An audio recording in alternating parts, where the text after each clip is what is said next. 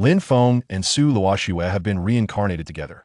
In their previous life, Lin Feng discerned the despicable nature of his girlfriend, and it was only when the lovesick Su Luoxue sacrificed herself for him that he truly comprehended her profound affection.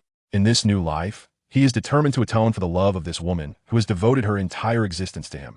Yet upon eagerly awaiting Su Luoxue's return home, he is met with the abrupt proclamation, "Let us divorce, Lin Feng." Under the audacious pursuit of the young man, their relationship gradually begins to mend. "Luoxue, I am fond of you, but I am a vampire. I adore vampires. It's merely cosplay, my favorite pastime. But I am 6 years your senior. Ah, that is precisely why you are so intoxicating now. However, Luoxue, I love you." Chapter 1. Lin Feng, let us divorce. Xian Ningbing, you wretched BYD. In the villa, Lin Feng awakens abruptly in bed. Gasping for breath and terrified, he surveys his surroundings, beads of sweat forming on his back. The bed is strewn with flowers, and the room is suffused with a vivid red hue. Lin Feng is bewildered. Did he not die? Why does this resemble his room so closely? He gazes at the room's arrangement, perplexed for quite some time, until he recalls the layout.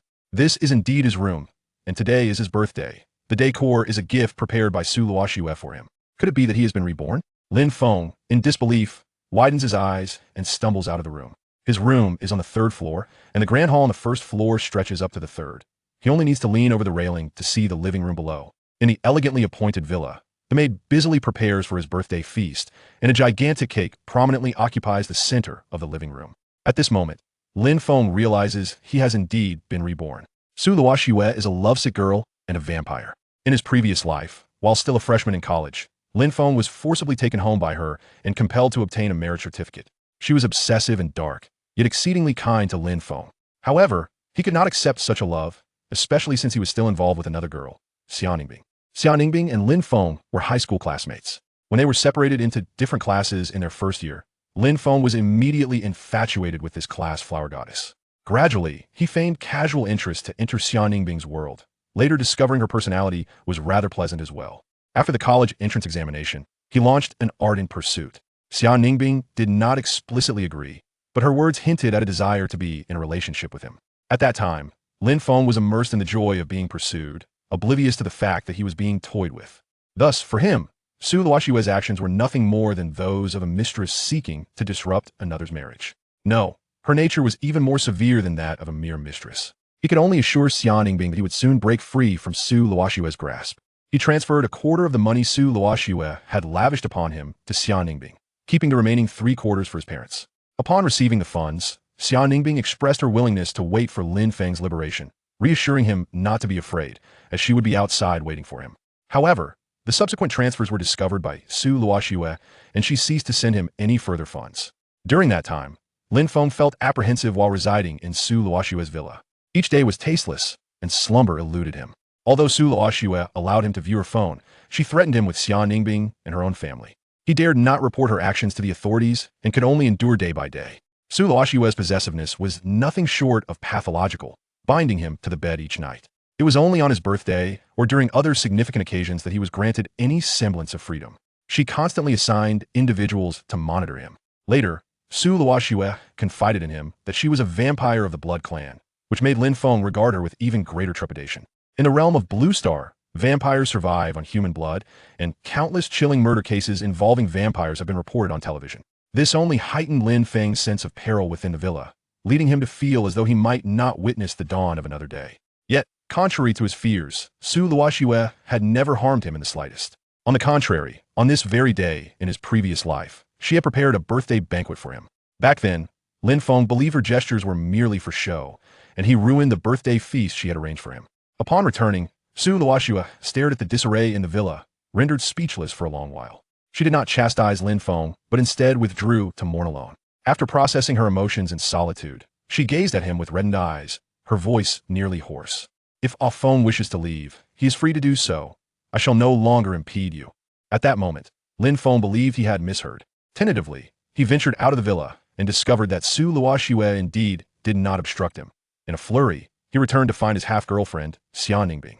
However, when he located Xian Ningbing, she was in a hotel, entwined with her white moonlight, Su Xia, in bed.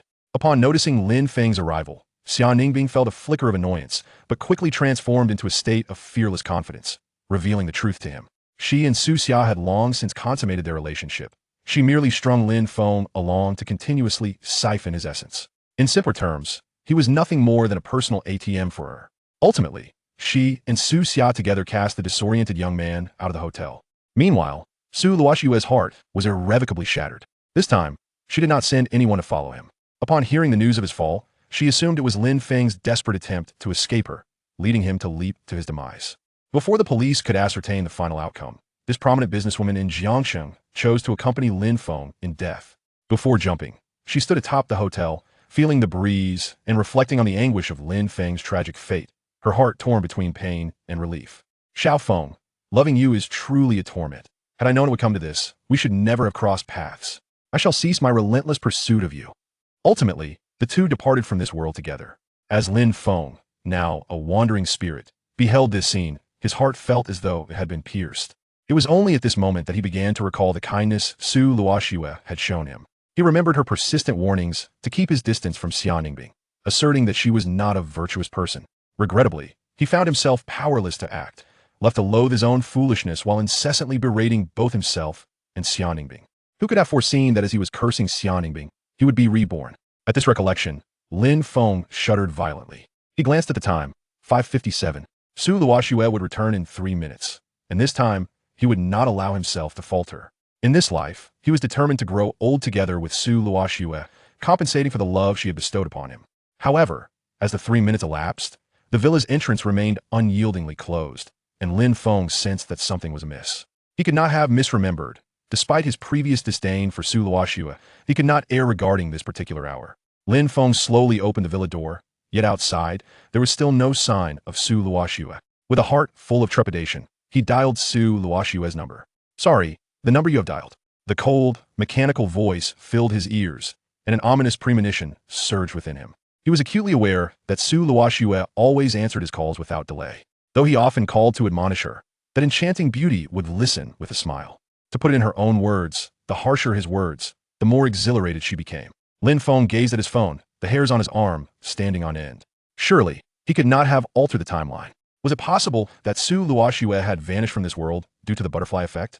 After an agonizing 10-minute wait, a business vehicle gradually approached the villa entrance. It was Su Luoxue's exclusive business vehicle. The door was opened by her secretary, Xiao Qing. In the hopeful gaze of Lin Feng, a graceful figure clad in professional attire slowly alighted. Su Luoxue exuded a formidable presence, radiating an air of cool elegance. Coupled with her breathtaking beauty, she was enough to render any man spellbound. "Luoxue, you have returned." Lin Feng stepped forward to take Su Luoxue's hand, only to have the beauty recoil as if struck by an electric shock. Indeed, Su Luoxue had also been reborn. She gazed at the boy before her, who addressed her as Luoxue. The heart of the stunning beauty trembled involuntarily. Yet, any excitement in her eyes swiftly transformed into confusion. She recalled that in her previous life, Lin Feng had not come out to greet her. He had barely managed to contain his emotions. Steadying her heart, she remembered the matter at hand and spoke coolly. "Lin Feng, please enter the house. I have something to discuss with you." "Very well." Xiao Qing, standing beside Su Luoxue, was well aware of what her employer wished to address. She also understood how infatuated her boss was and how dotingly she regarded the boy before her. Yet now, her employer seemed unperturbed, as if nothing were amiss. Su Luoxue's powerful aura caused the maids to lower their heads as they entered the villa. "Good day, master." "Good day, young master." Meanwhile, they silently critiqued among themselves, wondering what trouble the young master had found himself in this time. Why did Su Luoxue appear so distressed? Upon seeing the birthday celebration arranged for Lin Feng within the villa, Su Luoxue felt a sharp pang in her heart. "Remove all of this. Leave the cake untouched. I shall discard it later." With her words, an eerie silence enveloped the entire villa. Lin Feng's foreboding feelings intensified. Everything about today was exceedingly unusual. Su Luoxue had directly called his name, and the light in her eyes seemed to have dimmed. After a moment of stunned silence, he stiffly turned to Su Luoxue.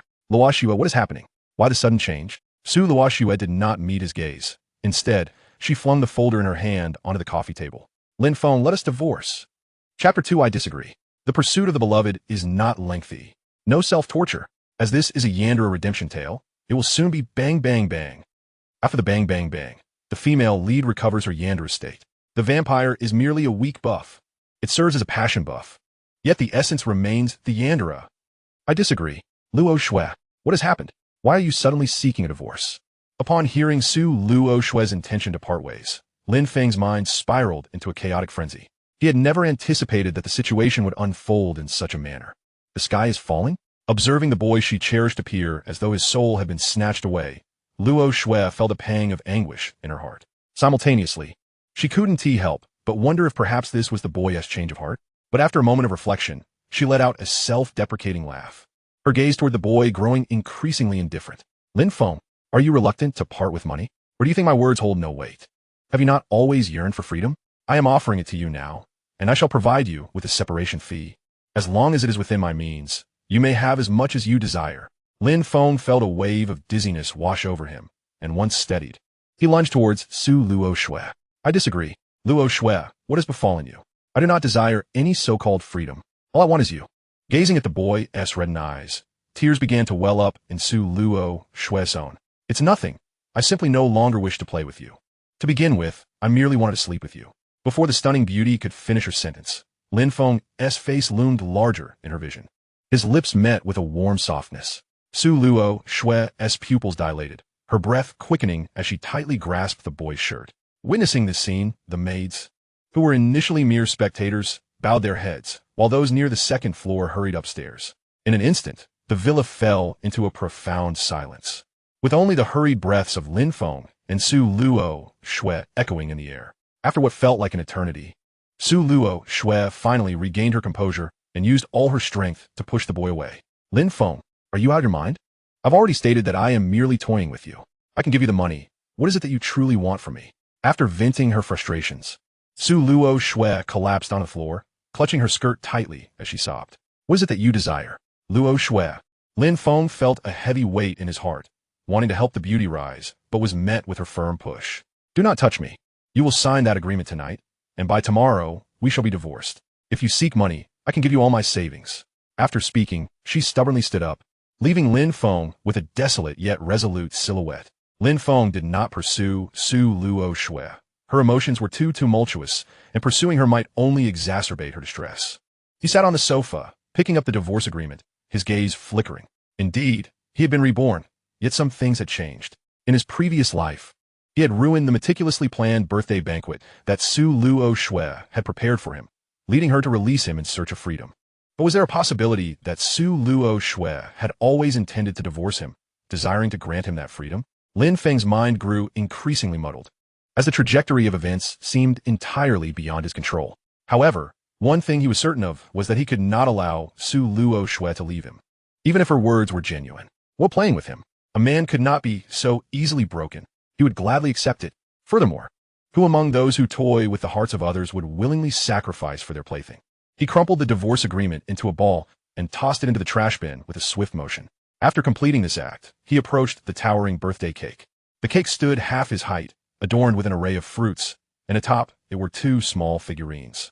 One was a miniature Lin Feng, and the other a miniature Su Luoxue.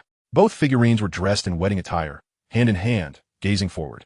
Lin Feng removed the two figurines, toying with them in his hands, feeling a bittersweet sensation in his heart. He took a plastic knife and sliced the cake, placing a generous piece onto a small plate. Waving to the nearest maid, "Hello, could you please deliver this to Luoxue? And kindly inform her that this cake is quite delightful." "Thank you." "Oh, certainly, young master." The maid took the cake, nodding at Lin Feng, swallowing hard to divert her gaze, while internally lamenting. "Young master, please do not speak so gently. If my sister sees this, I will be doomed." Lin Feng, being one who regularly exercised despite Su Luoxue's constraints, still had a modicum of space to move, albeit confined to a single room. Initially, he wallowed in despair, but later resolved not to succumb to such despondency. What if an opportunity to escape arose? However, there was little to occupy his time in the room aside from eating, sleeping, and exercising. With his current physique, while his chances of success in bodybuilding competitions were uncertain, he undoubtedly possessed a six-pack. This physique, combined with his face, made him an irresistible charm to young maidens. The maid, blushing, rushed upstairs with the cake. Uncertain of what Su Luoxue had said, she soon returned, lifting her skirt and hurrying down to the first floor. Her expression towards Lin Feng was somewhat awkward.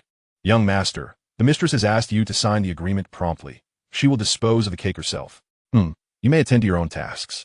Lin Feng waved his hand, seemingly anticipating such a situation, and undeterred, he sat on the sofa, indulging in the cake alone. Initially, he had intended to invite the maid to join him, but recalling that this cake had been lovingly prepared for him by Su Luoxue, he abandoned that thought. Due to the sheer size of the cake, he could only consume a fraction of it, leaving the remainder in the refrigerator. In the middle of the night, Su Luoxue opened her room door, her gaze falling upon the cake in her hands, her eyes flickering. She gradually made her way to the first floor, noticing the discarded divorce agreement in the garbage, pondering what it might signify. She was unaware of Lin Feng's intentions. Although the trajectory of this life diverged from the last, Lin Feng's desire in his previous life had been to attain freedom. She did not wish to imprison him any longer due to her own selfish desires, nor did she want the boy to meet an untimely demise because of her. Seeing the cake missing, she assumed it had been discarded by Lin Feng. Though she claimed indifference, she felt a twinge of sadness within. With her head lowered, Su Luoxue settled onto the sofa, taking small bites of the cake Lin Feng had cut for her. A warm tear unexpectedly fell onto her hand, and her pace of eating slowed. Feng, what is it that you truly desire? I have given you all I can. The following morning, Su Luoxue emerged from her room with a long face. She had no morning grumpiness. Her biological clock was punctual, rising every day at precisely 7 o'clock. However, the events of the previous night had deprived her of restful sleep, causing her to wake at 9 o'clock. As she stepped out, the maids bowed in unison. Good morning, mistress. Su Luoxue yawned, and as clarity returned, she began to recall the events of the previous night, which brought her a headache. Grabbing the nearest maid's hand, she inquired, where is Lin Feng? What's he doing now? Young master is in the kitchen, seemingly preparing breakfast.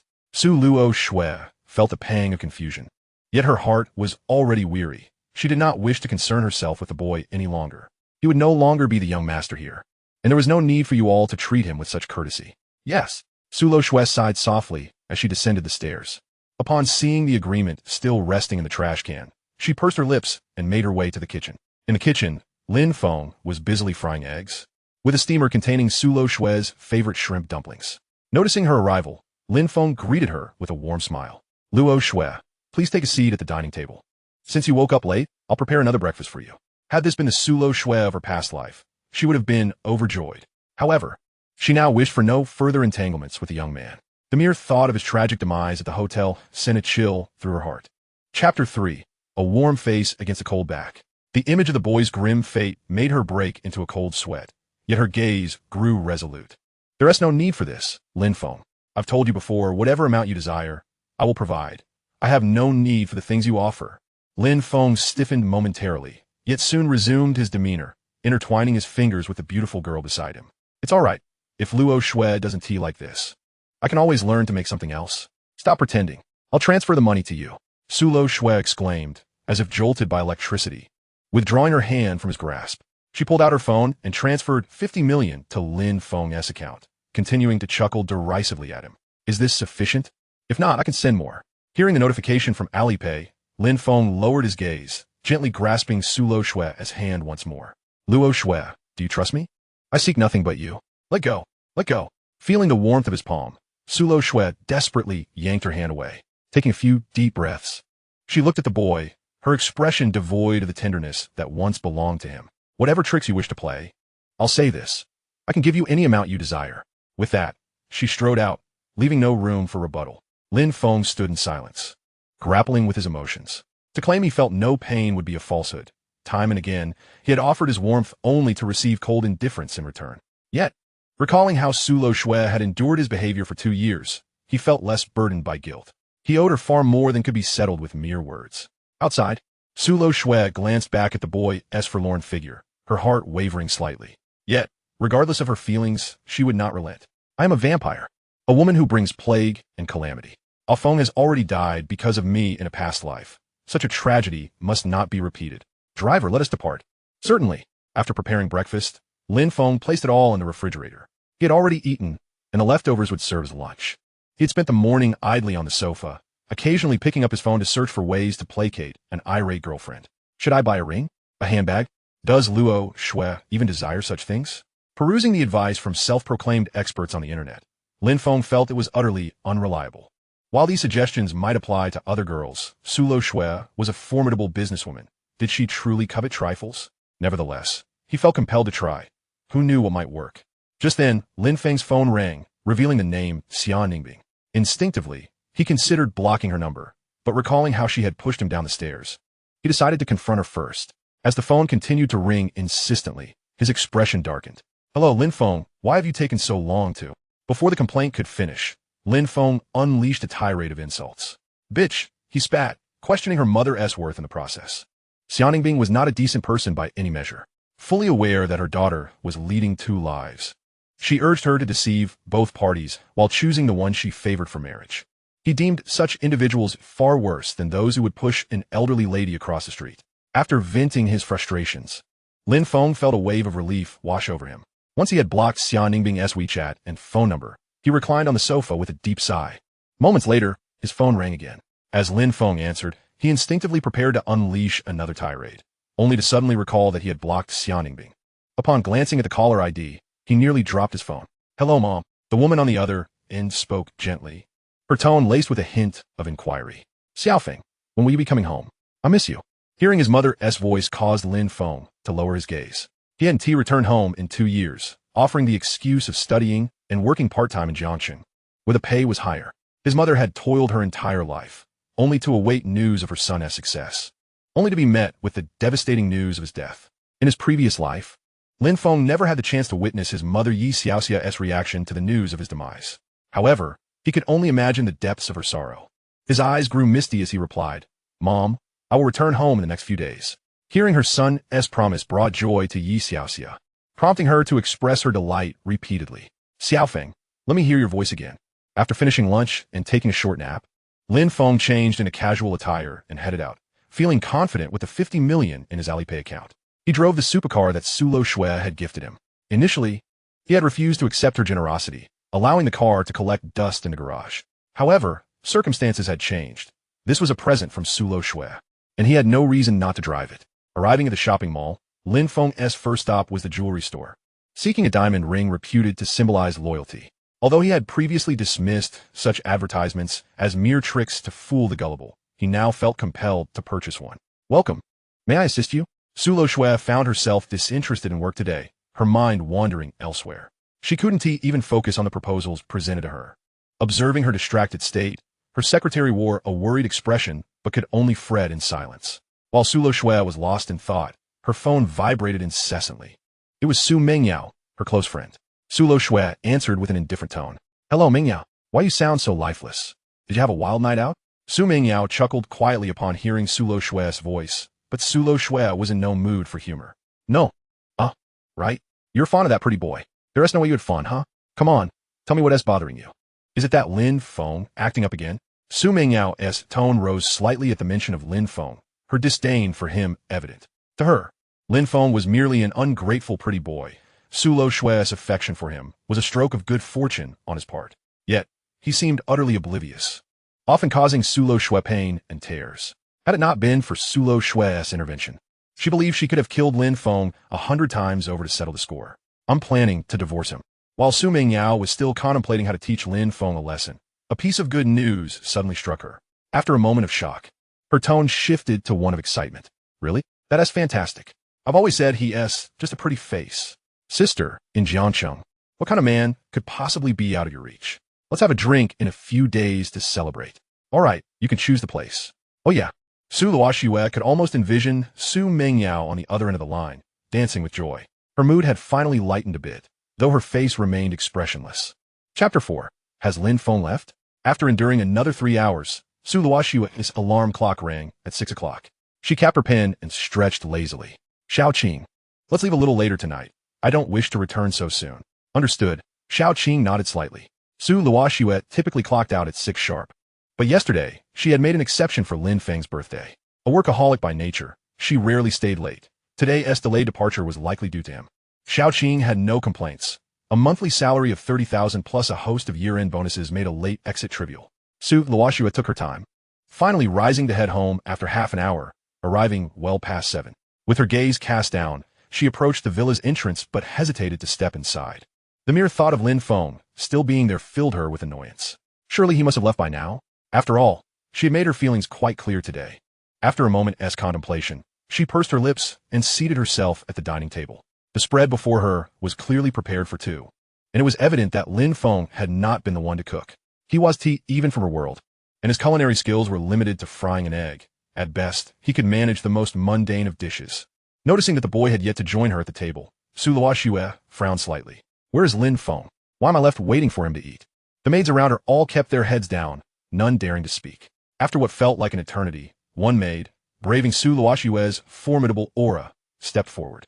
She was the head maid, and only she would dare to speak in such circumstances. Mistress, that young Lin Feng took the car you gave him out this afternoon and has yet to return. What do you mean he hasn't returned? Su Luoxue instinctively began to scold, but then realized what the maid had said and stopped short. Well, it's fine if he yes out. I don't wish to see him anyway. You all go upstairs and clean. I'll take my time eating.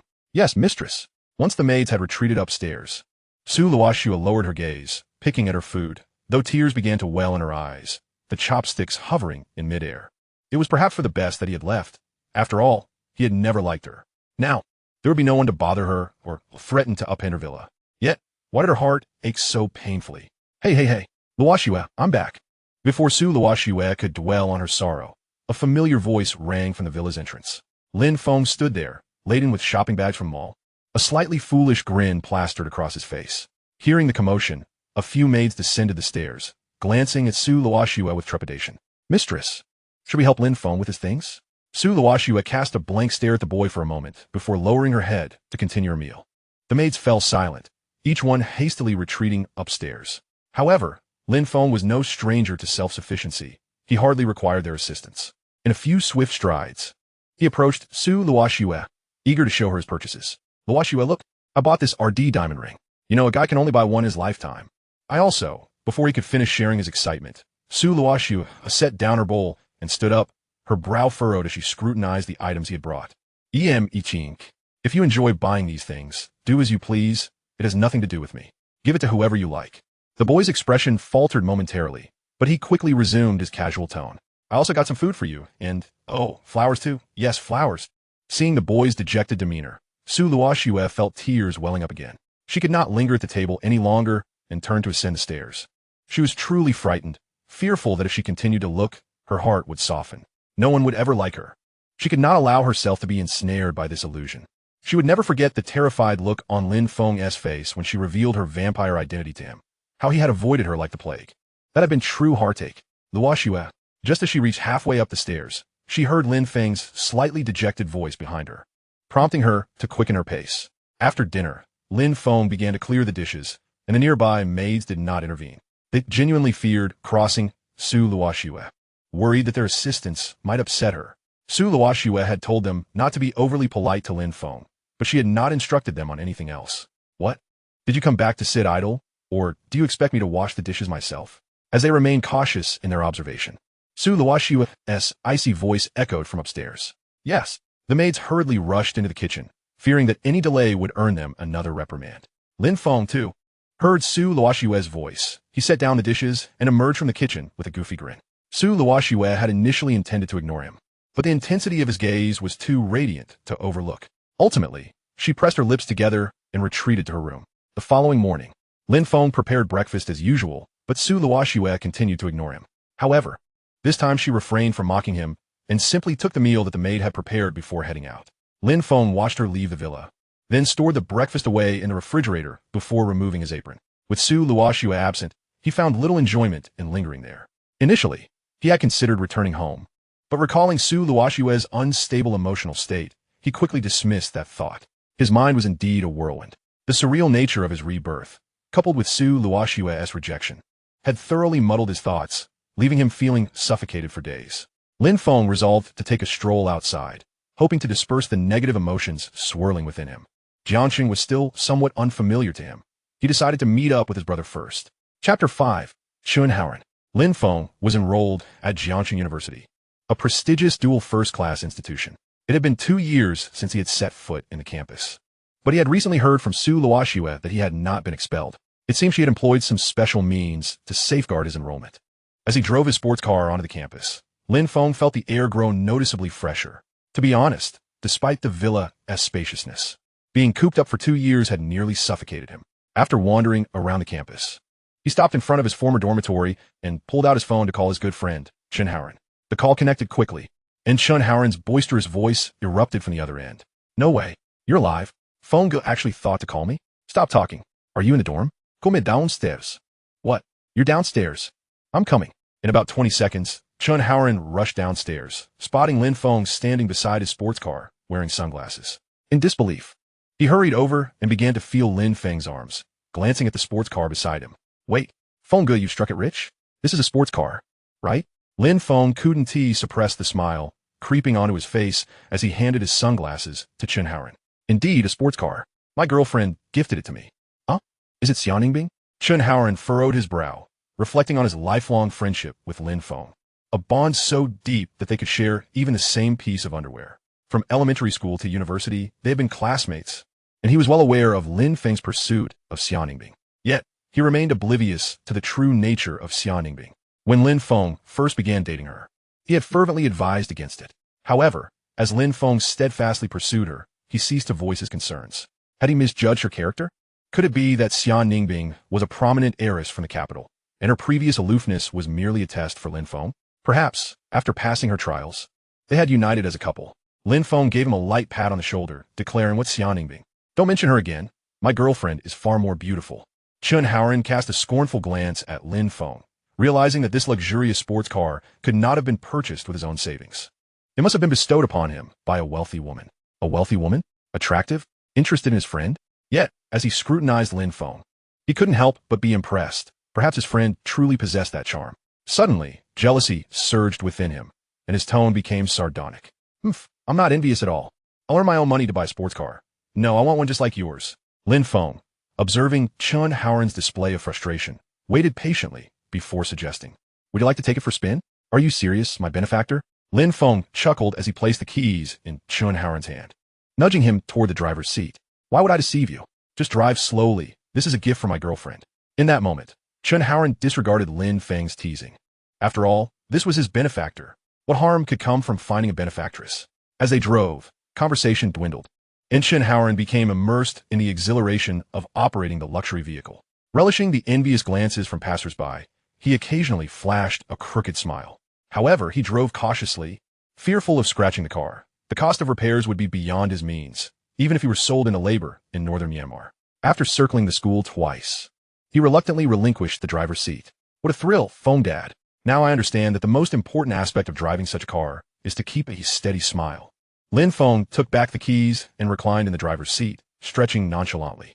"Haoran, you don't have any classes this afternoon, do you?" "No, why?" Lin Feng continued. "Let us head to the mall, where we can select a gift for my girlfriend. I could use your advice." Chun Haoran's previously uplifted smile gradually faded. Although Lin Feng claimed his girlfriend was more beautiful than Xianingbing, Chun Haoran's imagination conjured the image of a wealthy matron. Had his friend truly become addicted to living off others? With a resigned sigh, he thought, well, it must be said that Lin Feng's taste is rather questionable. Why would he choose someone like me, a single dog? Thus, a peculiar scene unfolded in the mall, where two adult men aimlessly wandered. One would ask the other, "I think this one is beautiful. What do you think?" "I find them all acceptable." They meandered through the mall, purchasing nothing. A less productive outing than Lin Feng's solo visit the day before. "I suddenly regret bringing you along," Lin Feng remarked weakly, sensing that their shopping efficiency would result in failure if they continued. Shopping was already exhausting, and having Chun Haoran as a companion made it all the more tiresome. Chun Haoran felt equally helpless. This was not merely a case of a dead horse being treated as a live one. His predicament was akin to a horse that was utterly lifeless. "I can't help it. I've never had a girlfriend. By the way, Fengge, what does your girlfriend look like?" Seeing Chun Haoran's curious expression, Lin Feng opened his photo album to show him Su Luoxue. However, upon opening it, he realized there were no pictures of them together, nor any solo shots of Su Luoxue. He lowered his gaze, feeling the weight of his unfulfilled obligations to her. "What is wrong, Fengge?" "Nothing. Tonight, I'll introduce you to my girlfriend. I guarantee it will leave you speechless." "All right, but you better not back out." After wandering the mall until midday and amassing various purchases, Lin Feng led Chun Haoran back home. "Wait, Fengge, is your girlfriend truly a wealthy woman? You bought all these items without a single blink." Chun Haoran was genuinely astonished. Lin Feng never regarded prices while shopping. At times, he would even directly request the most expensive items in the store. Having a friend like that was certainly impressive. Lin Feng shook his head. "Shallow. You only noticed that my girlfriend is wealthy?" He inserted the key into the ignition of a sports car, driving them towards the villa district. "Feng Yi, are you planning to buy a villa?" Chun Haoran felt like an outsider stepping into a grand world, peering through the car window at the opulent mansions. After about 10 minutes of driving, Lin Feng parked in front of a vintage-style villa. Is it possible that your girlfriend owns a property here? Without further ado, Lin Feng led Chun Haoran straight into the villa. This garden is even larger than my house. Once inside the iron gate, Chun Haoran gazed around in awe, feeling more exhilarated than on a roller coaster. His brother had truly made it in life, and he beamed with pride. Feng Ge, you must not forget about me. All right. Lin Feng dismissed his chatter, guiding him directly to the main entrance. Good day, young master. As they entered, a chorus of bright female voices echoed in Chun Haoran's ears. Initially, Su Luoxue had instructed the maids not to refer to Lin Feng as young master. However, after her protective demeanor the previous night, the maids had convened and decided that when Su Luoxue was absent, they would continue to call him young master. When she was home, they would refrain from using that title, yet they still fulfilled their duties. This approach aimed to offend no one, ensuring that if Su Luoxue ever reconciled with Lin Feng, they would not face repercussions from the young man. Wow, your life is genuinely extravagant. Chun Haoran was momentarily taken aback by the maid's impressive presence. Gazing at their pure and graceful faces, he couldn't help but feel envious. This was what life meant. Even if his girlfriend were an elderly lady, he would not be averse to it. However, with so many girls present, he dared not express his thoughts and could only whisper to Lin Feng. Lin Feng greeted the maids and led Chun Haoran up to his room on the 3rd floor. Lin Feng's room was designed as an esports haven, featuring a bathroom, a long table, an oversized bed, and 2 gaming chairs. On the dining table sat 2 computers, which Su Luoxue had purchased previously. Unfamiliar with gaming, she had wanted to improve Lin Feng's spirits during their time apart. She believed that boys loved games and preferred girlfriends who played alongside them. Unfortunately, her efforts to bridge the gap in their relationship had not yielded the desired results. These 2 computers, each worth a fortune, had gathered dust for over a year. Chun Haoran felt weary of expressing envy. He simply collapsed onto Lin Feng's bed, tears streaming down his cheeks. This bed was softer than his girlfriend. Amidst the intriguing ambience, for iron chains lay sprawled upon the bed. Lin Feng, what is this? He questioned, perplexed. Is your home in need of a dog with some humanity? Get up. I summoned you here to accompany me in gaming, not to serve as a pet. What game? Let's play. I'll take you to new heights.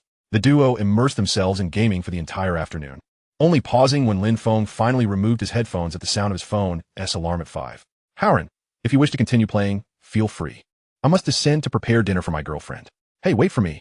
Chun Haoran hastily followed Lin Feng's lead, as remaining alone to play the game felt akin to a death sentence. The sense of insecurity was palpable, reminiscent of childhood days spent clandestinely gaming at a friend's house, only to be interrupted by the return of the friend's mother, who would reprimand her child while urging him to ignore her and continue playing. By 6 o'clock, 4 dishes and a soup were meticulously prepared. Such a feast would be considered lavish in a typical household, yet within the confines of a villa, it felt somewhat out of place. Don't be misled. The affluent do not dine solely on seafood and lobster at every meal. What you see is merely a portrayal from television dramas. Lin Feng arranged the dishes on the dining table before finally removing his apron. Hold on, my girlfriend will return shortly. Today, Su Luoxue seemed particularly unyielding, arriving at the villa at 7:30. Luoxue. The moment Lin Feng heard the sound of a car, he eagerly pulled Chun Haoran outside to greet her. Su Luoxue, dressed in her tailored office attire, appeared unremarkable to Lin Feng, yet her figure lent an air of elegance to the outfit. Surprised by the unexpected guest, Su Luoxue furrowed her brow at Chun Haoran, her gaze quickly shifting to Lin Feng's hand clinging to Chun Haoran's sleeve. She bit her lip tightly, her nails digging in her palm. Lin Feng would rather engage with a male friend than face her ire. Luoxue, this is my good brother, a childhood friend. I merely came to hang out with him today and shall return this afternoon. Su Luoxue absorbed none of this, her mind fixated solely on the notion of growing up alongside Lin Feng. After a moment, she emerged from her reverie, her eyes regaining their characteristic coldness as she nodded slightly. Chun Haoran swallowed hard, sensing the tension between his friend and the wealthy lady was anything but amicable. Furthermore, wasn't she supposed to be an affluent lady of advanced years? This defied logic. Yet, on another note, Su Luoxue was undeniably stunning, possessing an impressive beauty. Even if her affection for his friend seemed lacking, Lin Feng appeared to be the one truly fortunate. Due to Chun Haoran's presence, Su Luoxue refrained from making Lin Feng uncomfortable, joining the boys and savoring the meal he had prepared. So, Haoran, isn't my girlfriend exquisite? I must tell you, Luoxue and I are already registered. She is now my wife. Lin Feng placed a slice of beef into Chun Haoren's bowl, hardly tasting any of the food himself as he continued to extol Su Luoxue's virtues. Indeed, she was very beautiful. Chun Haoren dared not meet Su Luoxue's gaze. Her aura was somewhat intimidating. However, seeing the genuine smile on Lin Feng's face made him realize he was not exaggerating. He was sincerely happy for his friend. Upon hearing the boy's praise and his proud declaration of her being his wife, Su Luoxue felt a surprising sense of pride. Did Feng truly think this way? Was it possible that he genuinely? But before she could delve deeper into her thoughts, Lin Feng placed another piece of beef on Chun Haoren's plate. Initially, Lin Feng merely intended to encourage his shy friend to partake in a meal. Unbeknownst to him, this simple act nearly brought forth calamity. Su Luoxue's expression darkened, her gaze towards Chun Haoren now brimming with lethal intent. Lin Feng had never served her food before, not once. The atmosphere at the dining table instantly thickened with tension. Lin Feng, sensing Su Luoxue's sudden shift in demeanor, cautiously offered her a piece of beef. The oppressive atmosphere at the table dissipated in an instant. After consuming the beef Chun Haoren had been given, Su Luoxue rose from the table, her expression unreadable. Once she had ascended the stairs, Chun Haoren, trembling, turned to Lin Feng. Bro, I felt like your girlfriend wanted to kill me with that look. Didn't you sense the shift in the atmosphere? Huh? No. Luoxue was just eating, wasn't she? She merely glanced at you. Chun Haoren shuddered. Bro, I think I'll head back to school now. I'll catch you another time. All right, I'll see you home. After escorting Chun Haoren back, Lin Feng hurriedly returned home, acutely aware of the peculiarities in Su Luoxue's demeanor throughout dinner. It seemed her possessive nature had resurfaced. Yet, rather than fear, he felt elation. Her jealousy was a sign that there was hope for them.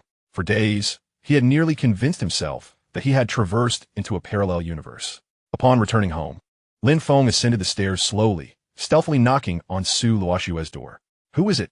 It's Luoxue.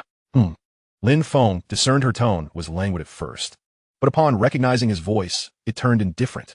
May I come in? He gently pushed the door open. Inside, Su Luoxue had discarded her OL jacket, clad only in her shirt, which accentuated her allure. Luoxue, what is it? Have you decided to divorce me?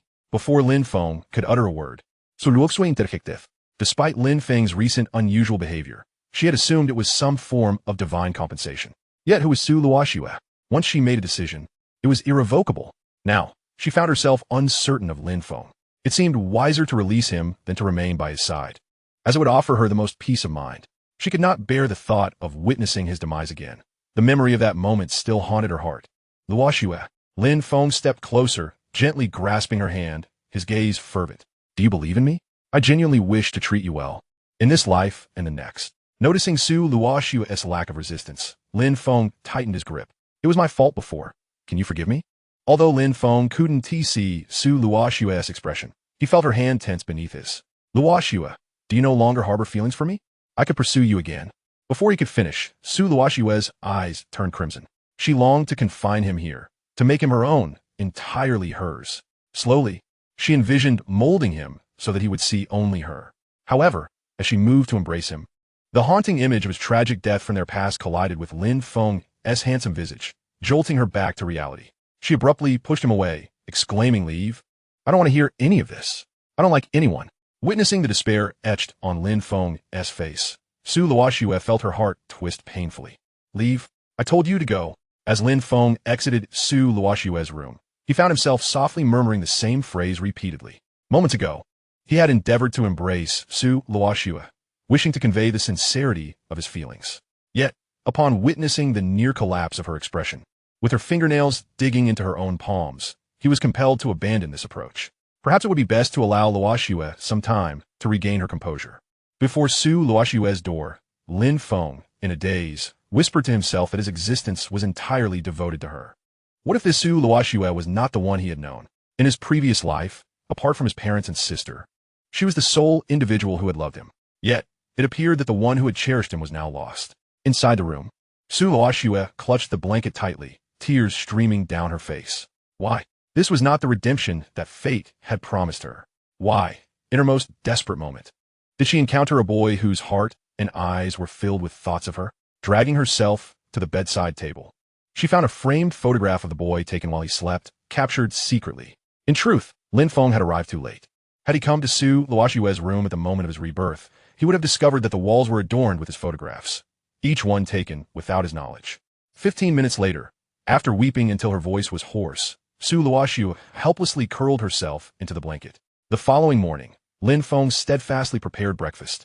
But it seemed their relationship had irrevocably deteriorated. As Su Luoxue passed by, she refused to spare him a glance or utter a word. Lin Feng, accustomed to this treatment, completed his futile tasks and hurried to school to find Chen Haoran.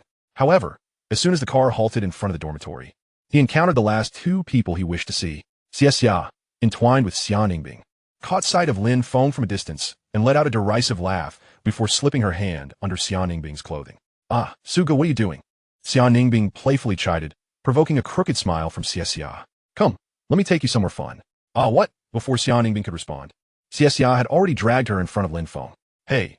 Before he could finish his sentence, a gust of wind swept across his face, followed by a searing pain. Moments later, Xia Ningbing also screamed. "He hit me! He hit me!" Xia stared at Lin Feng in disbelief, not expecting the madman to resort to violence before he even had the chance to taunt him. Beside him, Xia Ningbing had completely fainted. Shaking the girl beside him yielded no response, and panic gripped Xia. "You lunatic, you've killed her." Lin Feng, arms crossed, watched the two with a sneer. "If you lack the ability, do not provoke others. And when Xia Ningbing wakes, perhaps you might inquire if she wishes to visit India, as many that would appreciate someone of her profession." Xia's fury ignited at this remark. He had intended to mock Lin Feng, yet he had not even spoken yet. Enduring the pain, he asked, "On what grounds do you strike us? How have I provoked you?" "Nothing in particular. I merely find you unpleasant. If you truly feel wronged, consider it a mere whim of my hand." Having vented his frustration, Lin Feng paid no further mind to the nearly incapacitated Xia and called Chen Haoran down. A real man can't even endure a single slap. Truly shameful. Chen Haoran was startled upon descending to find the two sprawled on the ground. Glancing from Lin Feng to the unconscious Xia Ningbing, he couldn't help but comment, "Brother Feng, let us go. Do not concern yourself with these trivial matters." "All right." Meanwhile, in the office, Su Luoxue rubbed her temples in frustration. She found herself unable to focus on the proposals laid before her, her mind consumed by the haunting image of the boy's forlorn figure from the previous night, and the memory of his tragic demise in her past life. "Do you need me to assist you with anything, boss?"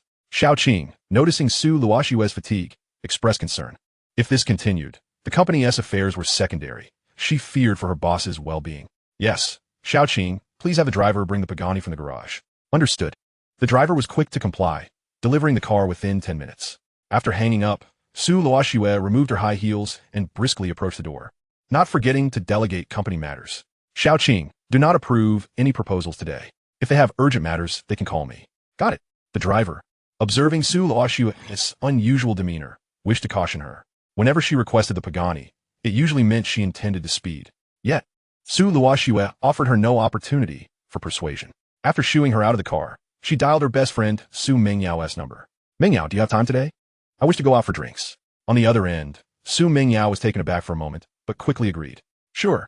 Give me half an hour to finish my work." After concluding her conversation with her friend, Su Luoxue seamlessly engaged the clutch, shifted gears, and accelerated, reaching 100 kilometers per hour in 4 seconds. Once on the highway, she pushed the speed to 140, feeling a slight lift in her spirits.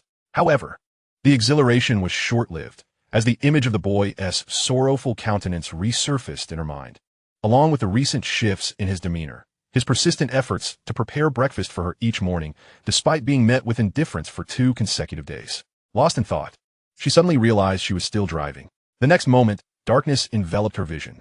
Lin Feng and Chen Haoran played video games all day, and only after venting their frustrations did they return to the villa to prepare dinner.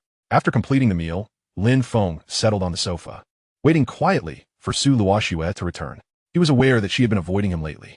Judging by the previous days, she was expected to arrive home at around 7:30, just as she had the night before. Yet, when the clock struck 7:30, Su Luoxue remained absent. Lin Feng called her, but the line indicated that her phone was still in use. After several attempts, and recalling his prior experiences, he realized that Su Luoxue had blocked him. He sighed heavily, acknowledging that earning Su Luoxue's trust was proving more challenging than he had anticipated. After sitting on the sofa for over half an hour, Lin Feng began to sense that something was amiss. He rose to inquire with the maid if she had Su Luoxue's contact information. Ordinarily, Su Luoxue had not provided her phone number to the maid. However, a few days prior, when arranging Lin Feng's birthday party, she had left her contact details with the head maid. After several rings, the call was finally answered, but it was not Su Luoxue's voice on the other end. Instead, a woman's voice, attempting to lower its pitch, replied, "Your boss Su is unavailable and will not be returning home tonight."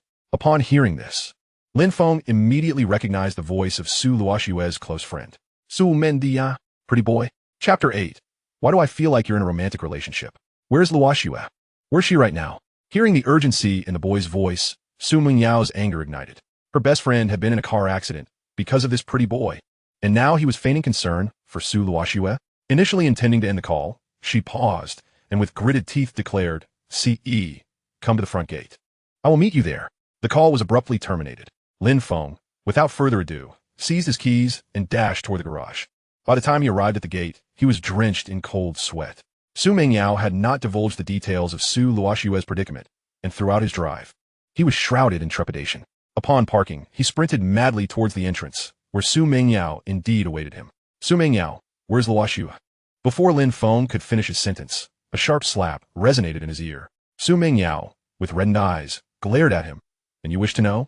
Likewise, Lin Feng denied her the opportunity to articulate her thoughts.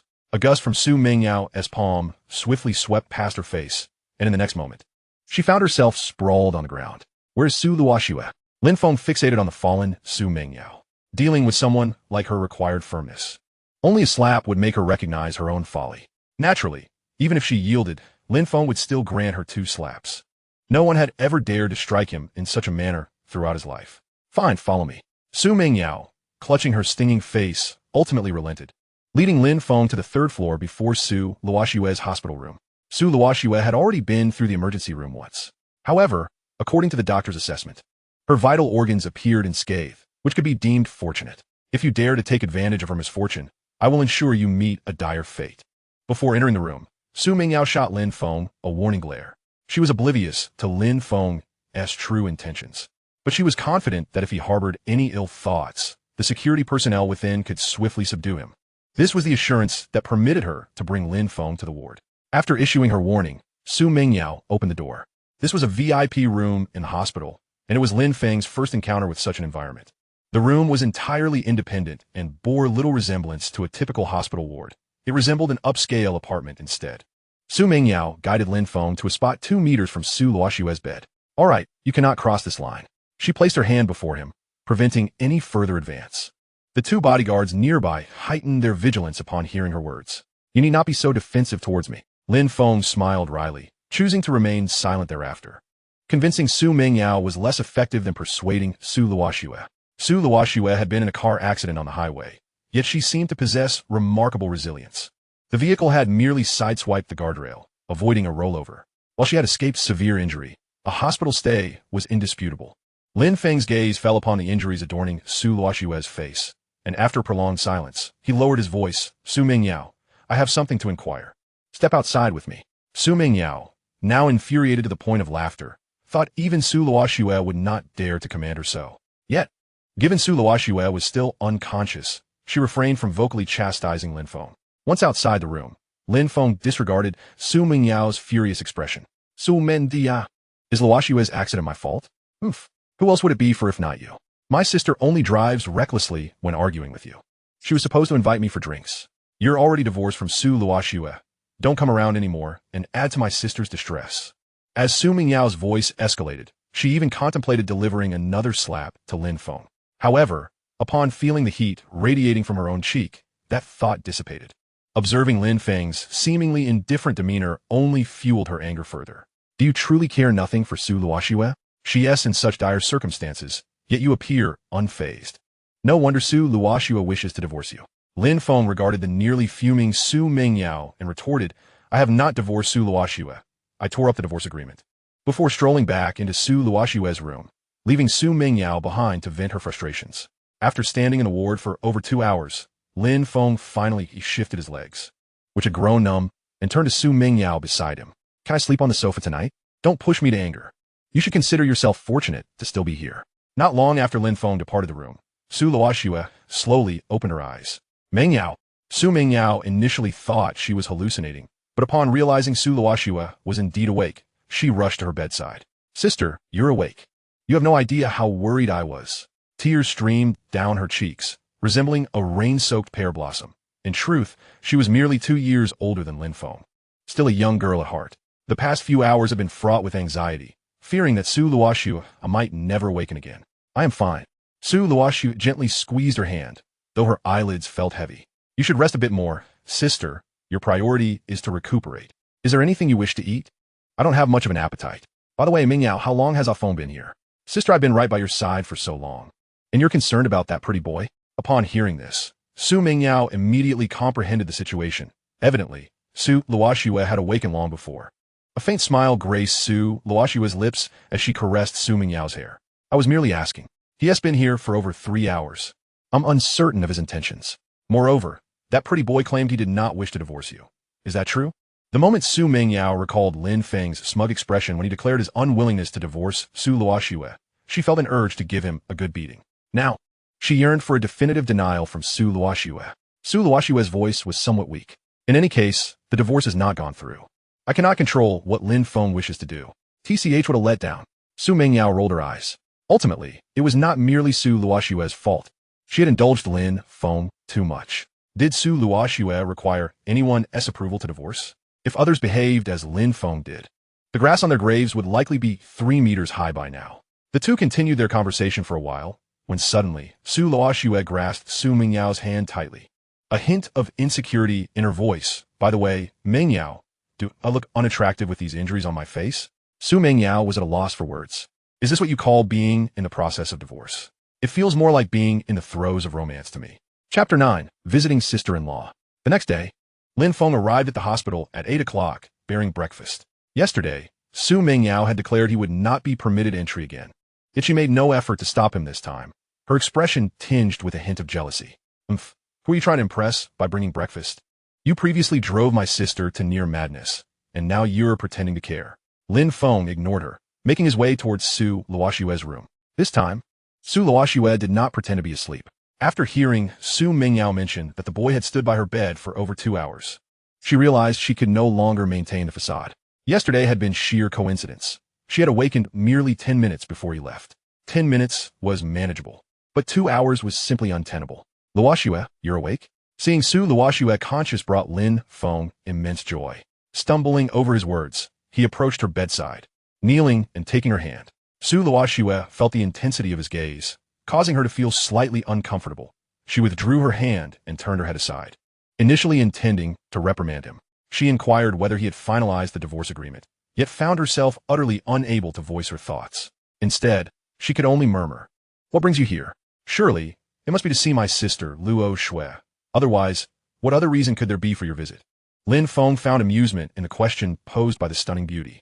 "Luoxue, this is breakfast I prepared for you. Please enjoy it while it's still warm."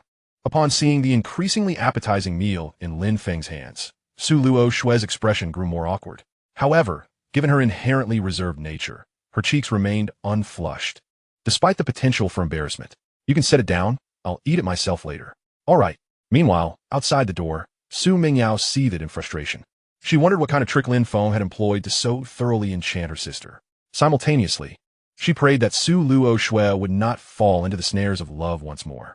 Having just extricated herself from such a quagmire, it appeared that Su Luoxue was perilously close to becoming ensnared again. There was little conversation between the two. Lin Feng had previously avoided Su Luoxue like the plague and had scarcely exchanged words with her. Moreover, Su Luoxue was not one to engage in idle chatter. Since his rebirth, the words she had spoken exceeded those from their past life. Consequently, Lin Feng found himself at a loss for conversation, unable to identify any common ground. Su Luoxue, on the other hand, did not feel particularly awkward.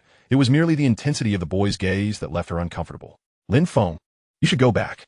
"All right, I'll come to see you again tomorrow. Remember to eat breakfast. You need to replenish your strength." After he departed, Su Mingyao angrily approached the bedside table to retrieve the breakfast. Upon inspecting the simplicity of the ingredients, she couldn't help but scoff. "I thought it would be something fancy. Turns out it's just low-quality fare, not even fit for a dog." Su Luoxue, lying in a hospital bed, coughed lightly. "Mingyao, please hand me the breakfast." "Huh? Sister, if you want breakfast, I can make it for you. Is this even fit for human consumption?" Su Mingyao mumbled under her breath. Though Lin Feng's cooking was not entirely subpar, she felt compelled to take a jab at him. After all, he had wounded her sister deeply before. and now he had easily soothed her with a few kind words. How could she not be irked? Just give it to me. Pouting, Su Mingyao raised the breakfast high above her head. But first, tell me when you plan to divorce that pretty boy. It seems like you might be falling for him again. Su Luoxue was at a loss for words, and could only continue with the excuse she had used yesterday. It should be soon. It better be. After Su Luoxue finished her breakfast, she handed the empty container to Su Mingyao. By the way, Mingyao, could you bring a chair to the bedside? Squatting here seems rather tiring. Su Mingyao's eyes widened in disbelief. Was she genuinely feeling sorry for Lin Feng for having to squat there? Amused by her sister's behavior, Su Mingyao exclaimed, "Sister, I think you have no intention of divorcing him at all." That evening, after preparing dinner, Lin Feng went to visit Su Luoxue at the hospital. However, upon his arrival, he found her already asleep. He could only sit quietly in a chair beside her, gently resting his hand atop that of the enchanting beauty. It was only by feeling her warmth that Lin Feng could truly believe in the reality of the moment. Gradually, he found himself drifting off to sleep while holding Su Luoxue's slightly cool hand. He was unaware of how much time had passed when Su Luoxue finally stirred awake, her first sight being the boy sleeping at her bedside. One hand rested on his pillow while the other remained gently upon her own. Watching him, Su Luoxue's eyes shimmered with a complex blend of sadness and longing, beneath which surged a more profound love. She questioned whether her feelings were right or wrong, knowing she could be a source of trouble. She still found herself accepting the boy's kindness. At 9:30, Su Mingyao roused Lin Feng from his slumber. "Hey, how long do you plan to linger here?" Lin Feng, still somewhat drowsy, took a moment to gather his thoughts before standing, glaring at Su Mingyao in a hushed tone. "Why are you being so loud? Are you not afraid of waking Luoxue?" After rubbing his numb arm, he wondered whether Luoxue had awakened at all. "No, and why are you chattering so much?" Su Mingyao retorted impatiently, fearing that if Lin Feng continued to sleep, he might end up spending the night there. "Fine, I'll take my leave. If Luoxue wakes up in the middle of the night, please order her some takeout. I'll just forego my dinner." It was meant to be thrown away anyway. After her comment, Su Mingyao ceased her jabs at Lin Feng and hurried him along. Once he exited the hospital room, she swiftly closed and locked the door, executing the action with seamless precision. After completing her task, she returned to Su Luoxue's room. Observing her sister sitting up, staring blankly at her hand that Lin Feng had just held, she felt a sudden throb in her temples. What on earth is happening? The next day, Lin Feng arrived at the hospital at 8:30, accompanied by the somewhat awkward Chen Haoren. Initially, Chen Haoren had been asleep in the dormitory. Upon receiving Lin Feng's call about Su Luoxue's accident, he rushed downstairs without hesitation. However, he now felt a twinge of regret as he recalled that his sister-in-law seemed to harbor some dislike for him. "Wow, Brother Feng, is the VIP ward at the hospital this luxurious? Our dormitory feels more like a hospital room." Lin Feng, exasperated, gave his shoulder a light slap. "Did you come here to admire the room? Remember what I told you. Do your utmost to win your sister-in-law's favor. Otherwise, don't expect to see me again." Got it. Chen Haoren promised, thumping his chest. Lin Feng had reminded him of this countless times along their way. He thought that if Lin Feng repeated it a few more times, he might need to consult an ear doctor for calluses. Lin Feng had arrived half an hour late that day, leading Su Mingyao to believe he would not come at all, and she was currently venting about him to Su Luoxue. When she saw Lin Feng knocking at the door, she couldn't help but roll her eyes and retort. "Gumin." Lin Feng ignored Su Mingyao, but Chen Haoren was not so fortunate. He had initially thought he was merely visiting his mother-in-law, but upon seeing Su Mingyao, he found himself stammering. "Sister, hello." Su Mingyao had a remarkably pure appearance. If Lin Feng had no grievances against her, he would rate her a solid 93 or 94. Chen Haoren, being somewhat fearful of women, had never encountered such an exquisite beauty aside from Su Luoxue, so his stammering was hardly surprising. Lin Feng face-palmed in exasperation. This adopted son was truly embarrassing him. "Hurry up. Why are you addressing her? You came to see your sister-in-law." Oh, shameless. Upon hearing Lin Feng's words, Su Mingyao made a face at him, though her gaze quickly shifted back to Chen Haoren, who was trailing behind Lin Feng, walking with an awkward gait. This boy seemed rather interesting. Chapter 10, Returning Home. Upon entering the room, Su Luoxue did not pretend to be asleep. Her expression remained unchanged upon seeing the boy enter. However, when she noticed Chen Haoren following closely behind, her pupils widened in surprise. Confirming that the two were not in any physical contact, she resumed her indifferent demeanor. "Sister, this is a gift for you." Chen Haoren spoke incoherently as he placed the fruits he had bought on the bedside table, quickly covering his mouth afterward. "Damn it." Lin Feng's eyelids twitched, but he refrained from saying anything, merely kicking him in frustration. All the advice he had given him was seemingly in vain. Watching his boy flirt with someone else, Su Luoxue's expression darkened once more. Lin Feng, oblivious as usual, took out breakfast. The only difference today was the presence of an extra chair in front of the bedside table. Luoxue, here's your breakfast for today. Lin Feng initially thought Su Luoxue would dismiss it as she had done before, but to his surprise, she sat up straight and began to eat. Elated, Lin Feng leaned closer, wanting to take the spoon from her hand. Luoxue, let me feed you. Su Luoxue's wishfulfillments. No need.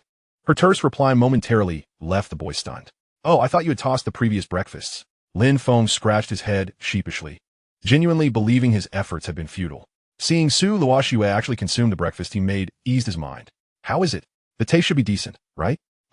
It's all right. Su Luoxue was typically reluctant to engage in conversation, but the sight of the boy's endearing, bashful demeanor tugged at her heartstrings. She longed to tell him that she had eaten every single breakfast he brought her. Chun Haoran exchanged a few perfunctory words of concern before exiting the ward. He, too, wished to elevate Su Luoxue's feelings toward him, as Lin Feng had suggested. However, every time Su Luoxue looked at him, it was with a disdain reserved for enemies. He felt that if he stayed any longer, he might suffocate from the oppressive atmosphere inside.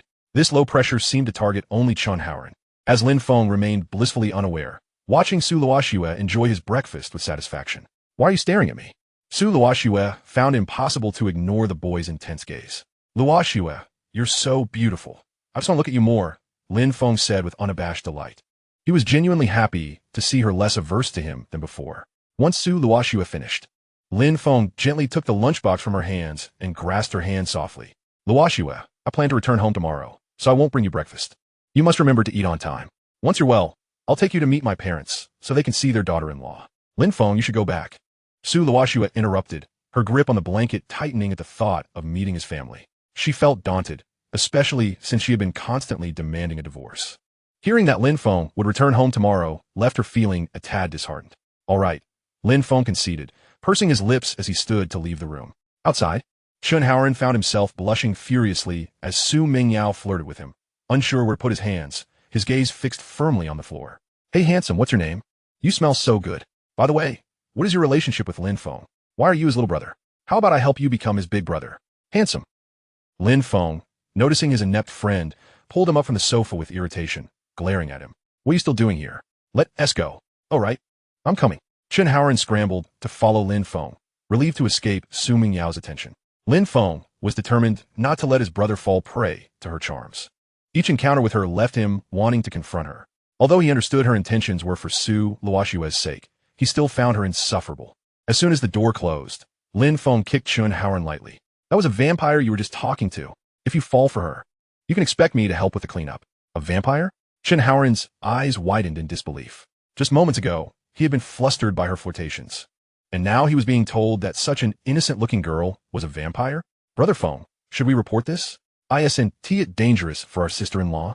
His words trailed off as he realized what he was implying. Lin Feng chuckled. Are you scared? Chun Haoran swallowed hard, secretly admiring Lin Feng's courage. Su Luoxue has never harmed me. In fact, she protects me fiercely, so you need not worry about that. Lin Feng felt no trepidation about Chun Haoran discovering Su Luoxue's true nature. A vampire who had not harmed anyone could coexist with humans, especially one as influential as Su Luoxue. Forcing her into a corner would pose a far greater threat to society. Upon returning to the villa, Lin Feng quickly freshened up before sinking into a deep slumber, aware that he needed to rise early the following day. The matter of returning home was a minor test of Su Luoxue's boundaries, but it was crucial to pacify that stunning beauty. Ideally, he hoped to return to Jiangshan by the day after tomorrow. Lin Feng had a premonition that Su Luoxue had already been won over, yet for reasons unknown. She remained aloof. Regardless, he would endure, for he had brought this upon himself in his past life. Lin Feng's family was not particularly wealthy by standard measures. They could barely be considered a middle-class family. Before departing, he had used the 50 million Su Luoxue had given him to purchase some items for the big city. Not out of vanity, but because he hadn't returned home in 2 years. It would be unacceptable not to bring back something nice. Admittedly, he also wanted to impress his parents and sister, and the thought of it filled him with a sense of satisfaction. His home was quite a distance from Jiangshan, and even with the highway, it took nearly 2 hours, not to mention the winding country roads. After completing his shopping and driving back, it was already evening when he arrived at the village basketball court. Lin Feng parked the car and strolled toward his house, laden with bags. However, before he could step through the entrance, he overheard his mother, Yi Xiaoxia, conversing with a woman. After 2 years away, he couldn't recognize the relative speaking with her. "Mom, I'm back." Yi Xiaoxia, initially engaged in idle chatter, sprang up at the sound of her son's voice and hurried to the entrance. "Oh, little Feng is back?"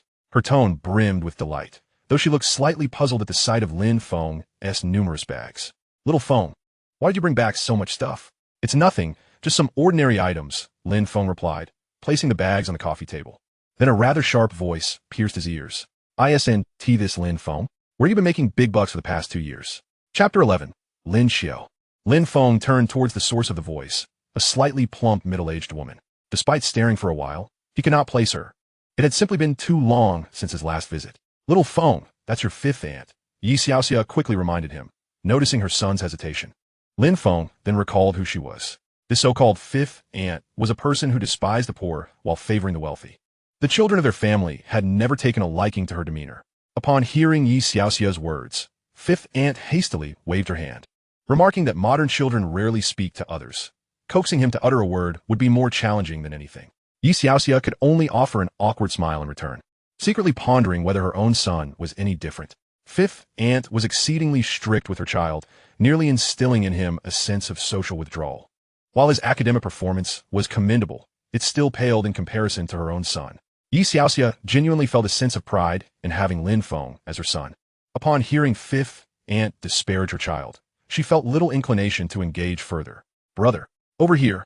Just as Lin Feng was about to interject, his younger sister Lin Xiao, seated opposite the two adults, waved excitedly at him. Lin Feng, dismissing the overbearing fifth aunt, approached Lin Xiao, who eagerly tugged at his arm, urging him to sit beside her. Lin Feng suspected she harbored some mischievous intent. "What are you up to?" he inquired. "Nothing much, just that I've missed you." "Where have you been all these years?" Lin Xiao replied with a beaming smile, clinging to Lin Feng without uttering another word. Observing her obsequious demeanor, Lin Feng, while somewhat aware of her intentions, decided to play along. "I told you I was working part-time, didn't I? Brother, you must have earned quite a bit. My shopping cart is overflowing." Lin Xiao continued to cling to the boy's arm, appearing sweet and innocent. Lin Feng's eyelids involuntarily twitched.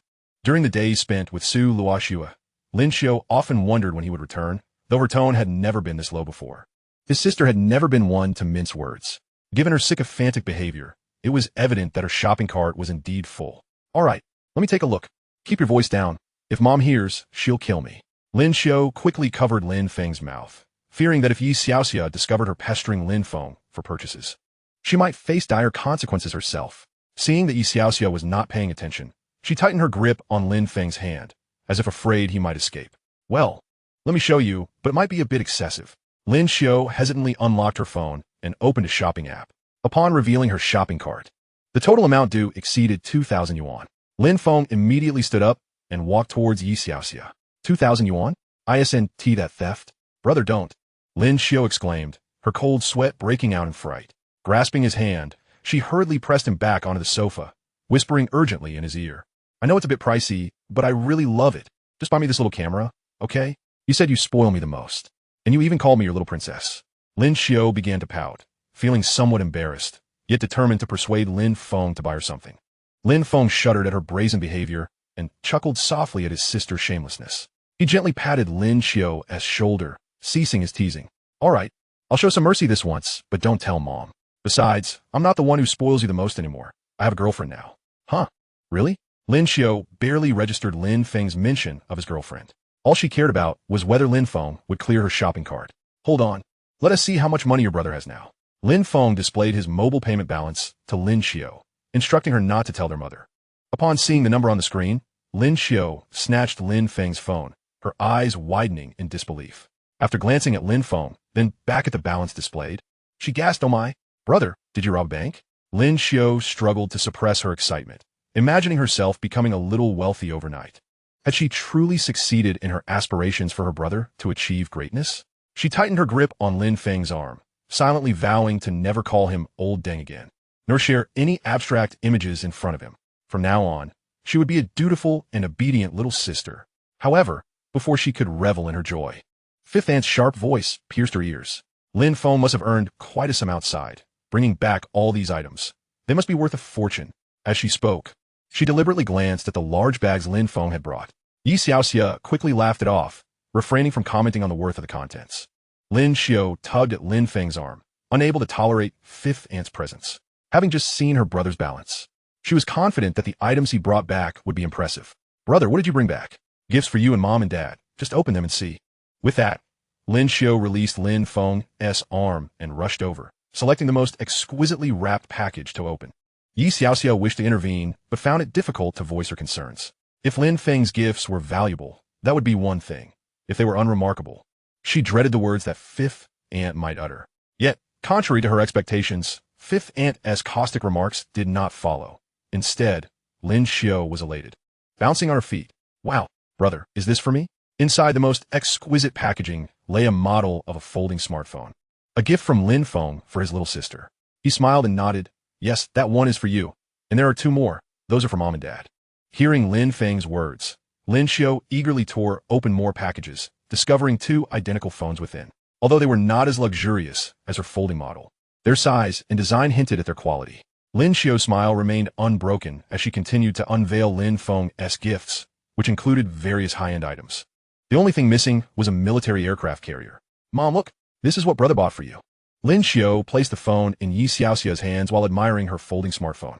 Then, she dashed over to fifth aunt, her tone earnest. Fifth aunt, this phone is quite nice. You should ask my cousin to buy one for you too. This kind of phone is very user-friendly. Fifth aunt chuckled awkwardly before rising to take her leave. Sure, I'll head home now. However, apart from Yi Xiaoxia's brief acknowledgement, no one paid her any mind.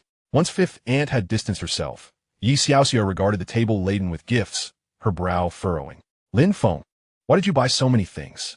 While Yi Xiaoxia felt a sense of happiness seeing the abundance of gifts, proof of her son's earnings while working in Jiangxing, her frugality made her feel a pang of concern at the sight of such expensive items. Mom, don't worry. I know what I'm doing. Yi Xiaoxia remained unconvinced. Was it really prudent to spend so much, especially when he was still a student? If you have money, save it. Buy something for Xiao Qiu, and I won't say anything, but your father and I don't need these luxuries. After a lengthy discussion between Lin Feng and his sister, Yi Xiaoxia finally ceased her objections, accepting Lin Feng's gifts with a smile.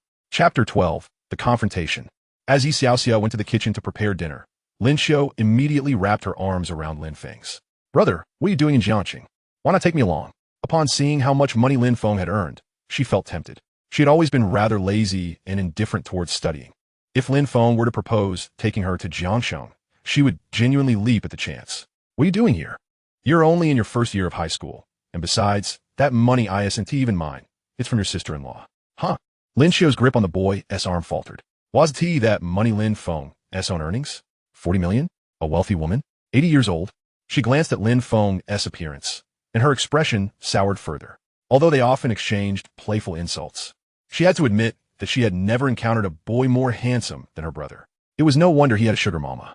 He was her only brother, and while Lin Feng teased her, he truly spoiled her as well. If that were the case, she would rather forego that money. The thought made her tremble as she clung to Lin Feng's arm. Brother, why don't we just return the money to your girlfriend? Lin Feng immediately guessed her thoughts. What? Do you think your sister-in-law is an old hag?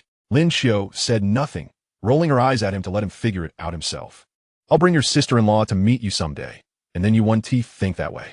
At the mention of Su Luoxue, a smile unconsciously graced Lin Feng's lips, completely oblivious to the fact that his sister was already contemplating rushing upstairs to inform Yi Xiaoxia. What a joke. Would Lin Feng really stay away for 2 years with a girlfriend who was both beautiful and wealthy? Lin Xiao didn't believe it. If it were true, given Lin Feng's nature, he would surely flaunt it before her. She could only hope that her brother wouldn't get trapped on that path. She looked at the 3 folded money, which suddenly seemed less appealing. Brother, I can't bear to part with you. Don't be so mushy. Go to hell. After dinner, Lin Xiao washed the dishes and settled on the sofa with Lin Feng, both engrossed in their phones. Watching the 2 siblings act like 2 little sloths, Yi Xiaoxia truly found hard to watch. Xiaofeng, now that you're back, your sister won't even do her homework. She is already lazy enough. Mom, how can you say that about your own daughter? Upon hearing Yi Xiaoxia label her as lazy, Lin Xiao couldn't help but complain. She was merely slow. Her poor grades had nothing to do with being lazy. Her body showed no signs of action due to Yi Xiaoxia's remarks. What a joke. She only had Lin Feng as her shield, so when else could she play on her phone? In truth, Yi Xiaoxia didn't wish to be the villain. She wanted the siblings to bond and cultivate their relationship.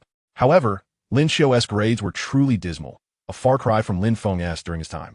She genuinely feared that Lin Xiao might not get into college and struggle to find a job. Yi Xiaoxia, being a native of the countryside, placed great importance on education. After Yi Xiaoxia left, Lin Feng gently nudged Lin Xiao. Why do you always get scolded by mom? Having grown weary of scrolling through his phone, he began to play with Lin Xiao's high ponytail. This is called building momentum. I'll only exert myself at the last moment.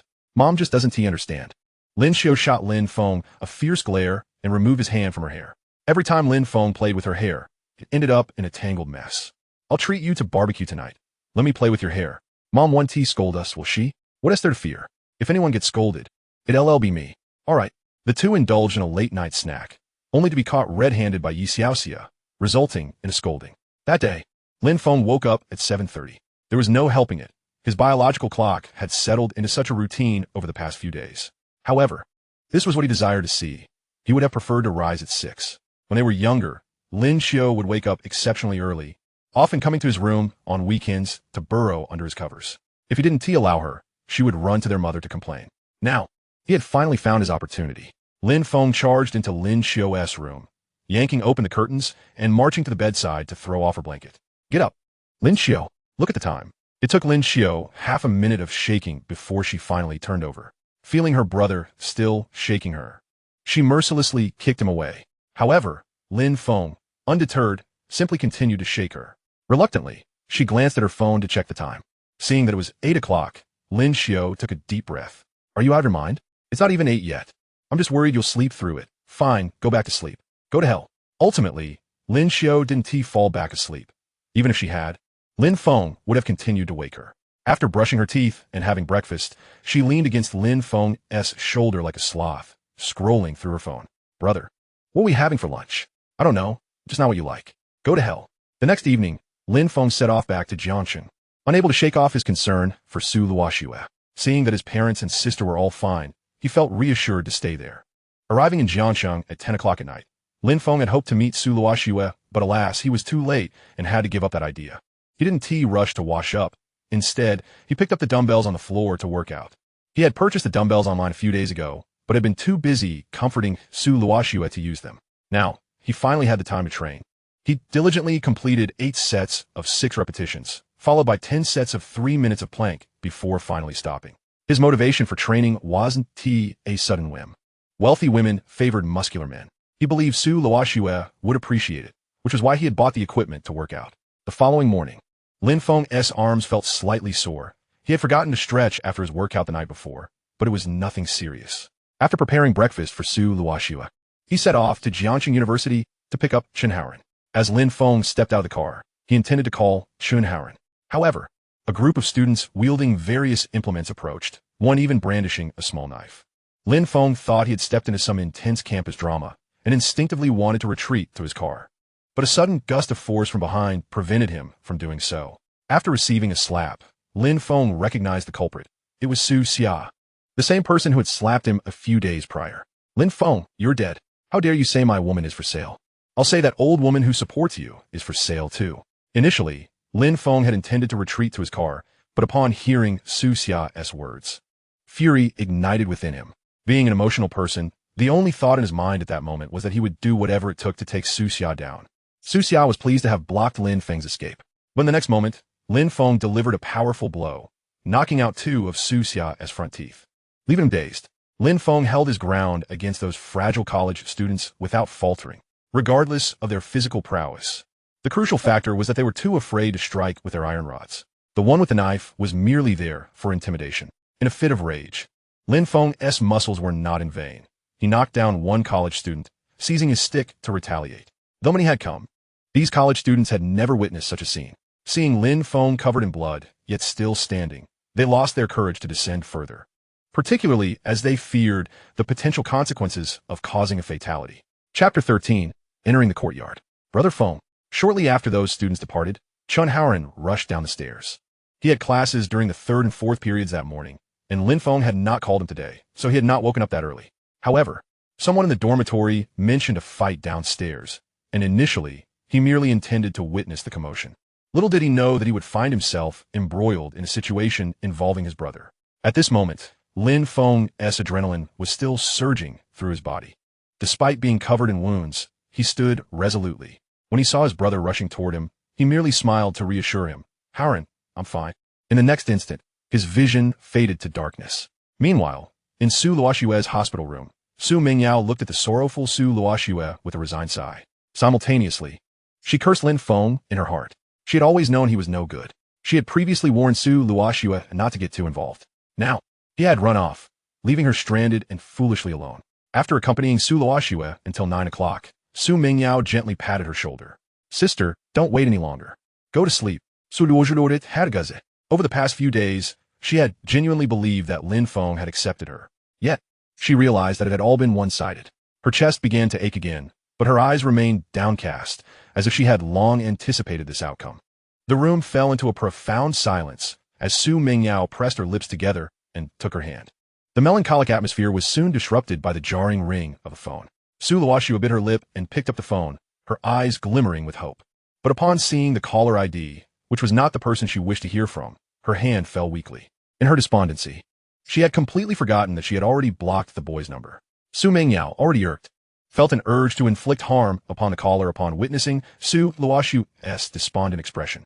She picked up her phone and pressed the answer button, seemingly intending to unleash her frustration regarding Lin Feng on the other party. Hey Z, right? You better have something important to say. On the other end was a gang leader known as Hey Z. Upon hearing Su Mengyao's angry tone, he stammered, we're looking for Miss Su. Cut the nonsense and get to the point. Our brother was injured, and when we visited him in the hospital today, we seem to have seen young Master Lin Feng, but I'm not very sure. Before he could finish, Su Luoxue snatched the phone away, her tone urgent. Where's he? At the 4th Municipal Hospital, in the emergency room. Wait for me at the entrance. Lin Feng had already been transferred to a regular ward, still wearing a blue wristband. Is this a hospital? The disoriented Lin Feng gazed around, feeling uneasy due to the sudden change in environment. Brother Feng, you're awake. Chen Howren, having just completed the payment for medical expenses, hurried over upon seeing Lin Feng's alertness. Lin Feng began to recollect the events that had transpired, smiling with a hint of helplessness. Why did you bring me to the hospital for these minor injuries? There were hardly any capable fighters among that group. Just as he finished speaking, he winced and gently covered his face. Damn, those brutes hit without restraint. They say you shouldn't strike the face. Initially, the group of college students had no intention of inflicting serious harm or targeting Lin Feng's face. However, as the situation escalated, some of them resorted to more severe measures. Chen Howren grasped his hand, placing it at the bedside. My brother, don't touch your wounds. Doesn't it hurt? Chen Howren was nearly frantic, observing Lin Feng carelessly touching his wound, which caused a sharp pain in his temple. He recalled how he had supported Lin Feng into the hospital. His face smeared with blood and felt a chill in his heart. Seriously, why didn't you call me for help during such a significant incident? And if you couldn't fight, why didn't you run? Lin Feng ignored his admonitions, inexplicably compelled to touch the wound again. Soon, another wince escaped him, and he quickly pulled his hand back under the covers. Chen Howren couldn't bear to watch, chuckling, still grinning. Show me. Lin Feng had no inclination for banter. His expression filled with concern as he looked at Chen Howren. Howren, do you think I'll need stitches on my face? If I end up disfigured, what if my sister-in-law doesn't like me anymore? Chen Howren felt speechless. He was uncertain whether to curse or not. Brother, even if you were disfigured, you'd still be handsome, all right? However, seeing Lin Feng's anxious demeanor, he refrained from reprimanding him and tried to comfort him instead. Fine. Today I'll concede that Brother Feng is even more handsome than me after a shower. You're worried your sister-in-law will dislike you? It doesn't matter how many stitches you need. After their playful banter, Chen Howren continued to press for answers regarding the earlier incident. He was determined to get a satisfactory response. If you don't call your brothers when they're fight, then what do you call a brother? To be honest, he was genuinely a bit angry. Lin Feng patted his shoulder. Seeing how those people stood, I knew they wouldn't fight. And I didn't have time to call you. It was purely accidental. As for why I didn't run, I intended to, but that damn Su Xia insulted your sister-in-law, and in that moment, I couldn't think of anything else. I was too busy pampering your sister-in-law to care. How dare he insult her? He is asking for trouble. Once I'm discharged, I'll drag him out. Seeing Lin Feng grow increasingly agitated, Chen Howren hurriedly pressed him down, soothing his emotions with calming words. Outside the hospital room, Su Mingyao leaned against the door frame with her arms crossed, remaining silent. Shortly after Chen Howren entered, they had already arrived at the ward, and both she and Su Luoxue had heard Lin Feng's words clearly. Lin Feng's actions were indeed the most foolish of all, It was almost comically naive. However, this brother-in-law was someone Su Mingyao could accept. After a sigh, she patted Su Luoxue beside her, smiling helplessly. Go on, bring my good brother-in-law back. Yet, Su Luoxue did not exhibit the level of sorrow Su Mingyao had anticipated. Her eyes revealed no trace of joy or sadness. Su Mingyao chose not to press further, turning to head downstairs. Not long after Su Mingyao departed, Su Luoxue also made her way down the stairs.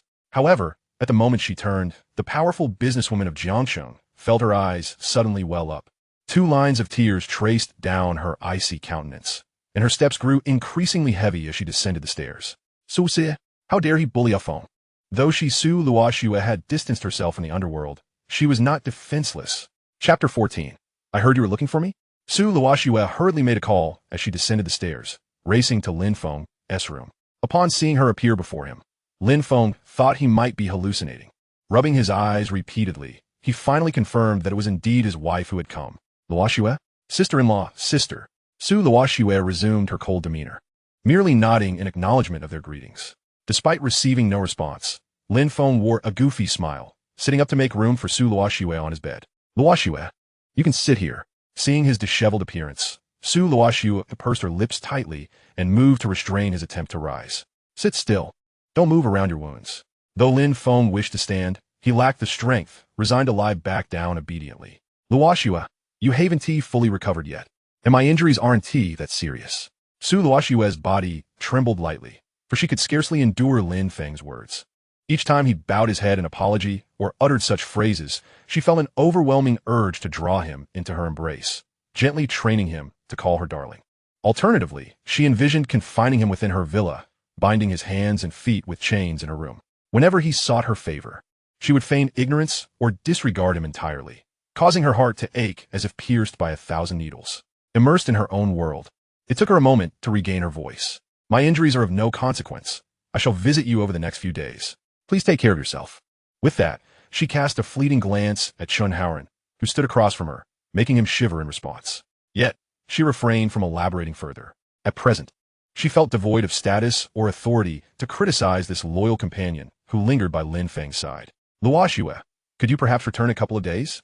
The boy's voice broke through her thoughts, prompting Su Luoxue to instantly withdraw her menacing aura and turn her gaze toward Lin Feng. Upon hearing his words, her pupils quivered. Yet she noticed the boy's hand covering his face.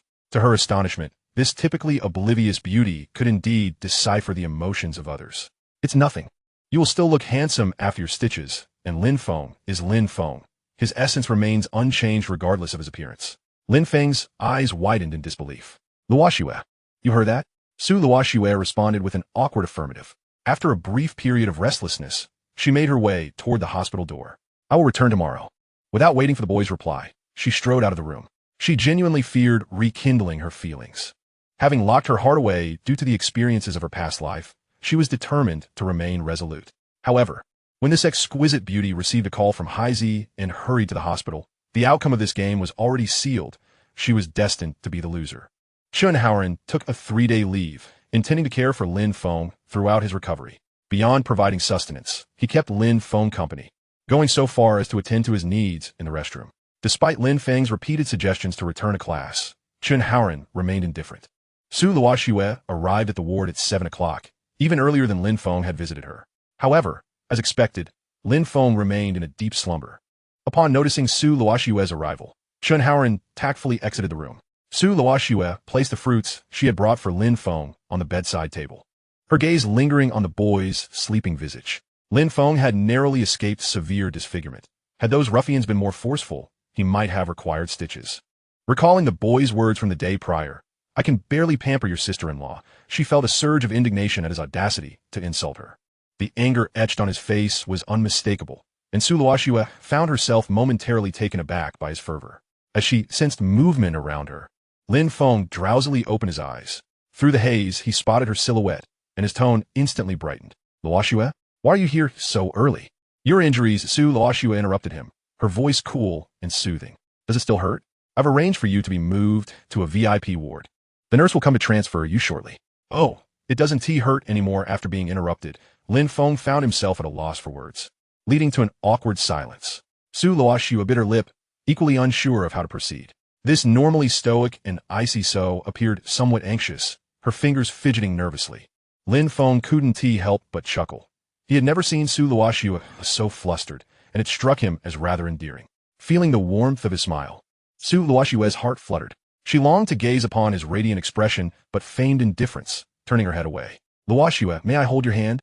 Unable to resist the sight of her seemingly bashful demeanor, Lin Feng broke into laughter, only stopping when the pain of his wounds made him wince.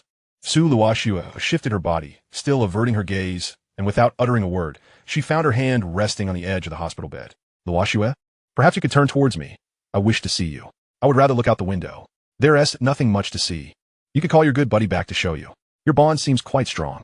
At these words, Lin Feng's face lit up with joy. What's so special about him? My Luoxue is the most beautiful. Su Luoxue's lips quivered as she inhaled softly, choosing not to retort. Lin Feng pressed on, Luoxue. Once I'm well, I would love to explore the myriad wonders of this world with you. There are countless mountains and rivers we have yet to traverse together. Alternatively, we could simply stay at home, and I could prepare meals for you every day when you return. That sounds quite delightful as well. As he rambled on about his dreams for the future, Su Luoxue, feeling as if she had been jolted by an electric shock, suddenly withdrew her hand. Let us discuss this once you've fully recovered. For now, focus on your healing. The expression on Su Luoxue's face as she exited the ward was exceedingly complex. She dared not glance back at the boy on the bed. Upon returning to her sports car, she took a moment to compose herself, allowing her tumultuous emotions to gradually settle. Yet, after receiving a phone call, her eyes filled with a fierce determination. She spoke tersely into the phone, "Wait for me," before speeding away from the hospital. Before long, her Pagani roared to an abandoned factory, its thunderous growl echoing across the desolate expanse.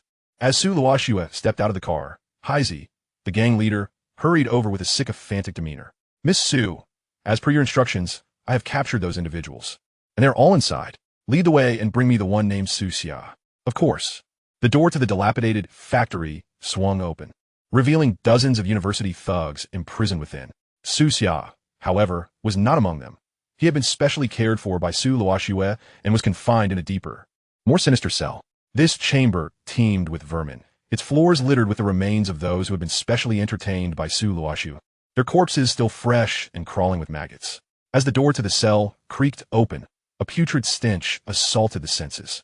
A sliver of light penetrated the darkness, causing the deranged Su Xia to instinctively close his eyes and, in a frenzy, dash toward freedom.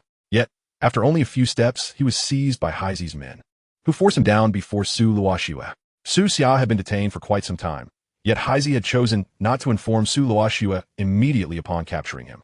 After tormenting Su Xia to near death, he finally decided to contact her. Su Xia, appearing completely unhinged, lifted his head to see Su Luoxue and began to laugh foolishly. Pretty sister, pretty sister. Su Luoxue's face betrayed no joy or sorrow. Gazing down at Su Xia from her elevated position, her words sent chills down his spine. "I hear you have been searching for me?" Chapter 15. I adore tomato scrambled eggs. Su Xia's pupils widened, although he still appeared somewhat deranged. His mind had regained some clarity. He seemed to grasp a clue, yet he remained oblivious to the true identity of the enchanting woman before him. "I wasn't looking for you. I wasn't." Panic washed over Su Xia's face, and despite not understanding her intentions, he felt as if he were trapped in an icy abyss at the sight of her smile. "Lin Feng, you know him, don't you?" Su Luoxue's tone was deliberately unhurried, her expression of indifference becoming the most intimidating aspect of her demeanor. Su Xia trembled, clutching his own body tightly, struggling to comprehend the gravity of the situation. "Who are you to him?" I was wrong. I am just." Before he could finish his sentence, Su Luoxue picked up the iron rod from the ground and swung it directly at him. Although her face bore little expression, it was evident that her entire being was exerting tremendous effort. Su Xia initially begged for mercy, but was met only with an overwhelming silence. The darkness magnified his pain infinitely. At first, he could still manage a few cries of agony, but gradually, his wails diminished until they were replaced by subconscious groans. Seeing Su Xia lying on the ground like a dead dog, Su Luoxue narrowed her eyes. She discarded the rod and turned her head toward Heisey. "He won't die, will he?" Heisey trembled and quickly smiled, assuring her he would not. "In a few days, we'll lock him up. Just make sure he is not eaten alive by what's inside." Yes. The current Heisey was devoid of any semblance of a formidable gang leader, his mind racing with anxiety. "Don't touch that woman. Keep a close watch on her." "Understood, Miss Su, take care." After exiting the abandoned factory, Su Luoxue gently pinched the bridge of her nose, suppressing the urge to vomit. It had been 2 years since she last visited this place. Initially, it was due to her fear that the boy would discover the deeds she had committed, fearing his perception of her. Although she knew Lin Feng would never find her here, the trepidation lingered. Yet, she never anticipated that her return to this site would also be tied to Lin Feng. Lin Feng's injuries had kept him in the hospital for a full week, and he was finally released from confinement. Upon hearing the doctor declare he was out of danger, Lin Feng joyfully grasped Su Luoxue's hand. In truth, had Su Luoxue not insisted he remain hospitalized, Lin Feng might have attempted to escape on his own. Luoxue, the doctor said I can go home now. For an entire week, Su Luoxue had yet to offer Lin Feng even a proper glance, merely responding with a faint while gazing out the window. Su Luoxue drove Lin Feng home, and throughout the journey, he sought to initiate conversation with her. Luoxue, I'll cook tonight. I think we should have something light. How about scrambled eggs with tomatoes? Or, regardless of what he proposed, Su Luoxue's responses remained cool and distant, causing Lin Feng's smile to gradually fade. Luoxue, do you want me to disappear from your life? I feel like you've changed so much, and if you don't like me like this, I can leave, but I can't help but feel reluctant to part from you. Su Luoxue tightened her grip on the steering wheel. Be quiet. I'm driving. And didn't I mention I enjoy scrambled eggs with tomatoes? Huh, did you? Be quiet. Oh. Upon returning home that evening, they found the maid had already prepared dinner, much to Lin Feng's disappointment. Luoxue, didn't I say I'd cook? At that moment, Su Luoxue no longer wore a blank expression. This was, of course, intentional. Lin Feng had just recovered from serious illness, and she had no intention of letting him cook. However, seeing his disappointed face stirred a pang of guilt within her. I forgot, you just got out of the hospital, and it's not suitable for you to exert yourself. But I do crave scrambled eggs with tomatoes. All right, I'll make it for you. Watching Lin Feng dash to the kitchen, a faint smile graced Su Luoxue's lips, though her heart felt heavy for some reason. She ended up consuming nearly all the scrambled eggs with tomatoes at dinner. Although she remained as reticent as before, she no longer isolated herself upstairs. Lin Feng's gaze remained fixed on Su Luoxue as he ate, and amidst his meal, he recalled their prior conversation in the hospital. Luoxue, you said that when I recovered, we would go out to have fun. How about I plan an itinerary for tonight?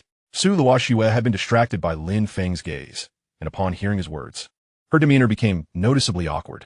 My company has been busy lately, and I have many proposals to review. It's not that I can't go. Observing Lin Feng's disappointed expression, Su Luoxue's resolve softened.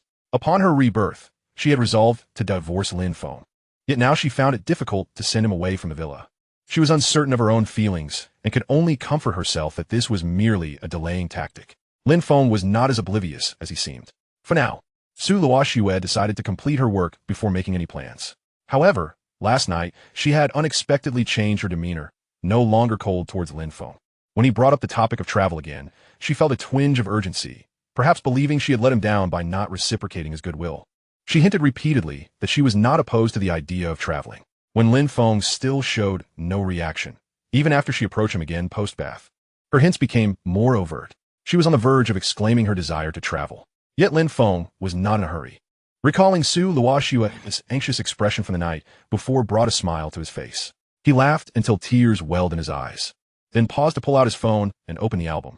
The top photo was one Lin Feng had secretly taken yesterday, capturing Su Luoxue's profile as she refused to look at him in the hospital.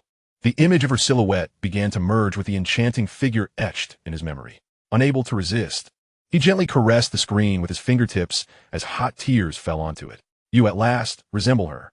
At the company, Su Luoxue appeared particularly distracted while reviewing proposals, even more so than before her accident. Her assistant, Xiao Qing, feared the company would face bankruptcy if things continued this way. It seemed the boss was even more aimless than she. Su Luoxue rested her chin on her hand, lost in thought at her desk. Her gaze fixated on a picture frame containing a photo she had secretly taken of Lin Feng. After some time, she suddenly retrieved her phone and opened the album. It displayed videos she had recorded over the past few days using a pinhole camera. Though these were videos, the still images extracted were clearer than those taken with an ordinary smartphone. Gazing at the boy's smiling face, her lips curled into a smile as well. This was the first time Xiao Qing had witnessed Su Luoxue's smile since she joined the company, and her heart fluttered in response. Su Luoxue was naturally beautiful, but previously, she always carried a somber aura. Now, her smile struck a chord with her little secretary. A smile can charm 100 hearts. No beauty can rival hers.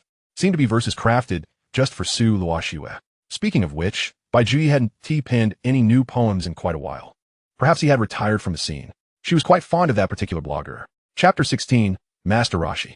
While Su Luoxue continued to gaze at the photograph, her phone screen abruptly shifted to an incoming call interface. Without hesitation, she pressed the decline button and resumed her reverie while resting her arm on her phone. Outside the company, the security guard earnestly advised Lin Feng. "Young man, our boss despises young men like you trying to climb the social ladder, especially with a bouquet in hand." Lin Feng smiled at the guard, realizing that no amount of persuasion would work. He needed to present tangible proof. He rummaged through his belongings and pulled out his marriage certificate. "Sir, is this your boss?" "Here is our marriage certificate." The guard squinted at the certificate for a while, nodded, and then bent down to search through the cabinet, no longer looking at Lin Feng.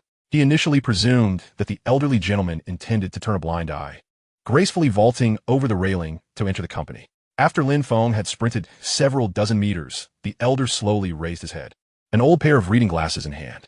"Hey, young man, I'm rather myopic. Could you let me take a look?" Suddenly, as he observed Lin Feng's retreating figure, the veins on his forehead bulged, and his security uniform seemed to burst at the seams. In an instant, the door to the security room was wrenched off its hinges, and he discarded the reading glasses onto the ground, retrieving a pair of sunglasses with deliberate slowness. Youngsters these days lack martial virtue. Ultimately, Lin Feng was apprehended by the elderly security guard. It wasn't that he couldn't outrun the elder. Rather, he was utterly clueless about the location of Su Luoxue's office. Moreover, he couldn't locate the stairwell, as the elevator required a key card for access. When he expressed his intent to find Su Luoxue, the female employees paid him no mind whatsoever, especially upon seeing that he held a bouquet, which made them even less inclined to acknowledge him. In hindsight, he regretted not having taken a maid's phone. He had initially intended to surprise Su Luoxue. The elder kept chattering incessantly. "Hey, you little rascal, are you trying to get me fired? Old man, are you Master Rashi? Master Rashi? It's been ages since anyone called me that." Just when Lin Feng thought he would return empty-handed, the elevator display flickered from the 7th floor to the ground level, and the doors opened with a gentle sigh. "Xiaoqing, young master?" After a moment of stunned silence, Lin Feng hurriedly approached Xiaoqing, smugly glancing at the elder. "See, old man, I told you I know your boss, Su." Xiaoqing seemed to grasp the situation and nodded at the elder. "Old Master Turtle, he is indeed our young master. You may go back now." Lin Feng's lips twitched. Could it be that your surname is truly Turtle? Yet, he dismissed the thought and turned to Xiaoqing, asking, "Could I borrow your card for a moment?" "Ivisto saprao sulue." Xiaoqing sighed inwardly. Her boss had been in a foul mood, and now this young master seemed intent on provoking her further. A surprise? She believed that anything short of a fright would be the best outcome. Unbeknownst to her, she was unaware of the events that had transpired over the past fortnight, and her impression of Lin Feng remained rooted in the past. He was indeed handsome, yet often left her boss in tears. "Young master, could you wait while I deliver this document? It won't take long." "All right, I'm not in a rush." The two ascended to the 7th floor in silence, Lin Feng pondering whether Su Luoxue would be pleased to see the flowers, while Xiaoqing contemplated the company's potential downfall. Before entering Su Luoxue's office, she summoned her courage to warn Lin Feng, "Young master, Su has not been in good spirits these past 2 weeks. It would be best not to provoke her." Little did she know, Lin Feng's desire to see Su Luoxue only intensified upon hearing this. With no other option, Xiaoqing guided him inside. Su Luoxue remained propped on her arm, engrossed in an album, and did not lift her gaze as Xiaoqing entered. Ahem! Before Xiaoqing could utter a word of caution, Lin Feng had already approached Su Luoxue from behind. Upon glimpsing the photographs on her phone, his pupils constricted sharply. Still lost in thought, Su Luoxue turned around upon catching a whiff of that familiar fragrance. "Lin Feng? What are you doing here?" After a brief moment of surprise, she quickly covered her phone, but it was in vain, as it only served to heighten her sense of embarrassment. Lin Feng extended the bouquet towards her, unable to suppress the smile curving at his lips. Witnessing the boy's radiant smile, Su Luoxue felt her heart flutter with each of his expressions. "Luoxue, I have missed you." The boy gently took her hand, and while Su Luoxue longed to retort, she found herself at a loss for words. Lowering her head in silence, his declaration echoed in her ears, causing her heart to race. Xiaoqing stood frozen, the unfolding scene straying far from her expectations. After a moment, she received a sharp glare from Su Luoxue, prompting her to exit the office and discreetly close the door behind her. "Luoxue, Xiaoqing mentioned you've been feeling down?" Lin Feng stood behind Su Luoxue, his presence almost enveloping her. as he intertwined his fingers with the delicate hands of the enchanting beauty. Su Luoxue was unaccustomed to such intimacy. The boy's actions rendered her lips pressed tightly together, her blood surging once more. The fragrance emanating from him was utterly intoxicating. Before long, her gaze began to fill with a feverish affection for the boy. Suddenly, she broke free from his grasp, pushing him onto the sofa within the office. Her breath quickened, and as she opened her mouth, her fangs glimmered like those of a vampire, as if she contemplated sinking them into his neck. The instant her teeth grazed Lin Feng's skin, clarity returned, and she panicked, attempting to flee, but was firmly held back by Lin Feng. Luoxue, don't be afraid, don't be afraid. Tears welled in Su Luoxue's eyes. Lin Feng, let me go, don't be afraid. Lin Feng held her tightly, gently guiding her head to rest against his neck. Luoxue, I've missed you. Ultimately, Su Luoxue managed to wriggle free from his embrace, clutching the flowers as she sobbed into the office chair.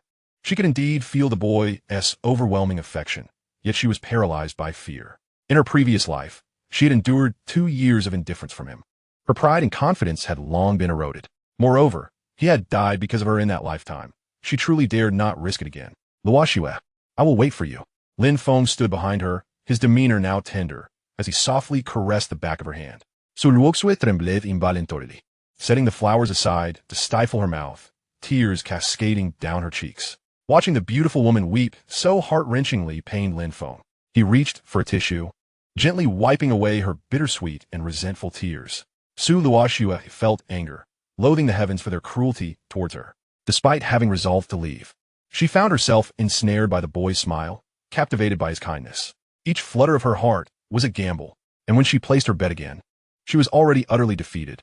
Chapter 17, Interrogation. Throughout the afternoon, Su Luoxue was restless, while the boy sat on the sofa, gazing tenderly at her silhouette. The enchanting beauty remained seated from afternoon until evening.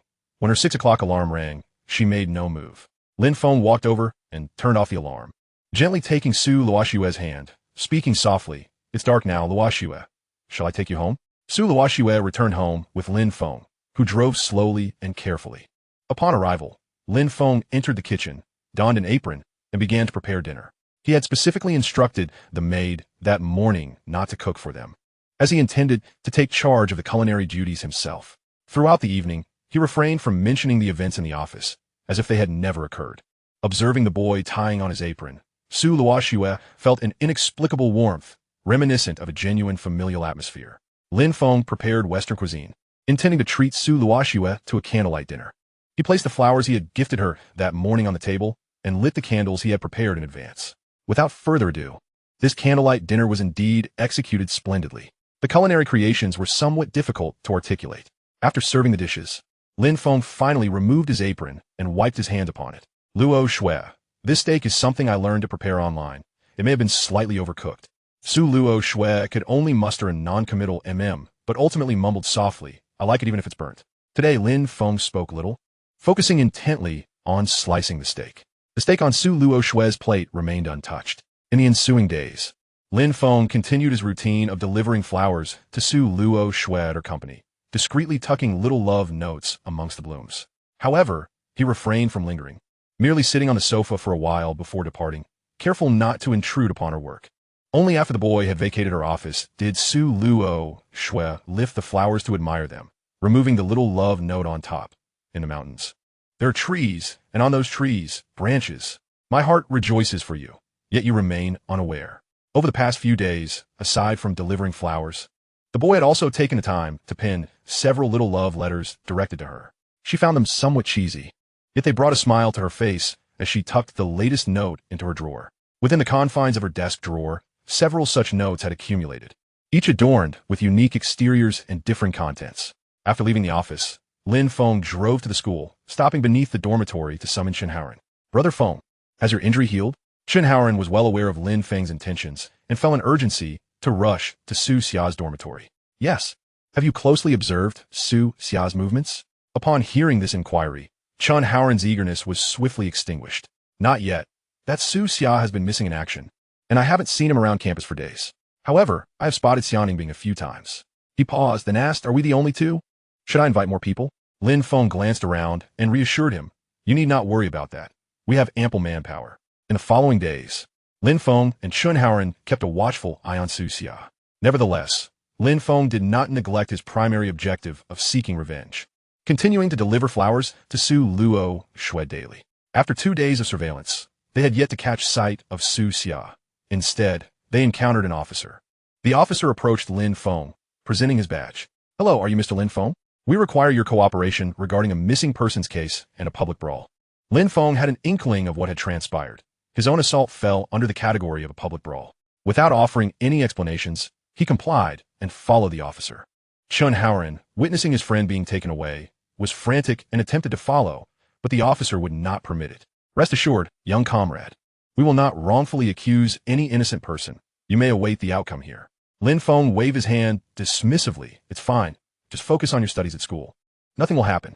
The police car transported them to the nearby precinct, the journey marked by silence. In the interrogation room, Lin Feng recounted how he had been surrounded and beaten by Su Xia and his group, withholding no details from the police, as he presumed they would have video evidence. The officer nodded to the interrogator beside him, confirming that Lin Feng's account matched the footage they had acquired. The officer tapped the table and said, "Mr. Lin, there is another matter for which we need your cooperation, concerning Su Xia's disappearance." Lin Feng raised an eyebrow, surprised that Su Xia was missing. He explained why he had not been able to track him down recently. Aware that he had no insight into the underlying circumstances, he could only honestly admit his ignorance. The police officer frowned, but noted that Lin Feng did not appear to be lying. He slammed his hand on the table. "Mr. Lin, you were assaulted, and your retaliation falls under justifiable self-defense. However, Su Xia and all those who participated in the assault on you vanished 3 days later. And we have video evidence of your interactions with Su Xia during that time."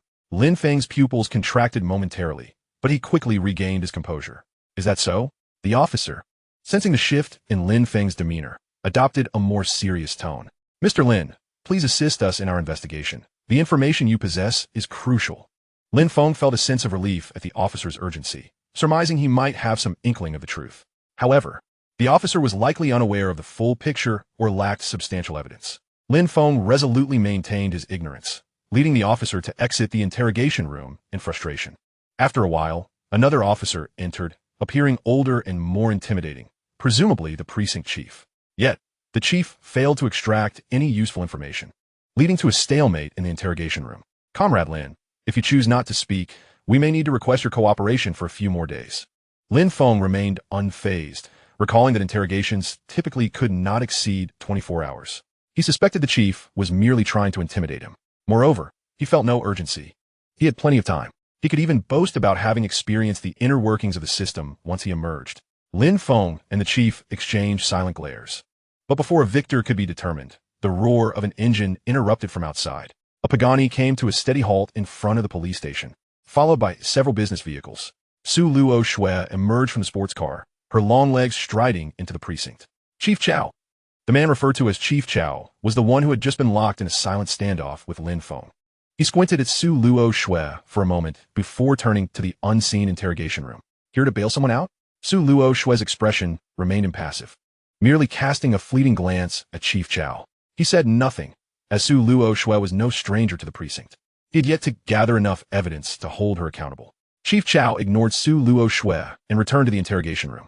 Inside, Lin Feng sat obediently, greeting Chief Chow upon his entry. Chief Chow disregarded him and directed his gaze to the other officer in the room. In his eyes, anyone associated with Su Luoxue could not be a good person. As he said, "Anything?" "No." Chief Chow was not surprised by this response and turned to Lin Feng with a half-smile. "Do you know Su Luoxue? What is your relationship with her?" Lin Feng raised an eyebrow. "Su Luoxue? I don't know. Then what is the meaning of this?" Chief Chow pulled out his phone, displaying information about Lin Feng's marriage to Su Luoxue. Lin Feng burst into laughter. "Oh, you mean Luoxue? She is my wife. I usually don't call her by her full name." "Chief Chow, feel free to ask whatever you wish. I will certainly cooperate." Chapter 18, Luoxue Bites Me. In truth, Lin Feng did not wish to continue this charade, but he felt he had no alternative. His acting skills were not particularly refined, and he struggled to manage many subtle expressions. Establishing a persona of a rogue seemed to be a more effective way to navigate the situation, especially when it came to Su Luoxue, for whom he dared not be careless. Surprisingly, he found it rather entertaining and somewhat exhilarating. However, he was perhaps overthinking it. Even if he claimed that Su Xia and his associates had abducted him, the chief would struggle to find evidence. At most, he might apprehend a few of the underlings. Unsurprisingly, he was detained for an entire day. The following morning, he was summoned for interrogation again. After a fruitless session, he was finally released. As Lin Feng exited the interrogation room, he yawned, his eyes slightly bruised. Originally, he intended to return to the villa for a brief nap. But upon seeing the enchanting beauty he had longed for seated in a police station chair, he abruptly stifled a yawn. Luoxue. Lin Feng was not particularly surprised by Su Luoxue's arrival. Rather, he felt a surge of joy. Ever since he had been struck by Su Xia, he had noticed Su Luoxue had been discreetly following him. Therefore, when he sought revenge on Su Xia at school, he had no concerns regarding a lack of support. Su Luoxue understood that her presence at the police station was to be expected. However, she had not anticipated that she would personally come to bail him out. With a gentle nod, Su Luoxue stood and handed the prepared breakfast to the boy, her gaze lingering on the dark circles under his eyes from sleepless nights. "You should eat breakfast now. You must be starving." The individuals beside her were from her legal department, and they only rose after their boss did. After the boy had finished his breakfast and allowed some time for digestion, Su Luoxue drove him back to the villa, her speed deliberate and cautious, concerned that he might feel uncomfortable in her car. "Oh, by the way, Luoxue, I Haven Tea sent you flowers today. I need to make up for that when I get back." Throughout the drive, the boy had been inquiring when Su Luoxue had arrived and whether she had eaten breakfast, when suddenly this statement slipped out, causing her to nearly lose her grip on the steering wheel. The stunning beauty gradually pulled the sports car to the side of the road. Her gaze distracted as she clutched the steering wheel, unable to face the boy. After a prolonged silence, she inhaled deeply. "Lin Feng, the person you see is not truly me. You do not know me at all." Su Luoxue hesitated to confess her past, her cold-bloodedness towards strangers and her violent tendencies, but the words eluded her. Ultimately, she could only utter, I'm not worthy." Lin Feng felt a tightening in his chest. Su Luoxue's tone was far too humble, utterly unlike the domineering and possessive Su Luoxue he once knew. He realized he had extinguished the pride and confidence that rightfully belonged to her. Lin Feng took hold of Su Luoxue's delicate hand that gripped the steering wheel, his voice imbued with tenderness. "Luoxue, do you trust me?" Su Luoxue's heart raced even more, the air around her suddenly feeling thin. I don't know." Lin Feng then turned his hand to cradle the beauty's face, directing her gaze towards him. "Luoxue, a lifetime is long. I will take my time to understand you. The rest of my life is extensive, and I cannot imagine it without you. No matter what, you will always be my Luoxue." Su Luoxue's eyelashes fluttered as she grasped the boy's hand that held her face, slowly lifting her head. "Lin Feng, will you wait for me?" I truly do not know right now." After uttering this, she averted her gaze, seemingly afraid of his rejection. Lin Feng remained silent, crossing over the center console of the sports car to embrace Su Luoxue. Before long, she began to tremble, her arms tightly wrapping around him. Noticing the suppressed expression on Su Luoxue's face, Lin Feng guided her head to his neck, leaning closer to her ear and whispering gently, "Luoxue, can you bite me?" The beautiful woman's eyes instantly reddened, her hands trembling uncontrollably. 3 seconds later, the car was enveloped in a frenzy. Half an hour later, they arrived at the company, and Lin Feng lay on the office sofa, feeling utterly drained. "Luoxue, you look so adorable when you bit me just now." Su Luoxue, seated in a chair, dared not speak, her pupils quivering. Recalling the earlier scene, her heart raced uncontrollably. Lin Feng was truly unafraid of her. He smelled so delightful. At that moment, Su Luoxue bore no resemblance to the possessive girl he knew. She was sweetly compliant. Indeed, it proved that a vampire could replenish energy after feeding.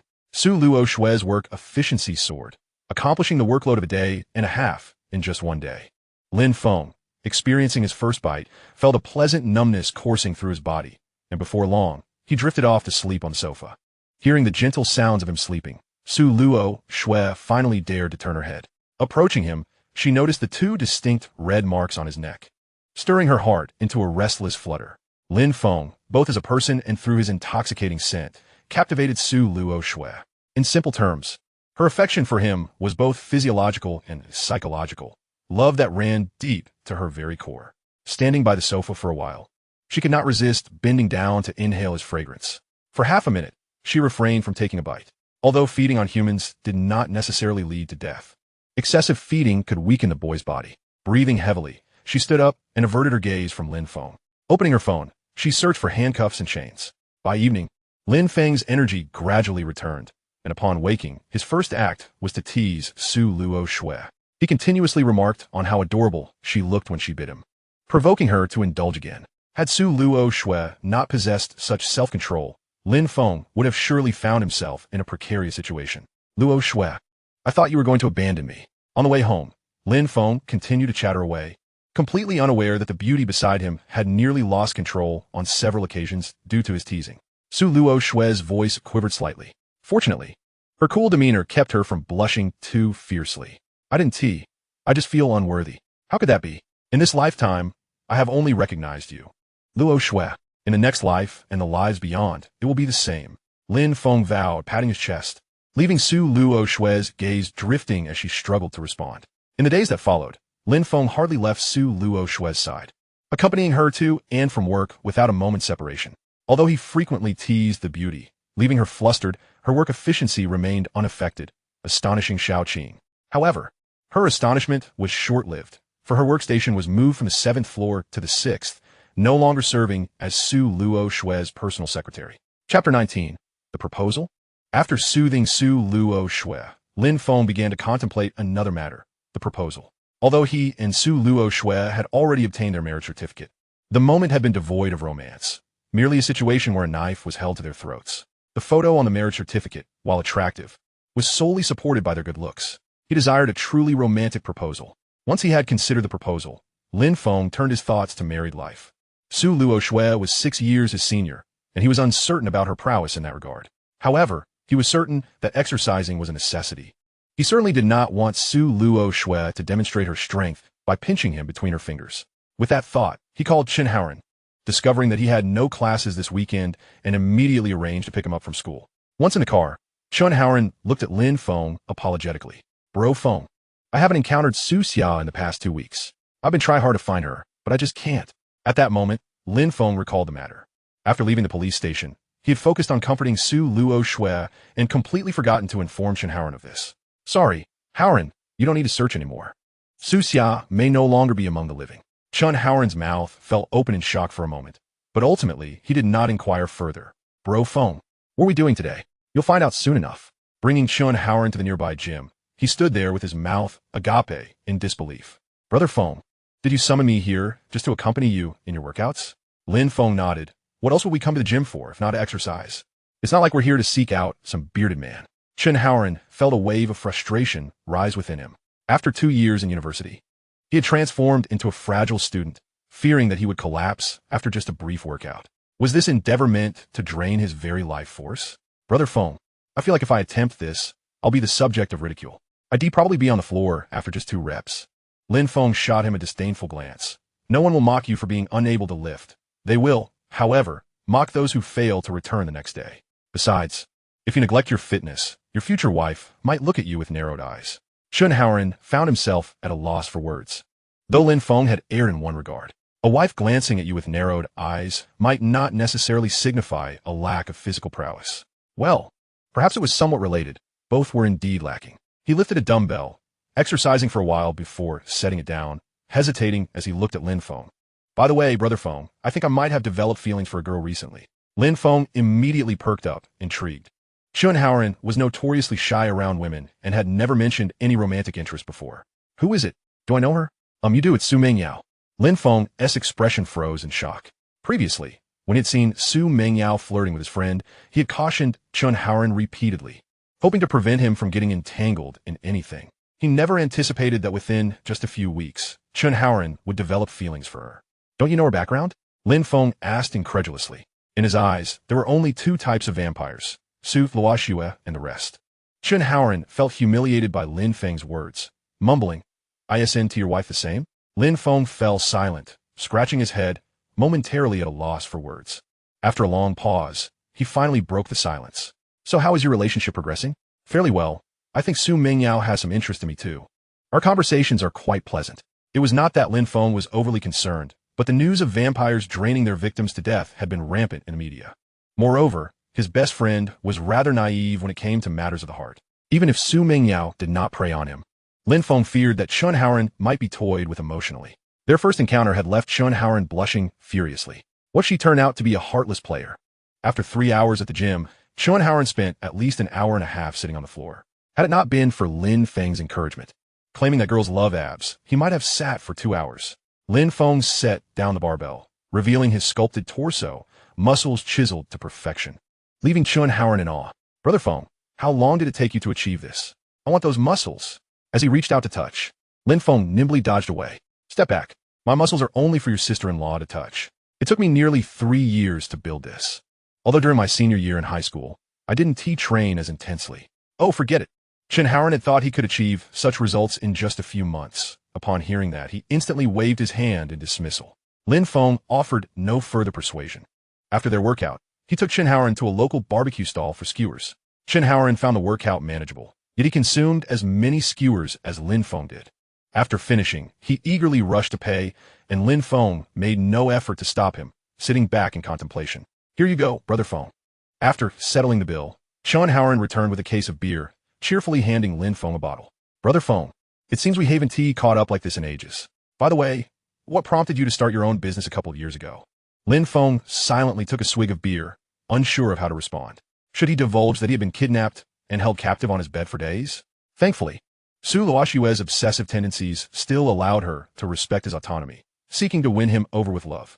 Otherwise, Lin Feng suspected he would have been nothing more than a lifeless corpse by now. Yet, to be fair, despite the weakness induced by her draining, there was something oddly pleasant about it. Faced with Chun Haoran's inquiry, Lin Feng could only fabricate a hasty excuse, claiming he had dreamt of the Duke of Dreams, who advised him to drop out of school and pursue a career. Although Chun Haoran found the explanation absurd, intoxicated and dazed, he went along with it. When will the Duke send me a dream? I want to earn money like Brother Feng. I want a grand villa. Brother Feng, how is your company doing now? What do you do? Can I join after I graduate? Lin Feng sighed. You're still chasing after me, huh? Taking a deep breath, he ultimately decided to tell the truth. Actually, I haven't started a business. The villa belongs to your sister-in-law. These past 2 years, I've been entirely reliant on her support. His words plunged both men into a heavy silence. After a moment, Chun Haoran raised his beer bottle. Come on, Brother Feng. Let us drink. All right, let us drink. The two continued to refill their bottles, growing increasingly inebriated. Chun Haoran, now thoroughly tipsy, returned to the earlier topic. Catching a sister-in-law like yours, Brother Feng, is quite an achievement. No startup, yet you have a villa. Cheers. Lin Feng's expression darkened. Had he known this would happen, he would have refrained from sharing. Would Chun Haoran carve a tombstone for him one day? Here lies Brother Feng. No startup, yet he bought a villa outright. Just thinking about it made him feel as though he might die. Perhaps he should take advantage of Chun Haoran's drunken state to silence him for good. Chapter 20. Miss me? At 10 o'clock that night, Lin Feng called for a designated driver. First, he ensured Chun Haoran was safely returned to campus before calling for another ride home. Upon returning to the villa, Su Luoxue awaited him at the door. Seeing the boy arrive, inebriated, her brow furrowed in concern. Lin Feng had been by her side for several days. Today, she had forgotten to arrange for someone to discreetly watch over him. Moreover, she had blocked Lin Feng's contact number and had yet to restore it. The fact that he returned home at 10 o'clock truly alarmed her. Thankfully, he had made it back. Otherwise, she would have raised a ruckus in Jiangqing. However, seeing him in such a drunken state made her even more anxious. Could Lin Feng have been out fooling around? Had he lost interest in her novelty and sought the company of other women? As these thoughts crossed her mind, her eyes turned red, and she slowly retrieved a pair of handcuffs from her pocket. These past few days had been fraught with anxiety for Su Luoxue. Lin Feng had once mentioned that life was long and one could not be without oneself. She genuinely believed he had feelings for her. Yet, his previous attitude left her in constant fear of losing him. Now, she found herself unable to live without Lin Feng. Even if he merely deceived her with sweet words to keep her spirits up, it would suffice. Each day had been filled with nightmares. Until Lin Feng handed her over completely, her heart would remain restless. Just as she prepared to cuff him, Lin Feng suddenly opened his eyes. Upon recognizing Su Luoxue before him, he leaned towards her. Luoxue, I miss you. Hearing these words, Su Luoxue put away the handcuffs, her body visibly trembling. Lin Feng, seeing her lack of response, lifted his gaze to meet hers. Luoxue, don't you miss me? No. Su Luoxue replied with a stern expression, though the corners of her mouth betrayed her true feelings. Never mind, forgive him this once. Lin Feng rose from slumber at 10 o'clock the following morning, hastily brushed his teeth, purchased a bouquet of flowers from a roadside vendor, penned a heartfelt love letter, and drove off to the office. Upon entering his workspace, he placed the flowers and the letter upon his desk. Perhaps it was merely his imagination, but Su Luoxue appeared to have transformed into a more enchanting version of herself. prompting him to tease the exquisite beauty once more. Su Luoxue found herself once again at the mercy of this young man. Although she dared not meet his gaze, she remained focused on the matter at hand. Lin Feng, it seems we have yet to connect on WeChat. I just sent you a friend request. Little did she know, those words caused him to abruptly halt his actions. What good is a request? You won't seek me out, nor will you miss me. Su Luoxue's expression stiffened instantaneously. It appeared that he still remembered the events of the previous night and bore grudge. Furthermore, even if I were to miss you, I could not express it. Observing Su Luoxue's lack of intent to explain, Lin Feng merely shrugged. Luoxue, I won't be returning home for the next few days. But if you find yourself missing me, I shall come back. Su Luoxue's eyes widened. Lin Feng had already been absent from her side for an entire day. And now he intended to leave again? For several days? Never mind. After all, she didn't wish for his presence. He was free to go wherever he pleased. Lin Feng was indeed serious about not returning home for the next few days. He was busy orchestrating a grand proposal. A spectacular proposal. Brother Feng, have you decided on a location? In a coffee shop, Chun Haoran languidly sipped his coffee. Lin Feng had dragged him into a workout, and now he was expected to assist in devising a proposal strategy. Yes, he was thrilled, but must he endure such torment as a single man? It seemed he was the sole target of their jesting. Lin Feng shot Chun Haoran a glare, knowing that asking him for ideas would yield nothing but inclement weather. If I had it figured out, would I need to consult you? I'm not afraid to admit that I haven't even determined how to propose. Chun Haoran's temples throbbed. Well, you certainly carry a sense of pride. The two sat at the cafe, staring blankly at each other for an eternity without conjuring a suitable plan. Forget it. Brother Feng, I'll check Douyin for some strategies. All right. 10 minutes later, as Lin Feng listened to the gaming tutorial emanating from Chun Haoran's phone, he snatched it away in disbelief. Wait, didn't you say you were searching for proposal strategies? This is what you call a strategy? Chun Haoran quickly reclaimed his phone, realizing he had intended to search for confession tactics. However, upon opening Douyin, he had been sidetracked and mindlessly scrolled through videos. Calm down, Brother Feng, this is muscle memory. I'll search right now. Forget it, let us hit the gym and clear our minds. At the gym, Chun Haoran observed Lin Feng engrossed in his workout and couldn't help but comment. I can't tell if he is here to exercise or to clear his mind. The two worked out until lunchtime, yet failed to devise a solid strategy. It wasn't until Chun Haoran casually mentioned that Su Mingyao wanted to invite him to an amusement park that Lin Feng suddenly had an epiphany. How could he have overlooked it? An amusement park, a Ferris wheel, fireworks, a confession. This combination was unbeatable. Without hesitation, Lin Feng began searching for renowned amusement parks in Jiangqing. As expected, Jiangqing boasted 3 amusement parks, one of which included an aquarium. This is the one. Let us go. Driving to the amusement park, Lin Feng purchased tickets and surveyed the premises, confirming that it had not exaggerated its allure. He promptly summoned a staff member. Initially, Lin Feng intended to boast about booking the entire venue, but upon hearing the price, he nearly choked. Mr. Lin, our rates are fixed. Renting the entire venue for a day costs around 40 million, and you must notify us at least 2 months in advance. This amusement park was famous even in Longhua, attracting numerous foreign visitors. Most significantly, the costs for food and lodging were exorbitant, and booking the venue would incur losses for the hotels involved. Lin Feng managed a couple of dry laughs. Haha, actually, I'm not that keen on booking the entire venue. Chun Haoran was equally taken aback. What did 40 million even mean? However, he dared not express his astonishment too overtly, fearing it would embarrass Lin Feng. Ultimately, Lin Feng opted against booking the venue and instead requested a small fireworks display. For Lin Feng, the cost of small fireworks show was manageable. However, the staff informed him that they would need a few days to provide a response, as fireworks could not simply be set off at will.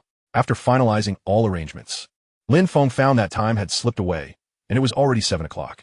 He drove to a nearby restaurant, and, after setting up the proposal location, both felt considerably more at ease, eagerly perusing the menu. Cheers! Cheers! Brother Feng, I believe sister-in-law will be absolutely thrilled. If I were a woman, I'd be eager to marry you. Lin Feng shot Chun Haoran a sidelong glance, then fell into deep contemplation. In truth, he lacked complete confidence in the success of his proposal. While he maintained an outward facade of composure, internally, he was quite anxious, even to the point of feeling stifled. Noticing Lin Feng's silence, Chun Haoran drank more, feeling somewhat disheartened, but he too joined in the revelry. Eventually, Chun Haoran drank himself into a stupor while Lin Feng supported his head, pinching the bridge of his nose. Just as he was about to succumb to inebriation, his phone suddenly chimed. Lin Feng hurriedly picked it up. It was a message from Su Luoxue. He barely glimpsed the first word before it vanished. Luoxue retracted a message. Lin Feng stared at the screen for a while before breaking into a smile, as the oppressive weight that had enveloped him dissipated instantly. Lin Feng, Luoxue, are you thinking of me? After a considerable pause, there was no response, prompting Lin Feng to send another message. Lin Feng, Luoxue, I miss you. After a lengthy silence, his phone finally chimed again. Luoxue, a little. Chapter 21. A faint? Due to the small-scale fireworks display, approval was granted rather swiftly. On the third evening, the coordinator informed Lin Feng of this joyous news and inquired when he would like to come by. Naturally, Lin Feng decided on the following evening. He could hardly contain his excitement. After hanging up, he rose from the sofa and slowly took Su Luoxue's hand. Luoxue, how about we visit the amusement park tomorrow? The amusement park? Su Luoxue recoiled slightly at the boy's proximity. Yes, the amusement park. I wish to take you there to unwind. Besides, I've heard that the proposal success rate at the aquarium is 90%, and this amusement park just happens to have one. Su Luoxue trembled slightly. Although she didn't fully grasp human emotions, she was astute enough as a businesswoman to understand the boy's implication. The blood within her surged, and the voice of this enchanting beauty quivered. A proposal? Who do you wish to marry? Despite knowing that the boy was referring to her, her grip on his hand tightened, and her pupils quivered. Lin Feng, not adhering to the conventional script, gently squeezed her hand and feigned confusion. Indeed, who do I wish to marry? Upon hearing this, Su Luoxue trembled once more, burying her head in the contract and lapsing into silence. It was only then that Lin Feng softly reassured her. If you come with me, you'll find out. Doesn't Luoxue wish to know? The following day, Lin Feng rose early to prepare breakfast, and Su Luoxue also awoke unusually early. Luoxue is awake so early today? Su Luoxue was aware that the boy was teasing her, yet she was at a loss for how to respond. However, she couldn't shake the inexplicable joy swelling within her heart. After finishing breakfast, the two of them drove to the amusement park. Su Luoxue gazed curiously at the surroundings. She had seen the amusement park online. Yet, being the aloof CEO she merely cast a curious glance before retracting her gaze. Their striking appearances garnered them attention from every corner of the park. Lin Feng smiled at the expressionless beauty beside him. Luoxue, how about we hold hands while we walk? Look at all those couples holding hands. Instead of immediately countering, Su Luoxue glanced around and indeed noticed many couples entwined in each other's grasp. Stealing a sidelong glance at the boy, she saw his gaze fixed upon her, causing her to swiftly avert her eyes. Today, Lin Feng appeared particularly jubilant, his innocent peach blossom eyes radiating warmth. This sight made Su Luoxue's breath quicken, and she unconsciously brushed her hand against the back of his. Lin Feng promptly seized the hand of the stunning beauty. Luoxue, where shall we go first? I don't know. All right, then let's try the drop tower. Lin Feng tugged Su Luoxue along as they jogged towards the ride. As a popular attraction, the drop tower had a long queue. However, Lin Feng was determined to experience this ride. He contemplated how it might frighten Su Luoxue, hoping she would cling to him afterward for comfort. This was Su Luoxue's first encounter with the drop tower. She didn't find it particularly terrifying, yet her heart raced. However, this wasn't entirely due to the ride. The long wait meant they were pressed closely together, and she felt as if she were nearly glued to Lin Feng. With him holding her hand, she felt her mind spiraling. Unbeknownst to Lin Feng, he was utterly oblivious to her thoughts. Noticing the slight tremor in her pupils, he mistakenly assumed she was afraid and gently caressed her hand to soothe her. His heart swelled with contentment. Was Su Luoxue truly frightened of the drop tower? This presented him with the perfect opportunity to play the hero. Don't worry, Luoxue, I'll protect you. Su Luoxue dared not meet his gaze. Yet she also couldn't bring herself to withdraw her hand. After an hour in line, the two finally boarded the ride.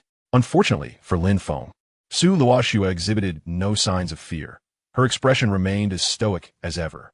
Once the ride commenced, she relaxed significantly.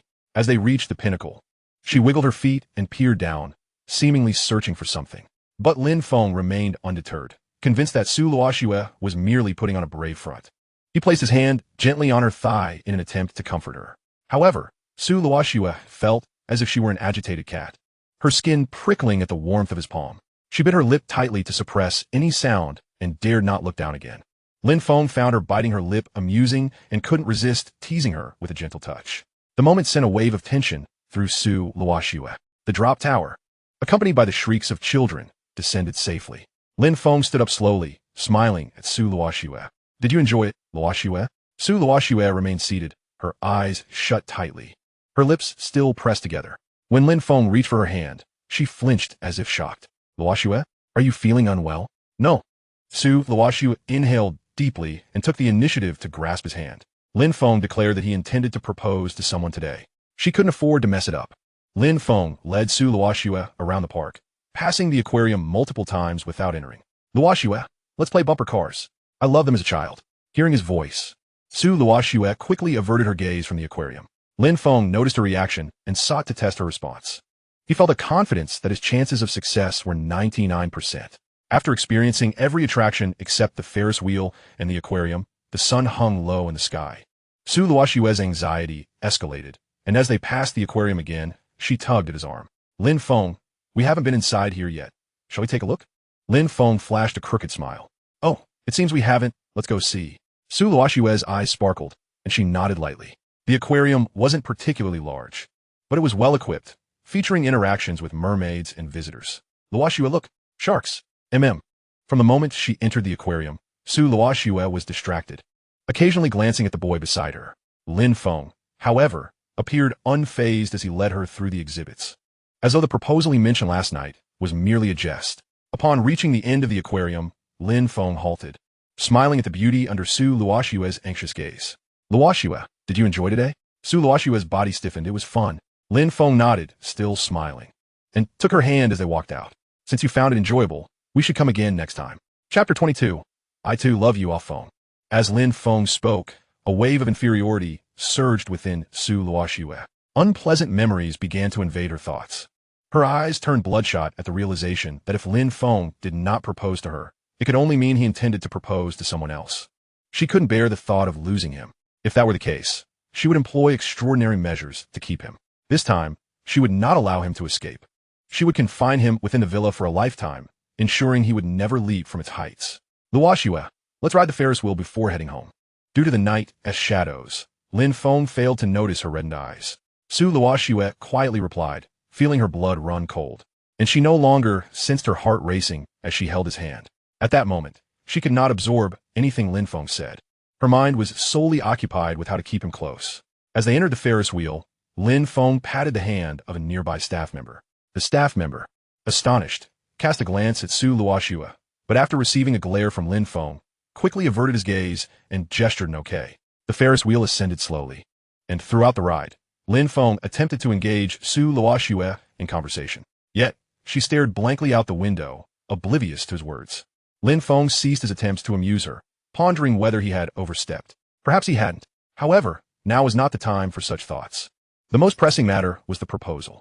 As the Ferris wheel reached its zenith, Lin Feng retrieved the ring he had prepared in advance and, with a soft thud, knelt before Su Luoxue. Su Luoxue remained tense throughout, mistakenly believing the sound signified Lin Feng's desire to flee. Instinctively, she reached out, only to brush against a small box. The sudden motion nearly rendered Lin Feng speechless. After a brief pause, he spoke earnestly. Luoxue, I neglected to mention that the success rate of confessions at the aquarium is a remarkable 90%, while on the Ferris wheel, it stands at a perfect 100. Would you do me the honor of becoming my bride? Lin Feng gazed deeply into Su Luoxue's eyes as the fireworks outside erupted in a splendid display. Amidst the surrounding cacophony, the only sound that resonated in Su Luoxue's ears was the boy's earnest question. Will you marry me? The exquisite beauty felt as though her heart had been struck by a blunt force. She quickly came to her senses. The gloom that had settled in her heart did not dissipate. Rather, it pressed more heavily upon her chest, and waves of inadequacy surged forth. I am unworthy of Lin Feng. I am unworthy. Su Luoxue shook her head vigorously, covering her mouth as tears streamed down her cheeks. Lin Feng, though unaware of the cause of her distress, instinctively moved closer and gently embraced the weeping beauty. How could you possibly be unworthy? Luoxue, I have resolved to marry no one but you in this lifetime. Su Luoxue sobbed in his arms, her words coming out in fragmented bursts. I was just thinking, upon returning to the villa, to knock you unconscious and lock you away by my side forever. Lin Feng's eyelids twitched, and he replied earnestly, That sounds wonderful. I would love to be locked away by you, Luoxue. He could feel Su Luoxue trembling against him, her hands slowly tracing along his back. However, I'm still a vampire. I am a disaster. It's all right. I rather enjoy the way you bite me, Luoxue. The sound of Su Luoxue's sobs gradually faded, though her body still quivered. Lin Feng, I'm 6 years older than you. 2 gold bricks. And yet, I have not won your heart before already reaping the benefits. Lin Feng, receiving no response, tightened his embrace around Su Luoxue with a smile. So, do you still believe you are unworthy of me? Meeting you has been a once-in-a-lifetime surprise. Luoxue, please say yes to me. Only then did Su Luoxue slowly lift her head, her makeup long since ruined by tears. Is it truly so? In response, the boy offered her a profound kiss. When it ended, Su Luoxue felt her blood boil once more, teetering on the brink of losing control. Lin Feng, may I bite you? Certainly. Upon returning home, Lin Feng adjusted his collar, revealing numerous bite marks and kiss impressions left by Su Luoxue on his neck. Had the time on the Ferris wheel not been so brief, he believed they might have succumbed to even greater madness. Su Luoxue, however, felt less restrained, holding the boy's hand without a care for the strawberries adorning her neck. Yet her once cold visage appeared somewhat stony, though Su Luoxue felt elated. Her icy demeanor betrayed none of her joy. Luoxue, are you not happy? Lin Feng had noticed, initially believing that Su Luoxue would be overjoyed by his confession. At the very least, a smile to appease him would have sufficed, yet none came. Su Luoxue was momentarily taken aback by the question. Was she unhappy? She was indeed thrilled. From the moment Lin Feng had confessed, her joy had been boundless. She had been content even before the confession. I'm not unhappy. Why on earth would Lin Feng think me so? I have yet to see you smile. Smile? Su Luoxue was even more bewildered. She was certain she had smiled at some point. Surely, there must have been moments of joy. Lin Feng chuckled at the beauty's perplexed expression, recalling that, indeed, Su Luoxue had not smiled even once in over 2 years. Perhaps it was due to her nature, which was simply too frigid. This simply would not do. An idea sparked in Lin Feng's mind. He must make this enchanting maiden smile. As they conversed, the two entered the villa's foyer. The maids, upon seeing their employer and the strawberries on her neck, hurriedly greeted her with a lowly good evening, miss, immediately lowering their heads. Su Luoxue, noticing that the maids had addressed her alone and neglected Lin Feng, felt a surge of irritation. Did they not see Lin Feng standing there? Had they grown bold? Good evening, young master. The maids were at a loss for words, as it was Su Luoxue who had previously instructed them not to stand on ceremony with Lin Feng. That was more like it. After Lin Feng and Su Luoxue finished their late-night meal and hurriedly washed up, they returned to their respective rooms. Lin Feng found himself unable to sleep, his emotions still riding high. The memory of the delicate beauty biting his neck on the Ferris wheel sent shivers of excitement through him. In the deep of night, Lin Feng lay in bed, gazing at Su Luoxue's photographs on his phone. Most of the images were candid shots taken that day, with the first being one captured on their way home after his proposal. In the photo, Su Luoxue's cheeks were still stained with tears, and upon noticing him taking her picture, she had lunged to snatch the phone away. After a while, Lin Feng reluctantly set his phone down, deciding to turn off the lights and sleep, for he still had flowers and love letters to deliver to Su Luoxue the following day. Staying up late was not an option. Time passed, and suddenly, Lin Feng heard a soft creak from his door. Su Luoxue stealthily approached his bed, gently wrapping her arms around his waist from behind. Luoxue, Lin Feng, having just entered a light slumber, awoke instantly upon catching the faint scent of Su Luoxue. Su Luoxue murmured softly, her trembling hands clutching the boy's waist. Lin Feng turned to embrace the exquisite beauty. Luoxue, what troubles you? In his arms, Su Luoxue grasped his chest lightly, her breath quickening. Lin Feng, I am so afraid that you will leave me. As she spoke, her entire being trembled. She was genuinely terrified. The past few days had felt like a dream, and she feared awakening to find herself facing the cold reality of Lin Feng's indifference, or worse, his lifeless form. Silly girl, sleep now. I will still be by your side tomorrow. Su Luoxue's breathing was uneven. She feared this was all but a dream. If she awoke, she would have to confront the boy's cold gaze, or worse, his icy corpse.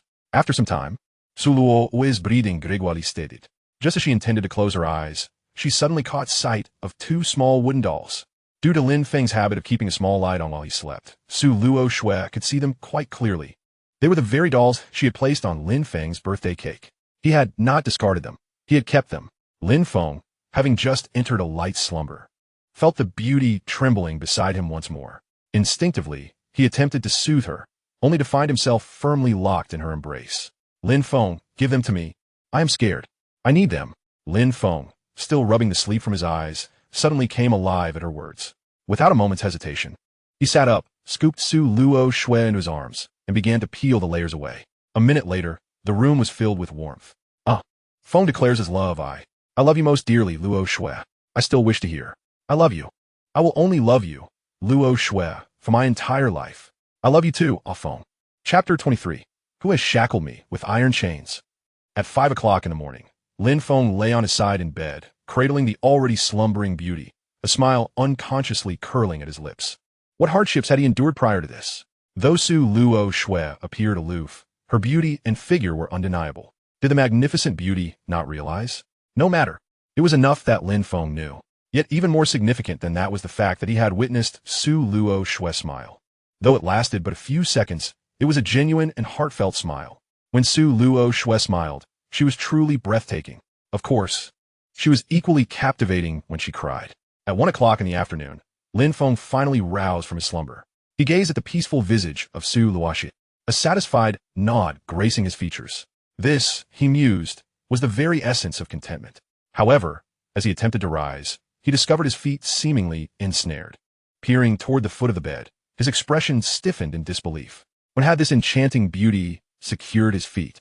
The chain was rather lengthy, allowing just enough reach to traverse to the bathroom within the room. Reluctant to disturb the sleeping goddess beside him, Lin Feng resolved to wait until she awoke to inquire. By 5 o'clock, hunger began to gnaw at Lin Feng's stomach. Yet the lovely maiden remained in slumber. The previous night, she had indeed been thoroughly overwhelmed by him. Showing no signs of waking, Lin Feng gently shook her. Luoxue, it's quite late, time to rise. Due to Lin Feng's exceedingly gentle method of rousing her, it took Su Luoxue a full 5 minutes to awaken. Feng. As she opened her eyes and beheld Lin Feng's tender gaze, her pupils fluttered. It took her a moment to recollect the warmth they had shared the night before, leaving her uncertain of how to respond. Upon noticing the beauty now awake, Lin Feng inquired softly, Luoxue, my legs are locked. Did you do this? Su Luoxue's face momentarily froze at his words, before her delicate frame began to tremble violently. I'm so sorry, Feng. I was terrified. This is the only way I could feel that you wouldn't leave me. I'm so sorry, so sorry. Lin Feng, unable to bear seeing her cry, comfortingly patted her back. Luoxue, do not weep. I've told you, I willingly allow you to keep me bound. It's all right, it's all right. Lin Feng pondered that perhaps this exquisite maiden possessed a hint of a Yandere disposition. Moreover, her fear was understandable. Su Luoxue's sense of security was alarmingly low. He resolved to provide her with more safety and gradually win her heart. Unbeknownst to him, the beauty nestled against his chest, weeping softly, gradually began to smile, her fleeting smile reminiscent of the one Lin Feng had witnessed the previous night. At 6 o'clock in the evening, Su Luoxue finally awakened fully, wishing to rise and dress to prepare dinner for Lin Feng. However, as she attempted to rise, a sudden gasp escaped her lips before she collapsed back onto the bed. The intense pain caused tears to well in her eyes. Yet, her icy demeanor compelled her to hold back her tears, gritting her teeth to endure it all. Lin Feng hurriedly lifted the delicate beauty and gently laid her back down on the bed. Luoxue, perhaps we should call for the maid to fetch some medicine. Su Luoxue lay in Lin Feng's embrace, too pained to move, and softly murmured her agreement. Once they were both dressed, Lin Feng picked up Su Luoxue's phone to contact the maid. The maid's speed was impressive. Their head maid enter the room, her face flushing as she sensed the intimate atmosphere. With averted eyes, she placed the medicine on the bedside table, her demeanor heavy with embarrassment. After obtaining the medicine, Lin Feng applied it to Su Luoxue's wounds. Having been rather harsh on her the previous night, the beautiful maiden cried softly as he tended to her. It's all right, Luoxue, do not cry. Once the medicine was applied, her arms fell limply over his, her tears cascading down like raindrops. Lin Feng felt a mix of tenderness and affection for her. Every expression of hers made his heart flutter. Even her tears bore a certain beauty. Next time, I must be more careful. I cannot bear to see my wife in distress, he thought, smiling as he caressed her face, only to have her grasp his hand. No, this is the only way I can feel that Feng loves me. Very well, then I suppose there will be more tears from you in the future. After finishing the application, Lin Feng called the maid again, this time requesting dinner and additional nourishing soups, not for himself, but for the exquisite maiden in his arms. As he observed the remnants of rose petals on the bed, Lin Feng turned to Su Luoxue. Luoxue, would you like to cut these? Su Luoxue, unsure of the reason behind the suggestion, instinctively nodded. After half an hour, the maids began to bring in the food. Each maid who entered felt the charged atmosphere and flushed crimson, some unable to avert their gaze. The sight of Lin Feng cradling the frail Su Luoxue alongside the chain about his legs sparked whispers among them. Once the maids had departed, Lin Feng slowly fed his beloved. Midway through her meal, Su Luoxue glanced toward the door. "Ah Feng, I wish to dismiss all these maids." "Huh? Why?" Lin Feng was perplexed. Why would she voice such a thing mid-meal? Moreover, the maids had done nothing wrong, had they? Are you worried about them? Su Luoxue's tone shifted dangerously, an icy glint flashing across her face. She would not allow her man to think of other women. "No, it's just that it surprised me. I love only you, Luoxue. How could I worry about them?" Su Luoxue's demeanor cooled, though a hint of vigilance lingered in her gaze. "It's just that they are all women. I did not want any other woman to see Ah Feng, not even a glance." Lin Feng, understanding her possessive nature, chose to acquiesce, empathizing with her feelings.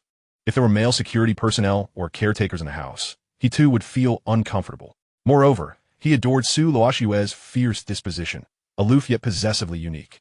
"Please continue to be just as you are." As for winning over Su Luoxue's Yandere tendencies, he believed there would be ample time for that in the future. With a sigh of relief, Su Luoxue felt reassured as long as Lin Feng did not seem reluctant to part with the maids. "All right, I will dismiss them all tomorrow." After dinner, since Lin Feng was locked in place by Su Luoxue, he could do nothing but hold her on the bed. He attempted to check his phone, but was swiftly tossed aside by Su Luoxue.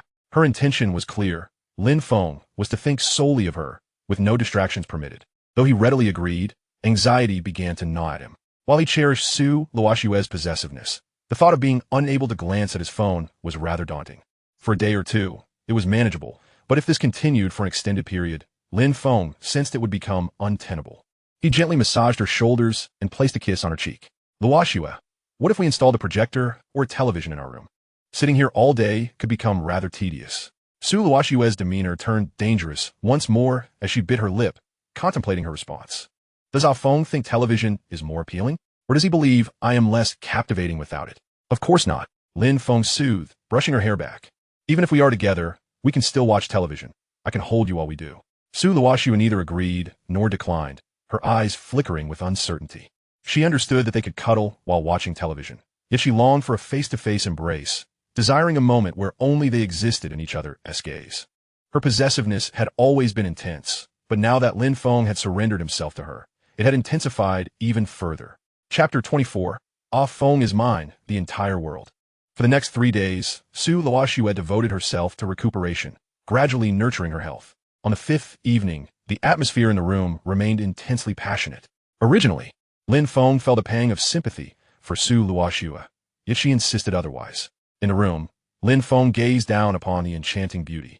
"Luoxue, do you not wish to explore the world beyond these confines with me? If you remain locked away, there are countless delightful experiences you will miss out on." Su Luoxue bit her lip tightly, her eyes trembling as she studied the boy's face. It took her a moment to realize that Lin Feng was addressing her. She quickly shook her head, asserting, "Ah Feng is mine, my entire world. I shall not venture anywhere." On the following day, Lin Feng awoke earlier than Su Luoxue. Reclining on the bed as he admired the lovely maiden, it was not that he lacked the desire for activity. Rather, his movement was restricted to the confines of their room, bound by Su Luoxue. There was merely a space of about 60 to 70 square meters for him to traverse. Nonetheless, watching Su Luoxue's peaceful visage was a delightful way to pass the time. He could gaze at her endlessly without growing weary. After half an hour, Lin Feng felt the need to shake off his lethargy and began to exercise within the room, completing 10 sets of dumbbells, push-ups, and planks. It was only after showering that Su Luoxue finally stirred awake. Although she would not have woken so soon, the enticing scent emanating from Lin Feng was too alluring to resist. Upon opening her eyes and seeing the boy beside her, she remained silent, fixating on him intently. She had wished to linger a little longer with him, but at that moment her phone rang. It was a call from Xiaoqing. Su Luoxue had been absent from the company for 5 days, and chaos had ensued there. Su Luoxue sighed softly, her expression betraying neither joy nor sorrow. Yet Lin Feng could discern her disappointment. The boy smiled as he enveloped her in his embrace. "What troubles you? Do you not wish to return to the company?" Su Luoxue lowered her gaze and murmured a soft, Lin Feng's tenderness was utterly captivating, making her reluctant to part ways. "Well, it's up to Luoxue. Frankly, I believe your finances are sufficient." Lin Feng felt indifferent. He was unaware of Su Luoxue's current assets, but he presumed they would last them for several lifetimes. Su Luoxue shook her head, clarifying that her initial goal in founding the company was not to amass wealth, but rather to assist the homeless vampires. Not all vampires are malevolent. Some have never harmed anyone and merely wish to integrate into human society, yet they are perpetually ostracized due to their identities. 3/4 of Su Luoxue's company comprised vampires, and her purpose in creating it was to sustain them. After weighing her options, she ultimately chose to head to the company. Not because she valued the vampires more, but because she thought of Lin Feng. She pondered deeply. If she were devoid of wealth and power, would Lin Feng still be by her side? Though the boy had entrusted himself to her, she still harbored reservations.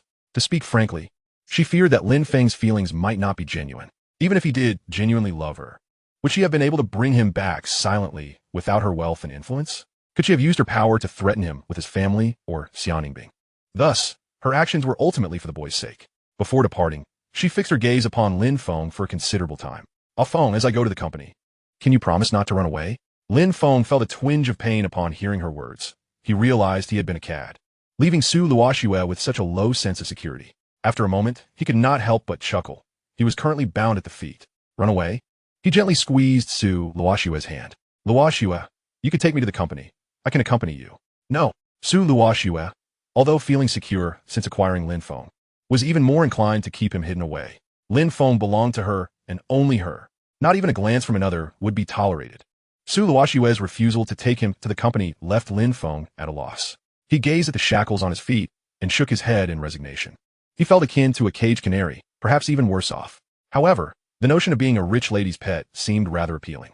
After spending some time in contemplation on the bed, he moved to the gaming desk to contact Chen Haoren, hoping to see if he had any free time. Upon receiving a negative response from his best friend, he was left to play games alone. After a few rounds, Lin Feng glanced at the clock. Merely an hour had passed since Su Luoxue had departed for the company. He removed his headphones and sighed, wondering how he would endure the day. The saying, "The highest configuration in gaming is friendship," seemed more profound than ever. Lin Feng flopped onto his bed, rolling about in boredom, even resorting to picking up Su Luoxue's discarded lipstick. It seems an hour has passed already. As he gazed at it, a brilliant idea struck him. He could write a diary to record the daily life he shared with Su Luoxue. In their later years, they could reflect on their youth and cherish those beautiful moments. He could even publish these diaries online as a novel. Perhaps he could earn a little pocket money, although he would need to keep the more risque content to a minimum, as he had heard that the review process online could be quite strict. Yet he felt undeterred. Having heard of an author known as Guo Xiao, who specialized in writing pseudo-incest stories, others published multiple volumes without fear. Why should he worry? However, it must be noted that Guo Xiao's works featured non-blood-related siblings, merely having the male lead refer to the female lead as sister. Lin Feng believed Guo Xiao's transgressions were not so grave. In his previous dormitory, someone once played games and affectionately called others mother, and they ended up in a relationship. Was that not more scandalous than Guo Xiao's narratives? Nevertheless, it must be acknowledged that the stringent review process undoubtedly had its reasons. Everyone has their own struggles, and he could empathize. Chapter 25. Sister, how have you become so voluptuous? Upon arriving at the company entrance, Su Luoxue stood for over 2 minutes, filled with regret. The thought of the warmth shared with Lin Feng clashed with the looming pile of paperwork awaiting her. Su Luoxue felt that coming to the company was the gravest mistake of her life. Upon entering her office, she found the door ajar. Su Mengyao was perched in a chair, casually sucking on a lollipop, her legs crossed in a carefree manner. Su Luoxue's mood brightened slightly. "Mengyao, what brings you here?" Su Mengyao, initially intending to greet her dear sister, furrowed her brows upon hearing the question. "Sister, you should not ask why I am here. That implies a rhetorical question in human parlance. You ought to express your delight by saying, 'I can't believe you are here.'" After saying this, she seemed to notice something and leapt out of her chair, approaching Su Luoxue with disbelief, pinching her cheeks. "Sister, after just a few days, how have you become so voluptuous?" Su Mengyao glanced at Su Luoxue's ample bosom, and then at her own comparatively modest proportions, nearly fuming in frustration.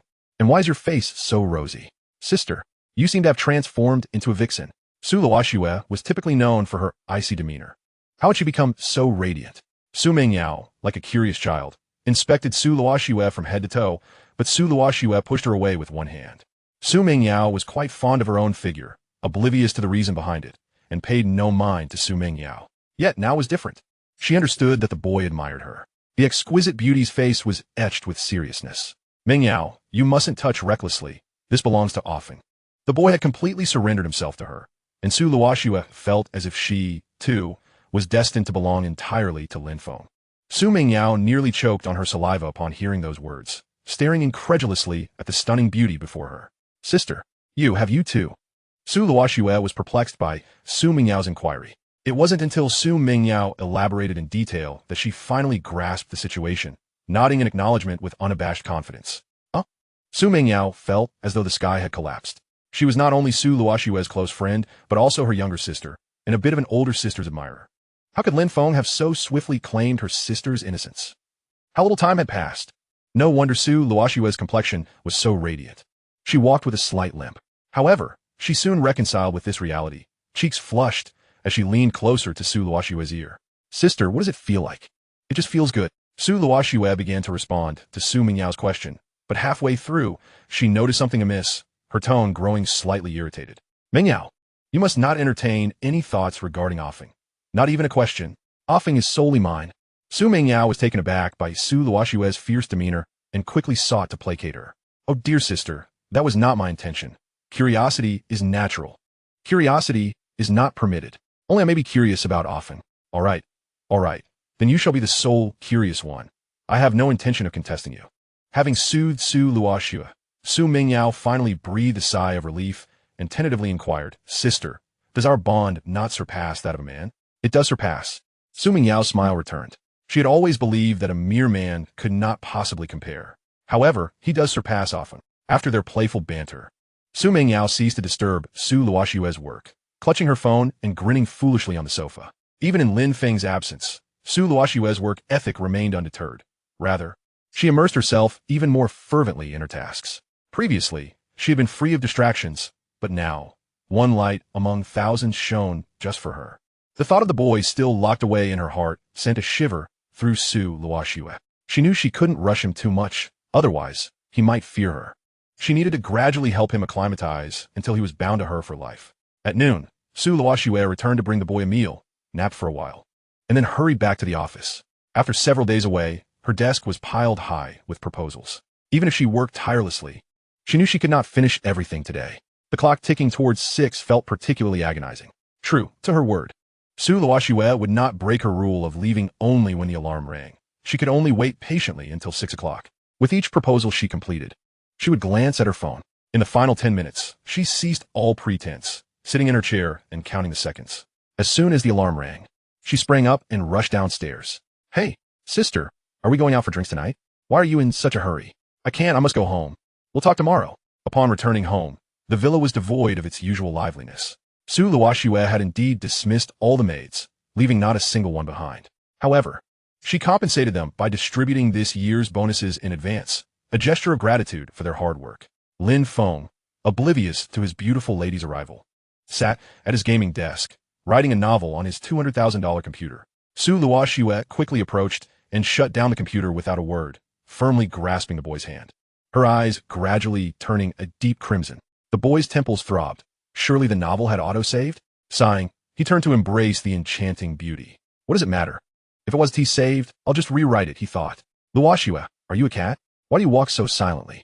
Su Luoxue did not respond. Soon, her body began to tremble. The enchanting beauty tightly gripped the boy's shoulders, leaning in to nibble at his neck with a fervor that was anything but gentle.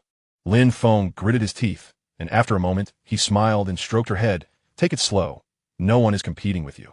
After what seemed like 10 minutes, Su Luoxue rose, licking her lips, and pinned the boy firmly onto the bed. Offing, she retrieved a key from her clothing to unlock his chains. Her warm breath enveloping him. Lin Feng had yet to process what was happening. Hadn't everything been fine just moments ago? After being drained by the enchanting beauty, he felt weak, unable to break free from her hold. The room's temperature soared. It wasn't until 10 at night that the sounds within the room began to subside. Initially, Su Luoxue had the upper hand in their playful tussle, but as Lin Feng's strength gradually returned, control shifted back to him. The enchanting beauty nestled in his arms remained silent, her sobs echoing softly. Chapter 26. The Pervert. Think, I'm hungry. After their tender moments, Su Luoxue had initially fallen asleep but was jolted awake by hunger. All right, I'll prepare a late-night snack. I'm rather hungry myself. Since Lin Feng had yet to eat that evening, his legs felt weak, prompting him to hasten the preparation of the meal. By 11 o'clock, he swiftly cooked 3 dishes and a soup, then hurried upstairs to fetch the enchanting beauty. When Su Luoxue descended, her stomach was still growling.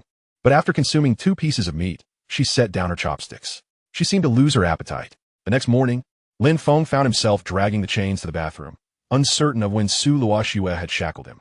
Su Luoxue slept soundly, not tossing or turning, lying quietly. Lin Feng lay on his side, gazing at his beautiful wife. Unable to resist, he planted several kisses on her luscious face. Su Luoxue awoke around 11. Her eyes slightly red, lips pressed together in silence. Lin Feng gently embraced her, concern lacing his voice. What's wrong? Does it still hurt? MHM. Although it was not her first encounter with the boy's cruelty, her body, unaccustomed to such exertion, struggled to endure the strain. It was not until noon that she finally rose from bed. Xiaoqing and Su Mingyao called several times during her slumber, but she feigned ignorance, reminiscent of a monarch neglecting morning court. After accompanying the boy for lunch and a nap, she reluctantly made her way to the office. Before departing, she issued a stern warning to the boy. In the office, Su Mingyao eagerly leaped from her chair upon seeing the tardy Su Luoxue, observing her slight limp. Su Mingyao's eyes widened in shock. Sister, do you no longer care about this company? A bit.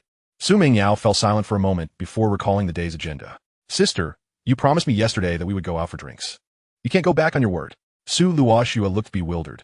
Had she truly made such a promise? She had been lost in thoughts of Lin Feng, unaware of when she had agreed. Nonetheless, she did not wish to dampen Su Mingyao's spirits. All right, I'll call Xiaoqing to buy some alcohol. Drinking at work? Su Mingyao realized that Su Luoxue had genuinely lost interest in the company. It seemed her good brother-in-law had managed to charm Su Luoxue completely. One cannot help but wonder if her dear sister maintained such a frosty demeanor, devoid of expression, when she herself was subjected to bullying. Su Mingyao suddenly found herself intrigued. Upon receiving the news, Xiaoqing felt as though the sky had fallen. President Su had not graced the company with her presence for ages, and upon her return, she seemed more inclined towards indulgence in alcohol than work. Due to Su Luoxue's negligence, Xiaoqing now bore a heavier burden, often laboring until 10 at night. After hastily purchasing beer, she rushed out of the office, only to be halted by Su Luoxue's call. Xiaoqing, your performance bonus this month is increased by 50,000, and your year-end bonus is augmented by 200,000. Upon hearing this, the previously despondent Xiaoqing instantly revived with enthusiasm. After uttering her thanks to President Su, she exited the office with a foolish grin, suddenly feeling that the hardships of the past few days were trivial in comparison. Su Mingyao twisted open a beer bottle, her gaze alight with amusement as she observed the scene. Sister, you truly possess great wealth. Is it possible to earn such substantial sums with merely a few days of work? Su Luoxue also opened her own bottle, taking a hearty sip. To her, this was merely pocket change. Such funds could buy her precious moments with Lin Feng, a value she deemed worth countless times more. Never mind, sister. I did not come to discuss my esteemed brother-in-law today. I wish to confide something. I have feelings for Chunhaoren, your brother-in-law's close friend, but he is rather shy. Could you possibly persuade your brother-in-law to assist me? Upon hearing Chunhaoren's name, Su Luoxue's expression darkened. Absolutely not. I will not permit your brother-in-law to converse with anyone apart from myself. If you fancy him, pursue him on your own. If you succeed, I shall reward you with 5 million.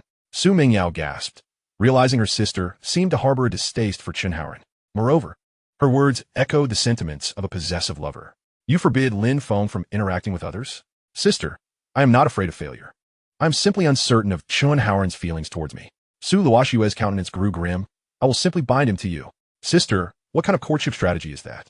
Su Mingyao chuckled incredulously, taking another swig of her drink. If your brother-in-law were to pursue you in such a manner, would you be amenable? Su Luoxue pondered for a moment, contemplating that perhaps being bound by Lin Feng would not be entirely disagreeable, provided he did not leave the house.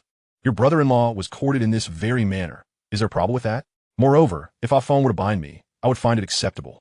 At that moment, Su Mingyao finally understood why Lin Feng had previously rebuffed Su Luoxue's advances. Her sister's approach to courtship was indeed rather extreme. Throughout the afternoon, Su Mingyao attempted to persuade Su Luoxue to reconsider, yet the beautiful woman remained resolute in her intent to capture Chunhaoren, even contemplating drastic measures if he refused her advances. In the end, Su Mingyao found herself at a loss for words, drowning her frustration in alcohol. Sister, I believe you ought to reassess your approach. I will help you establish a proper perspective on love. Absolutely not. Ah Feng has expressed his happiness at being locked by me. Su Mingyao was rendered speechless. Her brother-in-law's inclinations were far more peculiar than she had anticipated. What more could she say? Such a deviant should be punished by her sister wielding a whip. As the hours passed, Lin Feng, once considered a commendable brother-in-law in Su Mingyao's eyes, was swiftly transformed into a rather unsettling figure. Surely, he would not implore her sister to trample him underfoot. Chapter 27. The Emergence of Obsession. After her conversation with Su Mingyao, Su Luoxue returned to her work. When the afternoon alarm chimed, she hurried home in her sports car, this time unreserved in her haste. Upon entering the villa, she swiftly ascended the stairs and pinned Lin Feng against the wall. Luoxue, Lin Feng, bewildered, had no inkling of what was unfolding. Just as he attempted to speak, Su Luoxue silenced him with a kiss. You have been muted by the group administrator. The lovely maiden's eyes suddenly glowed crimson as she grasped the boy's shoulders and sank her teeth into his neck. Lin Feng felt a heaviness descend upon his eyelids. Despite his desire to resist, he found himself reluctant to part from her. Witnessing Su Luoxue's infatuation with him, he succumbed to slumber. When he awoke, it was already 8 o'clock. As Lin Feng opened his eyes, he found Su Luoxue, her skin as smooth as cream, slumbering beside him. Unable to suppress the urge to reach out, he soon discovered that he had been bound by the enchanting maiden, and his clothing was nowhere to be found. Sensing the boy's movements, the lovely maiden slowly opened her eyes, fixing her gaze upon him with a quivering voice. Ah Feng, you can only be mine. Solely belong to me. Luoxue, what has happened? Lin Feng inquired anxiously, yet the beautiful maiden offered no response, treating him as she had been treated. Lin Feng could only endure her whims. An hour later, Su Luoxue let out a soft sigh and collapsed onto the bed. Luoxue? Luoxue? Lin Feng called out, wishing to awaken the lovely maiden, but she remained indifferent. Feeling helpless, he resigned himself to closing his eyes alongside her. However, with his hands and feet bound, sleep eluded him. At 8 o'clock, Su Luoxue gradually opened her eyes, tightly gripping the boy's wrist. Ah Feng, do not leave me. Luoxue, please tell me what's going on. Lin Feng, his hands bound, longed to stroke the beautiful maiden's hair, but found himself unable. Listening to the boy's gentle tone, Su Luoxue's eyes brimmed with tears. When Su Mingyao mentioned Chen Haoran, she had momentarily lost control. Both Chen Haoran and Xian Ningbing represented obstacles in her path to claiming the boy. Yet, she could not resort to violence against them. She feared that such actions might drive the boy to despair and suicide. Thus, she felt compelled to keep Lin Feng securely bound, ensuring her peace of mind. Only when the boy was entirely under her control could she truly believe he belonged to her. She desired both his body and soul to be wholly hers. Ah Feng, did you not once harbor feelings for Xian Ningbing? I am truly frightened. Even if you were to deceive me, could you not prolong the charade? Su Luoxue's tone bore the weight of obsession, causing Lin Feng's hair to stand on end, though he felt a pang of sympathy. Did she truly believe he was merely toying with her during their playful interactions? Was this the reason behind her seemingly stoic facade when he teased her? Luoxue, I have only ever loved you. I do not even know who Xian Ningbing is truly. Ah Feng has never liked Xian Ningbing. Su Luoxue's expression remained impassive. Yet the undertone of obsession in her voice dissipated somewhat, indicating her satisfaction with his declaration of unwavering affection. Snow, trust me. Xian Ningbing's fate has nothing to do with me. I have loved only you in this lifetime. The beautiful maiden's pupils flickered as she absorbed the boy's heartfelt declarations. Lin Feng had never liked Xian Ningbing. He had only ever loved her. He even called her Snow, a term that sounded remarkably intimate. Observing her reaction, Lin Feng surmised that if he were to claim he had loved her since the very beginning, Su Luoxue would likely believe him. Seizing this opportunity, he sought to remedy her obsessive tendencies. Luoxue, you have misunderstood me. Call me Snow. Very well, Snow. Now, do you think you could help me free myself from these chains? My heart belongs solely to you. The simple utterance of Snow seemed to possess an enchanting power over Su Luoxue. The boy's heart trembled each time he called her name. Su Luoxue's Waluthharth, her hand lingering in the air, hesitant to move. After inhaling deeply, she bestowed a gentle kiss upon the boy's lips. No, there were others who cherished Ah Feng, and it seemed Lin Feng held a particular fondness for him. In an instant, Lin Feng's alarm bells rang loud and clear. Who dared to conspire against me? It was only when he heard Chen Haoran's name uttered from the exquisite lips of the beauty that he swallowed back any retort. What business did this have with me? He discreetly recalled the novel penned by Guo Xiao, Rebirth, Redeeming My Yandere Vampire Girlfriend. It featured a single female lead. No one had informed him that the narrative had shifted to a dual male lead. Moreover, he outright rejected it. The posterior is meant for relieving oneself. So do not burden me with such nonsense. Shui, I believe you must have misunderstood. Chen Haoran and I are brothers, devoid of any romantic feelings. Su Luoxue was decidedly unsatisfied with this explanation. Brothers? She had heard Su Mingyao mention that brothers are like limbs. This was unacceptable, Lin Feng could only belong to her. Did Chun Haoran desire the affection of the boy? In a heartbeat, the atmosphere around the beautiful maiden became perilously charged. A Feng. I heard from Su Mengyao that your relationship with Chun Haoran transcends mere brotherhood. You are also lifelong confidants. Lin Feng's pupils dilated, and as he prepared to object, the fragrant breeze from Su Luoxue enveloped him, her lips grazing his neck. As his eyelids began to droop, a singular thought crossed his mind. He should have dealt with Su Mengyao more decisively back at the hospital entrance. When he awoke once more, Su Luoxue was no longer draped over him, but perched at the bedside, indulging in a meal from takeout. Upon noticing the boy's awakening, she offered him a spoon. Ah Feng, open up. Luoxue, actually, regarding Chun Haoran. The moment the boy invoked Chun Haoran's name, Su Luoxue set aside her utensils and seated herself upon him, her demeanor shifting to one of volatility. Ah Feng, you cannot mention another's name. You must only call for me, and don't forget to call me Shue Shue. With that, she reached for the food container, savoring a bite before inching closer to the boy's lips. Lin Feng's pupils quivered, yet he complied, obediently eating as per Su Luoxue's wishes. Her demeanor returned to its previously cool state, her tone laced with a hint of warning. Ah Feng, eat well, and do not mention anyone else's name again. Lin Feng felt an unsettling dissonance. Su Luoxue's Yandere tendencies seemed to be intensifying. Little did he know, Su Luoxue was merely attempting to shield him from distress, having concealed her Yandere traits temporarily. The inquiries concerning Xian Ningbing and Chun Haoran arose only after she fully possessed the boy's body. Before that, she had dared not broach such subjects, terrified that he might confess to having feelings for Xian Ningbing or Chun Haoran. Fortunately, the boy had entrusted himself entirely to her, claiming to love only her. Chapter 28. Do I have to do it myself? If Lin Feng were privy to her thoughts, he would surely chuckle. It was she who had surrendered herself to Su Luoxue, not the other way around. He cooperated, finishing his meal, and, after much persuasion, he secured an opportunity for Su Luoxue to offer him an explanation. The beautiful maiden gently pressed her lips to his forehead. Ah Feng, speak. However, in her heart, she resolved to disregard whatever the boy might say. After all, she had finally found a pretext to bind him entirely. How could she let that slip away? The boy pondered for a moment, coughed a couple of times, and earnestly stated, Shue Shue. Consider this. You and Su Mengyao are often together, right? Wouldn't I feel jealous? Mengyao has no such intentions. Su Luoxue instinctively retortive. Yet upon reflecting on her own words regarding Chun Haoran, it seemed true enough. Lin Feng observed her expression, which was a tapestry of complexity, and, at last, the weight in his heart lifted. Then, how would Shue Shue feel if I insisted you cease meeting Su Mengyao and remain by my side? Su Luoxue's gaze turned intricate, but she quickly provided her answer. Mengyao is of lesser importance than Lin Feng. Since Ah Feng desires my company, I shall avoid meeting Su Mengyao from now on. Lin Feng was genuinely taken aback by the beauty's pathological possessiveness. Su Luoxue truly cared for no one but him. After considerable negotiation, Lin Feng managed to persuade Su Luoxue to relent on her initial stance, begrudgingly accepting Chun Haoran's status as the boy's close friend. Seeing Su Luoxue finally acquiesce, Lin Feng ventured, So, Shue Shue, shall you help me unbind myself now? No. Su Luoxue grasped the boy's wrist. While she had accepted Chun Haoran's identity, she still yearned to keep him secured. Lin Feng stood his ground, determined that his primary task was to prevent Su Luoxue from reverting to her Yandere self. Otherwise, he would surely suffer the consequences. Noticing the boy's unwavering stance, Su Luoxue bit her lip and moderated her demands. Could Ah Feng endure being bound for just one day? Just one day, for I am afraid.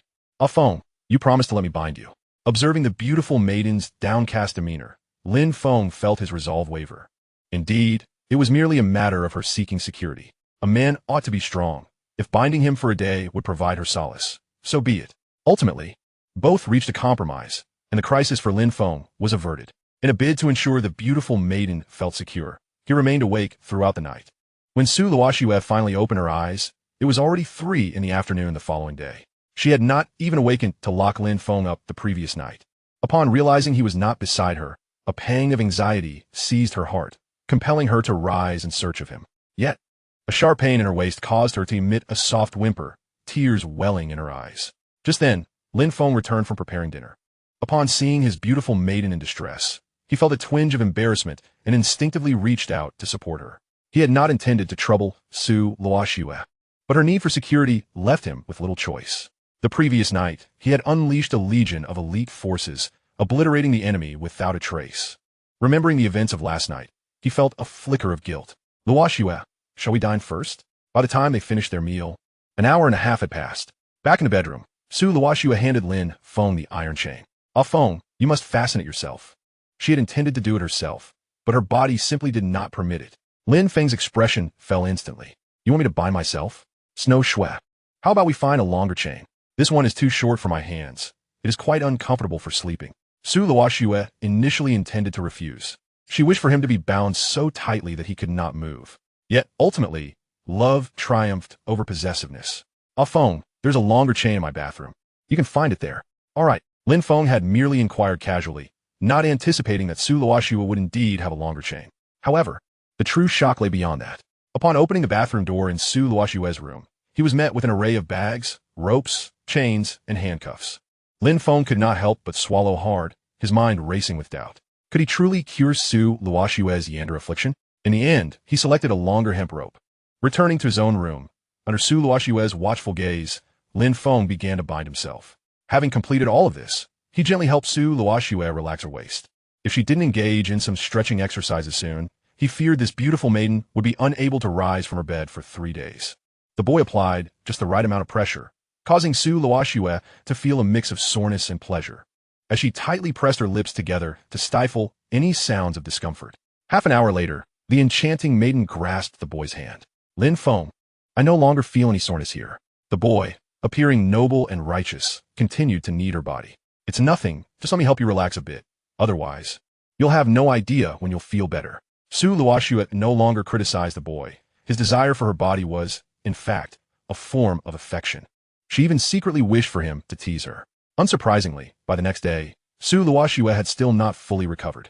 Before being teased by the boy, she had been a diligent and responsible boss, taking her responsibilities towards her company and employees very seriously.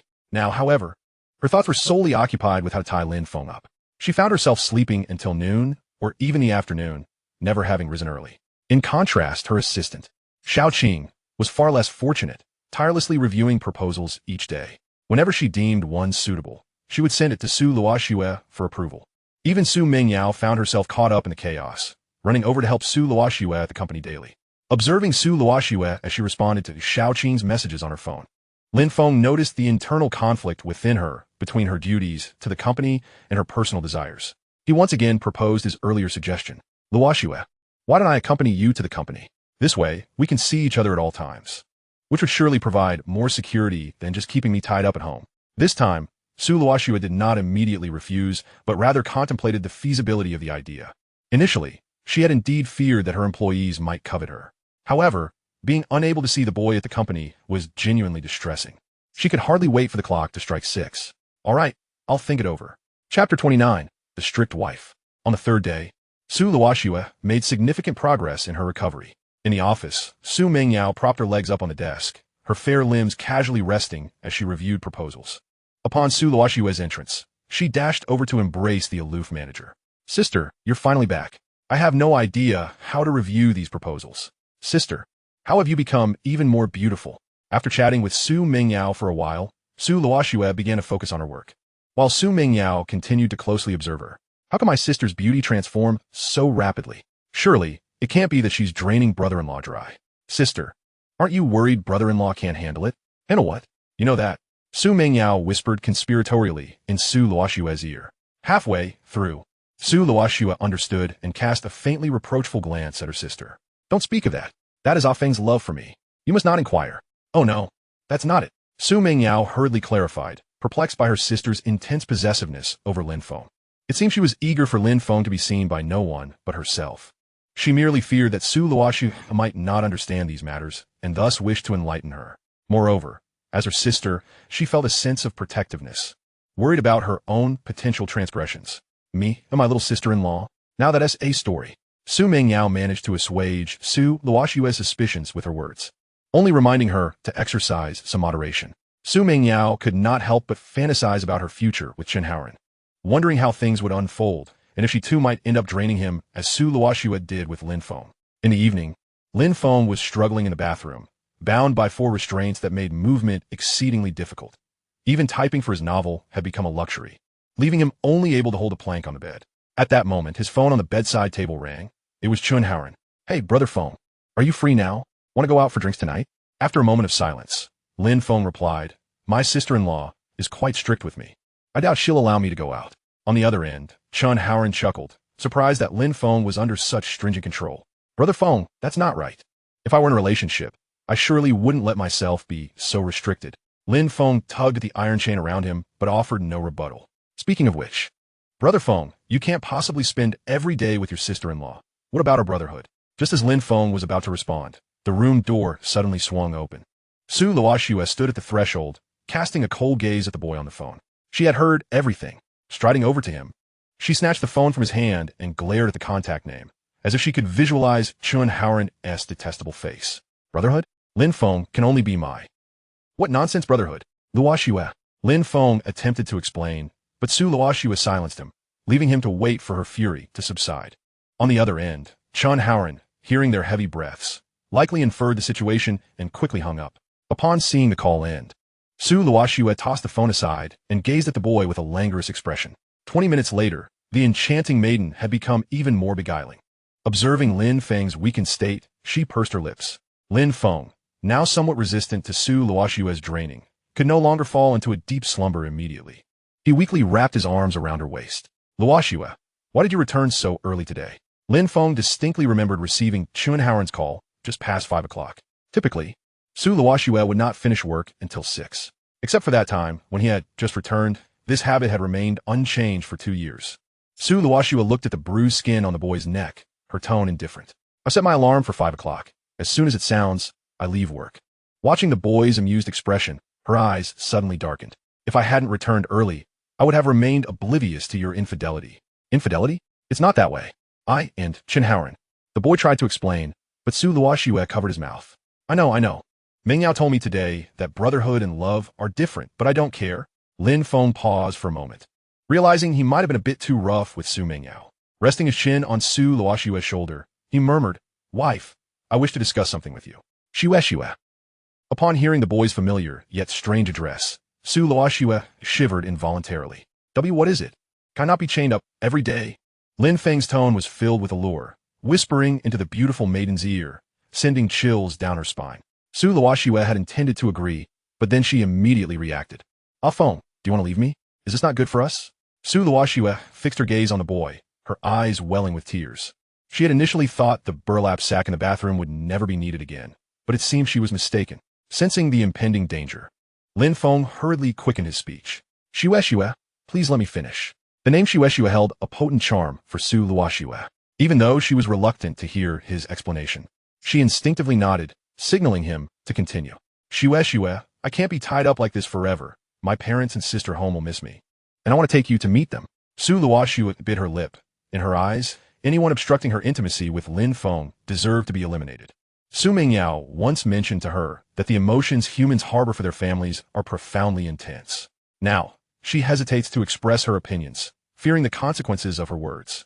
Lin Feng, sensing the gravity of the situation, gently squeezed the hand of the enchanting beauty beside him. My dear wife, you cannot confine me here.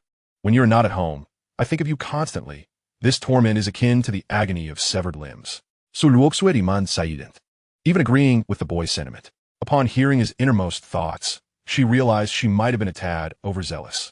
She should gradually help him acclimate rather than imprison him all at once. Perhaps she had been a bit too hasty. So, I shall only lock Lin Feng up for 6 days a week? Lin Feng's lips twitched. Shue, you must have heard Chun Haoren call me a henpecked husband. He is mocking me. Su Luoxue's expression darkened. How dare he ridicule her man? I will kill him tomorrow. No. Lin Feng swiftly grasped Su Luoxue's hand, suspecting she might be joking, though lacking evidence. Shue, I can obey you at home, but outside, I cannot be labeled as henpecked. It is a man's final dignity. Though Lin Feng was entirely dependent on Su Luoxue, his words still resonated with conviction, exemplifying a fine balance between soft dependence and firm resolve. Would you truly want to see me bested by another man? Su Luoxue's pupils trembled. She would give her life for him. How could she bear to see Lin Feng defeated by another? All right, then I shall only bind Ah Feng for 5 days a week. She aimed to make Lin Feng the happiest man in the world. Chapter 30. Strategy successfully implemented, 7/10 achieved. Lin Feng smirked, realizing that this tactic of Shue's was indeed effective. He had successfully won over Su Luoxue by 2/7. He embraced her, as if wishing to meld her into his very being. Shue, we still have time together, right? Shenhara mocks me. Yet you only allow me 1 day of freedom each week. Surely, I cannot see my wife for just 1 day, or worse, not at all. Su Luoxue clenched her fists. This simply would not do. How could she be outdone by Chunharan? She almost voiced her worth as 7 days, but paused. 7 days. Didn't that mean she couldn't bind Lin Feng at all? She needed to take it slow, gradually easing into the situation, not reverting to the pre-restriction days all at once. Ultimately, she could only tremble and raise 2 fingers.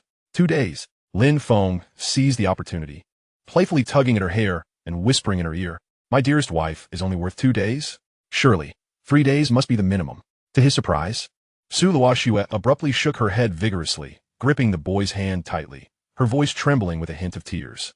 "I think, soda. I can only feel at ease seeing you bound. I don't want 3 days anymore." Lin Feng hastily comforted her, cursing himself for her distressed state. "All right, 2 days it is. Don't be sad, Shue."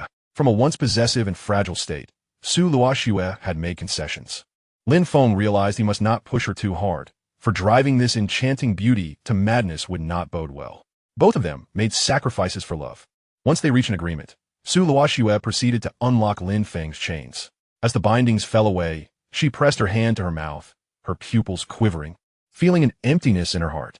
Ultimately, tears began to silently cascade from her eyes. "Luoxue, I'm not leaving your side. Please don't cry." Su Luoxue fervently shook her head, desperately wiping her tears. "I'm just so heartbroken. It truly hurts." That evening, they opted not to order takeout. Lin Feng took it upon himself to cook. At the dining table, Su Luoxue sat dazed, her tear-streaked face still glistening, her body trembling. Lin Feng tenderly caressed her cheek, gently wiping away her tears. After a while, Su Luoxue straightened up, pushed back the boy's shirt, and bit him fiercely. At 8 in the morning, Lin Feng stealthily rose from bed, placing a gentle kiss on the enchanting beauty before heading downstairs to prepare breakfast.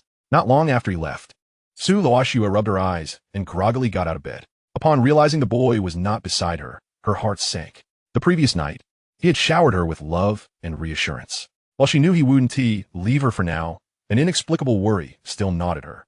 Su Luoxue suppressed her pain and hurried downstairs, finding Lin Feng in the kitchen, donning an apron as he prepared breakfast. A wave of emotion washed over her. She felt inexplicably touched. She couldn't quite understand why seeing him in an apron cooking for her filled her with such happiness. Moreover, this version of Lin Feng seemed even more charming, especially with Su Mengyao absent. Otherwise, she would undoubtedly remark, "This is because Su Luoxue is attracted to the husbandly charm of Lin Feng." Once breakfast was ready, Lin Feng guided the enchanting beauty to a chair. As he stroked Su Luoxue's belly, he chuckled, "All right, hurry and eat. My Luoxue has grown thin." Although Su Luoxue didn't grasp the teasing tone in his words, she merely nodded in response. After a while, she sensed something was amiss. The boy across from her hadn't touched his chopsticks, merely watching her eat. "A Feng, you should eat some breakfast too. If I finish, what will you have?" Lin Feng smiled, caressing her cheek. "My breakfast is right here." Su Luoxue blinked, her pure white eyes suddenly tinged with crimson. Though the boy often teased her, it was also a testament to his love for her. If her body permitted, she would gladly endure his teasing every hour of every day. Su Luoxue took the bowl and spoon from the boy's hands, tightly gripping his hand as she led him upstairs. "I'm not eating anymore. Fine, I'll just have a couple of bites to regain my strength." 3 minutes later, the villa was engulfed in warmth. By noon, Lin Feng stretched and twisted his waist. "Shue, you rest at home for a bit. I'm going out to hang out with Chunharan. I've left lunch in the pot. Just heat it up if you're hungry." "No." Su Luoxue opened her eyes a crack, feebly grasping the boy's pinky finger. "Luoxue, you promised me this. I'll phone, stay and sleep with me. Then we can go later." Watching the enchanting beauty speak while nearly drifting off, Lin Feng could only acquiesce to her request. It was rare for her to use such a pleading tone with him, albeit still cool in her demeanor. Yet to Lin Feng, it felt as if Su Luoxue was being adorable. At 3 in the afternoon, Lin Feng drove to the school, lost in thought as he observed the laughing and chatting students. He had been taken away by Su Luoxue for 2 years, seemingly losing so much. Although Su Luoxue treated him well, youth was something that could not be measured by money. After a moment of contemplation, he suddenly conceived an idea. He could invite Su Luoxue to attend university with him. This would not only help them reclaim their lost youth, but might also strengthen their bond. Perhaps it could even alleviate Su Luoxue's possessive tendencies. Campus romance. How alluring it sounded. The only concern was whether Su Luoxue, burdened with work at her company, would grant his somewhat childish request. As soon as Chunhaoren received Lin Feng's call, he hurriedly descended the stairs, only to find Lin Feng standing there, looking somewhat foolish while draping an arm over his shoulder. "Go Feng, what are you pondering?" Lin Feng promptly withdrew his hand, stating, "Haoren, from now on, refrain from leaning so closely to me." Confused, Chunhaoren anxiously inquired, "Go Feng, have I done something wrong?" Lin Feng regarded him with utmost seriousness. "Your sister-in-law is feeling jealous. If you wish to avoid dire consequences, do not allow yourself to get too familiar with me. I fear that one day, you may vanish." Instantly, Chunhaoren's face flushed crimson. "No, Gufeng, I'm not like Nantong, and I do have a girl I like. I heard from Mengyao that Su Luoxue is her sister." However, upon mentioning Su Luoxue, Chunhaoren instinctively shrank back. Recalling the way Su Luoxue had looked at him during their previous encounter sent shivers down his spine. He had always thought that Su Luoxue exuded an icy demeanor, her aura far more formidable than others. It turned out that his sister-in-law was indeed jealous, wishing to eliminate him. Chapter 31. A simple gesture, starting from Mother. "Yi Feng, I believe you are right." At a snack stall near the school, Chunhaoren raised his glass to toast Lin Feng. He had come to realize that his sister-in-law genuinely loved Go Feng, and he had no grounds to criticize her. Besides, he only had one life to spare. It was insufficient for reckless abandon. The less he said, the better. "Go Feng, I have something to tell you. I intend to confess my feelings to Su Mengyao." Upon hearing this, Lin Feng nearly choked on his drink. After coughing for a while, he steadied himself by leaning on the table. "Haven't you only known each other for a short time? Aren't you afraid of women?" Chunhaoren felt somewhat awkward. Indeed, he and Su Mengyao had not known each other long. Yet, he felt an undeniable affection for her, though he could not precisely articulate why. "I feel that Su Mengyao is different from other girls." Lin Feng rubbed his temples, perplexed by how quickly his foolish son had become infatuated with someone else. "I want to see your chat history." "Sure." Chunhaoren willingly opened his phone to reveal his conversation with Su Mengyao. Lin Feng examined the exchange with a furrowed brow. Chunhaoren's words seemed innocuous, but Su Mengyao's responses carried a subtle undertone. She seemed to be hinting at her interest in him, subtly encouraging him to confess. Lin Feng found himself at a loss. Previously, he had considered inquiring about Su Luoxue, but in recent days, he had been preoccupied with teasing that beautiful girl, completely neglecting this matter. "Haoren, you aren't in a rush to confess, are you? I'll first ask your sister-in-law tonight." Chunhaoren hesitated. "Gufeng, perhaps it's not a good idea." "What is wrong with that?" "It's merely a question for your sister-in-law," Lin Feng insisted, feeling it was essential to ascertain if Su Mengyao was indeed a manipulative woman or simply seeking to exploit Chunhaoren's affection. He certainly could not allow such a scenario to unfold. Moreover, he needed to find out if Su Luoxue had ever been in a relationship. His best friend was still a virgin. He couldn't let Su Mengyao take advantage of him. "Gufeng, Mengyao is definitely not a manipulative girl. You should refrain from asking. I've checked, and her zodiac personality aligns with this." Just then, a familiar yet foreign female voice interrupted Lin Feng's thoughts. "It's that wretched Xian Ningbing." Upon realizing it was indeed a boy, Xian Ningbing hurriedly trotted over to him. "Get lost. If you come within 3 meters of me, I will make sure you regret it." Lin Feng wasted no words, his gaze piercing as if he wished to rend Xia Ningbing to shreds. It was all Xia's fault. She had previously sent someone to ambush him, causing him to forget about this which entirely. He could overlook the emotional and financial deception from his past life, but this vile woman had even pushed him off a building, leading Su Luoxue to follow suit in despair. Lin Feng's mind was busy concocting a fitting demise for Xian Ningbing. It certainly wouldn't suffice to merely give her a beating. A complete ruin seemed the least she deserved, ensuring she perished in utter hopelessness. Upon hearing the boy's words, Xian Ningbing immediately positioned herself 3 meters away. She dared not take the risk. Having endured a punch from Lin Feng beneath the dormitory building, the memory still haunted her. However, noticing the boy's current demeanor, she could not help but frown. Just recently, he had been willing to risk it all for her. After being abducted 2 years ago, she had initially felt a pang of worry. She was unaccustomed to the absence of her attentive ATM. Later, she learned from the boy that he had been taken by a wealthy woman, who seemed to possess an intense possessiveness over him. She then began to coax Lin Feng into transferring money to her, claiming they would be together once he was free. In the subsequent week, Lin Feng transferred her 100,000. When Xian Ningbing received that money, she was elated, heading to a hotel with her brother Su Xia. At that moment, she fantasized about how wonderful it would be if Lin Feng sent her 100,000 every week. She paid little heed to Lin Feng's abduction or the idea of reporting it. Her only concern was receiving more money from him. Yet now, Su Xia was nowhere to be found, and Lin Feng, her once devoted ATM, no longer seemed infatuated with her, leaving her in a state of despair. Lin Feng, what has happened to you? You weren't like this before. Were we not good friends? Xia Ningbing felt an overwhelming sense of urgency. If she did not reclaim this ATM now, his heart might truly drift away. Hearing her disingenuous words, Lin Feng could not contain himself and delivered a resounding slap. Weren't you reveling in your time at the hotel with Su Xia, using my money? Why are you now playing the emotional card? Xia Ningbing covered her face, the fiery sting prompting tears to spill forth. Lin Feng, you're misunderstanding me. Su Xia is just my brother. How can you accuse me so unjustly? That day, I merely brought him to tour the school. Her tearful visage evoked a wave of pity.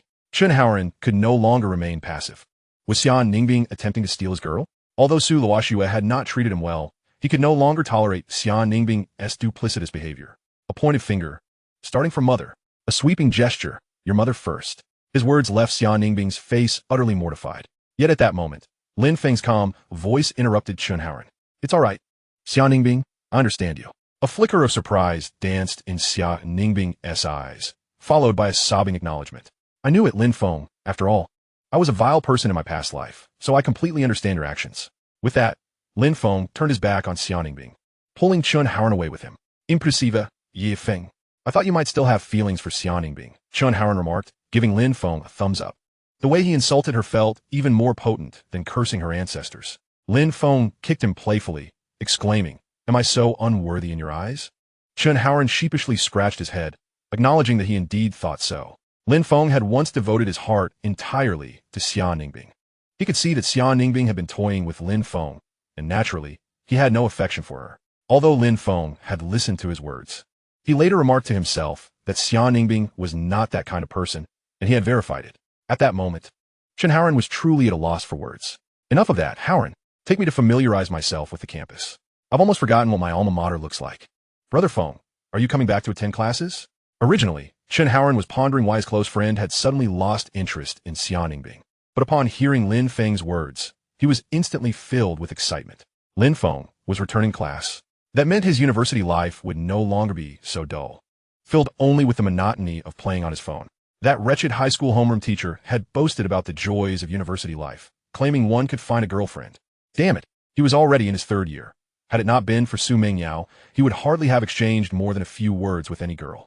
Well, I thought of bringing your sister-in-law along to experience campus life together and strengthen our bond. Chen Haoran was puzzled and exclaimed, if I recall correctly, Su Luoxue is 26 already. At that age, she must have graduated long ago.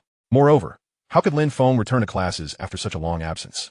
After a prolonged moment of astonishment, Lin Feng finally revealed the truth to Chen Haoran.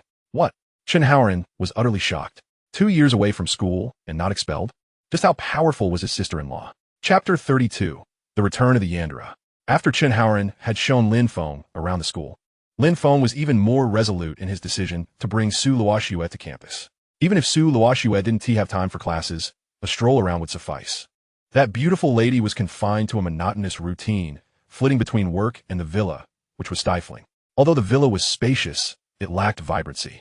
Staying there for too long without venturing out could lead to depression. After exploring the campus, Lin Feng drove back to the villa. As he parked in the underground garage, he spotted both Su Luoxue's sports car and the business vehicle simultaneously, causing his heart to flutter. He had completely forgotten that Su Luoxue had set her alarm for 5 o'clock. On his first day out, he returned late. Wouldn't that anger the beautiful lady? After a moment's thought, he slapped his own face. What am I afraid of? I am a man dedicated to enjoying the benefits of my wife's success. His wife, who commanded the business world, would still be at his mercy in the evenings, wouldn't she? Although she occasionally retaliated, the advantage ultimately lay with him. Besides, it wasn't even evening yet, and he and T completely stayed out all night. He was simply late in returning home before the beautiful lady arrived. No waities. Lin Feng reassured himself as he walked into the villa, only to be met with a piercing gaze that felt like a death sentence. Su Mingyao was also present in the villa, sitting beside Su Luoxue, ready to witness the unfolding drama. Brother-in-law, you're finally back? Lin Feng sensed something was amiss. And the next moment, Su Luoxue strode toward him. Shue, let me explain. But Su Luoxue granted him no time for explanations. She had already been feeling uneasy about the matter of unbinding the boy, and now returning to find not a trace of him, her Yandere tendencies flared up completely. rendering the boy mute. Su Luoxue's gaze bore a chilling allure as she kissed him, moving from his forehead down to his chest, as if she were trying to meld him into her embrace before biting down on his neck. Su Mingyao was thoroughly startled by the scene, covering her eyes while repeatedly muttering, "Indecent, indecent." Yet, her wide, sparkling eyes peeked through her fingers, captivated by the unfolding spectacle. She hadn't expected Lin Feng to be like this in front of her sister. Though he looked like a wolf dog, his demeanor was that of a soft-hearted puppy. Is he the one beneath? Or had her sister transformed him into this? Chen Haoran, on the other hand, was clearly perceptible. It was evident he was a shy little puppy. A smile never left her lips. Today had not been in vain. She had learned a lot. Moving forward, she would subtly adjust Chen Haoran as well. Half an hour later, Su Luoxue wiped her lips and held the boy's shoulders tightly. Feng, it's just good that you're back. You fool. I told you I wouldn't leave you. Lin Feng felt a bit drowsy. Usually, Su Luoxue would only draw energy for 20 minutes. But today, it was as if she nearly drained him completely. Yeah, I know, I just couldn't help it. This is the only way I can feel you beside me. Su Mingyao, who had been watching the spectacle, quickly turned her head away upon witnessing this intimate exchange. How did it turn into a love confession? Sister, weren't you supposed to be aloof? Brother-in-law, didn't you previously dislike sister? A wave of romantic tension washed over her. Had she known, she would have just teased Chen Haoran at home instead. Lin Feng and Su Luoxue seemed oblivious to the presence of the light bulb sitting on the sofa. One was willing to comfort, and the other was eager to listen. After a while, Lin Feng struggled to guide the beautiful lady to the sofa, gently stroking her hair, inhaling her fresh fragrance. Wife, shue shue. Were you waiting for me to return for long? Just call me next time. Before Lin Feng could finish, Su Mingyao shyly spoke up, brother-in-law. I came to ask you for a favor. She could no longer endure their public display of affection. It made her restless. She certainly did not wish to bask in their glow. What is it? Lin Feng suddenly remembered there was a light bulb in the villa. Su Luoxue, however, did not share Lin Feng's patience and shot a glare at her younger sister. Did she not see Lin Feng calling her shue shue and comforting her? How could she be so oblivious? Had she known, she would not have brought her along, let alone suggest Lin Feng persuade Chen Haoran to confess quickly. From her perspective, perhaps it would be better to have someone eliminate Chen Haoran altogether. Time and again, this person had interrupted her intimacy with Lin Feng. Su Mingyao, too frightened to meet her sister's eyes. Brother-in-law, I've developed feelings for Chen Haoran and you. As she spoke halfway, Su Mingyao discreetly glanced at Lin Feng. Seeing his expression devoid of emotional fluctuation, she gathered the courage to continue. I really want to know what Chen Haoran thinks of me. Could you please ask him? Lin Feng, upon hearing this, smiled slightly at the corners of his mouth, shifting his gaze back to his beautiful lady. Wife, I forgot to tell you, when I visited you after your car accident, someone slapped me, and it still hurts. Su Mingyao's heart skipped a beat as she gazed at Lin Feng in disbelief. No way. Didn't you fight back? That slap nearly knocked me out. And now you come to complain? Yet Su Luoxue was particularly fond of this side of the boy. Though she was not articulate, her increasingly cold demeanor was enough to reveal her current anger. Who is it? Lin Feng stole a glance at Su Mingyao, who was shaking her head vigorously, nearly on the verge of tears. Her sister had previously cherished Lin Feng above all else. Back then, Lin Feng was a rebellious wolf whom she was willing to spoil unconditionally. Even when Lin Feng scolded her, she pretended not to hear. Now, Lin Feng was wholly devoted to her, and yet he displayed this green tea attitude. Su Mingyao felt that if he uttered his name, Su Luoxue would truly peel off her own skin. Fortunately, Lin Feng was merely trying to frighten her. Otherwise, today, Su Mingyao might have genuinely faced a dire consequence. She momentarily dismissed the thought of her husband, merely wishing to convey something to her. Yet, when her gaze returned to Su Luoxue, there was no trace of self-pity left in her demeanor. The enchanting beauty spoke in a tone that was neither warm nor cold. Pondering whether Feng had just been secretly observing Mingyao, and it seemed he had even smiled. Lin Feng's body trembled, and in the next moment, darkness engulfed him. Having just been drained of blood by Su Luoxue, how could his body endure any further strain? Su Mingyao observed this scene, her eyelids twitching incessantly. She believed today was the most thrilling day of her life, witnessing her dear sister seemingly intent on enveloping the boy in her embrace. Cold sweat broke out on her brow. Mingyao, are you not leaving? Or do you wish to see your brother-in-law? After a moment, Su Luoxue's cool yet alluring voice whispered in Su Mingyao's ear.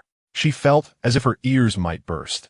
In the next instant, she hurriedly rose and fled towards the villa's exit.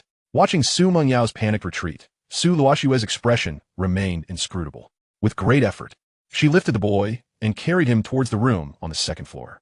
Placing him gently onto the bed, she slowly approached. Picking up the handcuffs that had lain unused for a day, her eyes ablaze with a fervent and frenzied love. Feng, I truly adore you, wishing to keep you by my side forever. But since you dare to peek at Meng Yao today, if you do not behave, I shall have no choice but to confine you. Only I shall be permitted to behold you. Chapter 33. It seems I have felt something. Lin Feng awoke to find it was already 8 in the evening. Upon opening his eyes and seeing himself once again shackled by that enchanting beauty, darkness descended upon him once more. He could feel a tingling softness around his neck, and he sighed helplessly. All his efforts over the past days had come to naught. Had he returned to square one? Luoxue, Luoxue? He gently called out to the beauty who lay asleep upon him, eager to clarify the events of the day. 10 minutes later, Su Luoxue rubbed her eyes and rose. Perhaps due to just awakening, the sickly demeanor of the enchanting beauty had faded significantly. Upon opening her eyes, she beheld the boy securely bound to the bed and spoke softly. What is it? Feng better think carefully about what he intends to say. Lin Feng's heart raced, and he hastily replied, Shue, did we not agree to bind me only 4 days a week? He immediately added, Shue, you look especially beautiful today. However, this flattery fell flat with Su Luoxue, who had never cared for such compliments, because Feng had not been obedient, had gazed at Su Meng Yao, and even smiled at her. Su Luoxue's expression was devoid of joy or sorrow, yet her words dripped with jealousy. Shue, in this lifetime, I only have eyes for you. My glance at Su Meng Yao was merely accidental, and one must look into another's eyes when conversing, otherwise, it is impolite. Su Luoxue paid no heed to Lin Feng's declarations, her gaze flickering. Feng, you are the man I cherish. There is no need for you to be overly courteous to anyone. Only others must show you respect. Lin Feng felt a jolt in his heart. Yes, Shue, I understand. So, may I demonstrate my love for my wife? Su Luoxue pursed her lips and ultimately granted the boy his freedom, gazing down at him from a height. Feng may only love me. Half an hour later, Su Luoxue's voice trembled. Feng, do you truly only love me? Lin Feng gently wiped away her tears, assuring her, yes, do not weep. I love you dearly, very much.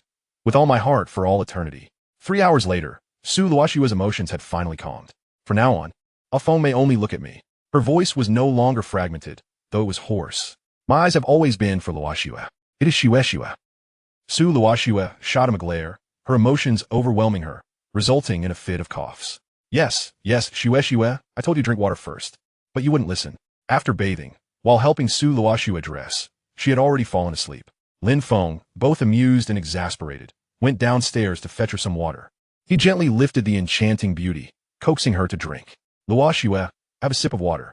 Su Luoxue opened her eyes drowsily, drank the water, and then drifted back to sleep. Lin Feng pressed a kiss to her forehead, unable to contain his joy. Luoxue, good night. The next morning, upon awakening, Su Luoxue's first instinct was to seek out the boy, not for any particular reason. She simply felt an immense happiness in his presence. After preparing breakfast, Lin Feng led Su Luoxue to the dining table, discussing their plans for the day as they ate. Shue, how about I accompany you to your company today? Su Luoxue stared at the boy in surprise. Feng, are you really going to come with me to the company? Why would I deceive you? Su Luoxue's eyes brightened, her lips curling into a slight smile, but it quickly reverted to her usual icy demeanor. Lin Feng's heart fluttered, and he grasped the enchanting beauty's shoulders.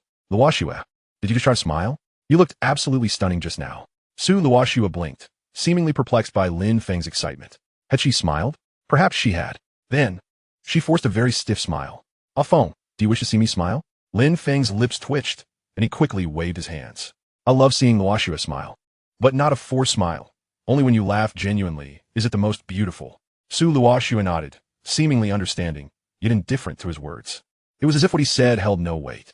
Observing the enchanting beauty in good spirits, Lin Feng decided it was time to broach the subject of Su Meng Yao. This matter could not be delayed, or he might find himself having to collect Chunhaoren's remains. Shue, may I ask you something? Please don't be angry, all right? Whatever Feng says, I will not be angry. Su Luoxue's tone was calm, completely unaware of how contradictory she would soon become. I just want to inquire about Su Meng Yao.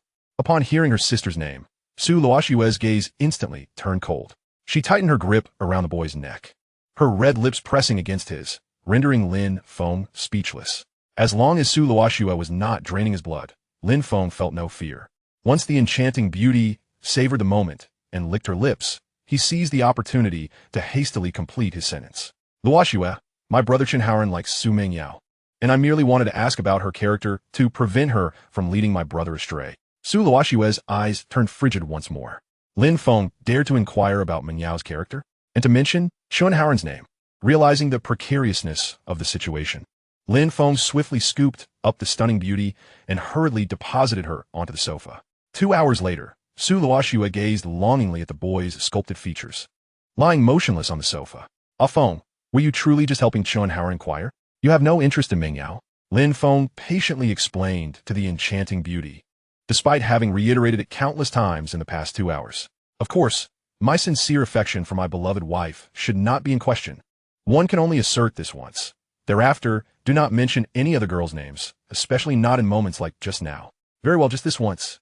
Upon witnessing the boy's eager compliance, Su Luoxue found herself reminiscing about the time spent with Su Mingyao. Mingyao had never had a boyfriend and possessed quite a commendable character. However, she sincerely hoped that Chenhaoren would not harbor any ulterior motives. Otherwise, should he vanish one day, she could not guarantee the outcome. As she spoke, Su Luoxue cast a pointed glance at Lin Feng, the implication unmistakably clear. Lin Feng chuckled as he drew Su Luoxue closer, his warm breath caressing the delicate features of her face. "Luoxue, can you not feel the love and security I have for you? I truly love you deeply, Luoxue. Embrace me. Can you sense it?" The lovely maiden's pupils quivered slightly. It was indeed the first time Lin Feng held her so tightly. It was so warm. Regaining her composure, she reciprocated the embrace, murmuring, "Ah Feng, I think I can feel it." Chapter 34. Su Mingyao's Apology. The two remained entwined for a full half-hour before reluctantly parting. As Su Luoxue emerged from Lin Feng's embrace, a sense of emptiness washed over her, and her spirits sank momentarily.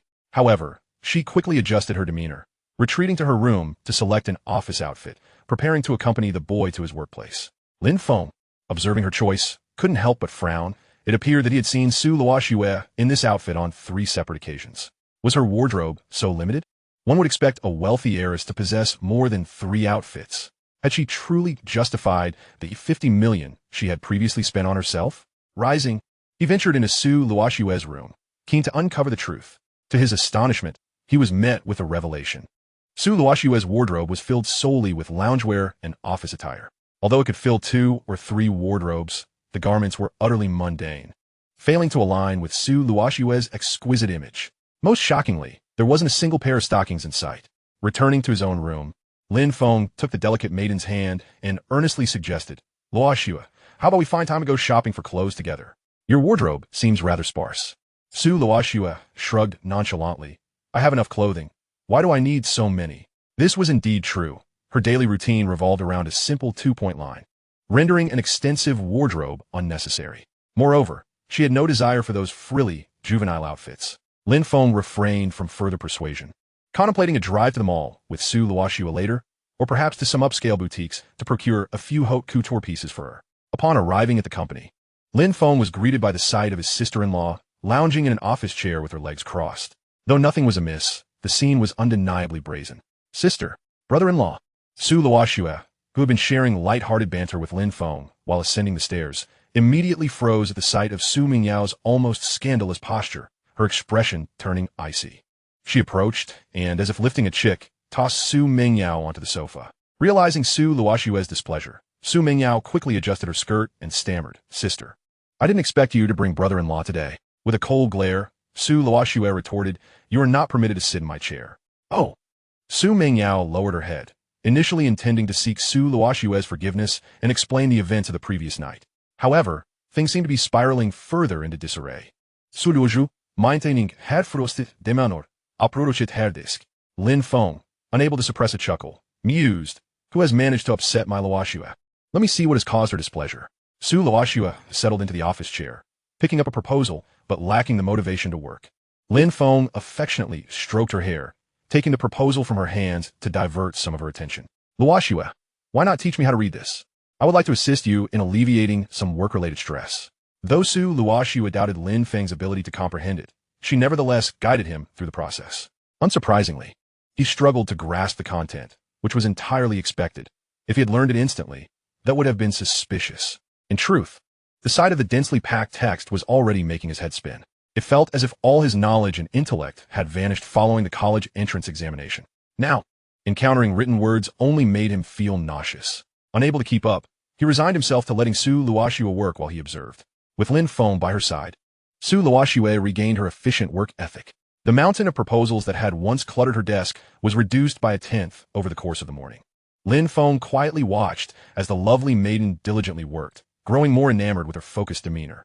His wife was truly exceptional, both beautiful and capable. It was only when the clock struck noon that Su Luoxue paused her tasks. "Ah Feng, shall we go for lunch?" "Yes, I will follow your lead, Luoxue." Su Mendia, observing the affection between them, felt a pang of jealousy. She had spent the entire morning witnessing their affectionate exchanges.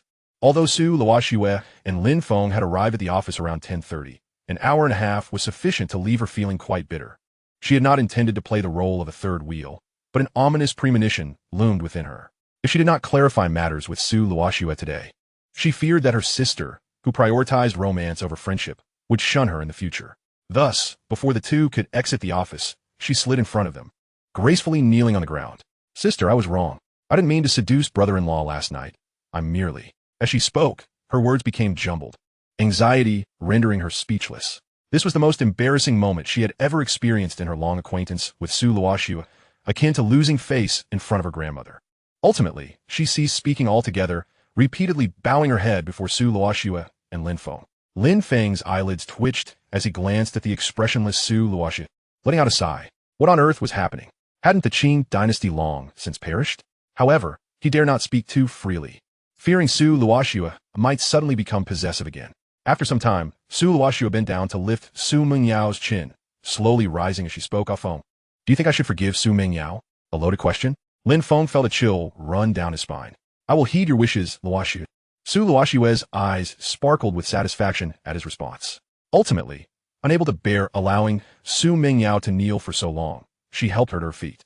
"It's all right, Mengyao. Ah Feng loves only me, and I trust you." Su Mengyao was on the verge of tears, internally lamenting. Why didn't you say so sooner? Yet she dared not voice her objections, simply nodding fervently. Su Luoxue sighed. "In the future, regarding matters concerning Chunhaoren, you may inquire about them in my presence. But private discussions are strictly prohibited." "Yes, sister, I promise it won't happen again." Only then did Su Luoxue appear satisfied, taking Lin Feng's hand as they made their way to the elevator. Su Luoxue typically ate at the office, and today was no exception with the boy by her side. Aside from attending external engagements, she had never dined in a restaurant. The employees of the company were taken aback at the sight of Lin Feng seated beside Su Luoxue. Wasn't he the handsome man who had arrived just a few days prior? They were aware that Lin Feng had been at the company for several days. Yet they were acutely conscious of Su Luoxue's severe aversion to men. Aside from the elderly security guard, there wasn't a single male employee in the company. However, it must be said that Lin Feng was undeniably handsome, and the two seemed remarkably well matched, which perhaps explains Su Luoxue's double standards. The company offered excellent benefits, with meals served to standards akin to those of a high-class hotel, although delicacies like hairy crabs and Australian lobsters were not included.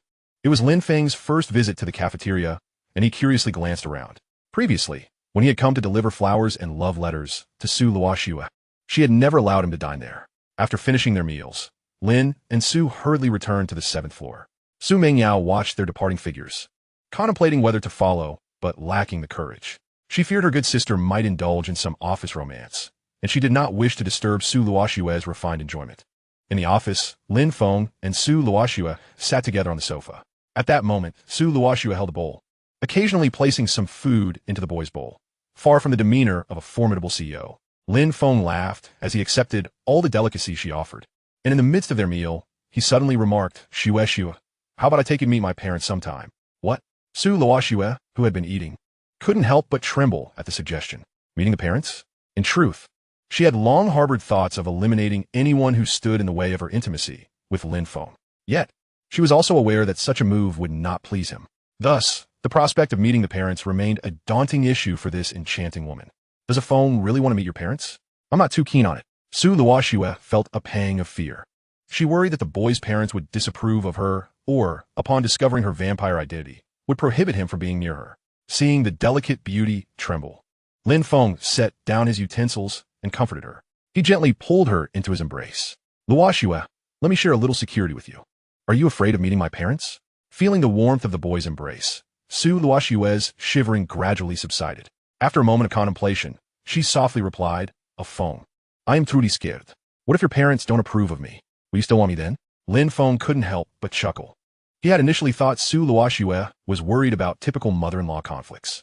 How had it escalated to this level of anxiety? If anyone were to disapprove, it would be Su Luoxue herself. He still couldn't fathom what it was about him that captivated this beautiful girl. Silly girl, if anyone were to abandon someone, it would only be you abandoning me. Besides, my parents don't even know I'm married yet. In a couple of years, they'll likely start pressuring me to find a girlfriend. Su Luoxue's eyes widened in alarm, and she tightly grasped Lin Feng's hand. "A phone? Will you look for another girl?" Her heart raced. If Lin Feng admitted he would, she would certainly confine him to her side. She didn't want any other woman to catch a glimpse of him, nor did she want him to see anyone else.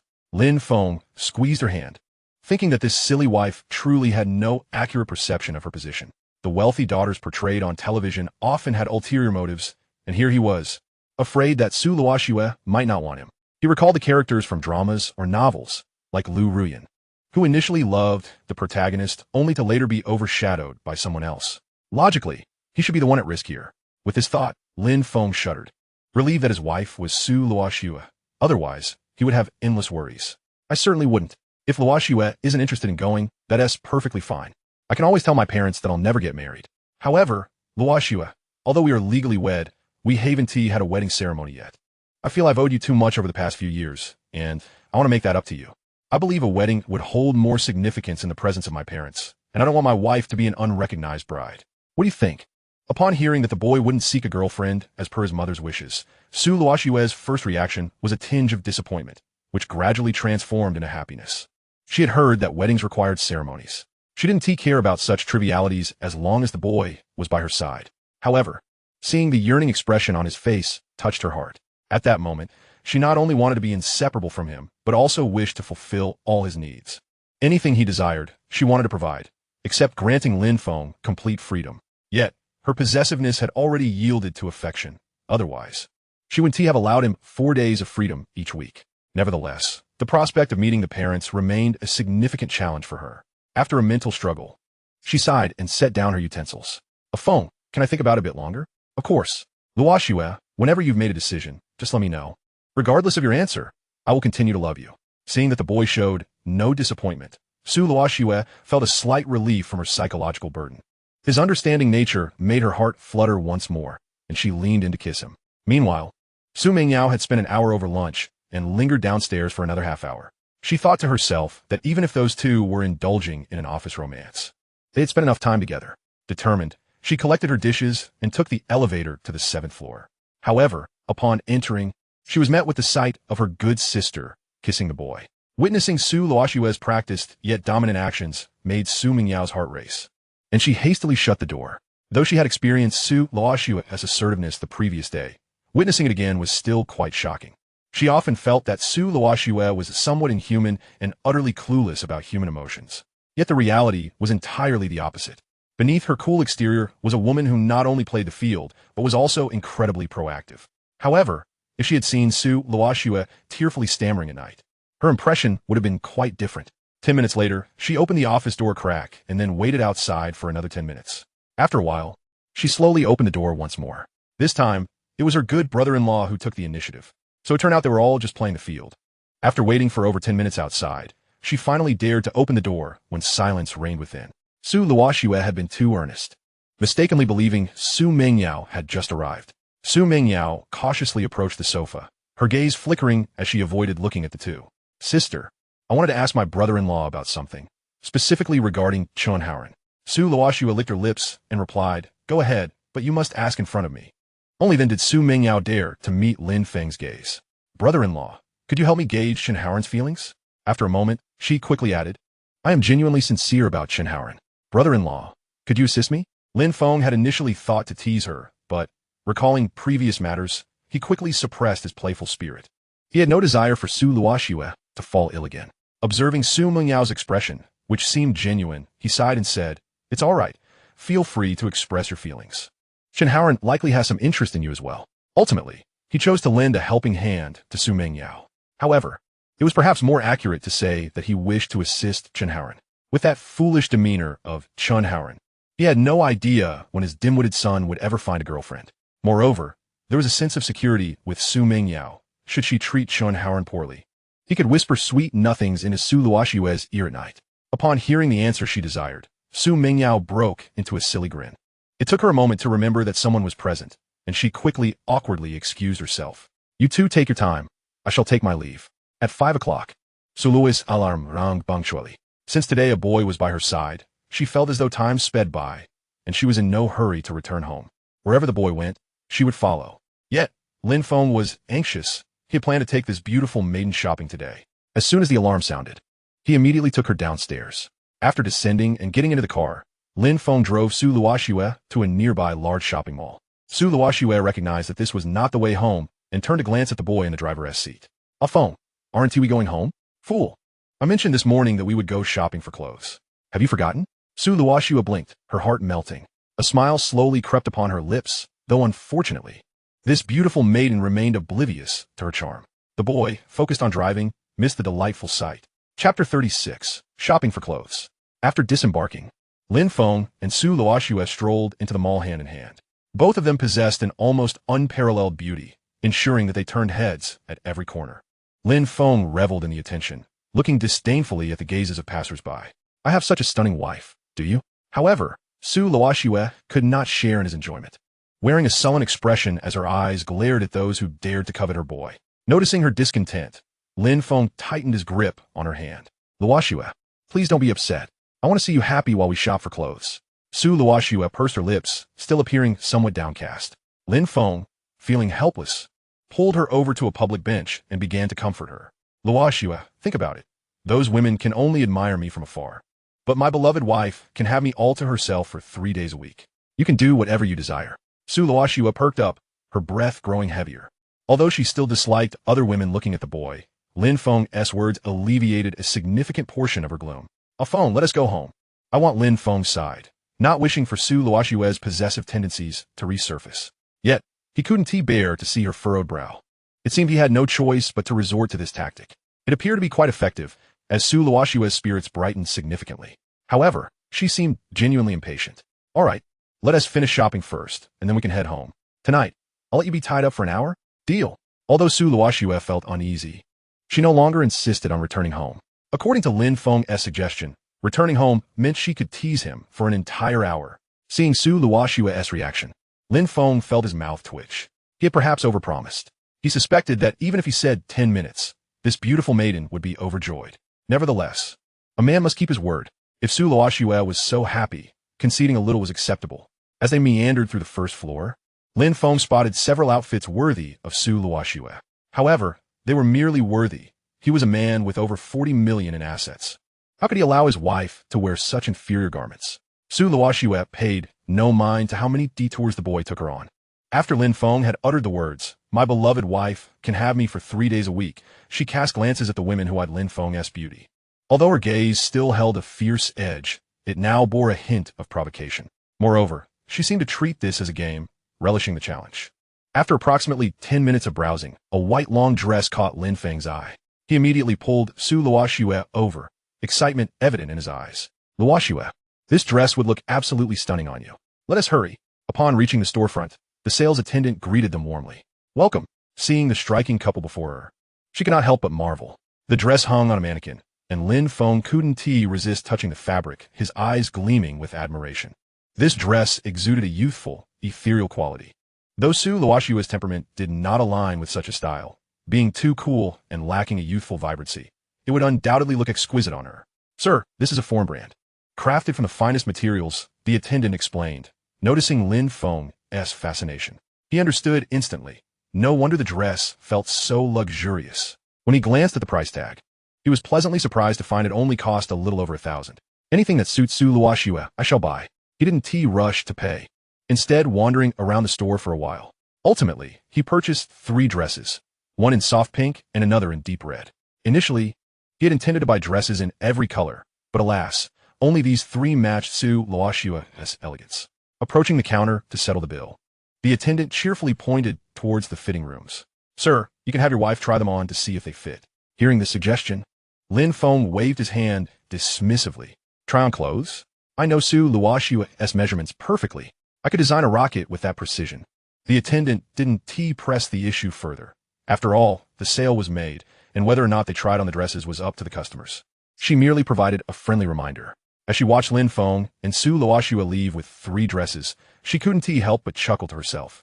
However, reflecting on Lin Feng's handsomeness and his carefree attitude towards spending money, she felt a wave of frustration. After all, she was also a beauty in her own right. She didn't exaggerate. Her looks were not inferior to Su Luoxue's.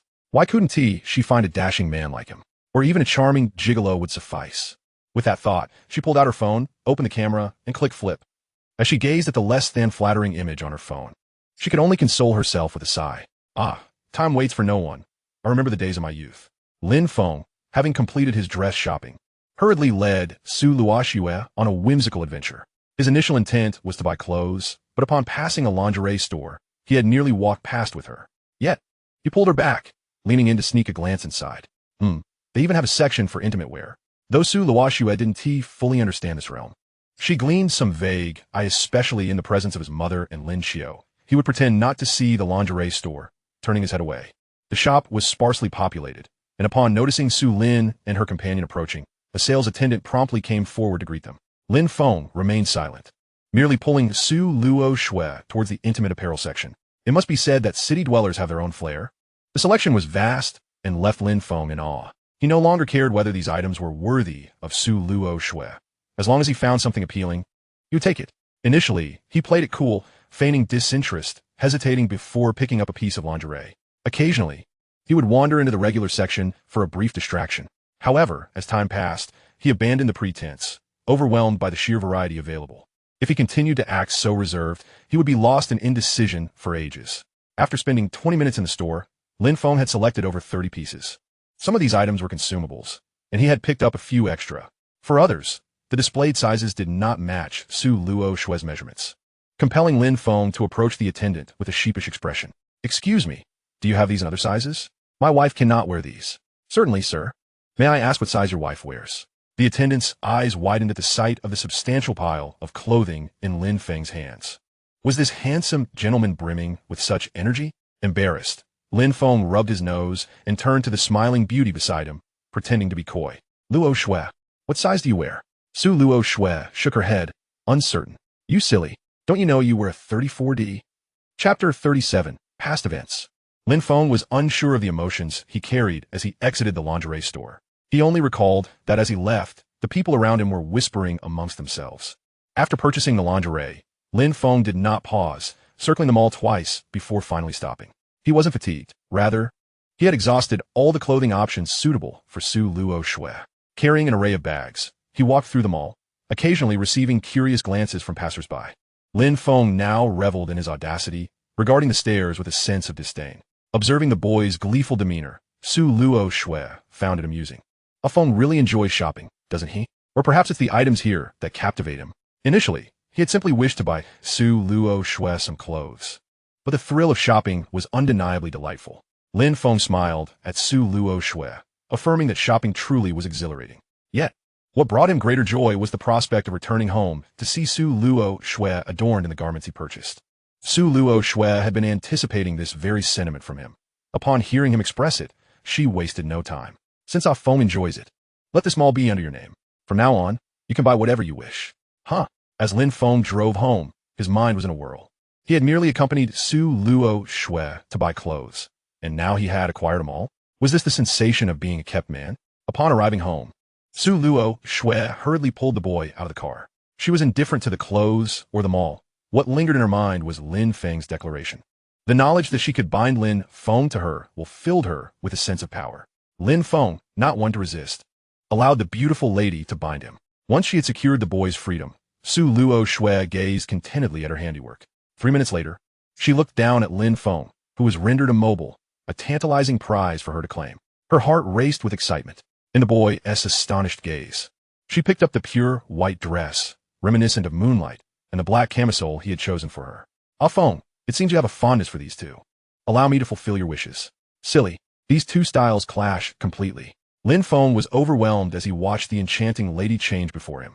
The white dress embodied purity and sanctity, while the black camisole, purchased from the lingerie store, created a dissonance that felt like a violation of propriety. It evoked memories of youthful innocence lost. Yet Su Luoxue still wore it beautifully. Once she had changed, she couldn't resist teasing Lin Feng further, disregarding any semblance of decorum.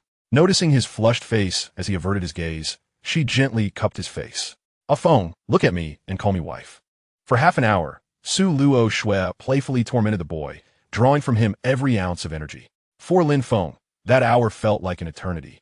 He resolved to end this chaotic scene himself. Luoxue, surely an hour has passed by now. Can you release me?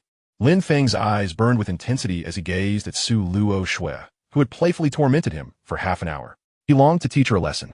Su Luoxue's breathless tone revealed no intention of freeing him. Lin Feng, uncertain of the time, had no means to ascertain if indeed an hour had elapsed. His pupils widened in disbelief as he regarded Su Luoxue. Deception, manipulation. If this enchantress is not subdued, tranquility will be elusive. At that moment, Su Luoxue was only at 60 to 70% of her full potential. It was the perfect opportunity to conquer her. Lin Feng felt a surge of joy at her newfound ability to deceive, but not at such a time. Was she not risking his very life? Shue, is this not unfair? We agreed on an hour. Bound by the enchanted ropes, Lin Feng could only lower his head and surrender. Su Luoxue paid no heed to his pleas. Lying beside the boy, watching him struggle in vain brought her immense satisfaction. In 2 days, Feng will be mine completely. With that thought, she continued to tease him. Lin Feng, observing the thrill in Su Luoxue's eyes, shuddered. By the time Su Luoxue finally decided to release Lin Feng, it was already 9 in the evening. Lin Feng had hoped to completely subdue her, but alas. The beautiful lady's stomach growled. Concerned for his beloved wife, he dutifully prepared dinner. At the dining table, Su Luoxue, while eating, sought to gradually persuade the boy. Feng, do you truly not wish to be bound by me? The thought of only being able to bind him 3 days a week made her heart ache. Lin Feng, in a playful manner, pinched the delicate skin of the beautiful lady. Of course not. Shue, think about it. If I am bound, how can I take you shopping? How can I show you the wonders of the world outside? This world is nothing but dull. Having Feng is more than enough. Lin Feng couldn't help but chuckle at the beautiful lady's unreasonable affection. Yet, he was curious as to why she adored him so. He decided today would be the day to ask her. Luoxue, why do you like me? I'm so utterly unremarkable. Hearing this, Su Luoxue was lost in memories, recalling the day she first met the boy. He was merely 7 or 8 years old when he encountered her, an orphan abandoned by the orphanage. That day, she had been the target of rumors from the other children, who claimed she bit people indiscriminately. The children there had long known of her vampiric nature. However, the kind-hearted director did not mind her identity and welcomed her into the orphanage. Su Luoxue had never harmed anyone within those walls, yet every child there despised her, avoiding her as if she were a viper. While playing games, she was constantly isolated and ostracized, even subjected to the cruel act of having stones thrown at her when the director was not paying attention. Su Luoxue could not comprehend the depths of their disdain for her. Nonetheless, she refused to conform to their expectations, retreating into her own little world, silently enduring her grievances. The turning point arrived with the death of the director, replaced by a new male headmaster.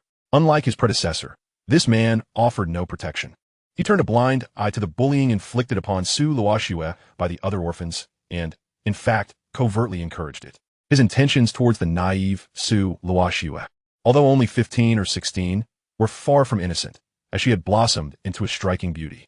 This country lacked specific legal protections for vampires. Yet he was a coward, biding his time to comfort her once the bullying became unbearable.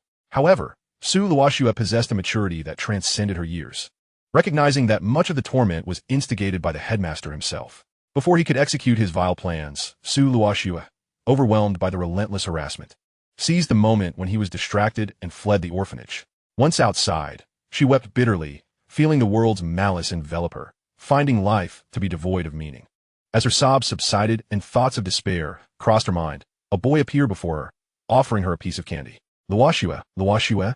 Her reverie was interrupted by Lin Feng, who gently called her name. His figure began to merge with that of the boy from over a decade past. Tears welled in her eyes as she tightly embraced the boy before her, seeking the warmth of his affection and the safety he provided. Lin Feng, give me. Chapter 38, The Arrival of Lin Xiao. The next day at 10, Su Luoxue rubbed her sleepy eyes and, as usual, hurried downstairs through gritted teeth. The boy was in the kitchen, preparing breakfast as he always did. Feng. Su Luoxue strode forward and enveloped the boy from behind. greedily inhaling the scent that was uniquely his. Feeling the warmth against his back, Lin Feng couldn't help but smile broadly. He had previously told Su Luoxue that being held would give her a sense of security, and he was pleasantly surprised that this enchanting girl actually came to embrace him every day without letting go. Throughout the day, Lin Feng remained by Su Luoxue's side. Their routine mirrored that of the previous day, with one exception, a message from his sister, Lin Xiao. Sister, brother, Mom says I'm foolish again. She wants me to visit your school during the National Day holiday to find some motivation for studying. Lin Feng raised an eyebrow. He had been so disconnected from the world that he hadn't even realized the holiday was approaching. It felt as though he was drifting away from humanity. He casually replied to Lin Xiao, Old dang, you're foolish by nature. Call me when you arrive tomorrow. Sister, the Dragon Emperor is not pleased JPG. Lin Feng's eyes darkened at the sight of the emoji. It was this abstract image that had corrupted his adorable sister. When Lin Xiao was young, she would follow him around, calling him brother, but now she had become so abstract. How utterly unendearing. The first person to invent that dragon image should be executed. Fortunately, he had a beautiful and caring wife. Otherwise, life would be unbearable.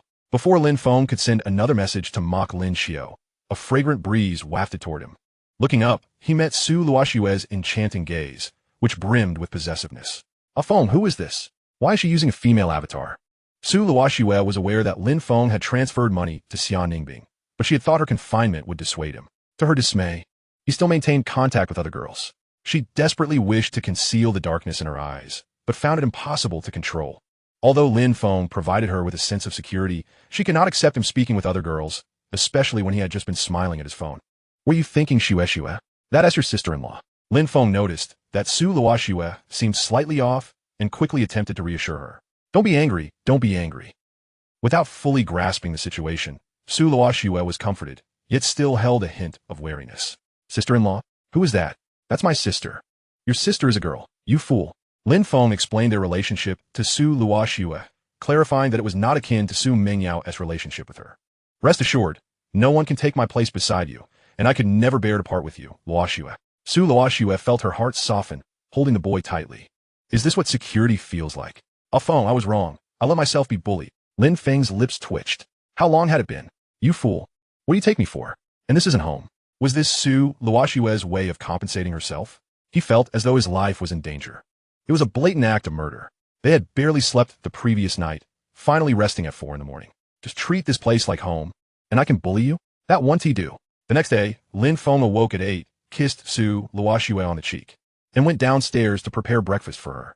After finishing, he headed to the bathroom to help the lovely girl wash her undergarments. While hanging the clothes out to dry on the balcony, Lin Feng received a call from Lin Xiao, who informed him that she was already at the entrance of Jiangxing University. After a half-hearted response, he walked to the bedside, gently caressing the tear-streaked face of the beautiful girl. Luoxue, I'm going to take your sister out to have some fun. I've left your clothes at the foot of the bed, and there's water on the bedside table. Remember to drink. 10 minutes later, Su Luoxue woke groggily, her voice barely audible. Do you really have to go? Can't you stay and sleep a little longer? Su Luoxue knew Lin Feng would be accompanying his sister today, but she hadn't expected it to be so early. Had she known, she wouldn't have agreed to him last night. Lin Feng chuckled, lying on his side.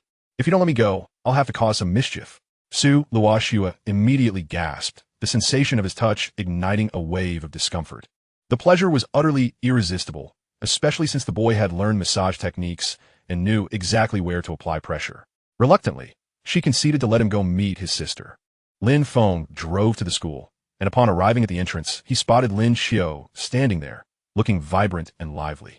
Had he not known the abstract nature hidden beneath her exterior, he might have mistaken her for an adorable girl like the others. He pulled up beside her, but to his surprise, Lin Xiao merely glanced at the car, believing she was blocking the way, and shifted aside. Lin Feng intended to remain silent, curious to see how long it would take for her to recognize him. However, after idling too long, she likely assumed he was a stranger. Hey, Lin Feng called out, exasperated. Where do you think you're going? You don't want to acknowledge me as your brother anymore, do you? Upon hearing her name, Lin Xiao turned around, finally realizing that the expensive-looking sports car belonged to her brother. In that moment, she felt as though she were dreaming. Brother, how did you end up driving a sports car? Reflecting on this, she suddenly remembered that her older brother is a wealthy tycoon, and a smile spread across her lips. However, as if recalling something, her expression instantly fell. Oh right, her brother is currently being supported by a wealthy older woman. Lin Xiu gazed at Lin Feng's beaming countenance and let out a deep sigh. Why must her brother be so short-sighted? Chapter 39. The Frugal Sister. In the car, Lin Xiu continued to worry about her frugal brother. Brother, can't you really detach yourself from that wealthy woman? If worst comes to worst, you could always return home. Lin Feng sighed in resignation. Why was Lin Xiu's perspective so narrow? Lin Xiu, do you think all wealthy women are elderly? If that's not the case, let me rephrase. Look at your brother. Could this car not have been acquired through my own endeavors? Lin Xiu resolutely shook her head. For her to acknowledge that Lin Feng was more capable than herself was as daunting as admitting to his good looks in his presence. Lin Feng had not demonstrated much diligence during his school years. Certainly, he could not have exerted more effort than she does now. She was baffled as to how her frugal brother managed to enroll in Jiangxing University at her current academic level. She could barely scrape the minimum score for a second-tier university. Lin Feng shot her an exasperated glance. Well, are you not eager to return home? How about I take you to see your sister-in-law tonight? At this, Lin Xiu perked up and eagerly agreed. With nothing to do at home and being incessantly nagged by Yi Xiaoxia, she found the prospect of meeting the legendary sister-in-law much more enticing. To be frank, if Lin Feng were to introduce her to an older woman, she would undoubtedly relay that information to Yi Xiaoxia. Lin Feng, uninterested in further conversation, drove her onto the campus. Jiangxing University sprawled over 2,000 acres, with an investment exceeding 10 billion, making it the most aesthetically pleasing university in the entire Jiangxing. Lin Xiu leaned against the glass of the sports car, astonished by the surroundings, her face nearly pressed against the window. As a high school freshman, she had never contemplated university life or the environment of such institutions. Now, it seemed that she had found a renewed motivation to study. However, after 10 minutes, she slumped back in her seat, deflated. Brother, do you really think I can get in here if I study hard? My grades are quite subpar. Observing her disheartened demeanor, Lin Feng refrained from mocking her, gently ruffling her hair with his right hand. Just strive for it. There are still 3 years. How can you know unless you try? If studying becomes overwhelming, take a breather. Failing an exam won't bring the sky crashing down.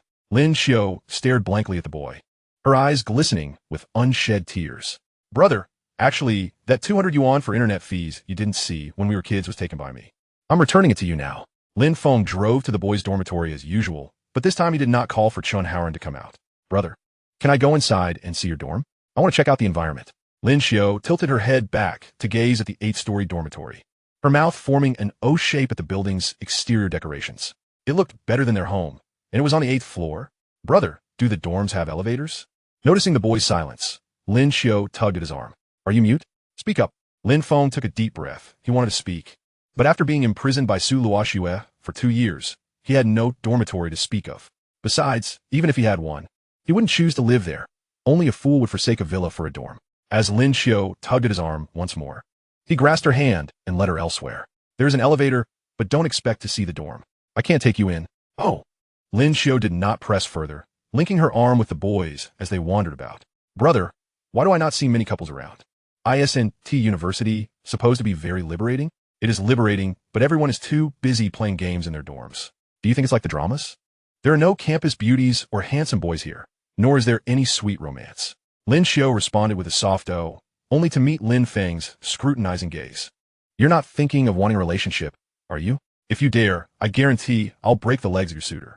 Startled by his sudden proximity, Lin Xiu spat out a curse. Crazy. A relationship? I'd like to give it a try.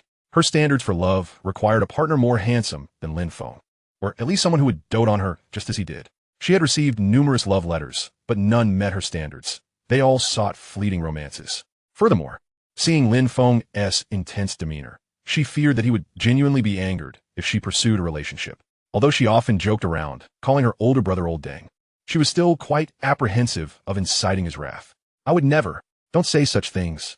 After an hour of wandering, Lin Xiu's initial excitement wore off, and she pulled the boy to a public bench to rest. Although it was October, Jiangxing only experienced summer and winter.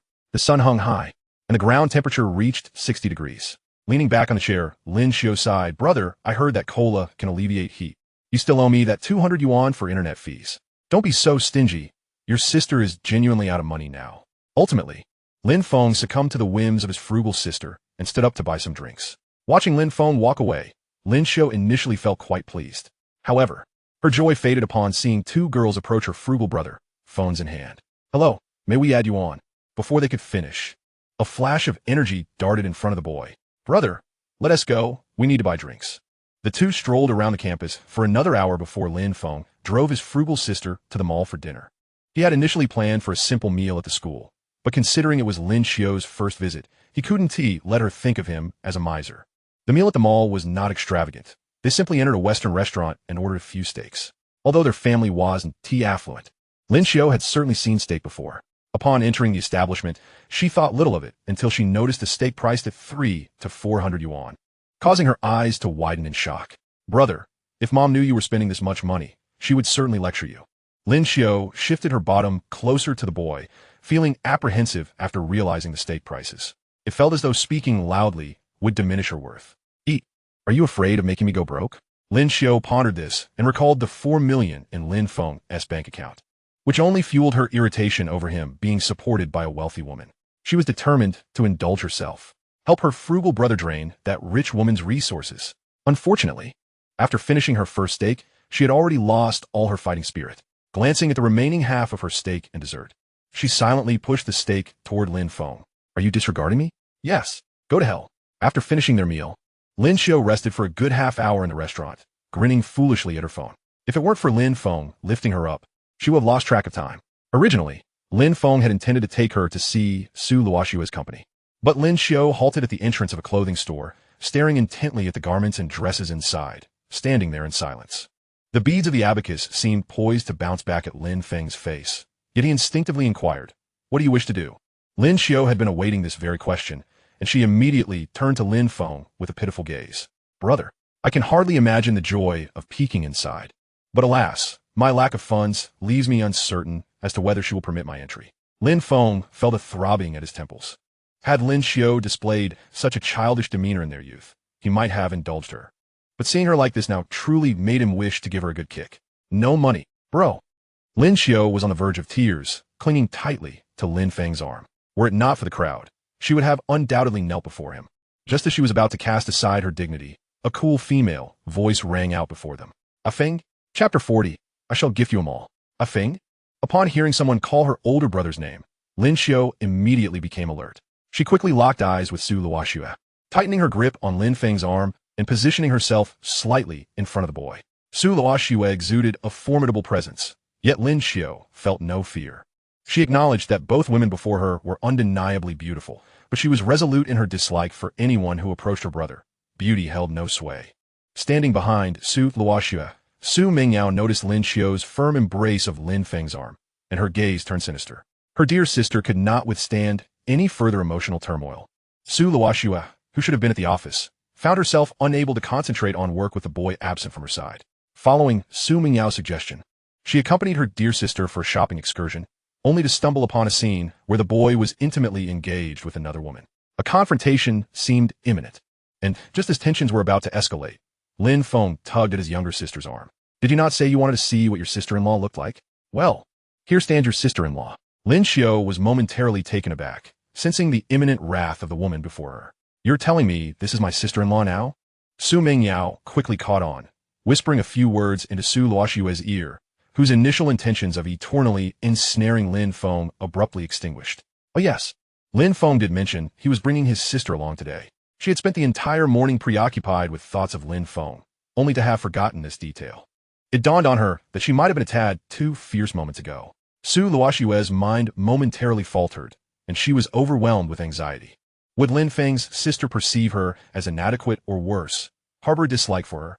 In an instant, the previously charged atmosphere fell silent. The instigator stood by, wearing an expression of amusement.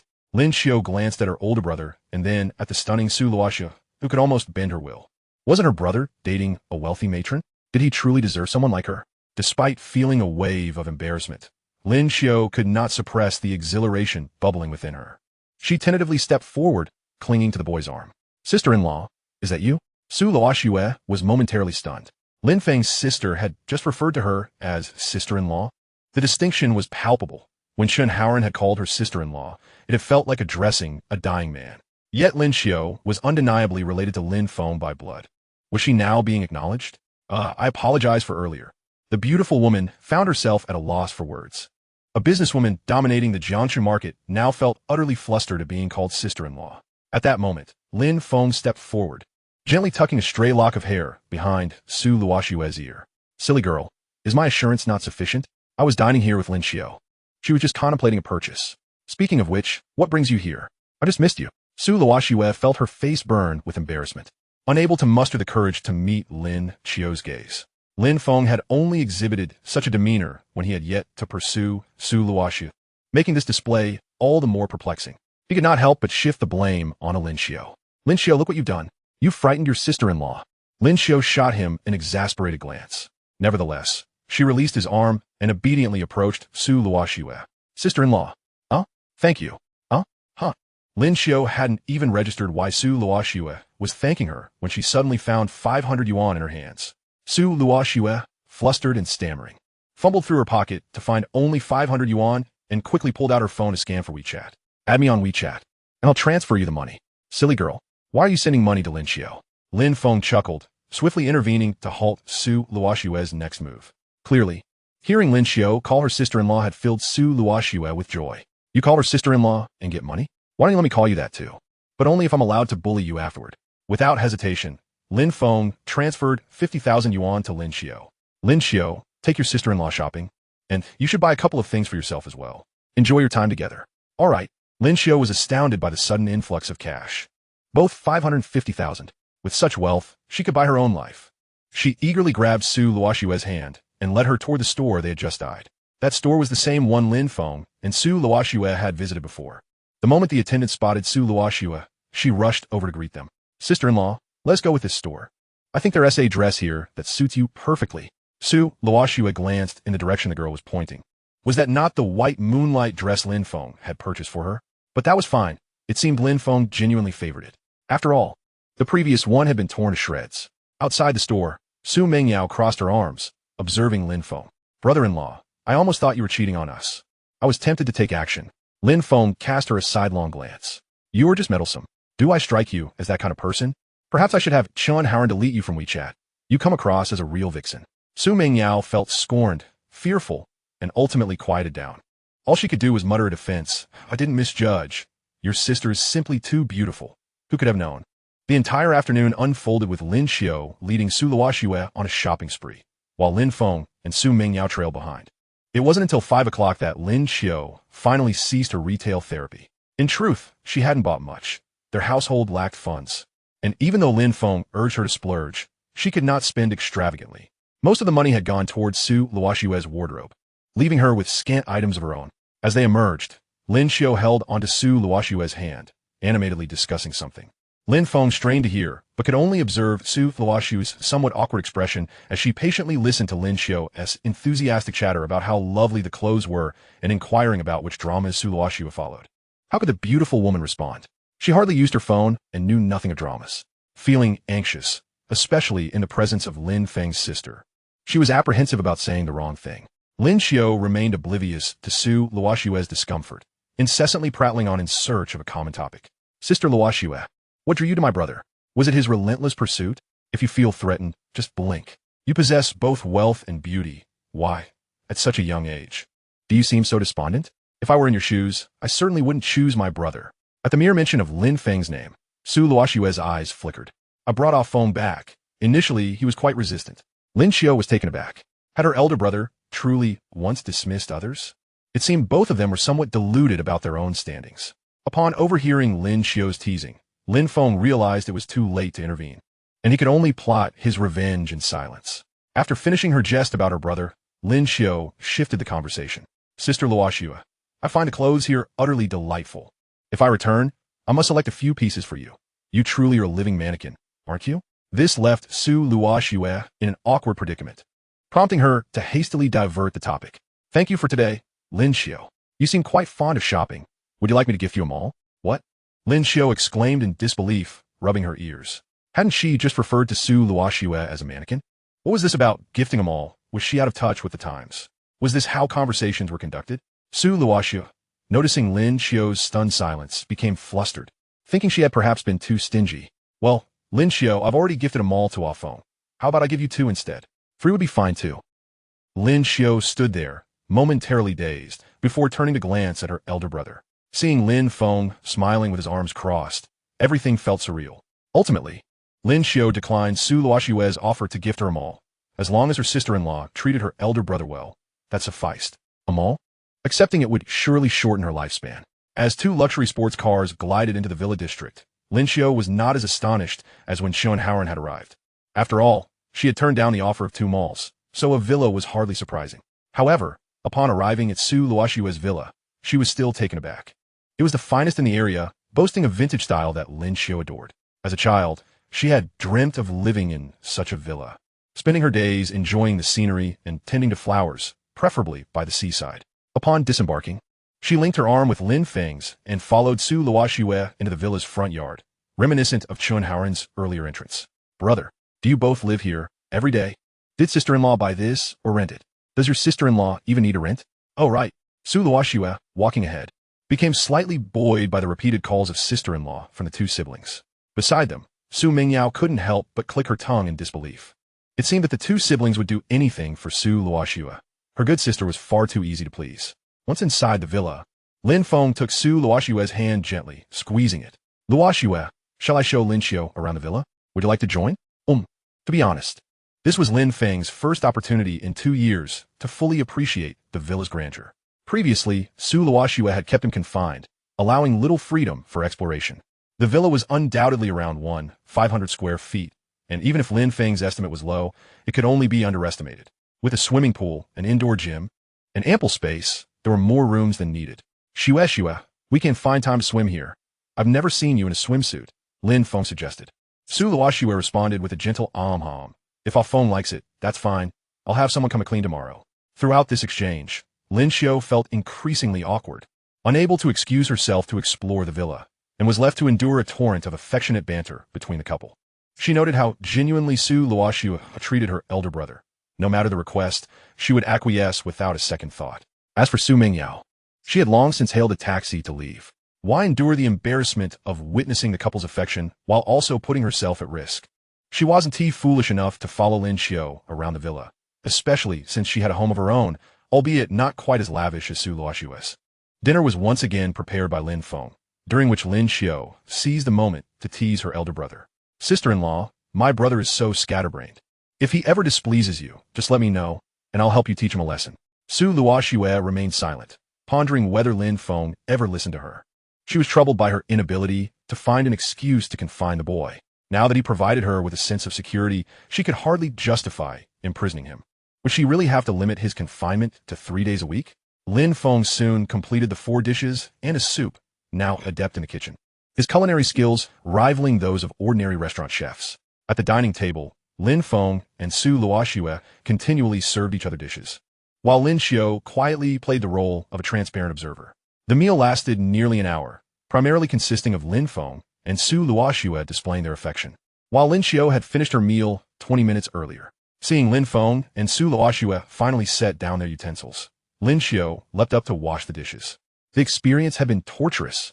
Throughout dinner, she had either been scrolling through Douyin or perusing a web novel, her attention fixed on her phone, fearing she might accidentally glimpse something inappropriate. Sister-in-law seems rather aloof, Lin Xiao mused, unable to stomach Lin Feng's cheesy lines, while Su Luoxue appeared unfazed by the display of affection. Why must they flaunt their love in front of her? Couldn't they just leave? On the sofa, Su Luoxue watched Lin Xiao's back as she washed the dishes with concern. Feng, should I wash the dishes instead? How can we let Lin Xiao do it? The boy chuckled softly, lifting her onto his lap. Luoxue, when have you ever washed dishes? Can you even do it properly? Of course I can. We had to wash our own dishes growing up. Su Luoxue frowned. Who helped me wash dishes as a child? I was always wealthy. Besides, we're in your home, and Lin Xiao is your sister. It feels a bit inappropriate. Lin Feng planted a playful kiss on her cheek. Luoxue, why are you so preoccupied with Lin Xiao? Why not focus on me? I'm still hungry after all. Su Luoxue's pupils widened slightly. Was she not concerned with Lin Xiao's presence? Yet her hands, however, obediently sought to unbutton the boy's shirt. Lin Feng, bemused, gently tapped her on the head. He hadn't anticipated her taking his teasing seriously. Silly girl. You know Lin Xiao is here, and yet you're trying to undress? Didn't you say so? Su Luoxue blinked innocently at him, for usually at this hour, Lin Feng would have already claimed her.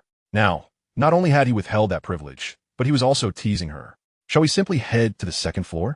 As Lin Feng observed the madness gradually creeping into Su Luoxue's eyes, he realized he had indeed gone too far. He quickly pulled her tightly into his embrace and whispered, Luoxue, don't be too excited. Let's wait until tonight. Slowly, Su Luoxue regained her composure, her breath slightly uneven. In truth, it wasn't merely the boy's words that soothed her. It was also the presence of Lin Xiao at home. Although she was Lin Feng's sister, it was still improper to engage in such behavior. Even listening was out of the question. Chapter 42, Staying Over. Su Luoxue glanced towards the kitchen. Worry etched on her face as she looked at Lin Feng. So, is Lin Xiao staying over tonight? Despite the villa's excellent soundproofing, what if? Lin Feng stroked Su Luoxue's silky hair, feeling somewhat troubled. His mother really should have considered the complications of leaving such a troublesome girl in his care. However, she likely had no inkling that Lin Xiao would spend the night, thinking she was merely sending the boy to show her the school. After all, she was still his sister. He couldn't just abandon her. Should I take Lin Xiao back later? Come back tomorrow? No way. Su Luoxue immediately dismissed this idea. What kind of joke is that? I can't possibly spend a night without seeing Lin Feng. That would truly be unbearable. Moreover, tonight marked the end of the boy's free time at midnight. This was her chance to keep him to herself, and she couldn't allow Lin Feng to go outside. How about we let Lin Xiao stay here for the night? Is that all right, Luoxue? Su Luoxue nodded. It seemed this was the only feasible solution. Yes. There's a vacant room on the 4th floor, but it hasn't been cleaned in a week or two. Let us just let Lin Xiao endure it for now. Lin Feng scoffed. Endure? Lin Xiao would probably be thrilled. Sure enough, when Lin Xiao emerged from the kitchen after washing the dishes and heard this, she leaped with joy. She genuinely wanted to stay for the night, but lacked the courage to voice it. Now that Su Luoxue had extended the invitation, she certainly wouldn't hold back.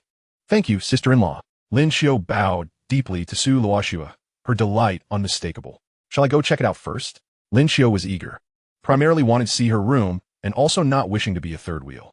All right, go ahead and take a look. Get some rest early. Your brother and I will shower and then head to bed. Although Lin Xiao didn't understand why Lin Feng and Su Luoxue wanted to sleep so early. She couldn't be bothered with that. Once Lin Xiao ascended the stairs, Lin Feng pulled the lovely girl after him, a mischievous grin on his face. Darling, shall we go to bed? Su Luoxue's eyes sparkled with excitement as she softly replied, However, upon entering the room, the atmosphere shifted dramatically. As soon as they stepped inside, Su Luoxue forcefully pushed Lin Feng's shoulders until he fell onto the bed. She had been holding back for far too long, enduring the tension due to Lin Xiao's presence. Shue. Lin Feng was momentarily taken aback, but before he could react, Su Luoxue bit down on his neck. Lin Feng, you smell so good. When Lin Feng awoke, he found himself covered in marks left by Su Luoxue, who lay beside him. Her expression filled with concern as she gazed at him. The lovely girl had drained at least 50% of his energy. Lin Feng's eyelids drooped, his demeanor lethargic. Shue, what's wrong? He gently squeezed the lovely girl in front of him, causing her to shudder. Feng, you treat your sister well. And you must be good to your parents too, right? I'm so scared. What if they take away the love that should belong to me? Lin Feng paused, initially puzzled about what had triggered this emotional outburst from her. Su Luoxue had no parents and was unaware of familial dynamics. Yet witnessing Lin Feng's interactions with Lin Xiao, she began to grasp the situation. Although Lin Feng appeared to be at odds with Lin Xiao, it was evident that he cherished his sister deeply. Earlier, when Lin Feng spoke of family, Su Luoxue had never personally experienced the feeling of love being divided. Thus, despite her disdain for Lin Feng's family, she had never insisted that he refrain from visiting home. However, Lin Xiao's arrival today forced her to confront this painful reality. Since meeting both Lin Xiao and Lin Feng, she felt as though half of his attention was diverted towards Lin Xiao. The crux of the matter was that Lin Feng had not just one sister, but also parents. This meant she would be left with at least a quarter less love. Moreover, blood ties were stronger than anything.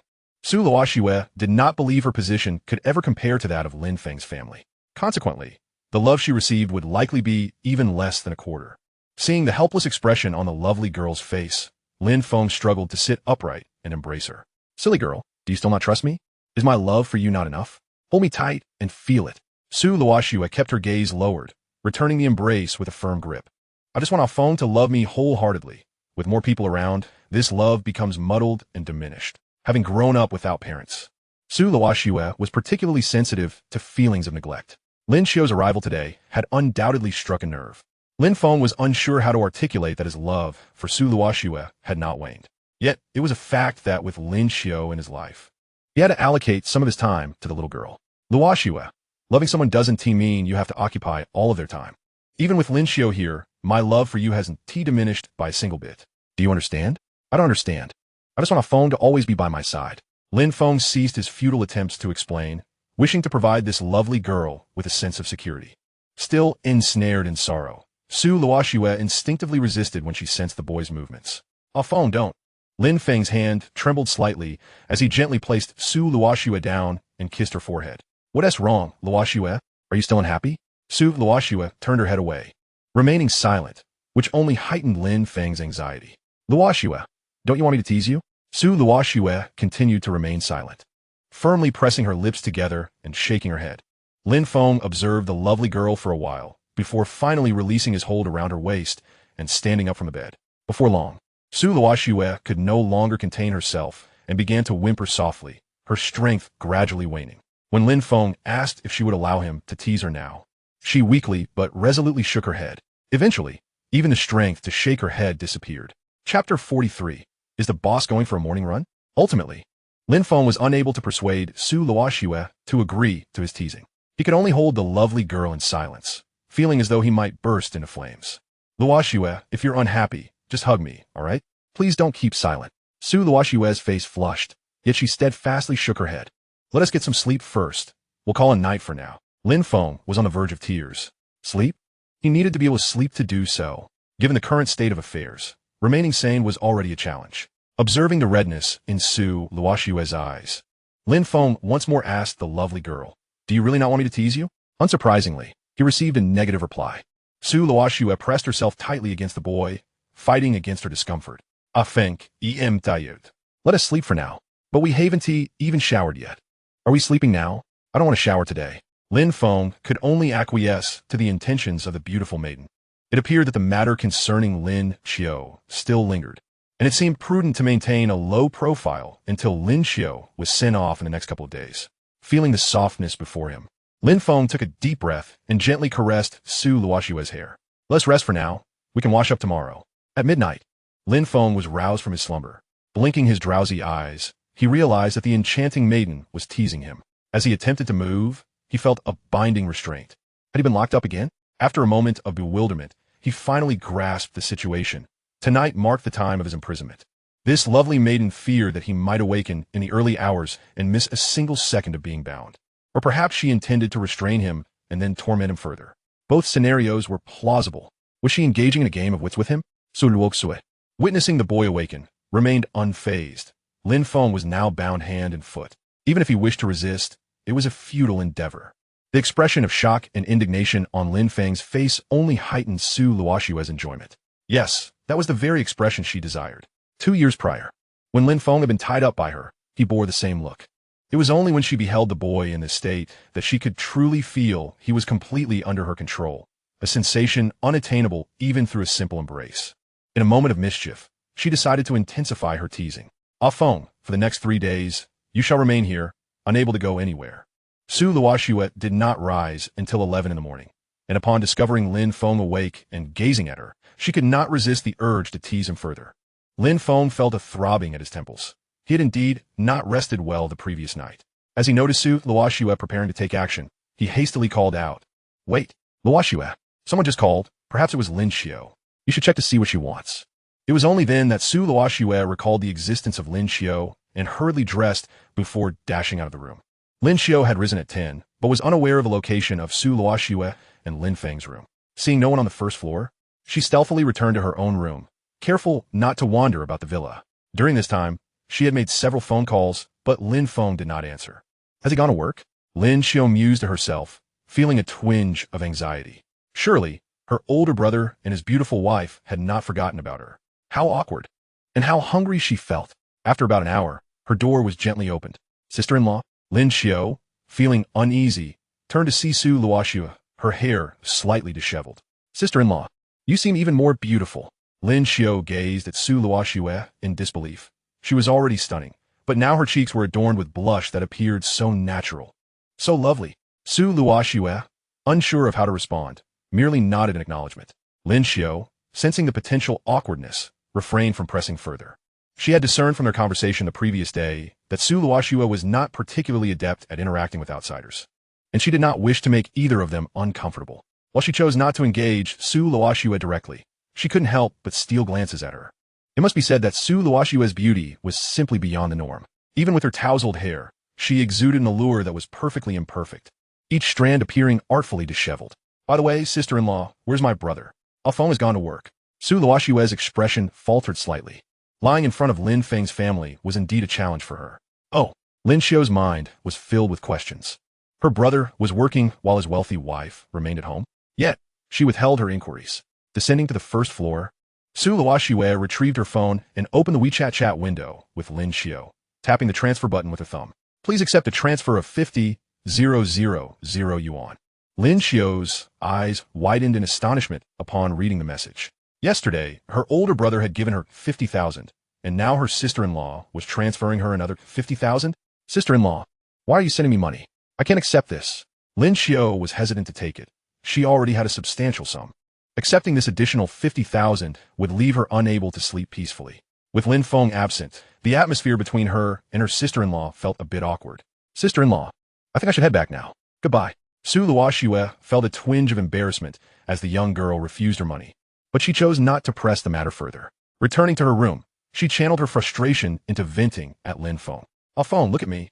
Lin Feng was resolutely defiant. He intended to resist Su Luoxue's confinement in this manner. Yet, he ultimately had to yield, acquiescing to her wishes. Shui, what about Lin Xiao? How is she now? Su Luoxue's heart sank. The first person Lin Feng inquired about was not herself. Thankfully, her spirits were exceptionally high at the moment, or else she might have lost her composure. I gave Lin Xiao 50,000 yuan. She's gone home now. Half an hour later, Su Luoxue's phone on the bedside table began to ring. Her body trembled slightly as her expression turned cold. Noticing that the caller ID displayed Xiaoqing's name, she narrowed her eyes and leaned forward to cover Lin Feng's mouth. Do not speak, not even a breath. I must take this call. Once Lin Feng nodded, Su Luoxue pressed the answer button. Xiaoqing, what is it? On the other end of the line, Xiaoqing felt a chill at Su Luoxue's tone. What was going on with her boss? Hearing the slightly labored breaths on the other end, Xiaoqing immediately realized that her boss was out for a morning jog and that she had interrupted her. Chapter 44. I like you too. MS. Su, there are a plethora of important documents at the company right now, and I cannot assist you in filtering them. You must come in to review them personally. Su Luoxue responded with a faint hum, rising from the bed to retrieve her clothes. Her expression was somewhat despondent. She was beginning to regret starting the company in the first place. Before exiting, she glanced back at Lin Feng longingly. Alphonse, I will return shortly. I need to rest here at noon, but I might be late tonight. Lin Feng shook the chains in discontent. Shui, please allow me to feed myself. At this rate, I will never finish. He looked at Su Luoxue, who had climbed over to feed him while eating from the bedside table, feeling utterly helpless. How will I ever finish? Hearing his words, Su Luoxue's gaze turned icy as she cupped Lin Feng's face and kissed him. Alphonse, do you not like it? Or do you wish for someone else to feed you? Lin Feng's pupils constricted sharply. He indeed had a fondness for the way the enchanting maiden fed him. Yet his heart ached for Su Luoxue's well-being. He worried that she might not be getting her requisite 8 hours of sleep, fearing her health might falter. He wished to hasten his meal, urging that beautiful maiden to rest longer. How could Su Luoxue misconstrue his eagerness for her care as a desire for another woman's attention? It was absurd, aside from his mother. Who could possibly rival Su Luoxue's beauty? Others simply lacked the qualification. Listening to the boy's flustered explanations, Su Luoxue's eyes lost their dangerous glint. I don't care. I simply wish to feed a phone. All right, I will heed Snow's wishes. Xiaoqing had been anxiously awaiting Su Luoxue's arrival at the company since 3 in the afternoon. Upon seeing Su Luoxue's complexion and radiant skin, she instantly grasped the reason for her tardiness. Is the young master all right? She pondered, having previously contemplated when their president might begin his morning jogs. It seemed the case was otherwise. Yet, reflecting on their phone conversation, Su Luoxue's tone, though fierce, had an appealing quality. Xiaoqing chuckled to herself, realizing she might be smitten, unexpectedly intrigued by Su Luoxue's voice. Today, Su Mengyao was absent from the office, likely at home chatting with Chen Haoren, or perhaps already indulging in a romantic rendezvous. If only Su Luoxue would voice her grievances about the multitude of matters at hand. She could simply instruct someone to bind him. Meanwhile, Chen Haoren was engaged in a conversation with Su Mengyao, being a staunchly masculine individual. His conversational skills were not on par with those of the girl across from him, compelling him to desperately seek topics to discuss. Chen Haoren, are you there? Su Mengyao, Thanks to you, I'm still alive. Chen Haoran, what are you up to? Su Mingyao, I made myself some fried rice today, but it turned out a bit subpar. Fried rice, JPG, Chen Haoran, no worries, mine turns out about the same. How many eggs did you use? Su Minda, how set? Bewildered on the other end.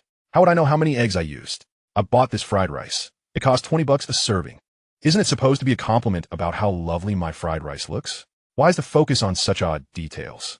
Over the past few days, she had been teasing Chen Haoran, sensing that he might harbor some interest in her.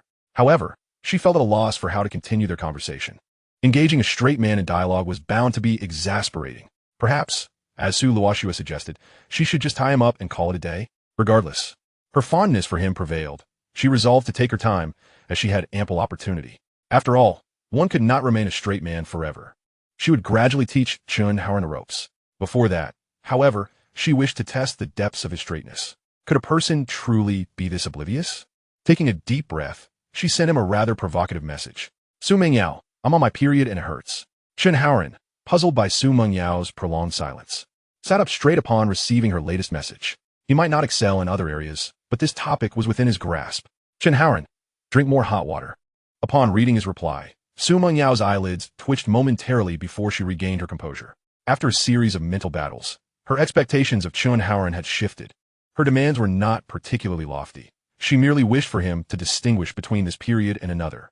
If he could do that, she would feel reassured. As for the straight man's advice about drinking hot water, it seemed less significant now. What did it matter if he was straight? As long as Chen Haoran wasn't a complete fool, she would accept him. In her excitement, Su Mingyao forgot to respond to Chen Haoran, leaving the boy in a state of agitation. Had he answered incorrectly? But the internet advised that one should drink more hot water during menstruation. Oh, and there was also brown sugar water. Chen Haoran sometimes truly wondered if he were simple-minded. He suffered from severe gynophobia, feeling tense even while conversing with Su Mingyao through his phone. In a moment of impulse, he had sent the hot water suggestion, though he knew a better response existed. 2 agonizing minutes passed before Chen Haoran could no longer contain himself. Chen Haoran, are you there? Su Mingyao, I like you too. Chapter 45. Lin Feng had yet to sleep. The following morning, as the golden sun rose, Lin Feng remained awake. His face was pale to the point of distress. Yet that enchanting maiden seemed unwilling to relent, compelling him to plead for mercy. He begged and groveled, but Su Luoxue paid no heed to his words. From 8 in the evening until 6 in the morning, she had granted him no respite. He could hardly fathom how he endured the subsequent hours. Yet, the crux of the matter was not merely this. It was that throughout the night, Su Luoxue had maintained a stoic expression. Lin Feng did not seek a radiant smile from that enchanting maiden. A mere upward curve of her lips would suffice, perhaps even a hint of shyness. A profound sense of helpless frustration enveloped him. Su Luoxue gently caressed the boy's face, having spent the night teasing him, save for mealtimes. Presently, she appeared invigorated, devoid of any dark circles, and her complexion was splendid. Really, Luoxue Lin Feng's lips quivered, nearly succumbing to faintness. Su Luoxue was a relentless source of energy, while he, Lin Zilong, was akin to a burst of power. Restricted by Su Luoxue, he could not unleash his full potential, ultimately worn down by her. A foam. Why are you crying? Don't cry. Su Luoxue leaned down to kiss the tears pooling at the corners of the boy's eyes. Her lips pursed in concern at his state. She decided to head to work. It seemed Feng was genuinely on the verge of breaking down. Lin Feng felt an intense resentment. Su Luoxue was merely echoing his previous sentiments. Yet, he found himself utterly powerless. Su Luoxue slowly rose from the bed. But as her feet touched the ground, darkness enveloped her vision, and she collapsed into slumber. Upon hearing the enchanting maiden fall, Lin Feng's heart jolted. He caught a glimpse of her avoiding injury and sighed in relief. However, with Su Luoxue asleep, no one was available to untie him from his bindings. He had no choice but to refrain from waking her, succumbing to sleep himself. As beads of sweat dried on his body repeatedly, he felt an uncomfortable stickiness. Yet fatigue overwhelmed him. The moment his eyelids drooped, he, like Su Luoxue, fell into a deep slumber. At 5:30 in the afternoon, Lin Feng finally stirred. After a brief visit to the restroom, he heard the enchanting maiden's voice from the door. "Feng, I'm back." His legs trembled, and upon hearing her words, he stumbled and fell in an undignified manner. "Feng, what happened?" Su Luoxue rushed to the restroom, lifting the seemingly unconscious boy into her arms. After a considerable time, Lin Feng regained consciousness, finding Su Luoxue gently grasping his hand as she sat by the bed. "Luoxue, let us go to bed early tonight, shall we?" I'm so tired he was not yet reduced to the status of an ordinary mortal. But if this continued, he would soon find himself facing the king of hell. He certainly did not wish for Su Luoxue to become the most beautiful widow in the world at the tender age of 26. Such a thought would haunt him even in death. He also did not want his parents to suffer the sorrow of losing their child while they were still in their prime. As for his previous remarks about a man's dignity, he decided to disregard them entirely. Su Luoxue woda samwit ben sive expression. She needed to sleep. Initially, she had hoped to return home early to enjoy some playful moments with Lin Feng. However, seeing the boy pleading for mercy somewhat alleviated her melancholy. It dawned on her that one need not bind a boy to cultivate a sense of possession. Witnessing his supplication was fulfilling in its own right. Very well, let us sleep, she declared, before burrowing into the blankets, savoring the rare tranquility they shared. After dinner, Su Luoxue indeed refrained from teasing Lin Feng. Once they had finished their evening routine, they fell into a serene slumber. Yet, it seemed as though her hands were not entirely compliant. Lin Feng could only strive to enter a meditative state, attempting to shield himself from external distractions. Nevertheless, the enchanting girl's antics proved too disruptive, and sleep eluded him, compelling him to plead once more. Shue shue, did you not promise me a good night's sleep?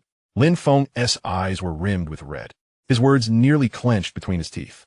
Su Luoxue pursed her lips, disregarding his protests. It had been over 10 hours since she had shared any intimacy with Lin Feng, and fear gripped her. She ceased her mischief and clung tightly to him, seeking solace. With a sorrowful expression, Lin Feng gently placed a kiss on her beautiful face. Luoxue, your actions are keeping me awake as well. Tomorrow, I implore you, let it be different. Su Luoxue lowered her gaze, ultimately acquiescing to his request. The following morning, Su Luoxue awoke early, gazing tenderly at the boy beside her, who bore dark circles under his eyes. Lin Feng had only drifted into a shallow sleep at 3 in the morning, and she was in a similar state. Over the past weeks, she had grown accustomed to their way of being together, and the sudden alteration was indeed challenging to adapt to. An unsettling emptiness filled her heart, accompanied by a tinge of fear that the boy might escape while she was oblivious. However, awakening to find him by her side brought her a sense of reassurance, despite her hands beginning to act up again. Luoxue, please do not cause mischief. Lin Feng, still in deep slumber, was abruptly roused by her antics. He quickly grasped her hand, drawing her into his embrace. Su Luoxue's countenance fell. She had been compliant all night, yet the boy still seemed distant.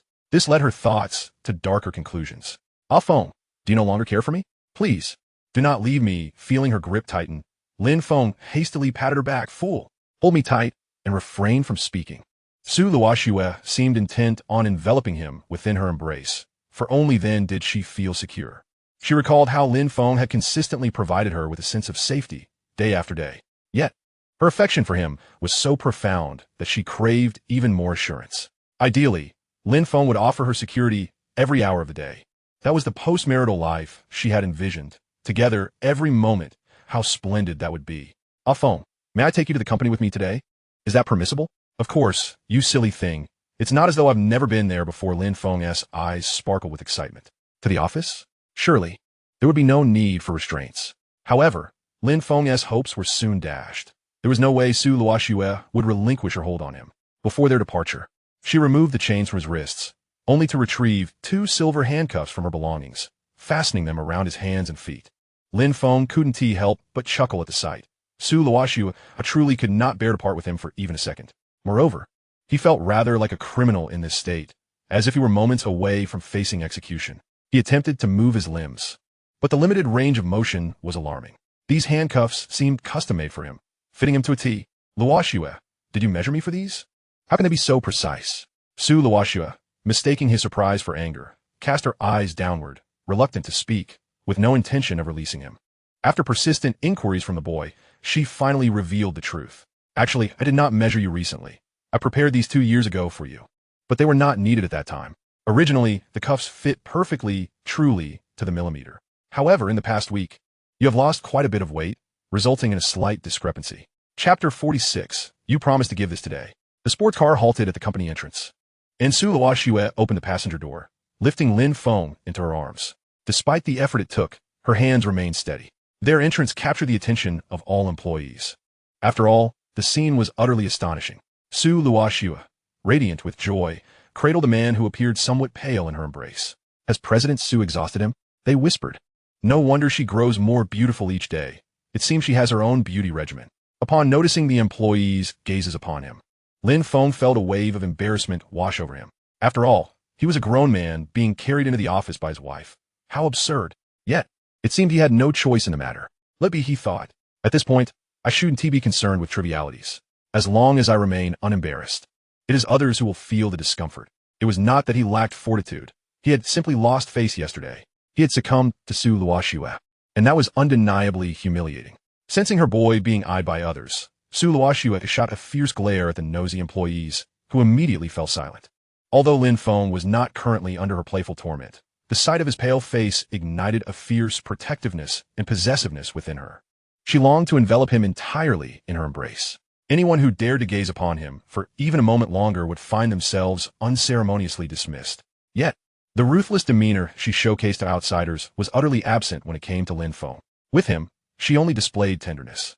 Even when she had been reborn, had another man dared to act unruly in her presence, he would undoubtedly not see the dawn of the next day. Even during her moments of disappointment with Lin Feng, she could never utter harsh words. She could only speak of divorce. Yet even 2 days later, she found herself unable to voice such a thought. In the elevator, Su Luoxue turned to Lin Feng, her usually cool gaze now tinged with crimson. Ah Feng, you promised that today you would. Lin Feng's heart raced. No, this is not at home. He truly felt unprepared for such a scenario. Although the office was empty, it was still an office. No, this cannot happen. Luoxue, shall we focus on our work first? Might we be rushing things? Lin Feng endeavored to soften his tone, gently placing his hand on Su Luoxue's shoulder. Su Luoxue averted her gaze, feeling a bit out of sorts. Was she being too hasty? She believed she had been patient enough. Su Luoxue reflected that had she been less considerate of Lin Feng's feelings 2 years prior and indulged in sweet moments earlier, she might now be joyfully spending countless days with the boy. Ultimately, her character had already begun to transform for his sake. She had become someone who considered his needs rather than solely satisfying her own desires. The fact that she could now grant him 4 days of freedom each week was a testament to this change. Yet was she truly in such a rush? However, as nearly a day had passed without him granting her what she sought, Lin Feng, noticing Su Luoxue's inner turmoil, hurriedly continued to coax her softly. Shue, let's finish our work first, shall we? My Shue is the best. Su Luoxue's eyes quivered, her heart softening at his words. Lin Feng had called her the best, and with her heart melting, she chose not to endure any longer. She allowed the boy to sit in the office chair while she went to lock the door, also turning off all the surveillance cameras in the office. She could have maintained her composure, but his words had driven her to madness. Nevertheless, still enamored with the boy, Su Luoxue could not bring herself to torment him. After absorbing half an hour of his energy, she returned to her chair to continue working. Lin Feng sat opposite her, his face flushed. Although he'd been drained by the enchanting girl, he felt invigorated, even increasing his speed in reviewing proposals. Su Luoxue's company was substantial. Without a clear focus on any particular brand, they produced perfumes and bags, primarily targeting women, with hardly any presence in the male market. The few offerings were merely neutral brands appealing to the general populace. Isn't this unfortunate? How could such a large company solely cater to female brands? What a significant market loss that must be. That represents a considerable sum. He gazed at Su Luoxue with concern. Shue, why do you not consider the male market? Su Luoxue set down the proposal, not dismissing Lin Feng's question as childish. Ah Feng, first and foremost, I simply do not like men, aside from you. They are all bad, devoid of any virtue. Moreover, do you think it is as simple as just wanting to do it? Why do you think those large brands do not monopolize the automotive, air conditioning, and perfume markets? Even if we ventured there, we could only produce male perfumes and bags. Lin Feng found her reasoning valid, but had only asked out of curiosity. After some contemplation, he thought it best for Su Luoxue not to expand her product line excessively. If there were too many products, wouldn't that burden her? He recalled how those CEOs on television often fell ill, and he thought it wise for his enchanting girl to maintain a lighter load. Though it was all staged, he felt there was some truth to it. Those domineering characters often suffered from gastric ailments due to their hectic schedules, sometimes even neglecting meals. Lin Feng pondered, thinking that once he had his freedom, he might take Su Luoxue to the hospital for a checkup. It was always wise to ensure one's health, and discovering nothing wrong would be a stroke of fortune. In the days that followed, Lin Feng felt utterly exhausted, both physically and mentally. He had never experienced time dragging so slowly in his life. Counting down the hours until dawn. On the 3rd day of confinement, he weakly urged, Shue, let us not play any longer. It's already midnight. Su Luoxue, with her head bowed in silence, tightly clenched her fists. Time had flown by too swiftly for her. These 3 days had vanished in the blink of an eye. She genuinely regretted her decisions. Seeing her unwilling expression, Lin Feng felt on the verge of tears. Would his beloved wife resort to stubbornness? Was she not aware of the unfairness of her actions? He could hardly endure such antics. Luoxue, we must uphold our integrity.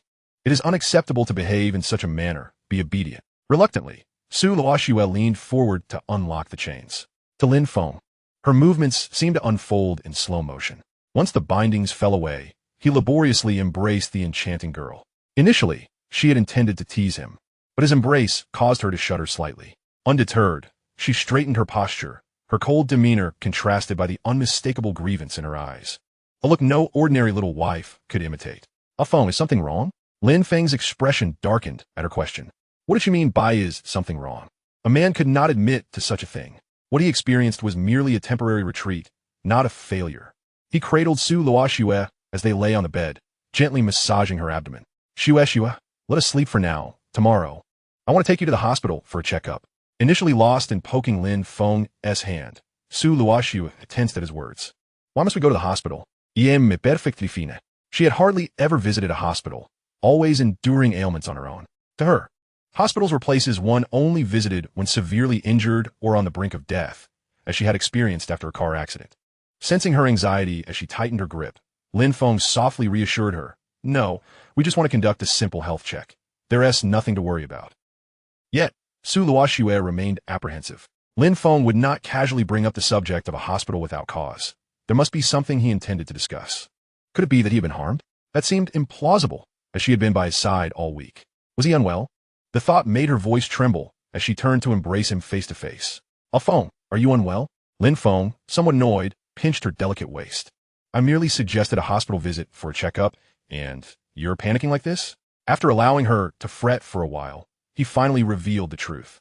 Upon hearing that he wanted to take her to check for gastric issues, Su Luoxue exhaled in relief, grateful that it was not something more serious. As for Lin Feng's mention of ailments from dramas or novels, although she had never watched them, she sensed their lack of credibility. Nonetheless, since he insisted on a doctor's visit, she had no choice but to acquiesce, recognizing it as an expression of his concern for her well-being. Su Luoxue, as long as she wasn't bullied by Lin Feng, would wake up relatively early. At 8 in the morning, she groggily sat up, seeking Lin Feng.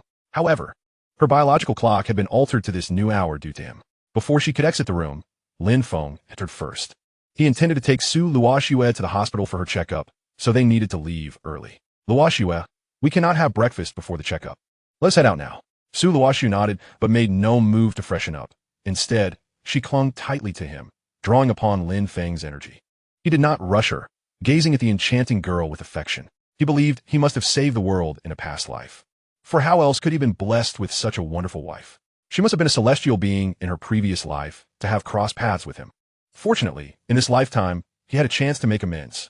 After a moment of embrace, Lin Feng led Su Luoxue downstairs, driving her to the city hospital. The esteemed hospital in Jiangsheng stands as the pinnacle of medical authority, ensuring both skill and resources for those who seek its aid.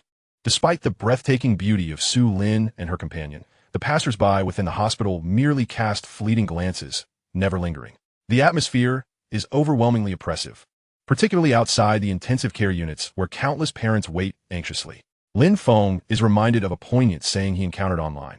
If lives could be exchanged, surely the heavens would be filled with mothers. It's a heavy burden for all. Su Luoxue, however, remains unfazed by the mournful cries echoing through the hospital halls. To her, as long as Lin Feng is by her side, the location holds little significance. Lin Feng had registered last night, and the gastroenterology department was relatively uncrowded, so it wouldn't be long before it was Su Luoxue's turn. The procedure for checking gastric ulcers involves several steps, including an endoscopy and a test for Helicobacter pylori, which collectively take over an hour. Once Su Luoxue completed her final step, Lin Feng hurried to support her. Shue, do you feel any discomfort after the examination? Was the endoscopy painful? It wasn't painful. Su Luoxue, often expressionless, offered no cues for Lin Feng to ascertain whether she might be lying. The endoscopy was necessary to check for ulcers, and Lin Feng had ensured she received the painless version. Despite the assurance, he still worried that this delicate beauty might experience some physiological discomfort or nausea. He guided Su Luoxue to a bench in the gastroenterology department where they rested for a while. After confirming that she exhibited no adverse reactions, he took her hand and led her outside. The results of the ulcer examination would not be available immediately, even under the best circumstances. They would have to wait a day. With a furrowed brow, Su Luoxue pulled Lin Feng closer. Ah Feng, aren't you going to get checked too? You need to get checked. Turning around with a smile, Lin Feng playfully ruffled the hair of the stunning girl. Shue, what problems could I possibly have? Just look at how healthy I am. He rolled up his sleeve to showcase his bicep. That is not acceptable. Su Luoxue initially assumed Lin Feng intended to undergo his examination after hers, only to realize he had no intention of getting checked at all, amused by her stubbornness. Lin Feng chuckled, Luoxue, even if I wanted to, it's not possible right now. One must fast for 8 hours before endoscopy. Su Luoxue pressed her lips together in silent contemplation. While Lin Feng's concern for her well-being was evident, she too harbored worries for his health. This afternoon, I'll bring you in for checkup. It's a must. Seeing her brows knitted tightly, Lin Feng readily agreed, gently smoothing her furrowed brow. All right, I promise. Just don't frown like that, my dear. It doesn't suit your beauty. Chapter 48, Mild Gastric Ulcer. After much coaxing, Lin Feng finally managed to ease Su Luoxue's tension, and when he noticed her frown dissipate, he sighed in relief. From his pocket, he retrieved a piece of candy. Luoxue, take this candy to settle your stomach. You haven't had breakfast yet. I brought a few for you.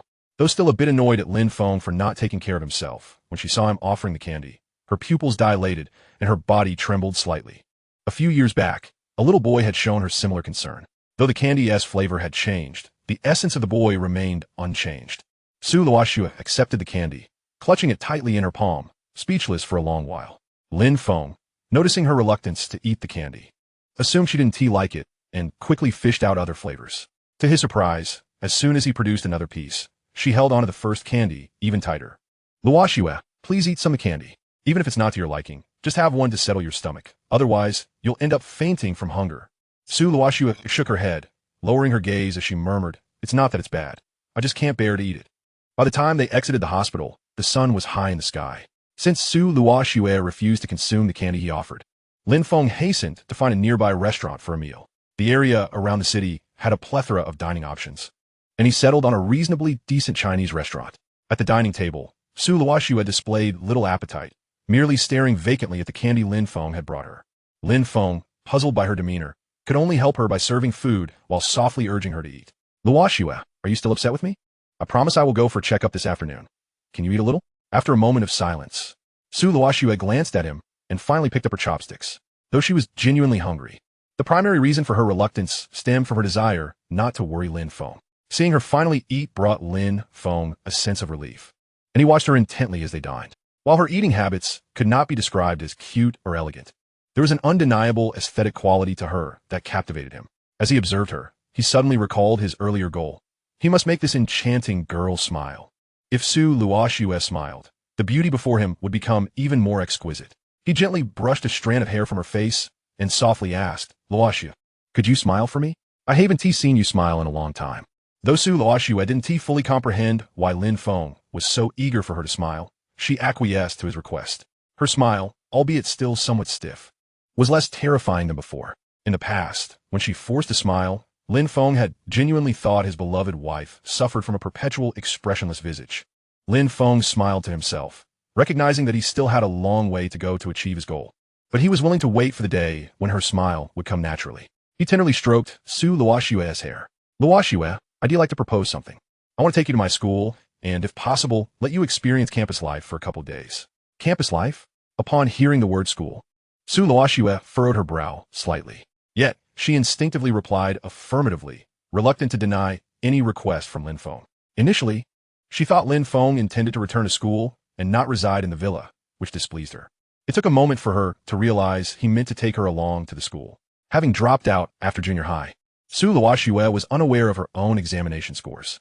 Her accomplishments were solely due to her ability to gather other vampires around her. She had worked tirelessly, devoid of any financial backing, to become the most renowned businesswoman in Jiangxing.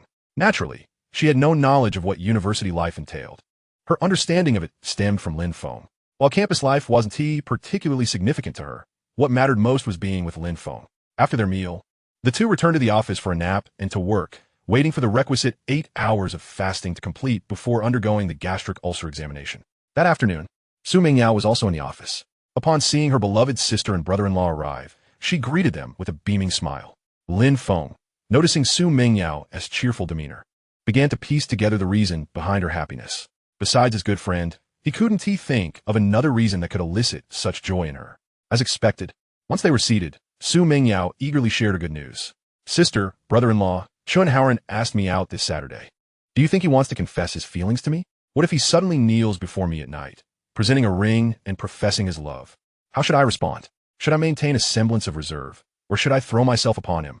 Su Mingyao chattered incessantly, her excitement culminating in animated gestures, as if Chun Haoran were truly kneeling before her, proposing. Lin Feng could hardly suppress a chuckle, wondering if she had found her own amusement in the scenario. Yet, he refrained from laughing outright, fearing that the lovely lady beside him might spiral into a frenzy. Observing Su Mingyao's unabashed demeanor, he suddenly felt that her partnership with his rather wooden friend was rather fitting. Chun Haoran, though somewhat reticent in the presence of women, would surely find life with a vivacious spirit like hers to be quite entertaining. That evening, Su Luoxue did not cling to the boy, seeking to provoke him.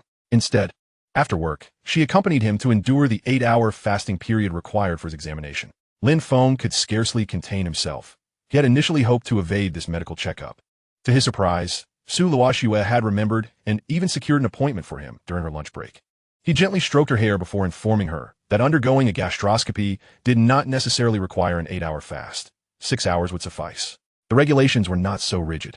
Then hurry and get the examination done, Su Luoxue urged, displaying more concern for Lin Feng's health than he himself did, practically pushing him into the examination room. As it was Lin Feng's first experience with a gastroscopy, he felt a wave of nerves upon seeing the doctor waiting with the instruments. He couldn't help but worry whether the procedure might inadvertently harm his stomach. Surely, it wouldn't pierce through, would it? However, the entire process lasted no more than 30 minutes and was not nearly as terrifying as he had imagined. The most daunting moment came when the doctor shook his head. No, doctor, please don't shake your head. Is there something wrong with me? Lin Feng panicked, for he dreaded the ominous gesture of a doctor shaking their head without elaborating. It felt akin to receiving a prison sentence. Su Luoxue, hearing commotion from the examination room, rushed inside. Doctor, what is wrong with Alphonse? As she spoke, her eyes glistened with unshed tears. The thought of Lin Feng's suffering was unbearable. Miss, are you the family member of this handsome young man? The doctor inquired. Yes, he may have an early-stage gastric ulcer, but it's not definitive yet. Please take him for the remaining tests, and results will be available within 7 working days. Chapter 49. How dare he? Early-stage gastric ulcer? Or could it be? If rounded up, that is hardly serious, right? Lin Feng sighed in relief. When the doctor had shaken his head earlier, he feared he had developed a perforated stomach. Yet Su Luoxue was not so easily reassured. Upon hearing the diagnosis, she grasped Lin Feng's hand tightly. Alphonse, the doctor says you might have a gastric ulcer. Though she was unfamiliar with the term, the mere notion of her beloved being unwell unsettled her greatly. Noticing Lin Feng's nonchalance, the doctor frowned. Young man, this is not trivial. You must pay close attention to your dietary habits and ensure you eat at regular intervals. All right, I will be careful. Lin Feng nodded repeatedly, not only out of respect for the doctor, but also to soothe Su Luoxue, who was clearly on the verge of panicking. The remainder of the procedures saw Su Luoxue guiding Lin Feng through the tests. Having undergone her own examination that morning, she was well acquainted with the process and anxiously watched over him, fearing any mishap. By the time all tests were completed, the moon had risen. As they exited the hospital, Su Luoxue remained silent, her lips pressed tightly together, her eyes filled with worry. Luoxue, it's all right. Early-stage gastric ulcers are not fatal. As long as I take care of myself, I'll be fine. And the doctor did say it might just be a possibility, didn't he? Sensing her unwavering grip on his hand, Lin Feng endeavored to comfort her. Truth be told, he was baffled as to how he had developed a gastric ulcer, as he had felt no discomfort. If his eating habits were irregular, it was only during those intimate moments with Su Luoxue when meals were often neglected. But surely that wouldn't lead to an ulcer in just a few days. Feng, you haven't been eating properly for the past 2 years. At this moment, Su Luoxue tugged at his hand. While she didn't understand what a gastric ulcer entailed, the doctor's words about Lin Feng's poor eating habits triggered memories from 2 years prior, when his spirit had waned while she had been trying to care for him. Back then, he could hardly eat at all, even though Su Luoxue had been anxious. She had felt powerless to change his situation and had allowed it to continue. Since the gastroscopy required local anesthesia, Su Luoxue took charge on their way home. Instead of returning home directly, she led him to a Chinese restaurant. Pulling him in and sitting down, she promptly waved to summon a waiter. "Hello, may I take your order? Bring out all of your signature dishes and make it quick.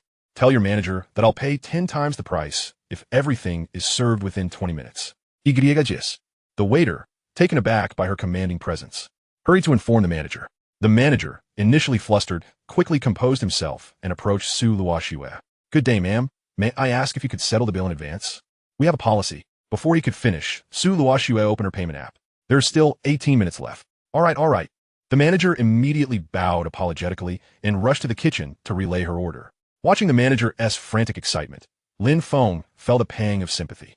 Though the dishes at this restaurant were reasonably priced, they still wouldn't withstand the cost of 10 times the usual price. "Luoxue, why waste so much money? A gastric ulcer isn't something that can be cured overnight. It requires gradual care."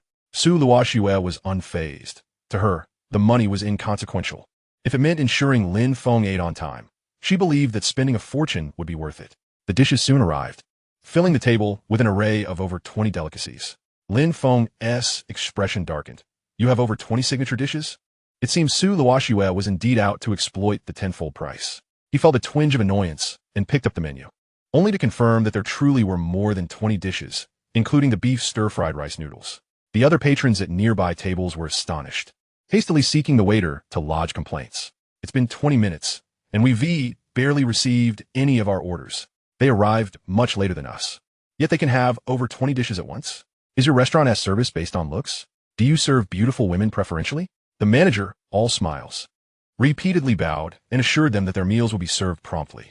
Su Luoxue paid no heed to how the restaurant would fare in the end. She simply picked up her chopsticks and offered food to Lin Feng. "I'll fall eat up. The doctor said you need to eat on time." Realizing he had fallen into a situation where he was at a disadvantage, Lin Feng began to watch the unfolding drama.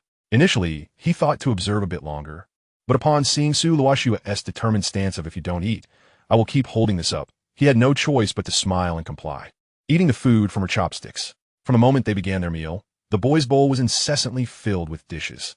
The beautiful girl continually served him, feeding him with tender care, until he slumped lazily in his chair, caressing his belly.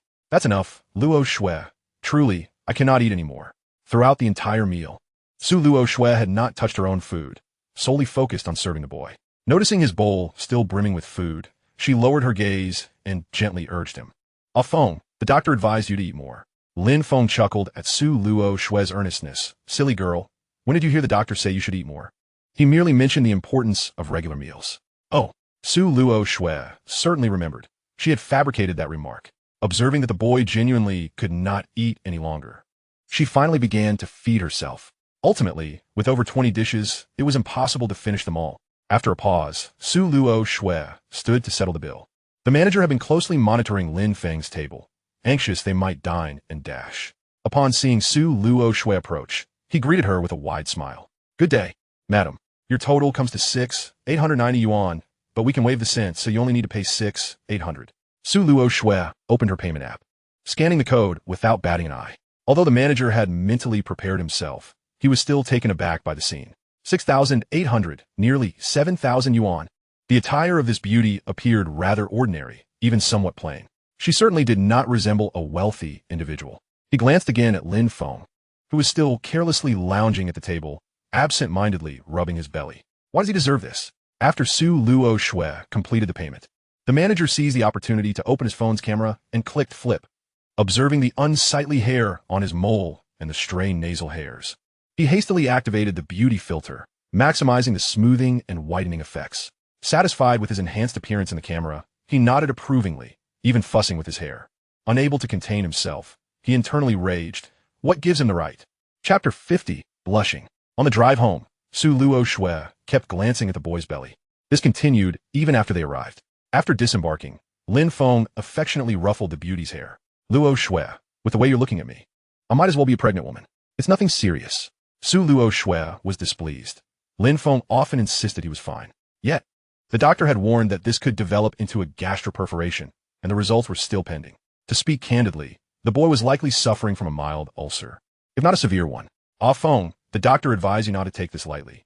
Noticing the girl's rising temper, Lin Feng quickly conceded. Su Luoxue, with her cool demeanor, often took his jokes seriously.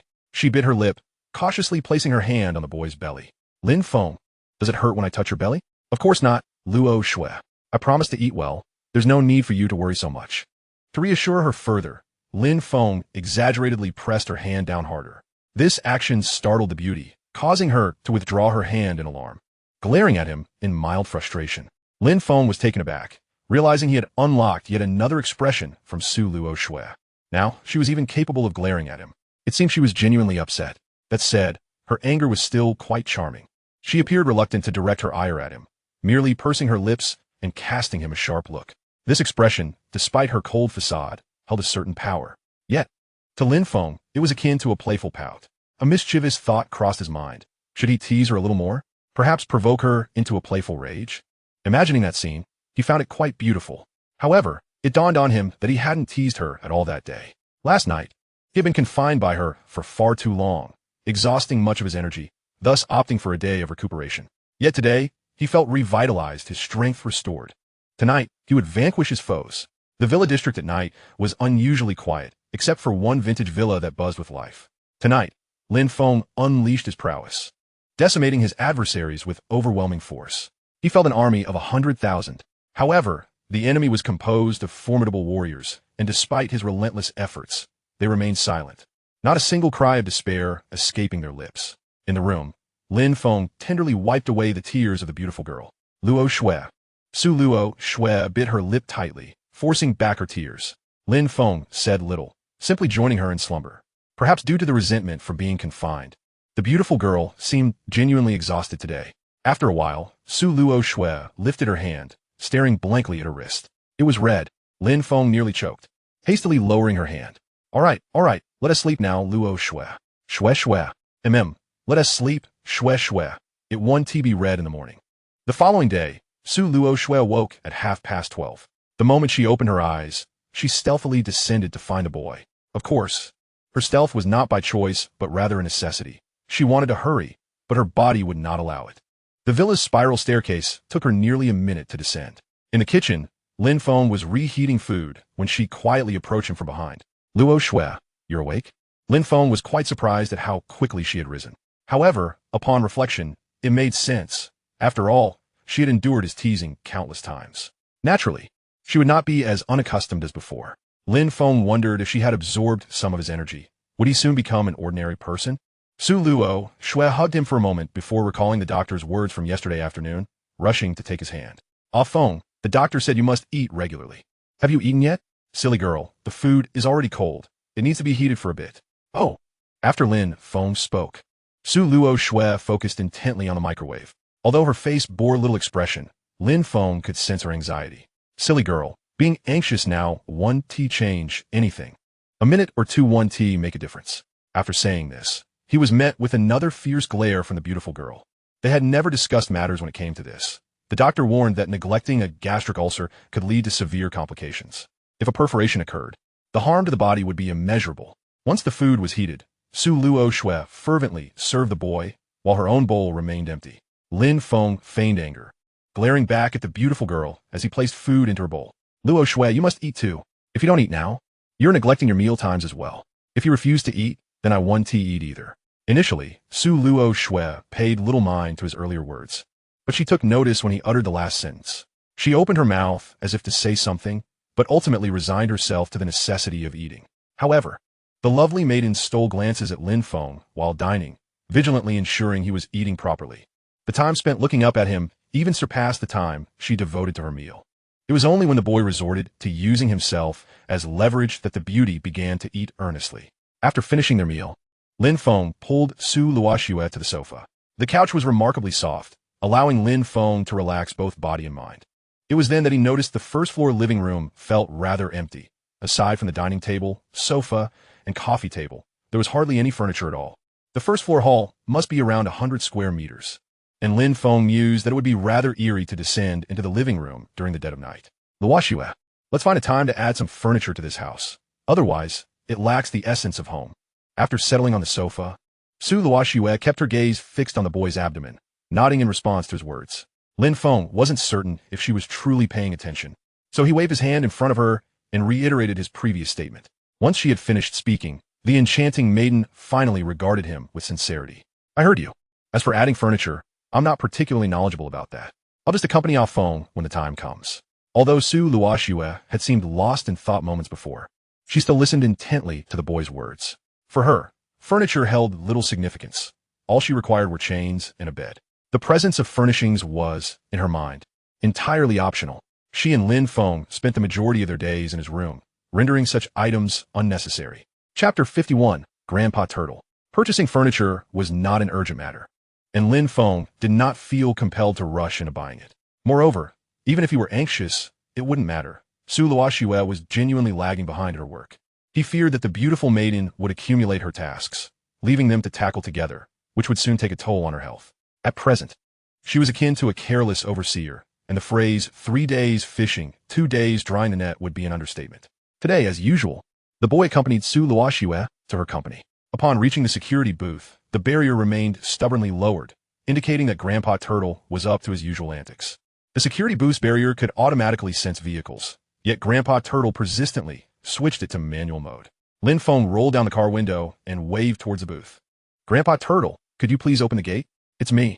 Initially absorbed in his phone, Grandpa Turtle emerged, leaning on his cane.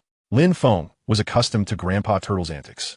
Despite being quite spry, he insisted on using that rickety cane, occasionally donning his outdated sunglasses. Grandpa Turtle approached with a small notebook, which he used to record license plate numbers. He noted every employee's vehicle registration, and only upon matching the plate number would he permit entry. Standing before Lin Feng's car, he stared blankly at the license plate. Annoyed, Lin Feng exited the vehicle, glanced at his own plate, and then at Grandpa Turtle. He approached impatiently and asked, Grandpa Turtle, why are you taking so long? Isn't my license plate on the last page of your notebook? Squinting, Grandpa Turtle flipped to the final page of his notebook, then took a couple of steps closer to scrutinize the sports car S plate. Lin Feng couldn't help but grimace at the sight. So he forgot his reading glasses. He entered the security booth to assist Grandpa Turtle in locating his glasses. Just then, someone suddenly tapped him on the shoulder, and upon turning, he found it was Grandpa Turtle. Young man, are you trying to steal something? Grandpa Turtle's expression turned grave. He had thought this young man looked familiar, but now he suspected him to be a thief. Ignoring him, Lin Feng rummaged through the cabinet and finally found Grandpa Turtle's reading glasses, swiftly placing them on his face. As Grandpa Turtle blinked, Lin Feng pointed to himself. Grandpa Turtle, it's me, Lin Feng. Do you remember? Grandpa Turtle grew incensed, exclaiming, You're a thief, and still ask if I recognize you? What audacity! Just as the situation began to escalate, the lovely maiden stepped out of the car and approached Grandpa Turtle. Grandpa, do you recognize me? It's Luoxue. Oh, Little Snow, of course I remember. I'm currently apprehending a thief, so please don't stand too close. Su Luoxue patiently clarified, Grandpa, that's not a thief. That's Ah Feng, my boyfriend. Grandpa Turtle gasped. How did Little Snow end up with a thief for a boyfriend?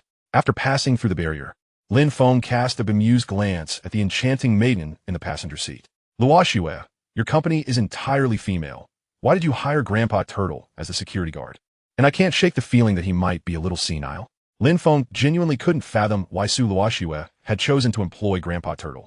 He imagined that during the morning rush hour, the security booth would become a bottleneck. It would be bored enough to manually lower the barrier. Was he simply idle? Moreover, Grandpa Turtle appeared quite elderly, seemingly at retirement age. Yet Su Luoxue hadn't dismissed him? Was it possible that she felt pity for him and wanted to provide him with an easy job for his twilight years? Yet the reality was that Su Luoxue was not so benevolent. Given her incredibly disdainful attitude towards men, how could she possibly feel sympathy for one? Furthermore, she was no saint. Even if a woman were to perish before her, she would not offer her pity. Ah Feng, Grandpa Turtle can be considered my savior.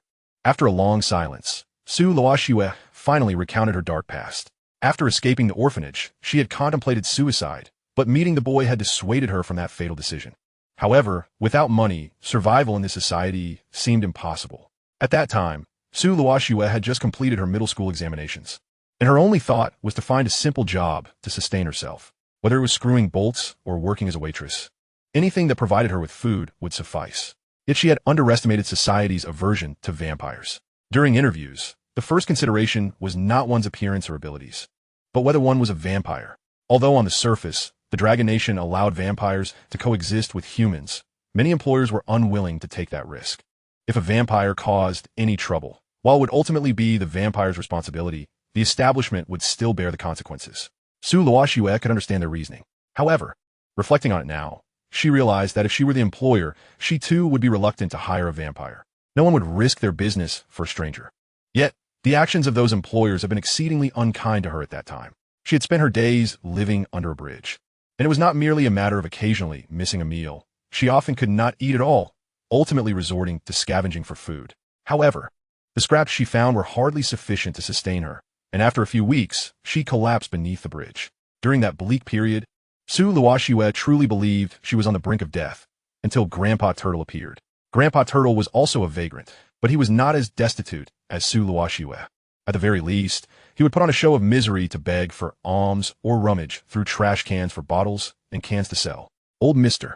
Turtle possessed a heart of gold. Upon witnessing Su Luoxue clutching her abdomen and collapsing to the ground, he shook his head in dismay. How could such a beautiful child reside under a bridge? He generously offered his own bread to Su Luoxue, a gesture she vividly remembered, as it was the only sustenance he had consumed that day. Subsequently, Mr. Turtle and Su Luoxue took refuge together in that bridge alcove, where he imparted to her the art of eliciting sympathy from passers-by and the practice of collecting bottles. Although their meals were often sparse, at least she would not succumb to starvation. On her birthday, Mr. Turtle, usually meticulous about his own possessions, surprised her with a lovely little dress. As time passed, Su Luoxue matured and realized that scavenging for refuse was not a sustainable way of life. She yearned to venture into the world. Mr. Turtle did not oppose her decision and allowed her to leave.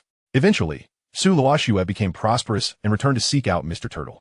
Initially, she intended to bestow upon him a substantial sum of money, but he adamantly refused. Thus, he found employment as a security guard at her company, earning a monthly salary of 100,000 yuan, a token of gratitude from Su Luoxue to the elderly man. Chapter 52. Mustard and intestines. After hearing Su Luoxue's dark past, Lin Feng fell into a contemplative silence. She had never shared such details with him, and he was unaware of the challenging environment that had shaped this enchanting young woman. To put it bluntly, Su Luoxue was fortunate.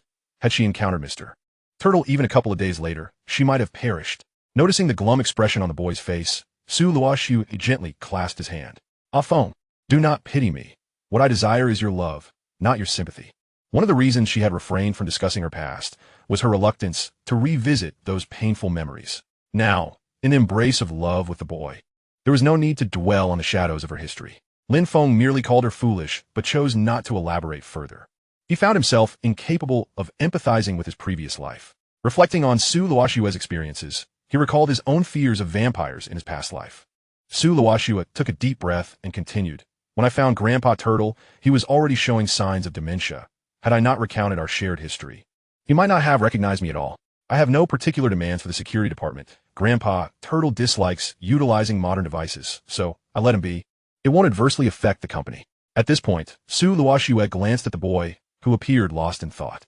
"Ah Feng, do you think Grandpa Turtle is too old to be a security guard now? Let me assure you, he could easily hold his own as a leader in the underworld." Lin Feng's lips twitched. He was well aware of Mr. Turtle's physical prowess. After all, which elderly gentleman could sprint 100 meters at such speed? He merely believed that Mr. Turtle's age was a factor. However, it seemed age was irrelevant. Mr. Turtle could continue as long as he wished, for he was indeed Su Luoxue's savior, and Lin Feng's as well. As their conversation unfolded, the elevator ascended to the 7th floor. Exiting the lift, Su Luoxue noticed the boy still lost in thought and tugged at his arm. "Ah Feng, don't dwell on Grandpa Turtle. Think of me instead." Lin Feng's face lit up with a smile. How could he resist such a charming young woman? Regardless of the circumstances, she always managed to evoke a tinge of jealousy within him. He found himself utterly enamored with Su Luoxue's delightful personality. At 5 o'clock, the alarm rang, prompting Su Luoxue to silence it and refocus on her work. Lin Feng remained silent, poring over the proposal Su Luoxue had previously rejected. He recognized that he had monopolized too much of her time, and it was only natural for her to attend to her responsibilities. After all, if she didn't work, he would be deprived of the sweet comforts of life she provided. By 7 o'clock, Su Luoxue set aside her proposal and picked up her phone, suddenly springing to her feet. After securing her documents, she hurriedly grasped the boy's hand and rushed out. Lin Feng, taken aback by her urgency as she pulled him towards the elevator, gently stroked her hair. "Luoxue, what is the matter? Why the rush?" Su Luoxue did not respond, but kept her gaze fixed on the elevator's descending display, glancing at the time and anxiously tapping her foot. Seeing her on the verge of tears, Lin Feng enveloped her in a tight embrace. Luoxue, if you have any troubles, please share them with me. I can offer you some reassurance. Tears welled in her eyes as she clung to him. I'll phone. It's already 7 o'clock. I completely lost track of time while working. Lin Feng gently caressed her back, reassuring her, it's all right. 7 o'clock, I sent tea too late. And we have nothing pressing to attend to. Su Luoxue tightened her grip on his arm, her voice betraying a hint of distress. That is not acceptable. The doctor instructed me to have dinner by 7. Even if we leave now, it will be too late. Lin Feng stood still, realizing that Su Luoxue's heart was solely focused on him. Initially, he had assumed she was anxious about meeting an important client or dealing with some pressing business matter. It became clear that her worry stemmed from forgetting about him. Since his diagnosis of a mild gastric ulcer, Su Luoxue had been particularly anxious. Lin Feng refrained from making light of the situation, gently pushing aside her bangs to gaze into her sparkling eyes. Shue, you needn't be so anxious. How about we go to the hospital tonight to collect our report? Perhaps I don't even have a gastric ulcer. Hearing his comforting words, Su Luoxue steadied herself. Although she recognized it as mere flattery, she instinctively believed him. What if he truly did not have a gastric ulcer? Yet, soon her worries resurfaced. Even if he were free of the ulcer, that did not excuse skipping meals. Su Luoxue's company operated on a standard 8 to 6 schedule, and no dinner was provided in the evenings. Consequently, she had no choice but to take the boy to a nearby restaurant for a meal. At the dining table, Su Luoxue wore a frown, regretting her negligence. She professed her love for the boy, yet she hadn't even considered his health.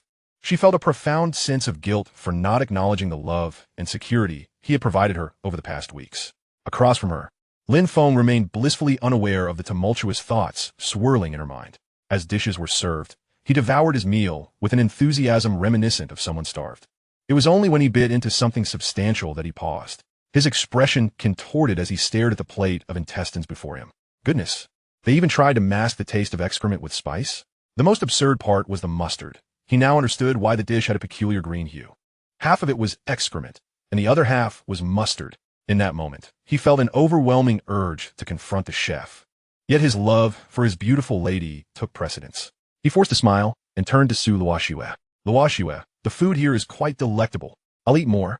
So you needn't fret about my gastric ulcer. Su Luoxue had even if she were oblivious to the emotions of others.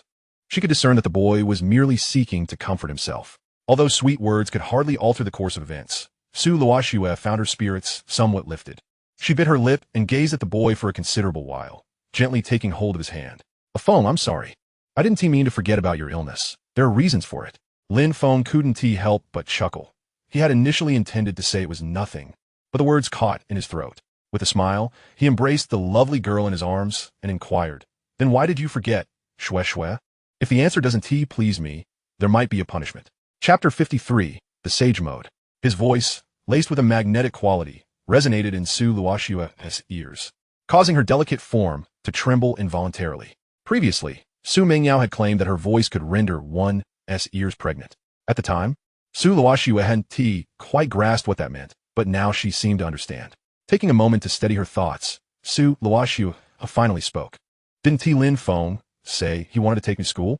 I was planning to finish my work early so I could accompany you, which is why I was preoccupied tonight. Lin Feng had been contemplating how to tease Su Luoxue, but her response left him momentarily speechless.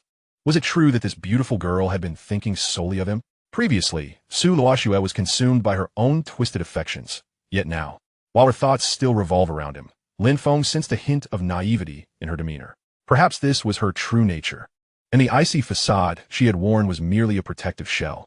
He helplessly tightened his embrace around Su Luoxue and remarked, Silly girl. What else is on your mind besides me? I didn't mean we had to go right away. It was merely a plan. And as for not eating on time, if anyone should be blamed, it's me. Su Luoxue gazed at the boy with an expression devoid of emotion. Without me, all you want is for a phone to have others in his thoughts? She retorted, silly. For the next 3 days, Su Luoxue immersed herself in her work.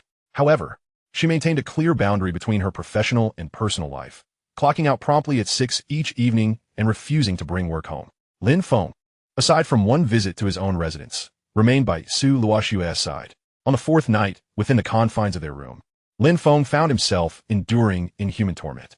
The emperor had decreed his exile to the southern barbarian lands, forbidding him to depart for 3 days. Due to a lifetime of misdeeds, the emperor had stooped to personally judge Lin Feng. Yet, the torture had just commenced, and he was still managing to withstand it. Inside the room, the emperor issued commands to the prisoner. Feng, call me by my name. Seeing the notoriously wicked Lin Feng being punished, the emperor was filled with delight. No, the condemned Lin Feng, unable to bear the humiliation, was unwilling to comply with the emperor's command. Then there's nothing to be done. For those prisoners who refused to speak or cooperate, the penalties would only intensify. Just as Su Luoxue continued to urge Lin Feng, the doorbell of the villa rang. Su Luoxue shivered slightly, but chose to ignore the persistent visitor. However, the person outside seemed quite insistent, unwilling to relent until the villa's owner emerged. Su Luoxue's expression soured. After glancing at the boy, she rose from the bed to retrieve her discarded clothing. It was nearly 11 o'clock. She was determined to see who was at the door. Luoxue, I want to go too. I'm worried about you. Outside the villa, Su Mengyao, holding a bouquet of flowers, frantically pressed the doorbell. Today, Chun Haoran had confessed his feelings for her. Although it wasn't a grand proposal, it was enough to elate her spirits. She was eager to find someone with whom to share her joy. Yet, Su Luoxue was taking her sweet time. She had no idea what was keeping her. After 10 minutes of incessant ringing, she wondered if Su Luoxue had gone out. Su Mingyao's face fell. Previously, Su Luoxue had maintained a routine of moving between the company and home. Now that she had Lin Feng, it seemed she might actually be out on a date. How pitiful it was for her to stand there, pressing the doorbell for 10 minutes, while her desire to share this news felt utterly unfulfilled. She feared that if she couldn't tell someone about Chun Haoran's confession, she wouldn't be able to sleep that night. It appeared her only option was to share her excitement over the phone. Just as she took out her phone to text Su Luoxue, the villa's entrance slowly creaked open. Su Mingyao quickly looked up to greet her, only to find Su Luoxue still groggy and somewhat irritable, alongside her brother-in-law. Su Luoxue's voice, cold yet tinged with remnants of sleep, regarded her younger sister with indifference. Mingyao, what brings you here this hour? Su Luoxue had been fuming, but upon seeing Su Mingyao, she suppressed her irritation. Su Mingyao, noticing the flush on Su Luoxue's cheeks, surmised the situation. She wished she could simply vanish into the ground. Gritting her teeth, she explained, Sister, Chun Haoran confessed to me and I wanted to share my feelings with you. Seeing Su Luoxue's expression remain impassive, Su Mingyao swallowed hard. Sister, I've shared now, so I'll be heading home. Su Luoxue merely acknowledged her with a non-committal hum, pulling Lin Feng into the foyer and shutting the door on Su Mingyao. No, I'm not leaving yet. Su Mingyao felt tears welling up. Although Su Luoxue had always been somewhat aloof, she had at least treated her well. Now, with the presence of her brother-in-law, it seemed Su Luoxue had forgotten her dear sister entirely. A mere HM was all she received, with no inclination to say more. As the lovely girl locked Lin Feng in a room, she refrained from subjecting him to any torture. She had been reluctantly thrust into a sage-like state. Due to Su Mingyao's interruption the previous night, Lin Feng had mentally cursed her ancestors for a good portion of the day. He had been grateful the night before, but now, on the final day, he had to uphold his masculine dignity, struggling to endure until his midnight alarm rang. The ailing Lin Feng immediately shook the chains binding him.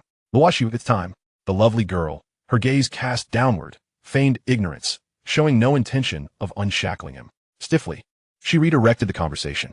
Feng, my proposal has been approved. Tomorrow, we'll visit the school as you suggested. Lin Feng was well aware of her intentions, but could only acquiesce. Yes, as long as it's done, I'm quite looking forward to campus life. He was still under the control of this lovely girl, and he knew that if he displeased her, he would surely suffer the consequences. Seeing that the boy had stopped mentioning his release, Su Luoxue pressed her advantage. Feng, could you possibly call me Xue Xue? Then you must smile for me first. Upon hearing his request, Su Luoxue forced a smile, and Lin Feng nodded in satisfaction. Now, Su Luoxue's smiles were no longer so rigid. He felt that soon she would be able to smile naturally, without any special conditions. Lin Feng mused that his plan to elicit a smile from the lovely girl seemed to be quite successful. However, the revolution was not yet complete. He still had to strive further. As Lin Feng was still lost in his foolish laughter, the anxious voice of the beautiful girl broke the moment. Ah, Feng, hurry up. You haven't called me Xue Xue yet. Chapter 54, The Unabashed Beauty. The following day, Lin Feng awoke, staring blankly at the ceiling of his room. He realized he had been overly careless the night before. He shouldn't have so readily called the enchanting girl Xue Xue, just as she had begun to regain her composure. He foolishly encouraged her to smile before calling her name. Now, he found himself awake at 8, having only enjoyed 3 hours of sleep. But it was not all in vain. At least he had exchanged a few utterances of shue shue for several of her radiant smiles. Remarkably, Su Luoxue's smile had indeed become much more natural. Although it still required special circumstances to elicit, it was a significant improvement nonetheless. If only he had had a camera at that moment, he would have captured the exquisite scene. Moreover, regardless of how much she tormented herself, Su Luoxue remembered to feed him punctually at noon and 7 in the evening. Yet, the manner of feeding left Lin Feng somewhat speechless. Observing the serene visage of the beautiful girl as she slept, Lin Feng picked up his phone from the bedside table. As anticipated, several messages had been sent from a contact labeled Chun Haoren. However, perhaps noticing his lack of response, Chun had refrained from sharing his joy. Chun Haoren, bro Feng. I'm going to confess to Su Mingyao tonight. I'm so nervous. Chun Haoren, bro Feng. Su Mingyao arrived before me. I saw her. I'll let you know the outcome later tonight. Chun Haoren, damn it bro Feng. Su Mingyao kissed me. Chun Haoren, it was sweet.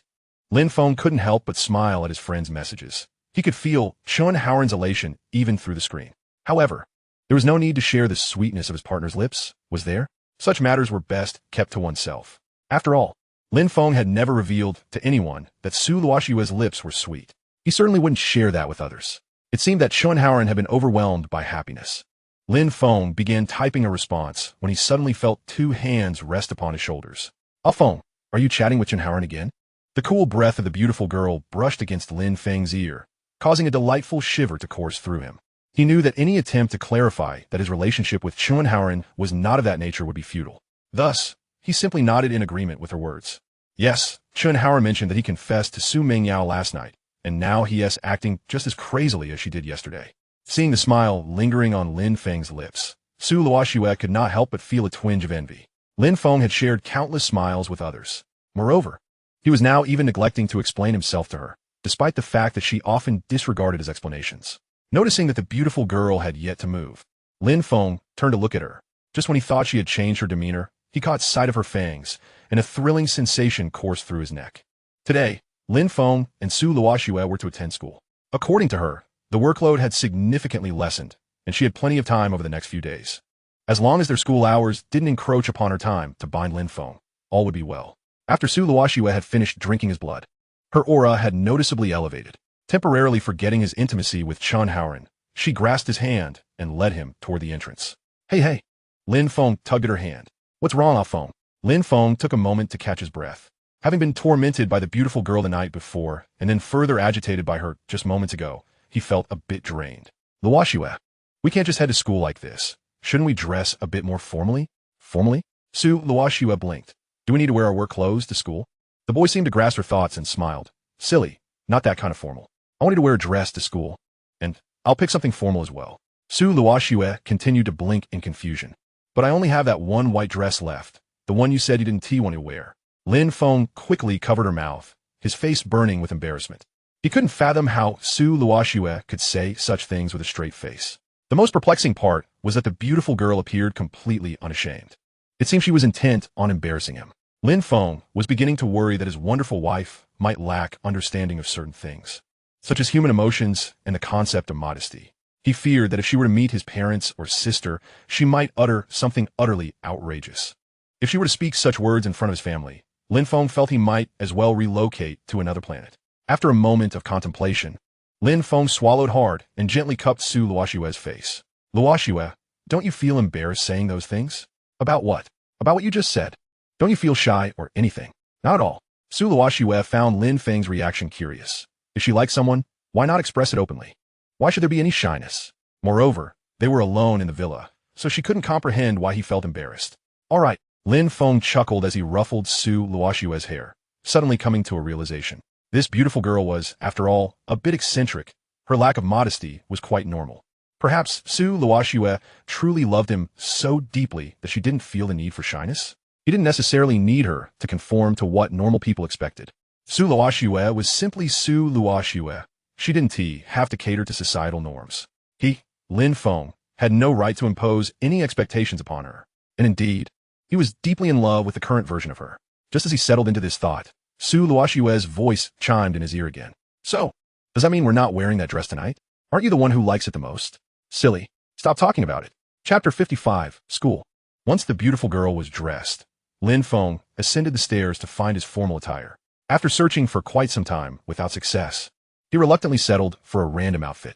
Su Luoxue had never purchased many clothes for herself, and she was not particular about what she wore. As long as his wife was beautiful, it didn't matter if he looked particularly handsome. Moreover, if he were unattractive, paired with the stunning Su Luoxue, others would only envy him. Upon descending, Su Luoxue glanced at Lin Feng's casual attire, but said nothing. Simply put, she wasn't fussy about clothing. To her, it didn't matter how he dressed. Her boy would always be the most handsome in the world, navigating familiar routes in a familiar environment. Lin Feng led Su Luoxue toward the campus. However, something fell off this time. About 10 students stood at the school gate, resembling a welcoming committee. There were even a few middle-aged men and an elderly gentleman among them. University students often neglected their classes, with some possibly unable to differentiate between their instructors, let alone the principal or deans. Not long after Lin Feng entered the school, he was whisked away by Su Luoxue. He had not even had the chance to familiarize himself with these individuals, let alone recognize them. The distant group of middle-aged men was a complete mystery to him. However, he soon received the answers he sought. A middle-aged man, standing behind the leading elder, was gazing down the driveway, seemingly searching for something.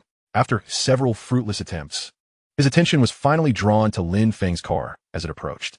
The man's curiosity was piqued by the luxurious vehicle, and he certainly took a closer look at Lin Feng's sports car. Upon noticing Su Luoxue seated inside, he almost failed to recognize her. The difference between her photograph and reality was quite significant. After a moment's realization, he promptly waved to halt the sports car and approached the passenger side with a welcoming smile. "Miss Su, it is a pleasure to welcome you to Jiangxing University." Upon hearing this, the elder in front and the board members behind him advanced, all wearing cheerful expressions as they regarded the sports car. Su Luoxue frowned slightly. She did not appreciate being the center of attention, especially with Lin Feng still inside the car, more than the gazes directed at her. She found it far more displeasing to see those eyes lingering on the boy. She had mentioned her intention to visit the school to this group of board members the previous night, intending to ensure a smooth passage. She had not anticipated that they would all come out to greet her. After nodding to the group, she turned to the boy beside her. "Let's go off phone." As the middle-aged crowd watched the sports car drive away, their smiles faded. Frankly speaking, the situation of receiving a cold shoulder after extending warm greetings was somewhat awkward for them. The individuals present held significant status, and their presence was not obligatory. They had come at the behest of an elder board member, merely adhering to the social niceties. Nevertheless, a little embarrassment was a small price to pay, especially with so many board members present. They could collectively share the embarrassment. Another reason was that Su Luoxue had contributed a substantial sum, and her standing in Jiangxing was not to be underestimated. She had once donated 100 million to the school solely to secure a boy's admission, asking for nothing in return. To them, this was tantamount to a transaction of reputation for financial gain. After all, they had nothing to lose. On the other side, Lin Feng, upon learning the entire story and its intricacies, stared wide-eyed and mouth agape, resembling a fool. After a prolonged silence, he finally managed to speak stiffly. "Luoxue, did you really spend 100 million for me?" Su Luoxue nodded lightly. In truth, 100 million had been quite a blow for her at that time. However, if that sum could secure the boy's future, it was undoubtedly worth it. Lin Feng felt a surge of madness wash over him. 100 million. He could scarcely fathom how many lifetimes it would take to spend that amount. All this just to preserve his admission? At this moment, he felt as if he were worth far less than that sum. He murmured to himself in the driver's seat, wishing he could find a place to weep freely. Yet, this sorrowful emotion did not linger long. After all, he had brought Su Luoxue to experience campus life, not to have that beautiful girl witness his tears. The parking spaces beneath the dormitory were filled, forcing Lin Feng to park under a tree in the nearby park. No sooner had he parked than he became the center of attention. Almost every passerby slowed down to gawk at the sports car, whispering amongst themselves. Lin Feng, exasperated, thought to himself that he was certain his school adhered to a strict schedule, with classes beginning promptly at 8 o'clock. He glanced at his phone. It was already 7:58. Were these people not in a hurry? Did they not fear being late? Although he had only experienced a few days of university life, he could confidently assert that he had never been late or skipped a class, despite not paying much attention during them. "Let us get out, Luoxue." Ultimately, Lin Feng chose to disregard the gazes of onlookers. Let them stare, for he felt no embarrassment. Oi, brother, 6 o'clock direction, did you see it? I saw it ages ago. I was watching when that car parked. Damn it, why didn't you tell me sooner?" Since Lin Feng and Su Luoxue exited the car, the pace of those around them had slowed even further. Su Luoxue, adorned in a striking white dress, was simply too captivating. Some even offered her a slight bow of acknowledgement. The presence of the two had nearly brought traffic to a standstill. Naturally, the university students were merely admiring the attractive duo. Few would genuinely consider Lin Feng and Su Luoxue as exceptionally handsome, instead viewing them as an intriguing spectacle. They could only envy and resent their relationship, some even wishing to see them split apart. After stepping out of the car, Su Luoxue felt somewhat uncomfortable under the weight of the external gazes. While she paid little mind to the boys' stares, she was acutely aware of the attention from the female students. Each girl who glanced their way seemed to her to be coveting her boy. Lin Feng, for his part, wasted no time and quickly took the beautiful girl's hand, leading her away from the scene. The early morning playground was deserted, and after escaping the throngs of onlookers, Lin Feng strolled with the enchanting girl. Without the nuisance of prying eyes, he felt the surrounding air was invigorating. Turning to her with a smile, he asked Luoxue, "Do you feel the essence of youth here?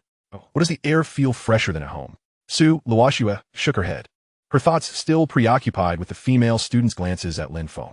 Little did she realize that a third of those girls were not looking at him, but rather at her own striking beauty. She remained blissfully unaware of her extraordinary allure, likened to a beguiling enchantress in a tale, effortlessly drawing the admiration of others. "Come on, Luoxue, cheer up and smile." Lin Feng waved his hand in front of the beautiful girl, noticing her distracted demeanor. Even without her vocal discontent, he could tell her mind was elsewhere. Seeing her still sulking and unwilling to cooperate, he decided to coax a smile from her himself. Unfortunately, his attempts at facial manipulation were rather clumsy, resulting in an expression that was neither truly joyful nor sorrowful.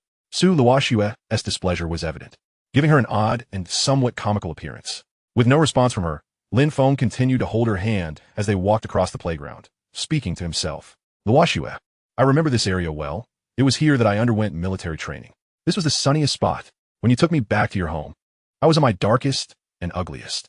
The more he spoke, the more indignant he became, recalling the relentless training they endured. The instructors had insisted they, as students of Jiang University, should exhibit greater discipline and resilience than those from other institutions. Each instructor had their own style. Some would allow students to use their phones during breaks, while others enforced strict sitting protocols. Lin Feng had been in the latter group, while Su Luoxue was annoyed. She did not wish to dampen the boy's spirits. Listening to his words and meeting his gaze, she said earnestly, "Even if Ah Feng is dark, I still like him. Ah Feng is not ugly at all." Lin Feng's lips twitched slightly. Fortunately, having spent considerable time with her, he understood that she sought to comfort him. Those unaware might think Su Luoxue was attempting to belittle him. Observing the boy's prolonged silence, Su Luoxue furrowed her brow and said, "This is true. I believe Lin Feng is not unattractive." In truth, Lin Feng considered himself to be quite decent-looking, yet he found himself feeling inferior when such a beautiful girl praised him. Was he truly so unremarkable? Lin Feng poked the beautiful girl's forehead, saying, "Luoxue, are you implying that I'm handsome?" "Well, that is pretty much the sentiment," she replied. Lin Feng decided to abandon any resistance and stiffly changed the topic. "Luoxue, if we had come here a month earlier, we could have witnessed the university's military training. Back then, I would have been regarded as a spectacle by the seniors. They must have been far less attractive than I was then." The beautiful girl nodded non-committally, for no one could surpass her Ah Feng in looks. After wandering around the playground for a while, Lin Feng resolved to take the beautiful girl to attend a class, to immerse her in that atmosphere.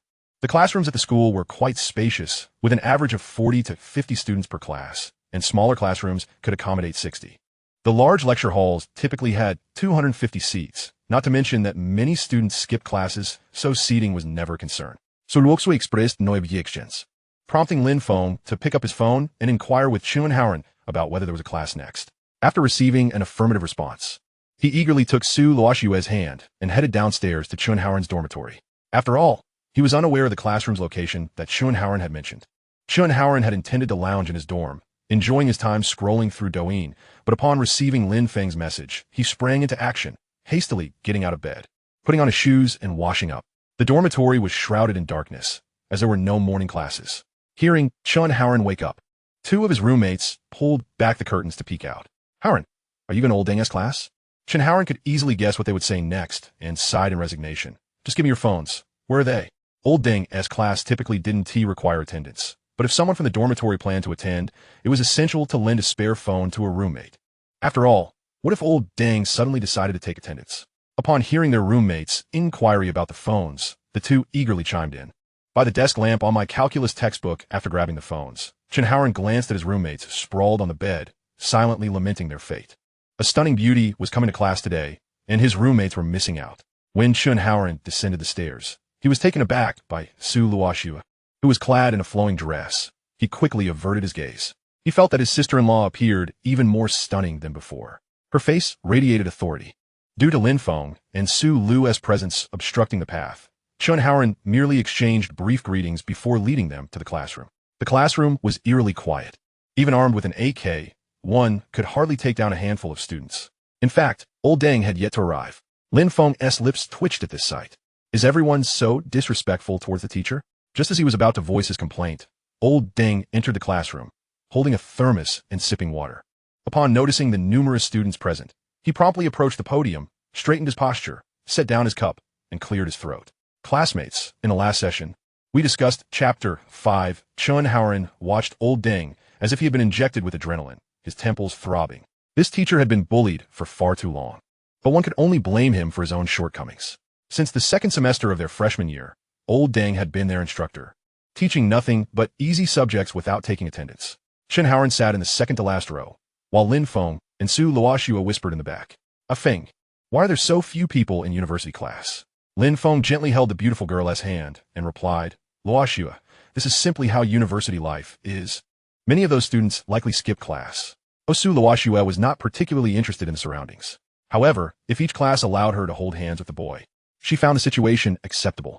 She observed the students around her, who seemed lethargic, either asleep or glued to their phones. After a while, the beautiful girl earnestly remarked, At this moment, I am grateful I never attended university before. Lin Feng was at a loss for words. He had hoped to share the vibrant and youthful university experience with her. To his dismay, it seemed that the university students in Jiangsheng were no different from lazy fish. Wasn't this a slap in the face for himself? Chapter 56. Yi Xiaoxia arrives at school. Lin Feng, while lamenting the idleness of the university students, found himself leaving the class midway with the beautiful girl. There was no choice. Old Deng's teaching was akin to storytelling. He now understood why Chun-Haoran and the others had grown accustomed to skipping his classes. It was even more soporific than their high school English and physics teachers. On the way back, Lin Feng continuously apologized to the beautiful girl. This time at school had not allowed her to witness the charming and innocent side of university life, but rather wasted her time. It's all right. As long as I'm with Lin Feng, I'm content. Su Luoxue never cared about such matters. Work could never compare to Lin Feng's importance. Feng might have had his priorities mixed up. Lin Feng smiled, resting his hand on the beautiful girl's shoulder. His wife was the best in the world. At that moment, Lin Feng's phone rang, and he initially thought he had forgotten something. It was a call from Chun-Haoran. However, upon picking up, he was astonished to find it was his mother, Yi Xiaoxia.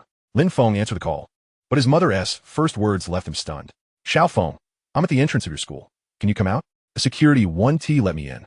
Lin Feng's mind exploded with confusion as he stood frozen, gazing into the distance. Xiao Feng, if it's inconvenient, I can go back. You should focus on your studies. Hearing the hint of guilt in her voice, Lin Feng quickly snapped back to reality, exclaiming, Hey Mom, I'm here. Where are you? I'll come and get you. I think I'm at the main gate, okay. After hanging up, Lin Feng anxiously turned to the beautiful girl beside him. Luoxue, my mom is here. Do you want to meet her? The sudden turn of events made the boy's tone a bit frantic, causing the beautiful girl to feel nervous as well. Su Luoxue had also heard the conversation on the phone, and since that moment, her fists had been clenched tightly. Since Lin Xiao's arrival, she had already felt a strong sense of unease when she saw the boy allocate half of his time to Lin Xiao. Now, his mother was coming too. Su Luoxue hesitated, her nails nearly digging into her skin. She was frightened. Luoxue? Shui. Lin Feng noticed the beautiful girl was lost in thought and waved his hand in front of her. Luoxue, do you want to go? If you're not ready to meet my parents so soon, you can stay in the car. There's no rush. No, I want to go. With his mother coming to see him, Lin Feng almost ran. If it weren't for the delicate hand of Su Luoxue clasped in his, he might have transformed into a four-wheel drive from sheer anxiety. As he jogged, his mind raced with thoughts. How had his mother arrived here? Was there an urgent matter at home? Lost in contemplation, he couldn't help but think of Su Luoxue. He had assumed that his lovely companion would not accompany him. Yet here she was, willing to meet his mother? Unbeknownst to him, Su Luoxue was merely anxious about the prospect of her mother taking the boy away. Otherwise, her earlier emotional outburst would not have been so intense. After a brisk 10-minute run, Lin Feng and Su Luoxue finally arrived at the school gate. From a distance, Lin Feng spotted Yi Xiaoxia holding a bag of items, standing at the entrance. Although slightly nearsighted, Yi Xiaoxia stood on tiptoe, straining her eyes to catch a glimpse of her child within the school grounds, hoping to see him soon. "Mom," Lin Feng shouted as he sprinted towards the entrance, entirely unconcerned about his appearance. Upon hearing her son's voice, Yi Xiaoxia's lips curled into a smile. But as the boy drew nearer, she noticed the figure of Su Luoxue, clad in a flowing white dress, trailing behind him. Yi Xiaoxia momentarily froze, her mind struggling to comprehend the sight before her as the two approached her in silence. "Mom, why are you carrying so much?" Lin Feng exclaimed, rushing to help her with the bag. He glanced inside, but merely smiled at his mother. "Why didn't you let me know you were coming? I could have come to fetch you sooner." Noticing his mother's silence, he hung the bag on his wrist and reached for her hand. Yi Xiaoxia snapped back to reality, first scrutinizing her son, then casting her gaze towards Su Luoxue, ultimately resting her eyes on their intertwined hands. "No, I simply missed you and wanted to see you, my little Feng. Are you in a relationship?" Yi Xiaoxia dared not be too explicit. She took immense pride in her son, who excelled academically and possessed striking looks. She believed that, on the basis of character, achievements, and appearance, he was indeed worthy of such a girl. However, this was a bustling metropolis, far more developed than their hometown. The girl before her exuded the air of a city princess. She feared that mentioning the term girlfriend might frighten or anger the girl, jeopardizing their connection. "Yes, Mom.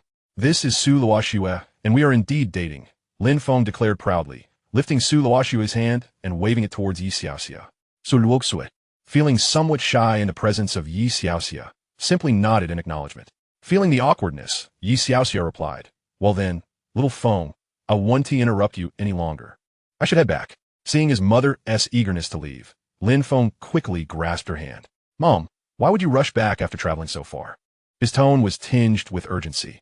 It took him 3 to 4 hours to drive home, and even longer in traffic. Yi Xiaoxia's journey must have taken even more time, and she might have arrived just the day before. Yi Xiaoxia felt a twinge of impatience as her son held her back. She glanced at him, then at the expressionless Su Luoxue behind him. "Little Feng, I know you care for me, but not every girl may think the same way." Ultimately, she succumbed to her son's insistence. Lowering her gaze, she caught sight of her attire and felt a wave of self-reproach. Had she known, she would have dressed more appropriately. Was she not embarrassing her son? The inferiority complex stemming from her rural background surged within her. Despite Lin Feng's keen observations, he remained oblivious to his mother's thoughts. He simply assumed that Yi Xiaoxia wished to allow him and Su Luoxue some time together. He led both of them through the school gates and into a nearby cafe. On the way, Lin Feng endeavored to engage his mother in conversation, but her responses remained minimal and guarded, as if she were a country bumpkin asking about the surroundings. Concerned about maintaining her son's dignity in front of Su Luoxue, she refrained from speaking too freely. Inside the cafe, Lin Feng took out his phone to scan the QR code and begin ordering. He did not dedicate all his time to his mother, first ordering for his lovely companion. "Luoxue, what would you like to drink?"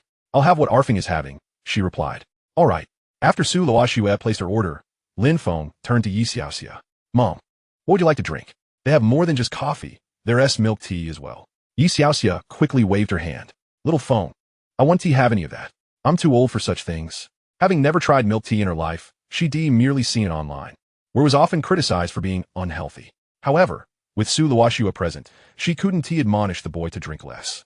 The primary concern was the price.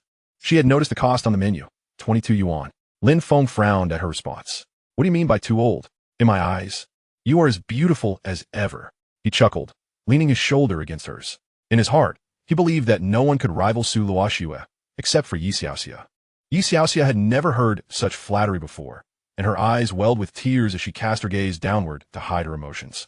However, the corners of her mouth began to lift, and her crow's feet deepened with a smile. "Mom, just take a look. It's genuinely delicious. You should try it."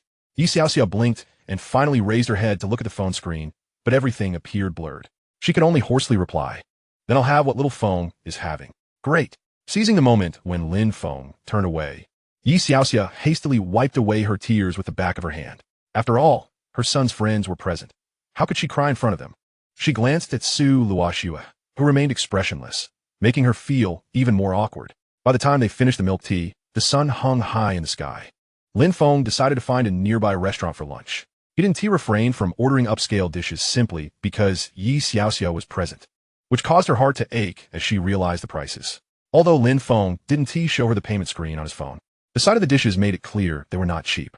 noticing his mother hesitantly selecting only the more affordable items. Lin Feng eagerly piled high-end dishes on her plate. Mom, don't just eat the scrambled eggs. You should try this and this. These are delicious. In truth, Lin Feng had long wished to tell Yi Xiaoxia that he was quite wealthy now. 40 million yuan, enough to last a lifetime, if spent wisely. However, he felt it was not the right time. He had observed her demeanor closely and understood her emotions, even if he had misinterpreted some of them. He feared that she might not be able to accept such news. Yi Xiaoxia felt a sense of urgency. Who would continuously serve their mother in front of their girlfriend? After all, she was a girl from a big city. Wasn't that a bit embarrassing? Thanks to the boy's attentiveness in serving her dishes, Yi Xiaoxia was finally at ease, though a hint of worry still lingered in her heart. After all, girls from big cities often possess a certain pride and aloofness. She fretted that if her son continued to behave in such a manner, he might not be able to maintain this friendship. After their meal, Lin Feng initially intended to take Yi Xiaoxia for a stroll around the school, but she insisted on returning home. Xiao Feng, I took a day and a half off from work. I must return tomorrow. You focus on your studies at school, and I will head back now. Mom, let me escort you. Though Yi Xiaoxia was inclined to decline, she instinctively nodded. It was difficult for her to part with Lin Feng. She had taken a day and a half off and spent several hundred yuan to see him, initially planning to stay for most of the day. Yet now she had barely spent half of it together. However, if Lin Feng accompanied her, she could savor his presence for a little longer, which was enough to satisfy her. At first, she thought his offer to see her off meant he would take her to the high-speed rail station. Gradually, she realized they were not heading towards the school's main exit. Xiao Feng, I'm supposed to go to the subway station. Where are you taking me? Lin Feng smiled at Yi Xiaoxia. Mom, I'm driving you home. Taking the high-speed rail can be quite exhausting. The high-speed rail did not directly connect to Lin Feng's home, and returning by that means would require transferring to a bus and walking several kilometers. As he spoke, Lin Feng had already approached his sports car and opened the passenger door. Mom, it's much more convenient for me to drive you home. Just trust me. Yi Xiaoxia stared at the car for a moment, dazed. Her son had bought a car, and it appeared to be quite expensive. After multiple attempts to refuse, seeing Lin Feng's unwavering insistence, she ceased to struggle. Dusting off the invisible specks from her clothes, she settled into her son's sports car. Once inside, Lin Feng finally relaxed. He turned to look at Su Luoxue, who had maintained a stoic expression for several hours, and spoke gently. Shueshu, I will drop my mom off at home first. Will you wait for me at home? Su Luoxue lowered her gaze and shook her head, a reaction Lin Feng had anticipated. He gently embraced the beautiful girl, resting his chin on her shoulder, softly breathing near her ear. I will be back tonight. Can you manage a little wait? The lovely girl's pupils flickered, and she gazed into Lin Feng's tender eyes, shaking her head with difficulty. Lin Feng was taken aback, standing there momentarily at a loss. If this enchanting girl refused, he seemed to have no alternative. But could he really let Yi Xiaoxia travel alone on the high-speed rail? He felt genuinely reluctant to do so. Just as he pondered his options, Su Luoxue squeezed his hand and blinked. Would 2 hours be acceptable? Huh? Lin Feng had never anticipated this response from her. After a brief pause, he smiled and affectionately ruffled her hair. Now Luoxue was bargaining. All right, I agree. Su Luoxue's eyes brightened, burying her head in Lin Feng's chest, striving to absorb his sense of security. After a moment, she released him, guiding him to the driver's seat, her tone tinged with reluctance. Ah Feng, please return early tonight. Upon entering the car, Lin Feng noticed Yi Xiaoxia had been looking down, so he waved his hand in front of her. Mom, please fasten your seatbelt. We're about to set off. Huh? Oh, Yi Xiaoxia sat quietly in the car, but when she saw her son lingering outside, she turned to look back. She caught sight of Lin Feng and Su Luoxue in an affectionate embrace. Her conservative mindset made her immediately avert her gaze, lowering her head, too bashful to look further. Once Yi Xiaoxia secured her seatbelt, Lin Feng waved goodbye to the expressionless Su Luoxue outside the window. Luoxue, please take a taxi home. I'll return tonight. She responded with a soft After they had driven a short distance and could no longer see Su Luoxue, Yi Xiaoxia cautiously broke the silence. Xiao Feng, your car must be quite expensive, right? Am I going to dirty it? Lin Feng felt a pang of discomfort at her words and chuckled after a while. Mom, what are you talking about? You're not dirty at all. Besides, this car is quite affordable. It's just a second-hand model costing around 20 to 30,000. He glanced at his mother with a twinge of nostalgia, recalling online anecdotes about how fathers who once scolded their children might eventually grow more lenient. Their once straight backs becoming hunched with age. Mothers, too, ceased to nag as they did in their youth, no longer soliciting their children's opinions before each decision. Lin Feng gently patted Yi Xiaoxia's shoulder with one hand. Mom, what is wrong with you today? It's nothing. Really, Yi Xiaoxia was unwilling to elaborate, and Lin Feng chose not to press further, soon shifting the topic of conversation. As they chatted, the discussion turned to Su Luoxue. Xiao Feng, it seems you have a good relationship with that girl? Luoxue is very kind to me. Whenever Su Luoxue was mentioned, a smile crept onto Lin Feng's lips. She was his pride. Observing this, Yi Xiaoxia felt reassured. It was clear to her that if her son were not getting along well with the girl, they would not be so affectionate. As for why Su Luoxue often wore a cold expression, Yi Xiaoxia dismissed it as her own shortcomings in attire, fearing she had embarrassed herself in front of the girl. Yet, Yi Xiaoxia was unaware of the prevalence of casual relationships in university. Many young men and women relished the thrill of flirtation, or perhaps were simply drawn to each other's physical allure. Little did she know that Su Luoxue had an eternally frosty demeanor. However, she did not need to know too much. As long as Su Luoxue did not harbor any resentment towards Lin Feng because of her, that was sufficient. Xiao Feng, if you pursue a relationship, you should take it seriously. That young lady is quite beautiful. Mom, Luoxue isn't just beautiful. She is exceptionally stunning. Yi Xiaoxia observed her son's delighted expression. Wanted to say something, but hesitating. Indeed, Su Luoxue was beautiful. She had never seen such a striking girl before. However, being a city girl, Lin Feng's capabilities, though commendable, were still overshadowed by his humble background. She worried that one day, Su Luoxue's parents might seek a son-in-law, expecting a match of equal social standing, which would undoubtedly cause her son great heartache. By the time they returned Yi Xiaoxia home, it was already 5 in the afternoon. She wished for Lin Feng to stay for dinner, but he politely declined. Mom, I promised Luoxue I'd be back tonight. I can't stay. All right, then Yi Xiaoxia smiled, recalling that Lin Feng had mentioned to Su Luoxue that he would return home that evening. Her son had grown up and begun to carve out his own life. Before departing, Lin Feng suddenly remembered something and opened the trunk of his sports car, retrieving a bag. The bag appeared to be of good quality, made of burlap, concealing its contents from view. At first, he thought it was something Yi Xiaoxia had given him, but she hadn't mentioned it at all during their outing. Lin Feng hadn't brought it out, and Yi Xiaoxia had nearly forgotten about it, hastily pushing it back towards him. Xiao Feng, this is from me to you. Take it to school. Yi Xiaoxia spoke while untying the burlap sack and revealing its contents. Xiao Feng, this is milk that I don't even know if it's delicious. My colleague mentioned this brand called Anmuxi, and here are the oranges I bought yesterday. Lin Feng listened to Yi Xiaoxia's gradual introduction of her purchases, a bittersweet smile gracing his lips as he gently embraced her. Mom, I understand. I'll head back first. I'll call you on WeChat when I get home, and we can chat then. All right, we'll talk later. By the time Lin Feng returned to the villa, it was already 9 o'clock. He had initially planned to rest at the service station, but recalling the beautiful girl's request for him to return early, he opted to skip the break. It wouldn't do to dampen her spirits, especially since she had only just learned to bargain. He could endure the discomfort, hoping Su Luoxue wouldn't become unreasonable. As he entered the foyer, he was instantly enveloped by a fragrant, soft embrace. The delightful scent of Su Luoxue's hair wafted into his nostrils. Luoxue? Lin Feng chuckled as he tenderly caressed her hair, realizing she must have been waiting for him. He had expected her to immediately pull him into the room, but her first word surprised him. Ah Feng, why are you back so soon? Did you eat well? Huh? Yes, of course. I definitely took your words to heart, Luoxue. Lin Feng felt a bead of sweat form on his forehead as he chose to weave a small white lie. The lovely girl seemed to regard her stomach ulcer as paramount. If he told her he and T had dinner, she would surely become even more unreasonable tonight. Well, that's good. Su Luoxue tightened her hold on him and then led him upstairs. Lin Feng grew increasingly anxious. He hadn't eaten. He had promised this lovely girl 2 hours of her time, and he hoped he wouldn't collapse from hunger. Chapter 59, The Soft and Sweet Little Wife? As Lin Feng had anticipated, the lovely girl was both demanding and mischievous. Before long, his strength had completely dissipated. Seeing him in such a state, Su Luoxue frantically shook him, her eyes brimming with tears. Ah Feng, what is wrong? Shue, stop shaking me. I'm just a bit hungry. Lin Feng, fighting off the dizziness, opened his eyes. If Su Luoxue continued this way, he feared for his life.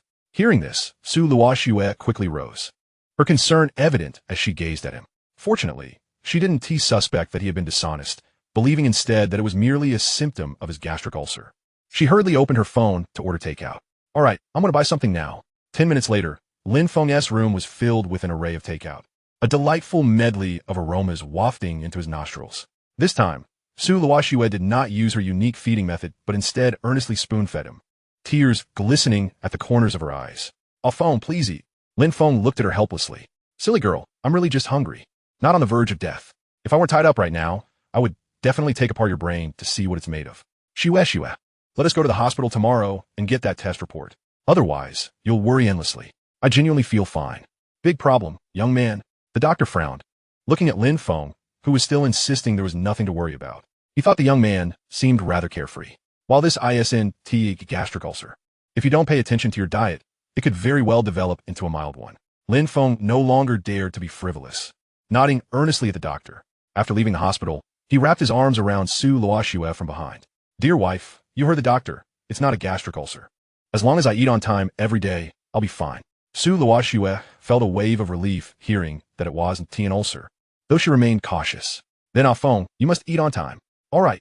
With little else on their agenda for the day, Lin Feng took Su Luoxue to Jiangxing University. However, this time they didn't attend classes but wandered aimlessly around the campus. When they reached the basketball court, Lin Feng finally paused with the lovely girl. Today's college students were certainly more spirited than the aimless ones from yesterday. Luoxue, look, these are the college students I wanted to show you. After class, they play basketball and exhibit such passion and vitality. Su Luoxue nodded, sensing the youthful energy radiating from them. Lin Feng continued, back when I was in college, I dreamed of playing basketball every day and strolling hand in hand with my girlfriend. Though I may be 2 years late, it's better late than never. Su Luoxue caught the essence of his words and turned to him. Feng, do you really enjoy playing basketball? Yes, I often play in high school. I genuinely love it. Su Luoxue blinked, clearly recognizing Lin Feng's true passion for the sport.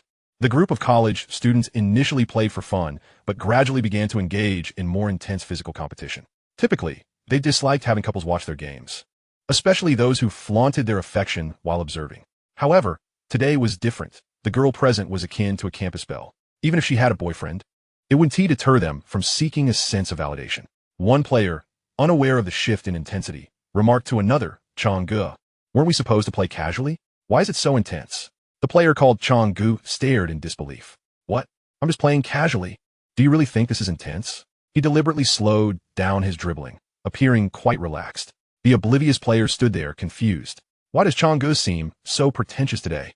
However, after a sudden turn and jump shot, he caught a glimpse of Su Luoxue standing by the court and began to piece together the truth. Instantly, chaos erupted on the basketball court. Lin Feng had initially intended to soak in the youthful atmosphere of the college students, but as their game intensified, he lost interest in spectating and continued to stroll with Su Luoxue. During their walk, Lin Feng sought the vitality of college life.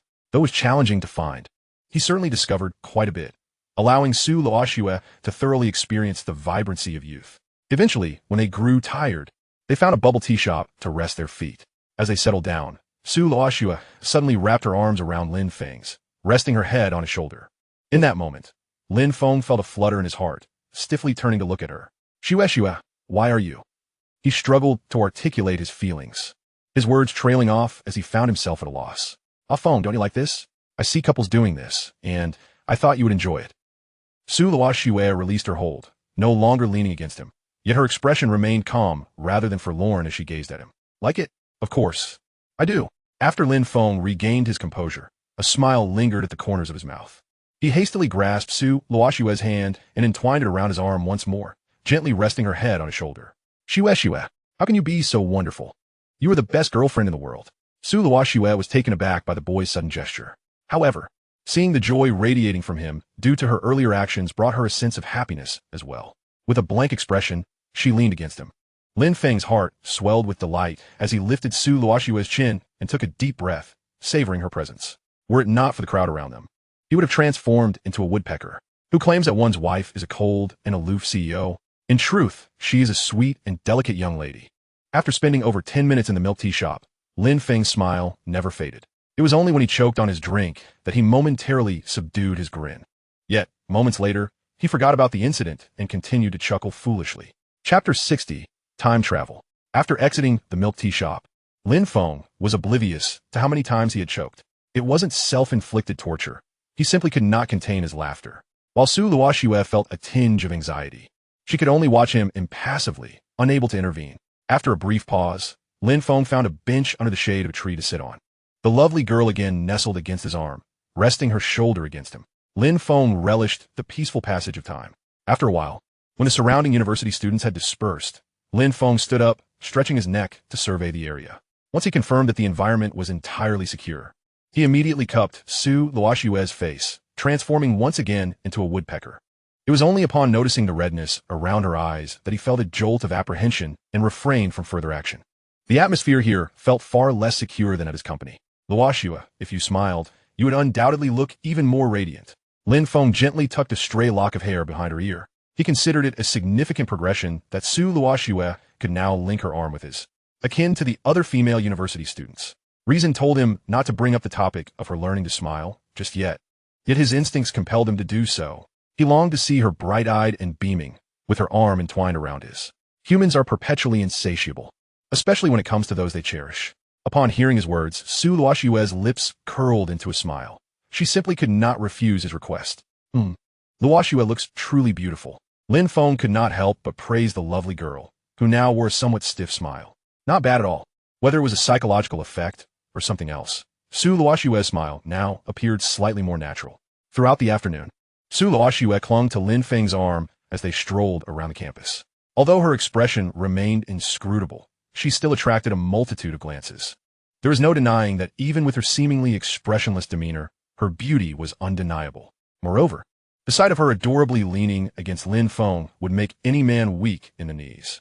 Single men were left gnashing their teeth, while those in relationships were left pinching their partner's arms in envy. Only Lin Feng was reveling in the delightful attention, enjoying the sight of couples bickering while enveloped in the warmth of Su Luoxue's presence. The most crucial task of the afternoon was to keep his smile in check. Otherwise, he would risk a beating. The two wandered the campus until after 6, stopping for a meal before heading home. Upon returning to the villa, Lin Feng pulled Su Luoxue upstairs. Given her remarkable progress today, it seemed only fitting that he express his appreciation.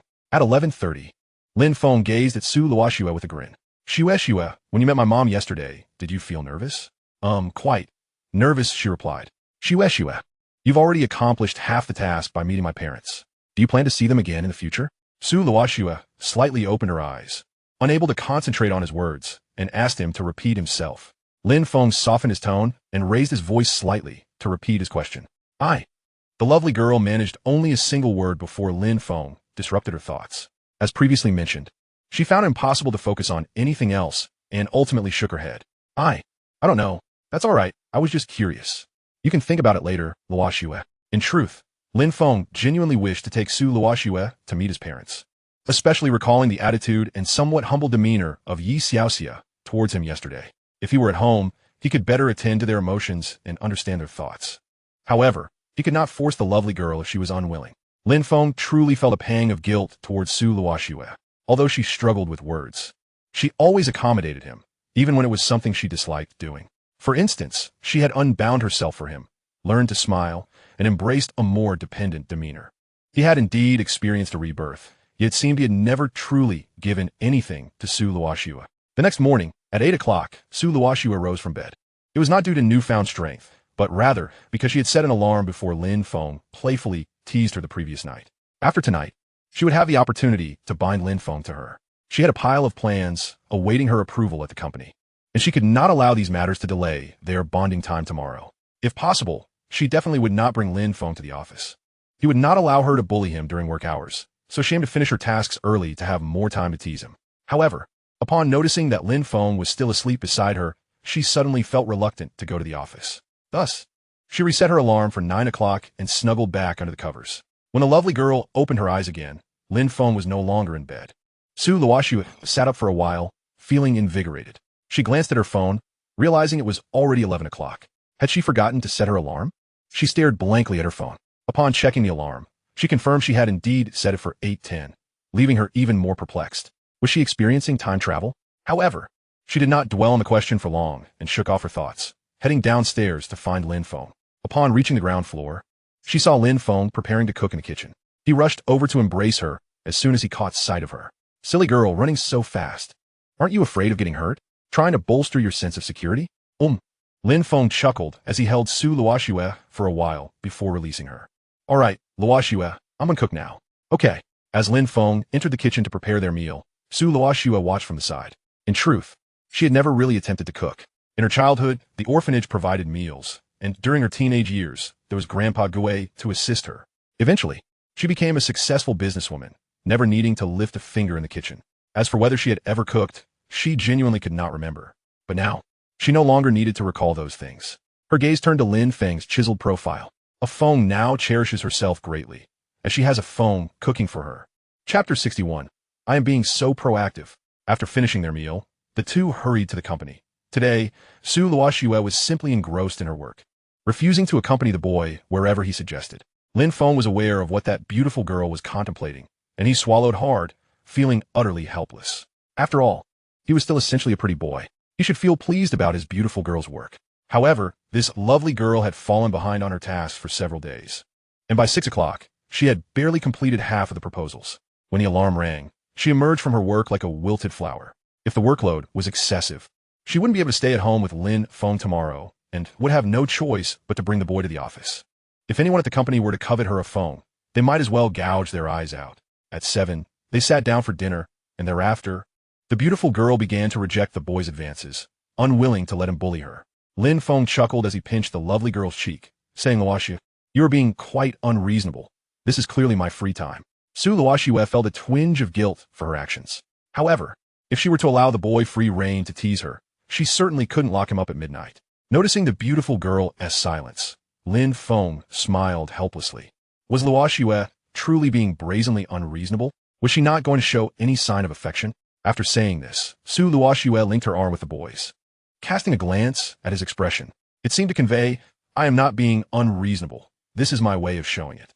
No, isn't this against the rules? Is the damage from this basic attack truly so high? Lin Feng took a deep breath, smiling as he lifted the corners of the beautiful girl's lips with 2 fingers from his other hand. Satisfied with his masterpiece, he remarked, all right, I shall forgive you, Luoxue. At 11:50, Lin and Su sat together on the bed. Su Luoxue was fixated on the boy's arm, holding 2 chains in her hands. She was waiting for her midnight alarm to ring. Lin Feng felt a throb at his temples, realizing he had spoken too soon. Wasn't this still unreasonable? Luoxue, I need to use the restroom. The lovely girl refused to budge from the boy's side, nearly pressing her body against him while he went to relieve himself. Lin Feng had initially felt a sense of urgency, but that quickly faded. Luoxue, I'm merely going to the restroom. You don't need to feel safe about it, do you? Yes. Meanwhile, on the other side, Chen Haoran looked somewhat uneasy at Su Mingyao. It seems quite late. Let us head back soon. Su Mingyao, dismissing Chen Haoran's remark, flicked her high ponytail. What are you talking about? It's only a little past 11. That's hardly late. Are you not keen on shopping with your girlfriend? Or have you grown weary of me? Chen Haoran instantly became anxious, hurriedly denying, of course not. How could I ever grow tired of you? Su Mingyao tilted her head, suddenly bringing her face close to the boy's. But if Haoran truly liked me, why would he still call me by my full name? We've been together for so long. Can't you come up with a nickname, like baby? Chen Haoran's face flushed bright red, nearly choking on the word baby as it escaped his lips. Having been single for so many years and harboring a fear of women, those 2 syllables felt utterly shameful to him. He thought he would rather die than utter them. Su Mingyao, undeterred, seemed to have anticipated this outcome. To be precise, she had known from the moment she confessed to Chen Haoran that this would happen. But that was all right. At least this silly boy liked her. She gently placed her hand on Chen Haoran's cheek, her tone still lighthearted. Then you can just call me Mingyao from now on. You can't tell me that S off limits. Sure, Mingyao. Chen Haoran felt his cheeks burning fiercely. Su Mingyao's hand was delicate and cool, yet felt like a burning sensation against his skin. Seeing the boy's flustered expression, Su Mingyao couldn't help but chuckle. Despite having kissed, why was he still so shy? She wondered if he would blush like this in the future when she pushed him down. A vivid image flashed through Su Mingyao's mind, causing her breath to quicken. It seemed she could hardly wait. Mingyao, what is wrong with you? Chen Haoran, still shy about calling her by her name, looked down to find Su Mingyao in an unusual state. He set aside his shyness and leaned down, embracing Su Mingyao tightly. Mingyao, what is the matter? Speak to me, or I'll call an ambulance. Upon hearing the boy's slightly anxious tone, Su Mingyao lifted her head to look at Chen Haoran. She gently leaned against him, using her lips to soothe his tension. While silencing him, she also scrutinized his slightly awkward face. You really are a fool. When they finally parted, it was already past midnight. Chen Haoran was panting, his eyes darting everywhere, too bashful to meet Su Mingyao's gaze. Su Mingyao, completely drained, lay in the boy's embrace, and seeing him avoid her eyes, she teased, Haoran, how can a boy be so shy? Your ears are so red. We should head back now, Mingyao. It's getting late. Despite being flustered by Su Mingyao's teasing, Chen Haoran remained focused on the matter at hand. Even if they returned to Jiangxing University, he knew he wouldn't be able to enter. That was manageable. He could spend the night at an internet cafe. However, Su Mingyao couldn't join him. As a girl, she shouldn't be out at night in such a place. Furthermore, if they waited any longer, he genuinely wouldn't feel comfortable letting her go back alone. He had read enough online about incidents involving cab drivers harassing female passengers, or even worse. Why do I have to go back? Do you not want to be with me? Su Mingyao feigned anger, even though she understood the boy's concern for her safety. I'm just afraid you might be in danger if you head back alone. Chun Haoran tightly grasped Su Mingyao's hand, feeling utterly helpless against her unreasonable stubbornness. Silly girl, who says we have to go home? And you know how dangerous it is? Even if I head back now, it would still be fraught with peril. Only with you beside me can I feel at ease. Then what should we do? Chun Haoran was completely at a loss, unable to think of a solution. Can't you just take me to a hotel, you fool? I've been hinting for so long. You could pretend to be a gentleman, bring me to a hotel, and while I'm not paying attention, communicate with the front desk. Then, you could tell me there's only a single room left. But that would be deceiving you. Chun Haoran was utterly bewildered by Su Mingyao's words. How had his girlfriend turned the tables on him? Moreover, didn't that imply she wanted to be with him? Are you going to take me to the hotel or not? I said you could just trick me. If you can't find an opportunity to speak with the front desk, then I shall pretend I never heard it. As a girl, I'm already being quite proactive. Must you continue to act as if you were oblivious? Ultimately, Chun Haoran brought Su Mingyao to the hotel, and he naively conspired with the front desk in a loud voice, just as Su Mingyao had instructed. It was indeed the first time the front desk had encountered such a scenario. No, aren't you being utterly shameless? He then glanced at Su Mingyao, who was closely following Chun Haoran, desperately covering her ears. Well, I suppose I should not be astonished by Chun Haoran's antics any longer. There was yet another matter that could leave him even more astounded. Chapter 62. I have always held a fondness for Ah Feng. In the villa, 2 days later, Lin Feng gazed weakly at the beautiful girl. Luoxue, I am not lying to you. I truly have nothing left. After uttering these words, Lin Feng's head tilted, and he fell into a deep slumber. Su Luoxue had grown accustomed to such scenes. The boy had begged for mercy in the same manner last night.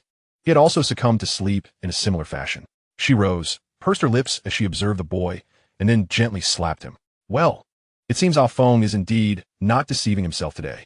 However, it is the last night after all. She picked up the mobile phone from the nightstand and glanced at the time, 11:30 p.m. There were over 10 messages from the Board of Trustees of Jiangxing University. Miss Su Luoxue, we have arranged the venue and personnel. When would you like to hold a basketball match?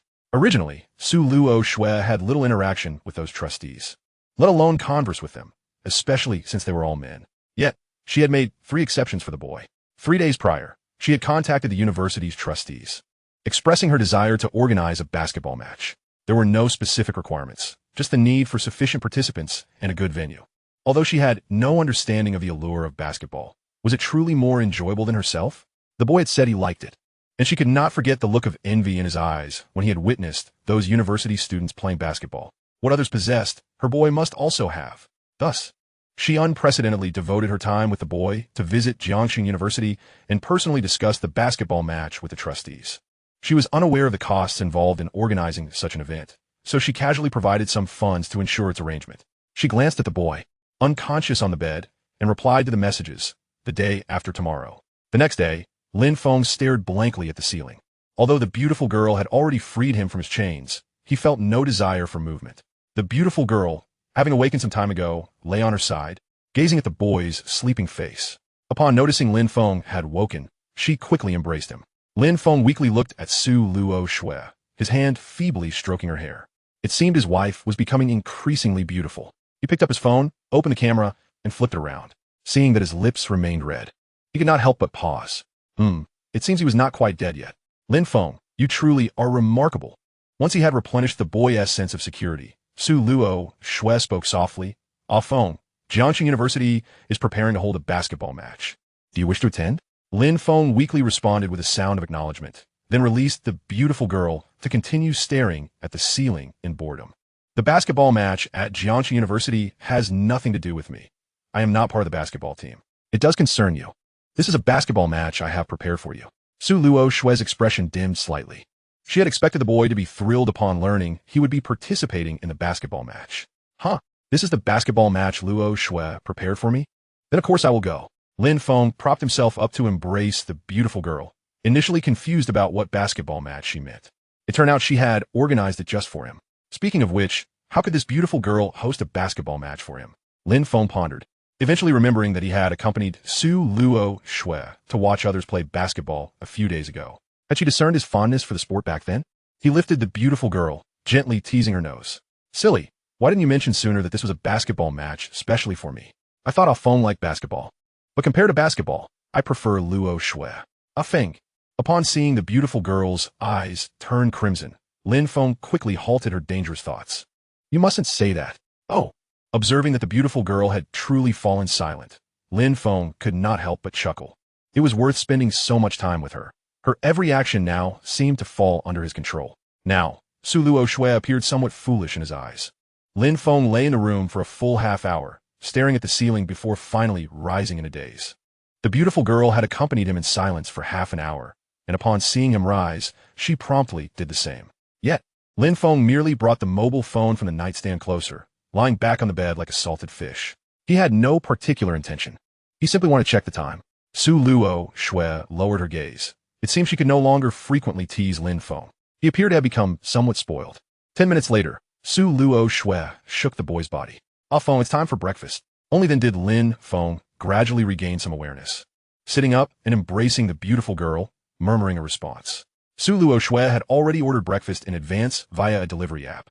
Seeing the boy's dazed expression, she truly could not bear to have him cook. Simultaneously, a thought crossed her mind. Should she hire a nanny? A male one was out of the question. Ah Feng had mentioned he disliked male nannies, and a female one wouldn't do either. Eventually, Su Luoxue dismissed her thoughts. There was no feasible solution to ponder further. According to her and Lin Feng standards, that nanny would have to be something beyond a carbon-based life form. Once the two had finished breakfast, they drove to the company. Su Luoxue sat at her office chair, working, while Lin Feng lay on the sofa like a salted fish. He had initially planned to take the beautiful girl to school for a stroll today, but he had not expected Su Luoxue to prepare a basketball match for him. Thus, he certainly needed to conserve his energy today. Otherwise, how would he face his wife tomorrow without embarrassment? However, it must be said that Su Luoxue truly was remarkable. After enduring the beautiful girl's torment for 3 days, he had realized that her formidable prowess could rival his own. He reached up to stroke his somewhat prickly beard, swallowing hard. Would he also end up becoming a scruffy old man? He was uncertain what it was about him that Su Luoxue found appealing. If he truly grew unattractive, would the beautiful girl abandon him? Upon this thought, he hastily rose from the sofa and approached the beautiful girl, taking the plan from her hands, anxiously gazing at her. Luoxue, why do you like me? Ah Feng, what's wrong? Su Luoxue looked at the boy in confusion. It seemed he had posed this question to her several times before. He had asked it 2 years ago, and again after his rebirth. Why did she like Ah Feng? Simply because she did. There was no reason to be found. She had always liked him, even during those times when he had made her angry. However, if she were to pinpoint the moment she liked Ah Feng the most, it would undoubtedly be when he had offered her candy. Chapter 63. What? Are you both indulging in such frivolity? Because I simply adore Ah Feng, and there is no need for further justification. Lin Feng's heart fluttered, suppressing the restlessness within as he embraced Su Luoxue beside him. Shui, what is it about me that you fancy? Is it my character or my appearance? I like everything about you, Ah Feng. There is nothing I don't adore, Su Luoxue replied. Lin Feng chose not to pursue the inquiry further, instead holding the enchanting maiden tightly. In truth, asking such questions was futile. He already possessed the answer in his heart. This exquisite beauty genuinely loved him to the core, and he found himself contemplating whether she would still care for him if he were to lose his looks. How shallow. Once he felt he had embraced her enough, Lin Feng reluctantly released her, raising his phone to wave it in front of her. Shui, I need to call Chen Haoren. If I'm to participate in tomorrow's basketball match, I'd like to invite him. Upon hearing this, the atmosphere in the room noticeably shifted, but the enchanting maiden did not react adversely. She turned her head away after glancing at the boy. Lin Feng exhaled in relief and dialed Chen Haoren's number. The phone rang for a while before it was finally answered, revealing Chen Haoren's somewhat hoarse voice, tinged with remnants of sleep. Fengge, what is up? Not much. Haoren, what did you get up to last night? Lin Feng didn't answer the question, instead shocked as he pulled the phone away slightly. Had he not recognized Chen Haoren's voice, he might have suspected that some unfortunate soul had snatched his good friend's phone. He initially thought of asking whether Chen Haoren had gone to some nightclub for a night of revelry. However, he reconsidered, knowing his friend wasn't the type to frequent such places. The truth soon became evident. Why did he feel that his good friend and Su Mingyao were advancing so rapidly?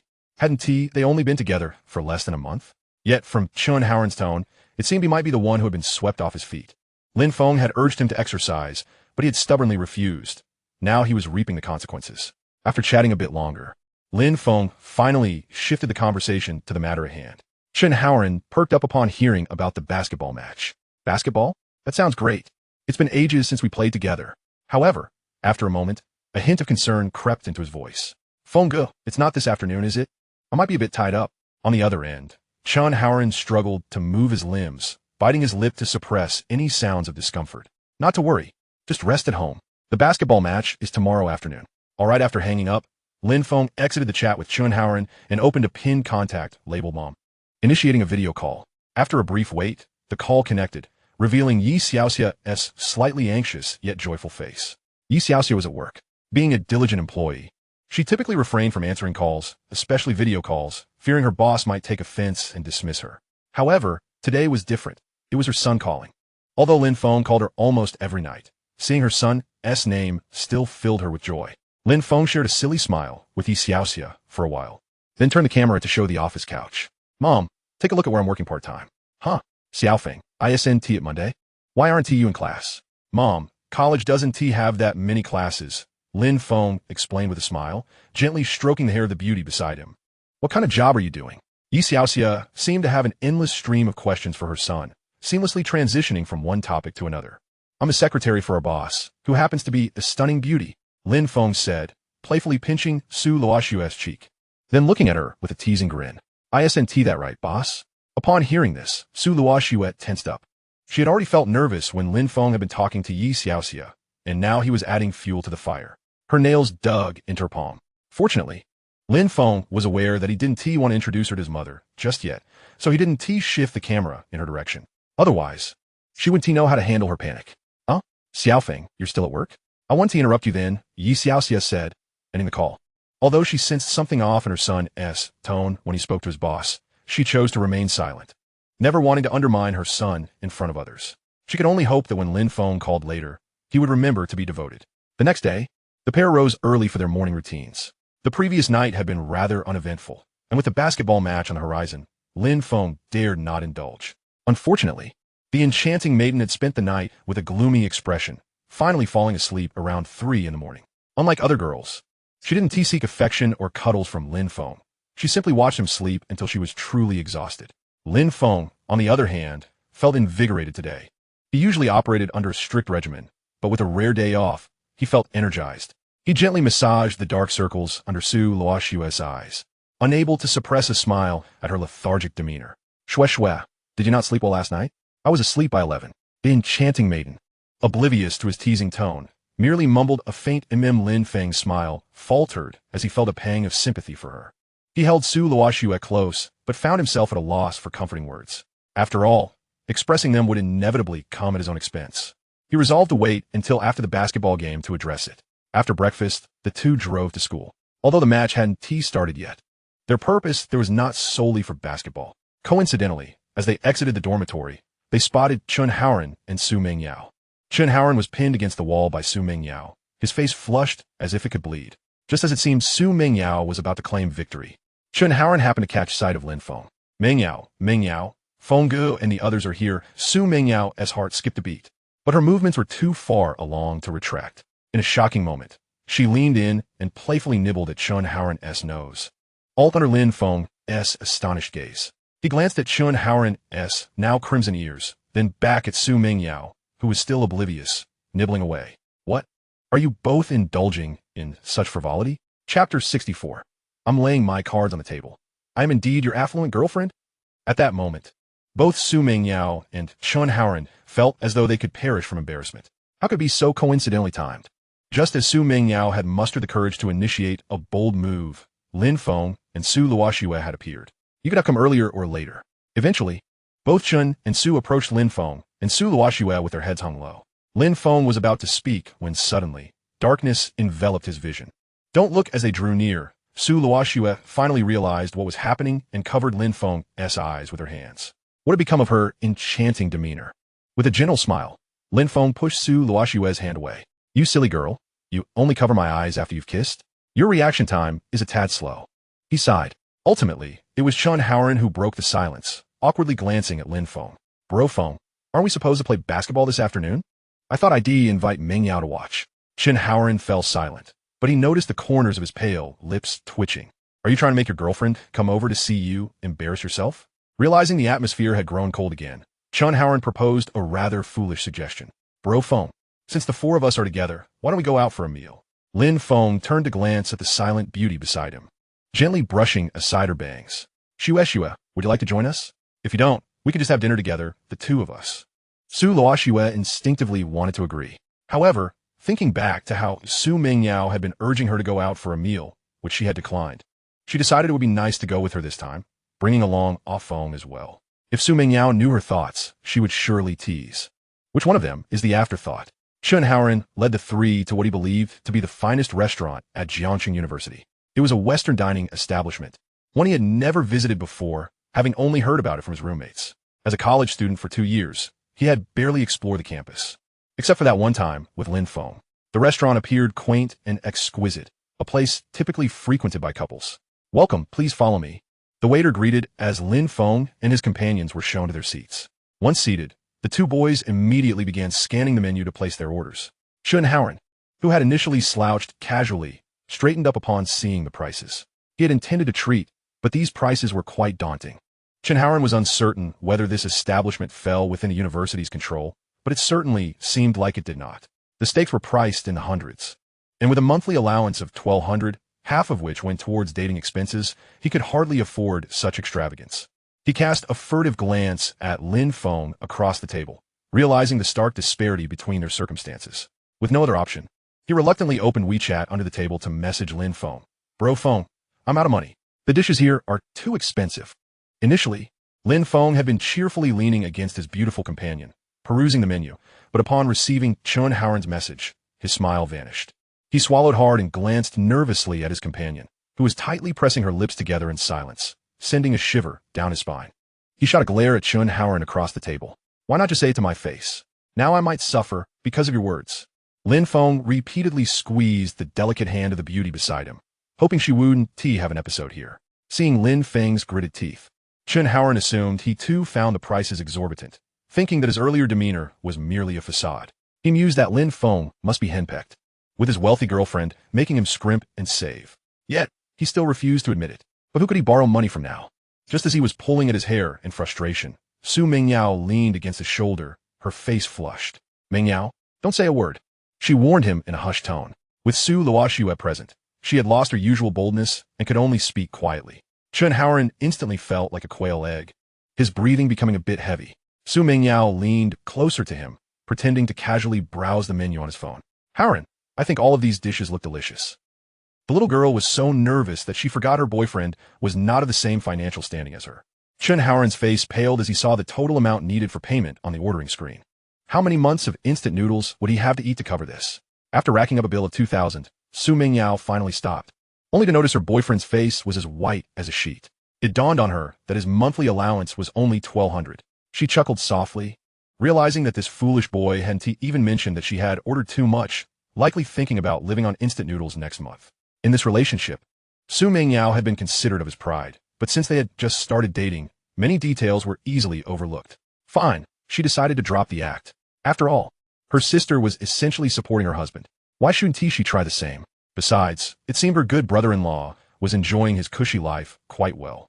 Su Mingyao took out her phone and transferred 10,000 yuan to him. She had initially considered sending 100,000, but thought better of it. In her relationship with Chen Haoran, he had been too submissive, and being too generous could hurt his pride. She wanted him to gradually adapt to this lifestyle. Once he was accustomed, she could let him fully enjoy the benefits. Chen Haoran was still staring blankly at his phone when he noticed the notification of a transfer from her. He immediately clicked on it. 10,000 yuan? His eyes widened in disbelief as he looked at Su Mingyao, who was smiling sweetly at him, making the world feel somewhat surreal. Su Mingyao, unable to suppress her excitement, chirped, how about that? Didn't he expect your girlfriend to be a little rich girl? Did you? I'm laying my cards on the table. Due to Su Mingyao's buoyant mood, she had completely forgotten to keep her voice down, and both Lin and Su looked curiously in their direction. Chen Haoran felt a bit dazed. He was happy inside, yet he couldn't muster any expression. After a moment, he hurriedly declined. Mingyao, I can't accept your money. I have enough for now. Just moments ago, he had been contemplating where to find a part-time job, only to discover his girlfriend was wealthy. Before he could finish, Su Mingyao's eyes glistened with tears, her voice slightly hoarse. Chen Haoran, do you not love me anymore? You won't even accept my money now. What? Lin Feng nearly burst out laughing, marveling at his silly brother's naivety. Moreover, was Su Mingyao's approach to wooing him really that forceful? Did she intend for her boyfriend to live off her? Su Luoxue gazed at the boy's sunny smile, her eyes flickering as she stood up, pulling his hand towards the exit. Lin Feng assumed she needed to use the restroom and quickly pointed in that direction. Luoxue, do you need to go to the bathroom? It's over there. However, the beauty remained silent, her head bowed, and Lin Feng could only comply as she led him out of the Western restaurant. Su Luoxue brought the boy to a small alley outside. Just as Lin Feng was about to inquire about her intentions, Su Luoxue suddenly pushed him back, pinning him against the wall. What is going on? Is this a reward? Lin Feng's eyes widened in surprise, wondering if Su Luoxue intended to wall slam him. Chapter 65. Silly boy, let me teach you. In Lin Feng's astonished gaze, Su Luoxue's movements suddenly halted, her eyes glazing over as if lost in a memory. Lin Feng has now come to realize that this enchanting beauty wishes to emulate Su Mengyao's earlier wall push with Chen Haoran, attempting to do the same with him. Foolishness? Must one learn this? Or is she simply feeling jealous? He had merely glanced at Su Mengyao's wall push with Chen Haoran a few times. Observing that the lovely maiden remained immobile, Lin Feng playfully leaned in closer. Shue, shall I take the lead? You might not be familiar with this. The beautiful girl resolutely shook her head, uttering a firm no before falling into a trance. She vividly recalled how the boy had laughed joyously while watching Su Mengyao wall push Chen Haoran. She too desired to enact such a scene. If other boys could do it, so must her boy. Ultimately, however, the lovely maiden failed to recall how Su Mengyao had performed the act earlier. Her mind was completely occupied with thoughts of Lin Feng, leaving no room for anything else. Subsequently, she employed her own method, forcefully pinning the boy against the wall, her lips slowly approaching his, due to the fact that she was a head shorter than him and unaware that she should raise herself like other girls do. She ultimately missed his lips, instead planting kisses on his neck. It was not until 10 minutes had passed that Su Luoxue finally ceased her actions. Originally intending to prolong the moment, the presence of so many students nearby made her uncomfortable. She did not wish for her boy to be coveted by others. When she grasped the boy's hand to return to the dining hall, Lin Feng merely stood there, grinning, under the gaze of the beautiful maiden. The boy's face appeared to grow larger inch by inch, until she felt his grip on her wrist. Lin Feng wore a mischievous smile and coaxed Luoxue. That was rather unrefined. Allow me to teach you. In the dining hall, Chen Haoran finally grasped the reality that his girlfriend was a wealthy heiress. Following a delayed reaction, he tightly embraced his girl. However, being somewhat bashful, he struggled to articulate the emotions swirling within him. After the initial excitement, he glanced at the empty seat across from him. Mengyao, where did Feng Gu and the others go? Should we call them? Don't you dare. Su Mengyao quickly intervened, thwarting his reckless intent. A phone call? If it were to disrupt her sister's enjoyment, Chen Haoran would truly be in trouble. Moreover, why should he be concerned about others at this moment? A twinge of jealousy flickered within her as she pinched the boy's thigh. From now on, you shall be my Su girl's little white face, and you must address me as Lady Yao Yao. Huh, hurry up and say it. Your Feng Gu calls me that too. Half an hour later, Lin Su and the others returned to the dining hall, with Su Luoxue's lips slightly swollen. Though she appeared oblivious to it, the boy beside her felt a bit awkward. He genuinely intended to teach the lovely maiden the art of wall pushing. Yet, well, this was the outcome. Su Mengyao discreetly pinched Chen Haoran, as if to say, see, I told you so. If you had gone there, it would have been disastrous. Chen Haoran lowered his head, realizing that his Feng Gu and sister-in-law were quite the daring pair. The atmosphere at the dining table was tense, with only Su Luoxue casually enjoying her meal, occasionally offering food to the boy. The meal progressed in silence, and once the bill was settled, the group headed to the basketball court. It was now 1:30 in the afternoon. Typically, the basketball courts would be devoid of any presence. However, today was different, as several male students were vigorously playing basketball. These young men were likely the players competing against Lin Feng and his friends. Banners announcing the Jiangsheng University basketball tournament hung across the court, indicating the significance placed on this event by the university's board members, who were almost present in person. The four of them rested in the shade beside the basketball court, watching the game unfold. The earlier awkwardness from lunch dissipated, and Chen Haoran was no longer timid. Observing the game sparked a fire within him. Feng Gu, should we go practice a bit? It's been ages since I last played, and I think we should warm up. Lin Feng silently applauded his good buddy in his heart, recognizing this as a clever disclaimer. If they performed poorly in the upcoming game, they could attribute it to their long absence from the court. However, if their opponents lost to their duo, it would mean their skills had improved.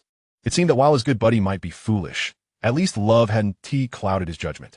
Unlike Lin Feng, who was quite astute, stretching lazily, Lin Feng wrapped an arm around the lovely maiden beside him. Luoxue, I'm going to practice basketball with Chun Haoren. You stay here for now. Su Luoxue man saident. But her stance indicated her desire to follow. Su Mengyao quickly intervened. Sister, what is the point of going out to practice in this heat?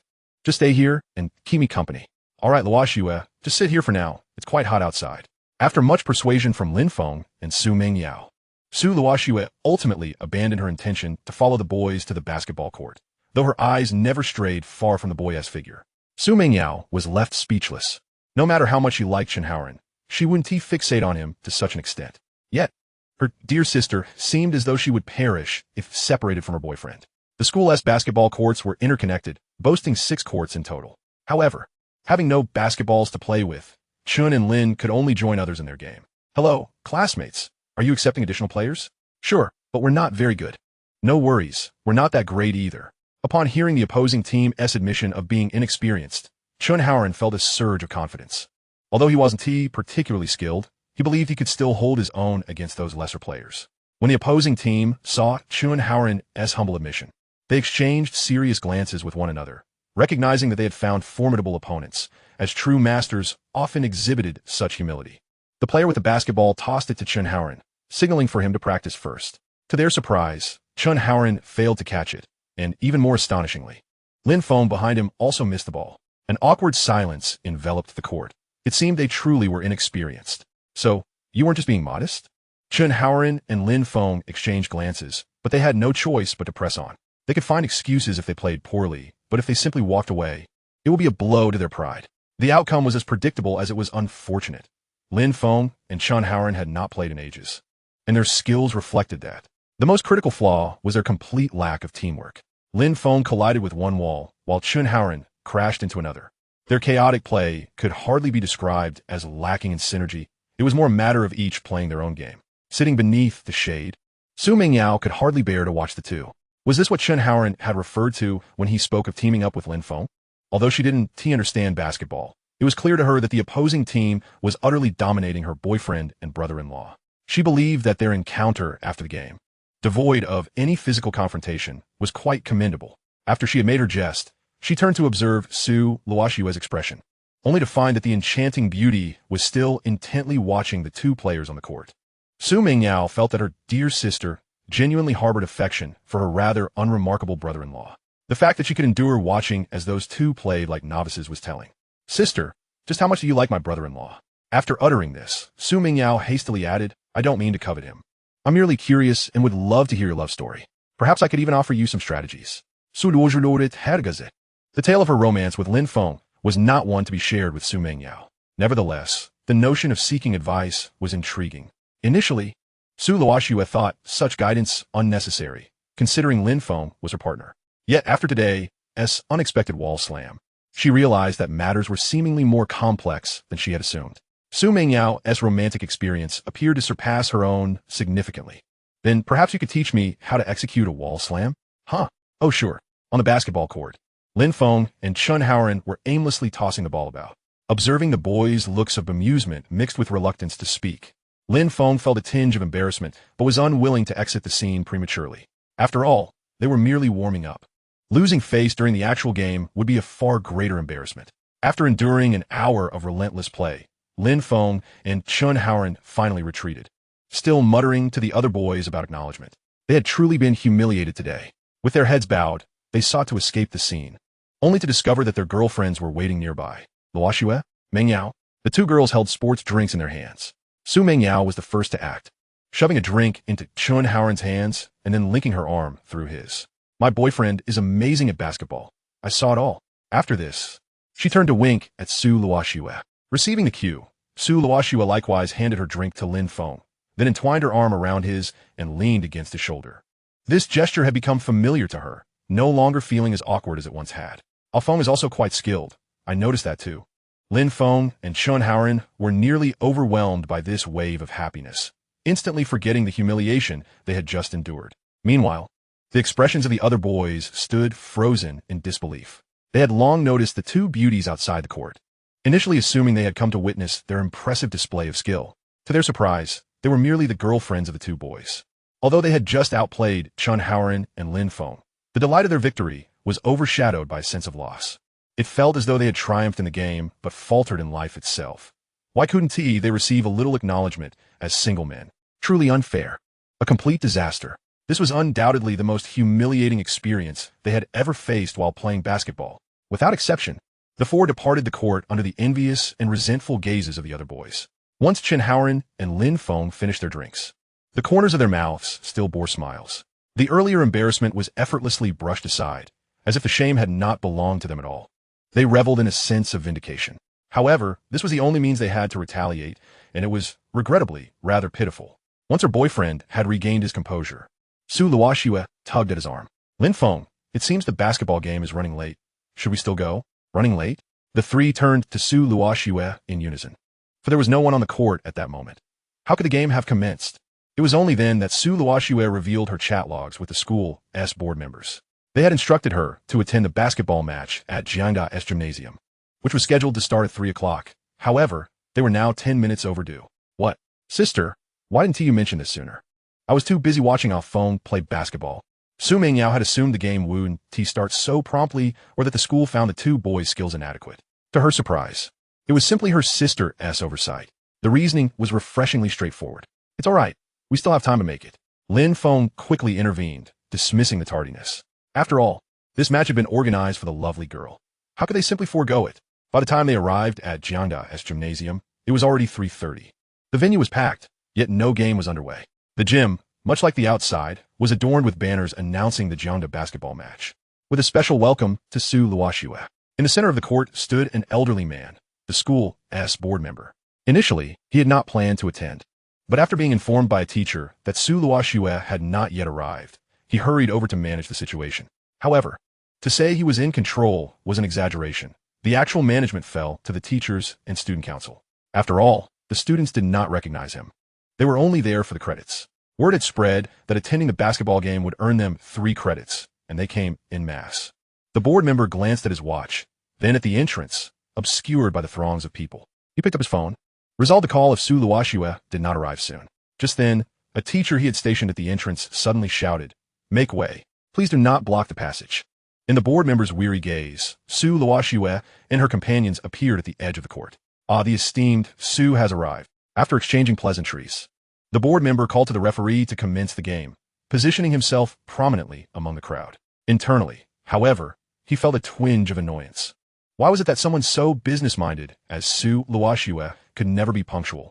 He vowed that if she continued to subject him to such tedious events, he would never agree to host again. Was he to be tormented in his old age? Chapter 66. Unexpected. As Su Luoxue and her companions took to the court, the atmosphere fell silent, with many in the audience whispering amongst themselves. The topic of conversation undoubtedly revolved around their striking appearances. All right, both teams prepare. We will now assign players and change uniforms. With the arrival of Lin Feng and his friends, the male basketball players gathered around the center of the court. Lin Feng felt a shiver run down his spine at the sharp gazes from the boys. They were clearly not to be underestimated, and it felt as if those looks alone could knock him out.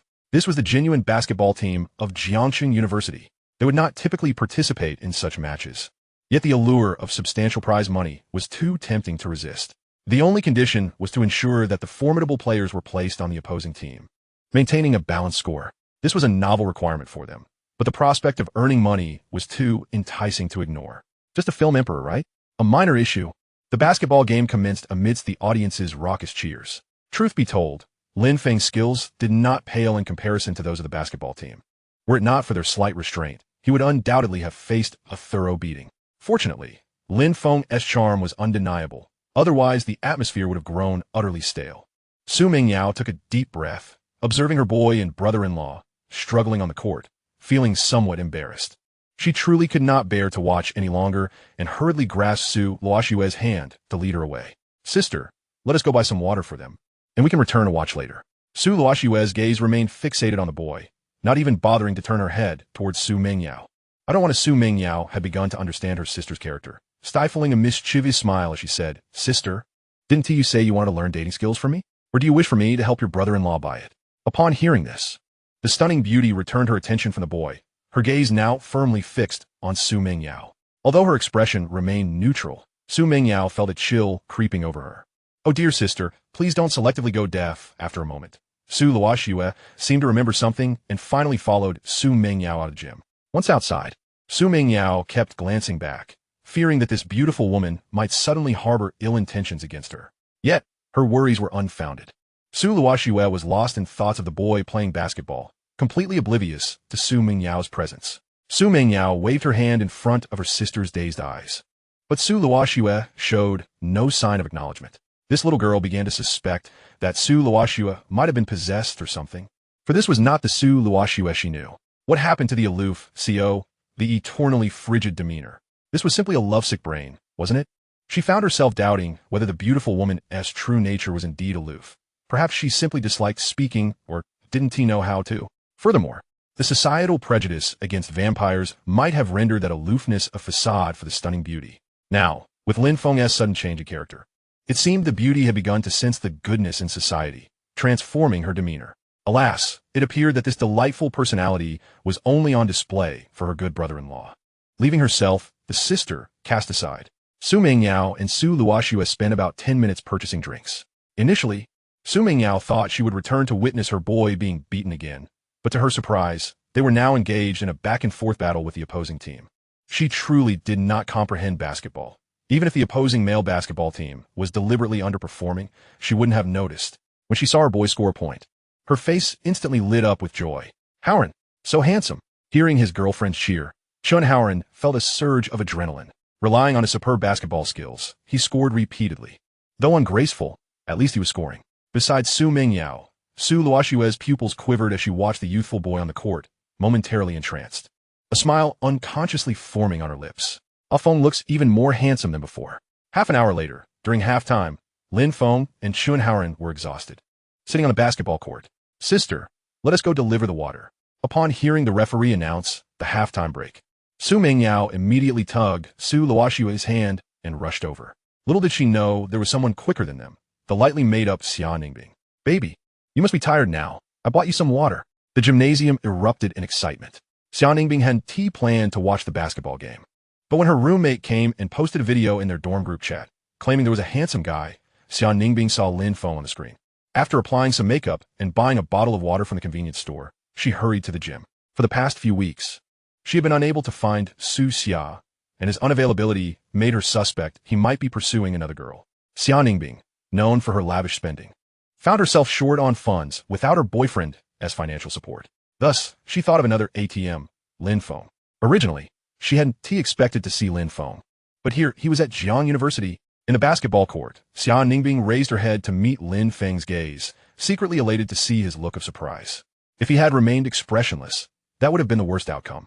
His astonished expression indicated that he must still hold feelings for her. Moreover, the cheers from the audience bolstered her confidence.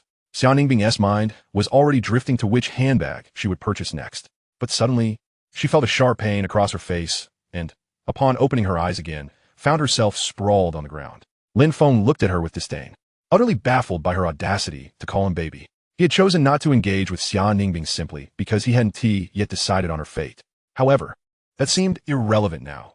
He wished nothing more than for Xia Ningbing to vanish at this moment.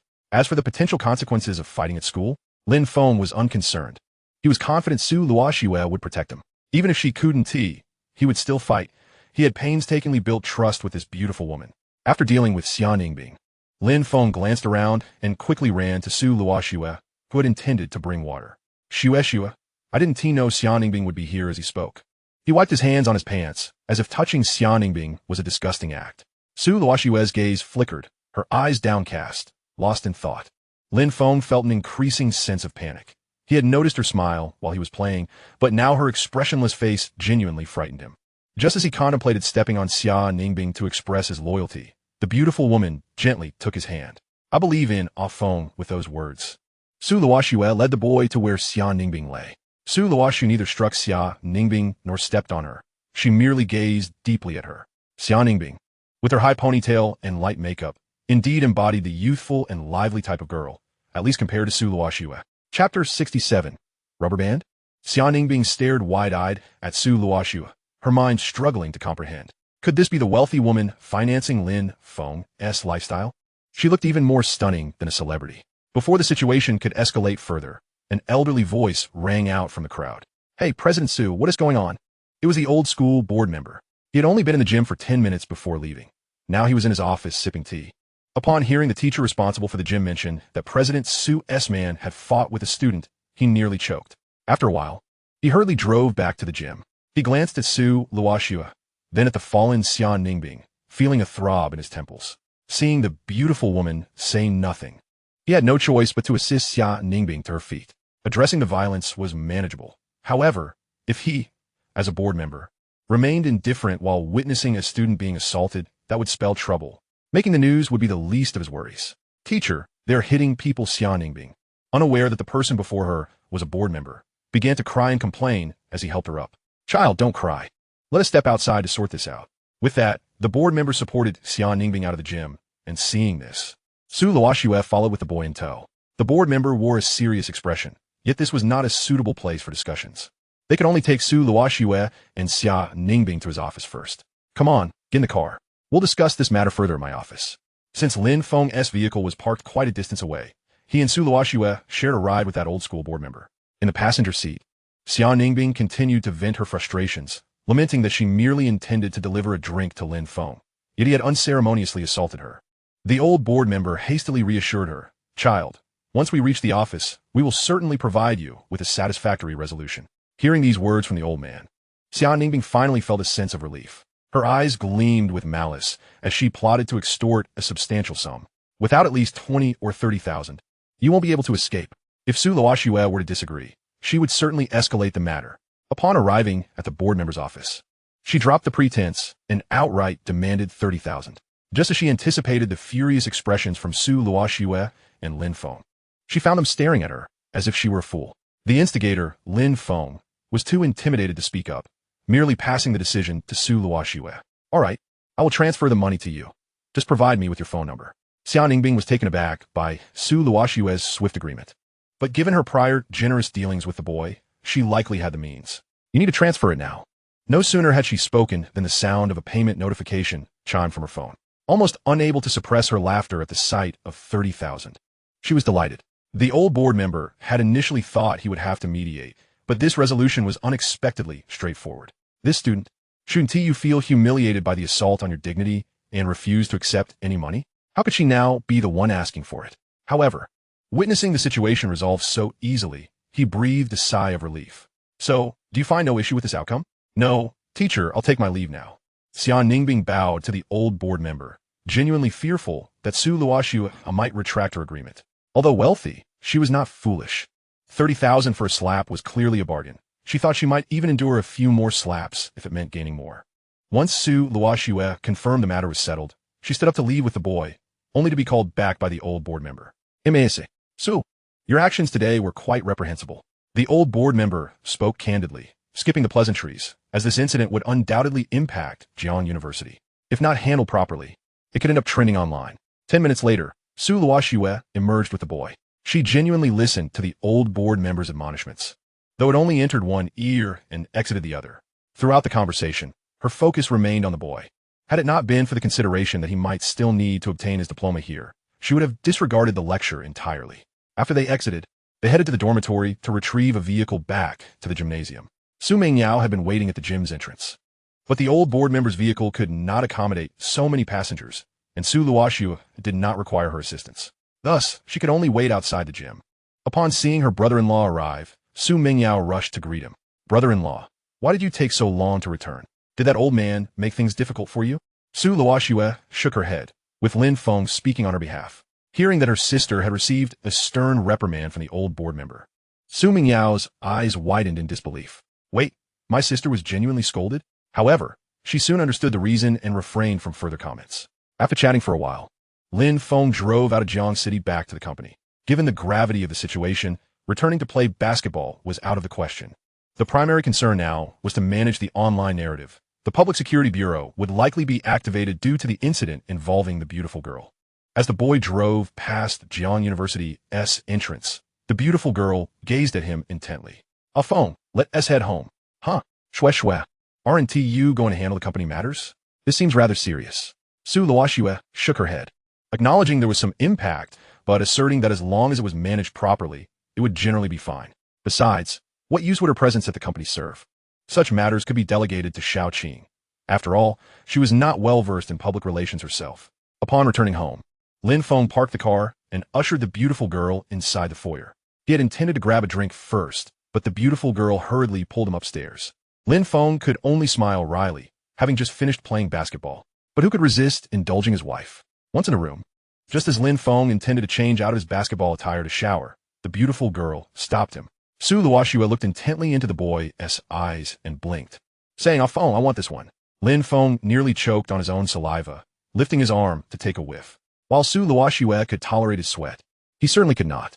Moreover, he had a habit of not wanting to sleep in his own bed without showering first. Wasn't this an invitation for trouble? Yet, as the beautiful girl insisted, he reluctantly acquiesced. Ultimately, he spoiled Su Luoxue just a bit more. He pulled her close, about to begin peeling the onion, but Su Luoxue firmly grasped his hand. Feng, wait. Lin Feng's heart sank. What was the beautiful girl up to now? This could lead to complications. After about 10 minutes, Su Luoxue's phone rang, prompting her to rush downstairs and out the foyer. Outside the courtyard, Xiaoqing, breathless, opened the passenger door and handed Su Luoxue a bag of items, gasping, "Boss, this is what you wanted to buy? I'll head back to work now." "All right." Once the beautiful girl ascended the stairs, Lin Feng's gaze remained fixed on the bag in her hands. He was eager to see what scheme she had in mind. Under the boy's expectant gaze, Su Luoxue retrieved a delicate small box from within the bag, slowly extracting a rubber band. Chapter 68. High Ponytail. A rubber band? Lin Feng had no idea what the beautiful girl intended. Was she planning to have him wear it as a declaration of ownership? He thought it possible. After all, many young girls enjoyed having their boyfriends wear their rubber bands. However, Su Luoxue didn't seem to possess that kind of personality. Then, to Lin Feng's astonishment, Su Luoxue took the rubber band and tied her hair into a high ponytail. But having always worn her hair down, her clumsiness in trying to tie it was all too evident. Lin Feng now understood. It seemed the beautiful girl had seen Xia Ningbing with a high ponytail. He quickly grasped her wrist, gently removing the rubber band from her hand. "Luoxue, you can't tie that." Once Lin Feng took the rubber band away, Su Luoxue immediately retrieved it, insisting on tying her hair into a high ponytail while muttering to herself, "I know Ah Feng likes this." Lin Feng's heart raced, and he tightly embraced the beautiful girl before him. This simply wouldn't he do. Su Luoxue was not a substitute for Xia Ningbing. Besides, he had never had feelings for Xia Ningbing in this life. His affection was genuinely for this beautiful girl. Seeing the stubborn expression on her face, Lin Feng's eyes brimmed with tears. The stunning maiden's confidence had been severely eroded by her past experiences. Despite my current affection for her, she still perceives herself as a mere substitute for Xia Ningbing. Could it be that she harbors insecurities about her own appearance? Shue. I yearn to make Xia Ningbing's life unbearable. Could you eliminate her? Lin Feng, realizing that his previous words had fallen on deaf ears, resorted to mentioning Xia Ningbing to illustrate his disinterest in her. Su Luoxue, after a moment of hesitation, nodded. Even if the boy hadn't urged her, she would still seek to eliminate Xia Ningbing. If all went as planned, Xia Ningbing would meet Su Xia in 2 days. Yet, the boy's words did not imply he held no affection for the high ponytail. Su Luoxue once more clumsily attempted to tie her hair with a rubber band. Lin Feng took it from her again, tossing it onto the bedside table, before turning and lifting the beautiful maiden into his arms. After being toyed with the previous night while preoccupied with the rubber band, Lin Feng had resolved to make her understand the gravity of her mistakes. Thus, Su Luoxue did not rise until nearly 1 o'clock in the afternoon. Upon awakening, she bit her lip and struggled to suppress her tears. After a moment, she moved to the bedside table to retrieve the bag of rubber bands. The one from last night had already been discarded by the boy, and now she could only attempt with another. Just as she opened the box and was about to tie her hair into a ponytail, Lin Feng entered with her lunch. After a moment of speechlessness, he placed the food on the bedside table and gently removed the rubber band from Su Luoxue's hair, observing her expressionless demeanor with a hint of amusement. Did Shue forget my word from last night, or was she simply unfazed now? Su Luoxue, unable to meet his gaze, finally murmured, "I just want to wear it." Lin Feng initially intended to persuade her further, but, seeing her stubbornness, opted for a different approach. He held her tightly, whispering into her ear, "Shue, my affections are solely for you. I adore you both with a high ponytail and with your hair down. You need not mimic anyone else. In my heart, You are the one and only Shueshua, not a substitute for anyone. Su Luoxue felt a pang in her nose, tears streaming uncontrollably onto the boy's shoulder. This was the most sincere and moving confession she had heard from Lin Feng since her rebirth. He only loved her. She was unique. She had long realized this, but feared to ask if he viewed her as Xian Ningbing. She dreaded that asking would shatter the illusion, afraid he might leave her. Yet, fortunately, he remained steadfastly by her side. Feng, I still want to tie that braid. I wish to see if you would prefer that version of me. Ultimately, Su Luoxue insisted on tying her hair into a high ponytail, to which Lin Feng could only smile and acquiesce. Not knowing how to braid, Lin Feng took over and attempted to style her hair. However, both were equally inexperienced. He had only played with his younger sister's hair in his childhood. After a half-minute struggle, Lin Feng grimaced at the rather unsightly ponytail he had created. Was his hand truly this clumsy? Simultaneously, he sighed in relief. Were it not for Su Luoxue's silky hair, he suspected the beautiful maiden would be in tears from the discomfort. Lacking a better option, he opened Douyin to search for tutorials on braiding. Leaning on her shoulder, he also encouraged her to learn. Before long, Lin Feng felt he had grasped it and eagerly used Su Luoxue as a test subject.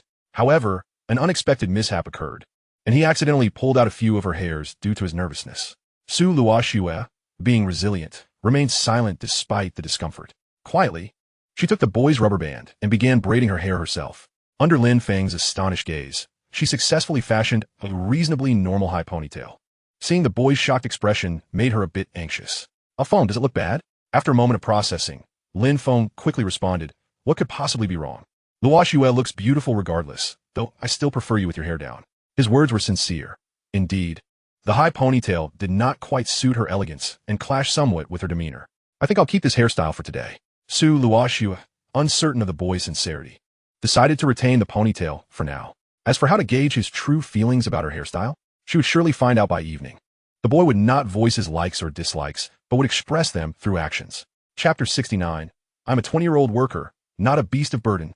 After finishing her hairstyle, the two enjoyed their meal and rested before leisurely driving to the company in the afternoon. At the office, all the staff stared in astonishment at their boss.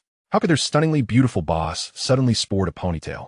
They had never seen Su Luoxue tie her hair in all these years. What had prompted this change? Lin Feng's perspective had shifted. Although his beautiful maiden was not suited for a high ponytail, it certainly exuded youthful charm. As Su Luoxue walked, her ponytail did not sway energetically, lacking that youthful vibrancy. Nonetheless, the boy found it appealing, playfully toying with her ponytail from behind.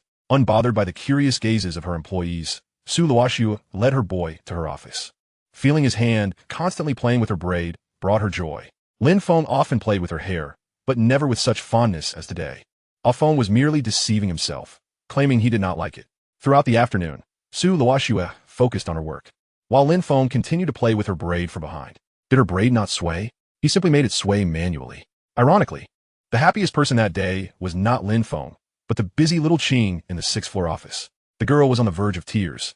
The workload had been overwhelming, and she was struggling to keep up. She had feared she would have to work until dawn, but her boss had come to the rescue. She was ecstatic, overwhelmed with relief and joy. Ever since the young master and her boss reconciled, her life had been a whirlwind of stress. The worst part was that Su Luoxue had only raised her salary once, and the rest seemed to have slipped her mind.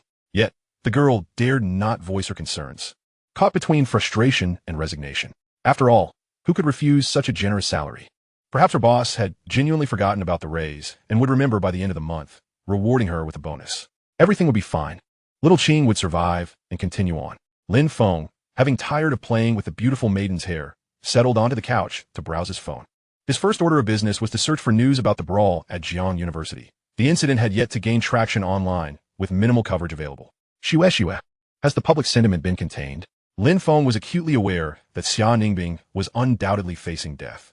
Presently, he possessed no effective means to handle the situation and could only entrust her fate to Su Luoxue. The illustrious female CEO of Jiangsheng had her own methods. Should Su Luoxue fail to eliminate Xia Ningbing, Lin Feng would devise his own strategies. It was not that Lin Feng lacked the desire for vengeance, but rather, the challenge of discreetly taking a life as an ordinary person was overwhelmingly daunting.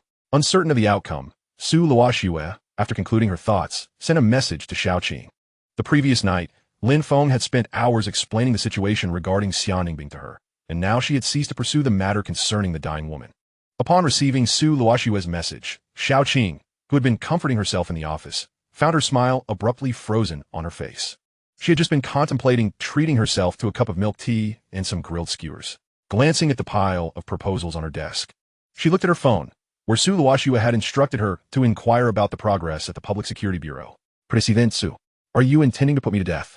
I am merely a young employee in my 20s, not some beast of burden. At 6 o'clock, when the alarm rang, Su Luoxue rose promptly. Lin Feng was somewhat taken aback. The enchanting beauty had returned home late for the past 2 days, yet today, she seemed unwilling to linger. Shue, have you completed your work? Su Luoxue shook her head, but remained silent, appearing quite anxious. Once they descended to the ground floor, the lovely lady finally articulated her thoughts, albeit somewhat delayed. I wish to buy clothes for Ah Feng. Buy clothes? Lin Feng cast a downward glance at his somewhat cheap attire. He was uncertain where this shirt originated. It might have been a gift from his mother, or perhaps from Lin Xiao. However, the most likely scenario was that he had haphazardly stumbled upon it during a bargain hunt online. Shue, I have enough clothes as it is, and besides, what do I need so many for? Su Luoxue, however, did not engage in further debate, seizing the keys from Lin Feng's hand with the intention of driving herself.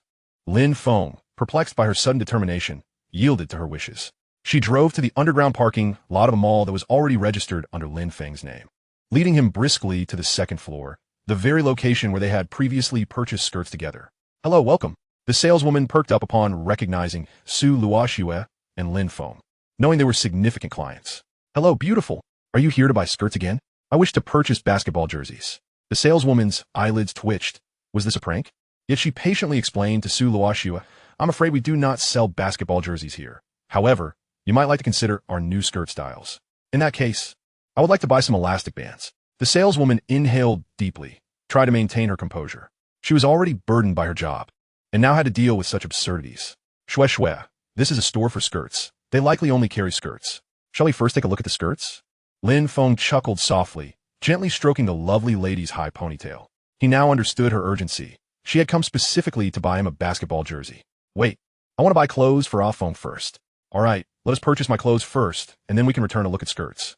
Lin Feng and Su Luoxue explored the entire mall, ultimately finding a store selling basketball jerseys at the very back. Upon spotting the jerseys, the lovely lady hurried over, grabbing one and handing it to Lin Feng.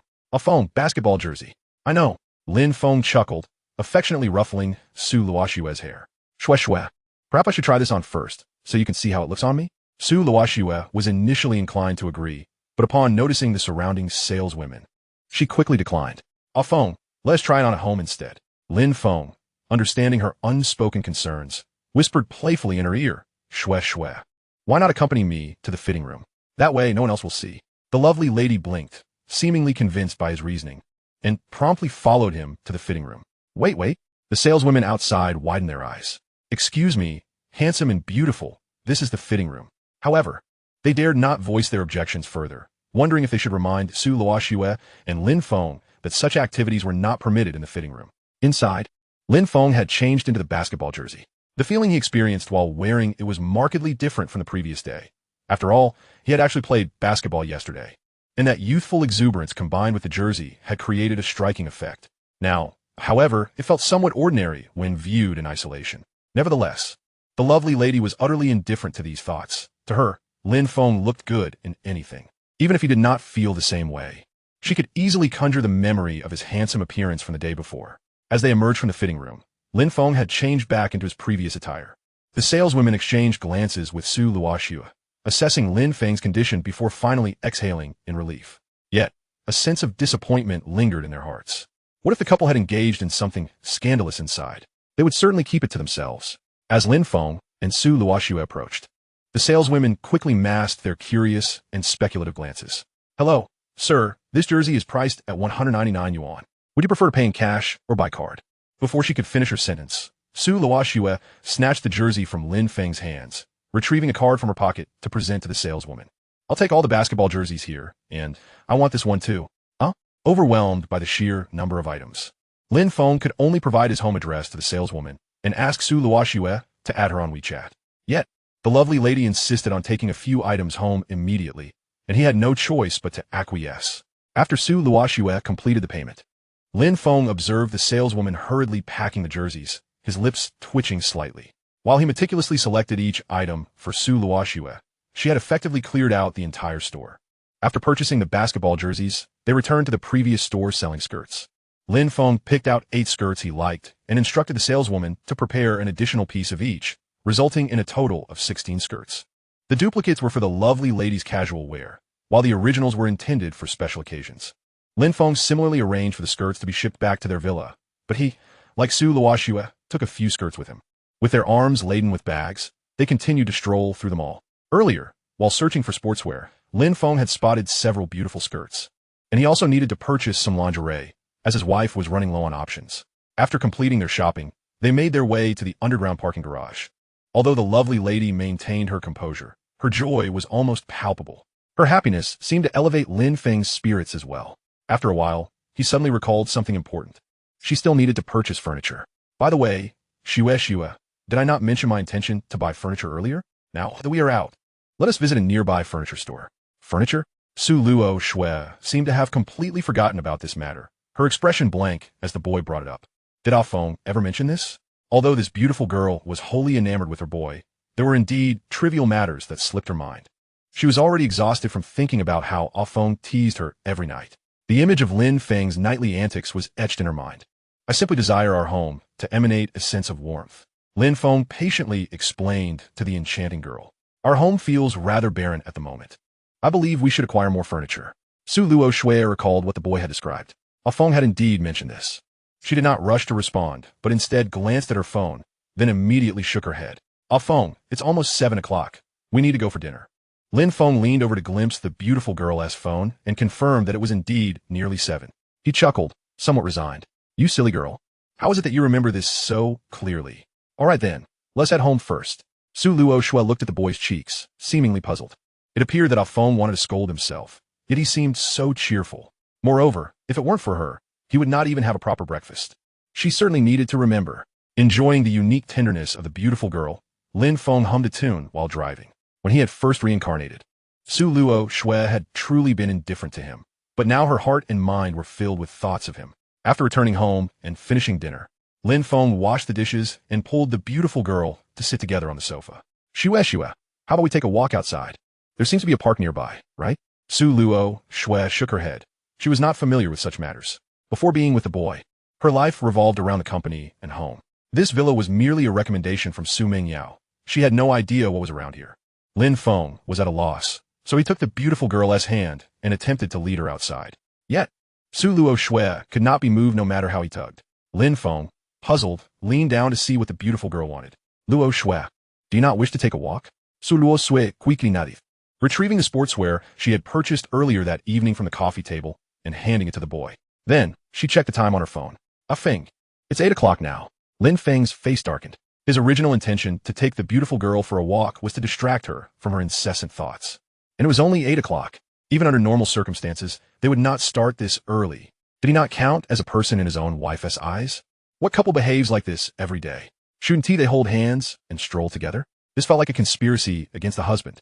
Lin Feng shuddered, quickly grasping Su Luoxue's hand. Luoxue, we want to be gone long. We are merely going for a simple stroll. It's quite popular for couples to walk together nowadays. Just think about when we visited Jiangshan University. Those couples were also holding hands, right? It's just to help with digestion. Su Luoxue was somewhat swayed by his words, biting her lip in hesitation. Were those university students indeed like that? After a moment, she responded to the boy's question. Can we return by 9:30? All right, 9:30 it is. Lin Feng sighed. Why was the time still pushed forward today? However, this was unavoidable. The fact that this beautiful girl was willing to walk with him was a significant improvement. 3 minutes later, the two appeared hand in hand outside the villa's garden. It was now nearly November, and the weather in Jiangshan was gradually turning cooler. Nevertheless, the breeze felt refreshing against their skin. Luoxue, can you feel the essence of nature here? Lin Feng, for reasons unknown, felt a thrill in walking with Su Luoxue, engaging her in conversation. Perhaps it was because this was a different kind of first for them. No. Su Luoxue blinked, feeling that it was not much different from being at home. The essence of nature? All she could smell was the fragrance emanating from the boy. She felt an urge to take a bite. Lin Feng continued to smile brightly, releasing the girl's hand to lean against her from behind, fully embracing her. If Luoxue could not perceive nature, that was fine, as long as she could feel my love for you. I can feel it. Chapter 71. This is what a man should be. As they strolled along, exchanging laughter, it was mostly the boy who spoke. Yet, he felt immensely happy. Like a clingy child resting against the enchanting girl, his head nestled on her shoulder. Gradually, however, Lin Feng's smile began to fade. The reason being, there were quite a few people strolling within the villa area. Due to Su Luoxue's striking beauty, they drew attention wherever they went, the rate of heads turning at a staggering 100%. Initially, Lin Feng felt content, as he possessed such a stunning wife despite his ordinariness. Until a man cast him a look filled with envy and disdain. Then another, and another. Lin Feng abruptly realized this could not continue. He was a man, after all. What was it to lean against his wife? He promptly halted, no longer leaning against the beautiful girl. As Su Luoxue felt the boy's absence, a sense of emptiness welled up within her. She rather enjoyed having Ah Feng lean against her. It felt so comforting. Moreover, his fragrance occasionally wafted into her nose. Just as she turned to say something, the boy, who had only just stepped away, approached again and firmly took her hand. Shue, you are leaning against me now. Su Luoxue was puzzled by the boy's sudden command, but obediently leaned against him. And wrap your arms around mine. Whatever Lin Feng said, the beautiful girl complied, slowly intertwining her arm with his. Lin Feng's previously faded smile returned, his lips curving upward almost to the heavens. This is what a man should be. He wanted to see who dared to look down on him now. Unsurprisingly, during the remainder of their walk, no one dared to cast Lin Feng the same disdainful glances. Fortunately, they were surrounded by affluent individuals. Their girlfriends undoubtedly met a high standard. Otherwise, this group would have united to make short work of Lin Feng. His vanity was instantly satisfied as he gently lifted the corners of the beautiful girl's lips with his fingers. Observing her slightly stiff smile, the boy felt utterly fulfilled. Over an hour later, Lin Feng honored his promise and returned Su Luoxue home. However, even if he lost track of time, the beautiful girl would ensure he returned. After an hour of shopping, she had been glued to her phone, providing him no opportunity to dawdle for even a minute. It was still not yet 9:30, but in the villa area, couples were already emerging. On their way back, Lin Feng and Su Luoxue noticed numerous couples embracing. Some were even engaged in passionate kisses. Lin Feng rolled his eyes. Are you all in such a hurry, my dear brothers? Don't look, Ah Feng. Just as he was about to step into his home, the beautiful girl beside him suddenly covered his eyes with her hands. What's wrong, Shue? Lin Feng found it rather perplexing. They were just a few steps away from home. Could it be that Su Luoxue wanted to engage in some intimate act right here?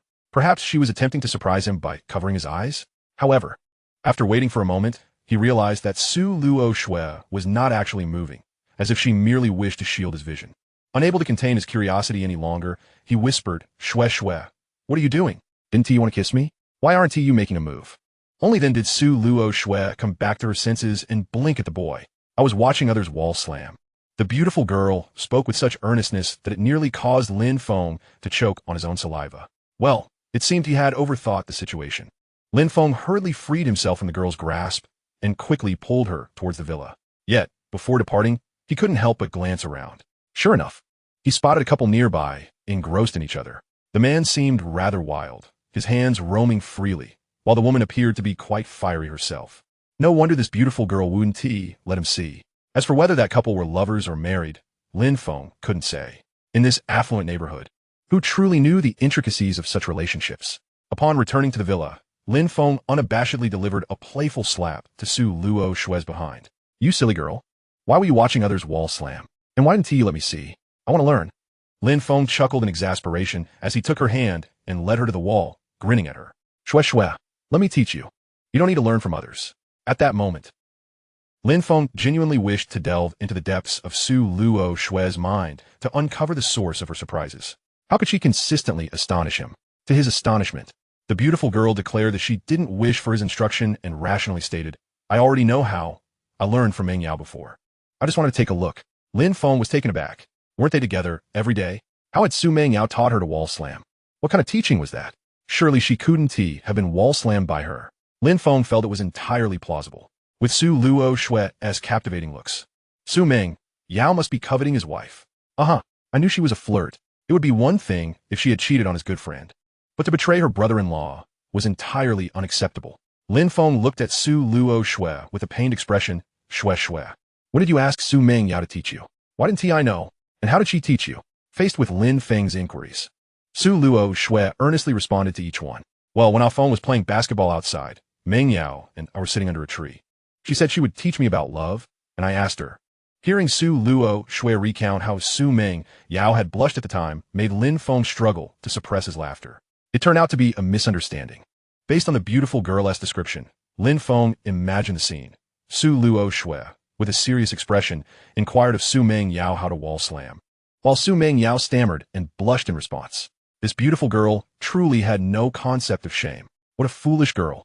Lin Feng sighed and placed his hand gently on Su Luoxue's head. Yet considering how she had gone from being utterly speechless to now watching others wall slam, it felt as though time had flown by. It seemed like just yesterday that he had been reborn. Come on, Shue, let me see what you've learned. After his sigh, the boy decided to give Su Luoxue an opportunity to showcase her skills.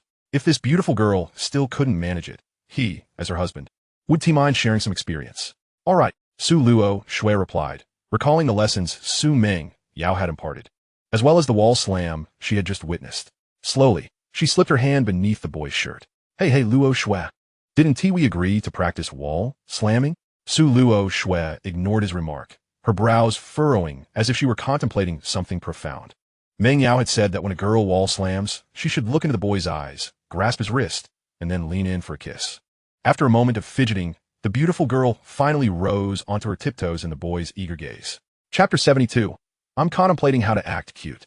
The next day, Su Luoxue woke at 11 o'clock.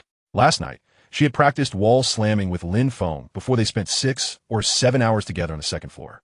The first thing Su Luoxue did upon waking was carefully place the rubber band she had removed the night before back into its original box.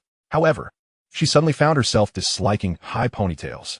Since Lin Feng adored her high ponytail, it had caused her some discomfort last night. Previously, Lin Feng had held her wrist or taken her hand, but last night, he hadn't held her hand much at all. This stunning girl probably hadn't anticipated that she would feel jealous of her own ponytail the moment she was reborn. Not long after she had undone her ponytail, Lin Feng opened the bedroom door and, upon seeing his beautiful girl awake, walked over with a smile. Luoxue, why aren't you wearing high ponytail? The mention of the high ponytail made Su Luoxue's face fall. Could it be that Feng truly prefers high ponytails over me? She absolutely didn't want that. Thus, she concocted a fib, claiming that the rubber band had gone missing. Lin Feng couldn't help but chuckle at her explanation. The rubber band is missing? But you bought more than 10 of them. Even if one is lost, you have plenty of spares. It seems she simply didn't want to wear one anymore. Lin Feng had resolved to help Su Luoxue break the habit of wearing high ponytails. And to his surprise, he had succeeded on the very first day. Yet, he felt a pang of sympathy for this beautiful girl. Little did he know that the reason Su Luoxue had abandoned her high ponytail was not due to discomfort, but rather jealousy. He gently caressed Su Luoxue's hair, as if trying to soothe her hurt feelings. Shue, does your head hurt? Not at all. Su Luoxue shook her head. The pain was truly inconsequential to her. That's good. The two lingered for a moment before heading downstairs for breakfast. Although it was now 11 o'clock, breakfast was still essential. Su Luoxue had indeed developed a habit of skipping breakfast, but Lin Feng couldn't bear to wake her. Today, being a rare occasion when this beautiful girl rose early, Lin Feng was determined to ensure she ate. At the dining table, Su Luoxue remained indifferent to the breakfast spread before her. Despite her stomach growling with hunger, she made no move to eat. What's wrong, Shue? Is it not to your taste? Lin Feng assumed that perhaps this beautiful girl simply didn't like the food, so he stood up, intending to prepare something different. However, the beautiful girl grasped his hand to prevent him from leaving. After a moment of contemplation, she finally said, I'm pondering how to act cute. Lin Feng's eyes widened in surprise. He was utterly bewildered by what this beautiful girl was intending. Wait, my wife is thinking about how to act cute with me? Lin Feng rubbed his ears and quickly set aside the breakfast to sit beside Su Luoxue, his heart racing with excitement. Shue, did you just mention you were pondering how to act cute? Meng Yao remarked that in human romance, it is always the girls who act adorably, claiming that boys are particularly fond of such behavior. Lin Feng chuckled, finding his little sister-in-law quite useful. He regretted being too harsh back at the hospital. Oh, Lin Feng, how could you strike your benefactor? He quickly wrapped his arm around Su Luoxue and gently said, Shue, why not give it a try and show me how well you've learned? Yet, after uttering those words, Su Luoxue remained still, seemingly lost in her thoughts. The actions and tone demonstrated by Su Meng Yao were far too cheesy and distasteful. Within a minute of the demonstration, Su Luoxue had completely forgotten everything she had been taught. Now, no matter how hard she tried to remember, It eluded her grasp. Lin Feng, however, was quite patient. After all, this aloof female CEO had humbly sought to learn the nuances of romance for his sake. What reason did he have to complain? 10 minutes later, Su Luoxue slumped down like a wilting blade of grass. Feng, I'm sorry. It seems I cannot learn this. Lin Feng felt a pang of sympathy and quickly embraced the beautiful girl. Silly, if we can't learn it, we shouldn't force it. I adore you just as you are. Why are you apologizing? This was the first time Lin Feng had seen Su Luoxue in such a state. While he felt a tinge of sorrow, he also found her somewhat endearing. It felt as though he were dating a girl with a split personality. To the outside world, she was the expressionless Ice Queen CEO, but in his presence, she was a bit of a fool, striving to learn how to act cute and wall herself in. And to even apologize for not mastering it? That slightly dejected expression was quite charming indeed. Yet, upon hearing the boy's comforting words, Su Luoxue could not muster any joy. Meng Yao had told her that men preferred those little darling wives, as that was the key to winning their hearts. Well then, if you take my arm, isn't that a form of acting cute? Lin Feng chuckled, intertwining Su Luoxue's hand with his arm and resting her head on his shoulder. He almost forgot that this beautiful girl had already acted adorably with him before, even if she hadn't known the term at the time. Leaning on his arm was merely her imitation of those female university students. Yet in Lin Feng's heart, that was indeed acting cute. Moreover, with Shueshue's personality, acting cute didn't quite suit her. Just be yourself, and I'll be quite fond of you. Be myself, and Feng will like me just as I am. Su Luoxue blinked, turning to the boy and asking, So, Feng, do you prefer me when I act cute, or this current version of me? Wait, are modern succubi this much like supermodels? How am I supposed to navigate this? Lin Feng swallowed hard before replying, I like both. In any case, I simply adore Shueshue. Feng, you're lying. Su Luoxue gazed at him with an expressionless face. Although she didn't fully grasp human emotions, she understood Lin Feng well enough. She was not a fool and could see through his insincerity. Feng must surely prefer her when she acted cute. All right, I like it when you act cute. Is that enough? Lin Feng felt as if his heart was melting. When had this beautiful girl become so remarkably enchanting? How had he failed to notice it? Suddenly, he felt as if he had been struck at his very core. Chapter 73, Feng, Feed Me. God King Resurrected. Half a day of unblocking. This is Zhang Sanfeng's business acumen. But alas, the beautiful girl remained oblivious to how ordinary girls act cute. Seeing her eager demeanor, Lin Feng could only open Douyin to show her those couple influencers. Hubby, you're so bad.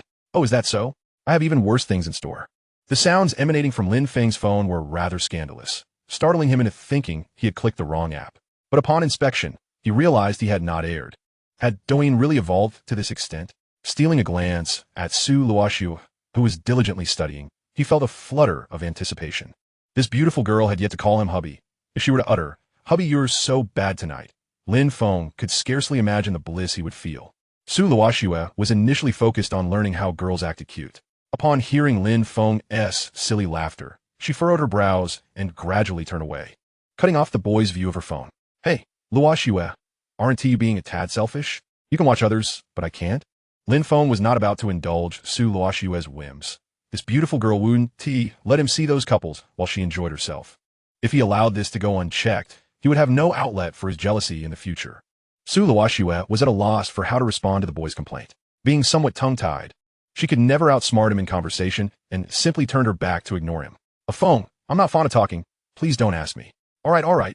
So now you're playing the stubborn card? After 20 minutes of effort, the beautiful girl finally grasped some genuine knowledge. She had finally turned her body around. Feng, feed me breakfast. Su Luoxue placed the boy's phone down and handed him her bowl and chopsticks. All right, I'll feed you. Lin Feng had anticipated that this beautiful girl would learn to call him hubby, yet he found himself mistaken. After all that viewing, the only thing she learned was to ask him to feed her breakfast. He picked up the chopsticks and slowly fed Su Luoxue. The moment he brought the food to her lips, she would promptly eat it. Slow down. No one is competing with you. Remember to chew your food thoroughly. At that moment, Lin Feng felt as though he were caring for his own child. Watching the earnest expression of the beautiful girl, he was unsure of what emotions stirred within him. Su Luoxue had not truly grasped the essence of the videos, where the girls would take a bite and affectionately call their boyfriend's baby. Yet Su Luoxue did none of that. She simply focused on eating everything Lin Feng fed her. Today marked the final day of Lin Feng's freedom, and he had no idea where to take this beautiful girl for fun. So he decided to bring her to the office first. As usual, Lin Feng lounged on the sofa like a sloth, no longer foolishly poring over any proposals.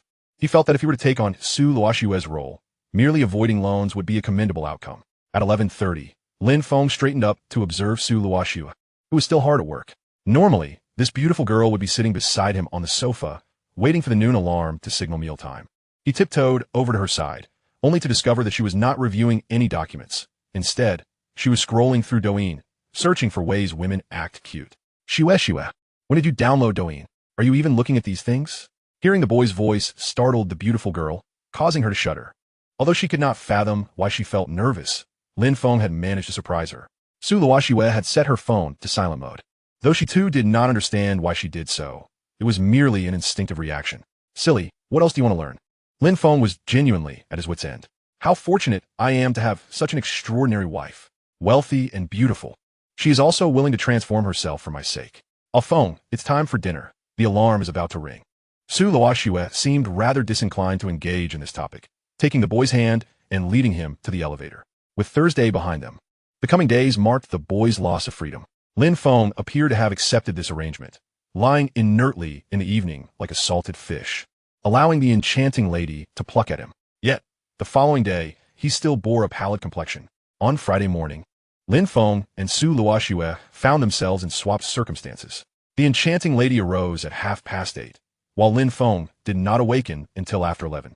Upon opening his eyes, he noticed the enchanting lady on the phone, with an array of dishes adorning the bedside table. After she concluded her call, Lin Feng murmured, Luoxue, I'm hungry. His voice was faint, as if his stomach were collapsing in on itself. A Feng? Su Luoxue seemed taken aback by his early awakening, hurriedly bringing food to him. This time, she did not employ her usual method of feeding him, but rather used chopsticks. Her expression tinged with urgency, as if she had pressing matters to attend to. After feeding the boy, she rose in haste.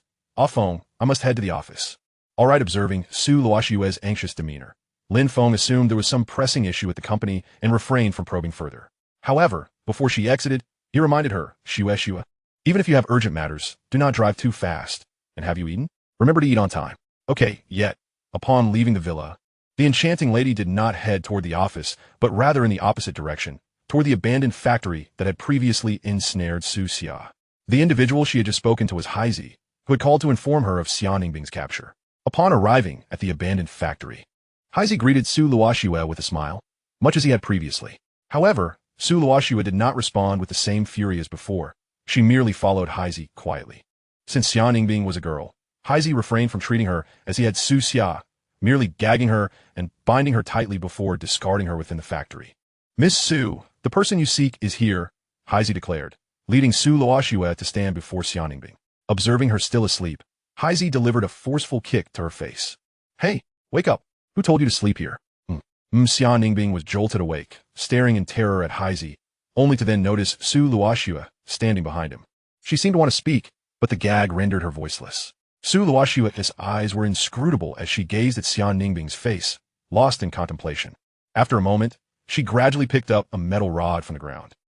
Xian Ningbing's eyes widened, believing that the rod would surely take half her life if it struck her. Her heart raced violently as she shut her eyes, praying that Su Luoxue would strike gently. However, the anticipated pain did not spread across her face. Instead, she heard the sound of the metal rod clattering to the ground. Only then did she dare to crack her eyes open. Before her, Su Luoxue had dropped the rod, her gaze lowered, the implement rolling to Xian Ningbing's feet. Su Luoxue had intended to take action, but in that moment, she thought of the boy who wished to see her smile each day. Luoxue, do you not like me anymore? If you no longer wish to be with me, I can leave, though I would feel a bit reluctant to part with you quiet. I'm driving, and didn't I say I wanted scrambled eggs with tomatoes? Huh, did you? Luoxue, don't furrow your brow. It doesn't suit you. Shue, please smile. You look truly beautiful when you do. Shue, this is the vibrant youth I wish to show you, filled with passion. Chapter 74, The Death of Xian Ningbing. Feng, I haven't harmed anyone. I'm striving to become youthful and lively. Just wait for me. Su Luoxue chose to ignore the bound Xian Ningbing. Had it been before, anyone who obstructed her relationship with the boy would have faced her wrath. No matter how kind-hearted she was, she would have at least tormented that person. But now, things were different. Feng likely would not appreciate her in that light. She could not act, for that might cause him to despise her. Heisey, witnessing Su Luoxue walk away without a backward glance, was somewhat astonished. Was she truly not going to act? He recalled how the last man had left with a bruised face at her hands. He was still deep within the factory. Perhaps this woman had saved the galaxy in a past life? He glanced at the bound Xia Ningbing, silently sighing. According to Su Luoxue's previous habits, her silence indicated that she would handle things herself. Yet, while the former Su Luoxue had been ruthless, she would never allow those female adversaries to suffer at her hands. Perhaps it was because she was a woman herself, and thus could not bear to see another woman fall victim to her brutality. What a pity it was to waste such a fine visage. Heisei hoisted Xian Ningbing with one hand, leading her deeper into the factory. After all, she was a genuine university student. Even when he and his companions frequented those extravagant establishments, they rarely encountered anyone truly impressive. Some even claimed to be university students at the age of 40, only to reveal they had attended a driving school when asked about their institution. Upon reaching the depths of the factory, Heisei slowly removed the gag from Xian Ningbing's mouth, gazing at her with a smile. At this point, Xian Ningbing likely began to grasp the gravity of her situation. Initially, when Heisei had captured her, she had thought he intended to assault her. It was only upon Su Luoxue's arrival that she recognized the reality. Heisei was not interested in her, but rather was acting on Su Luoxue's behalf.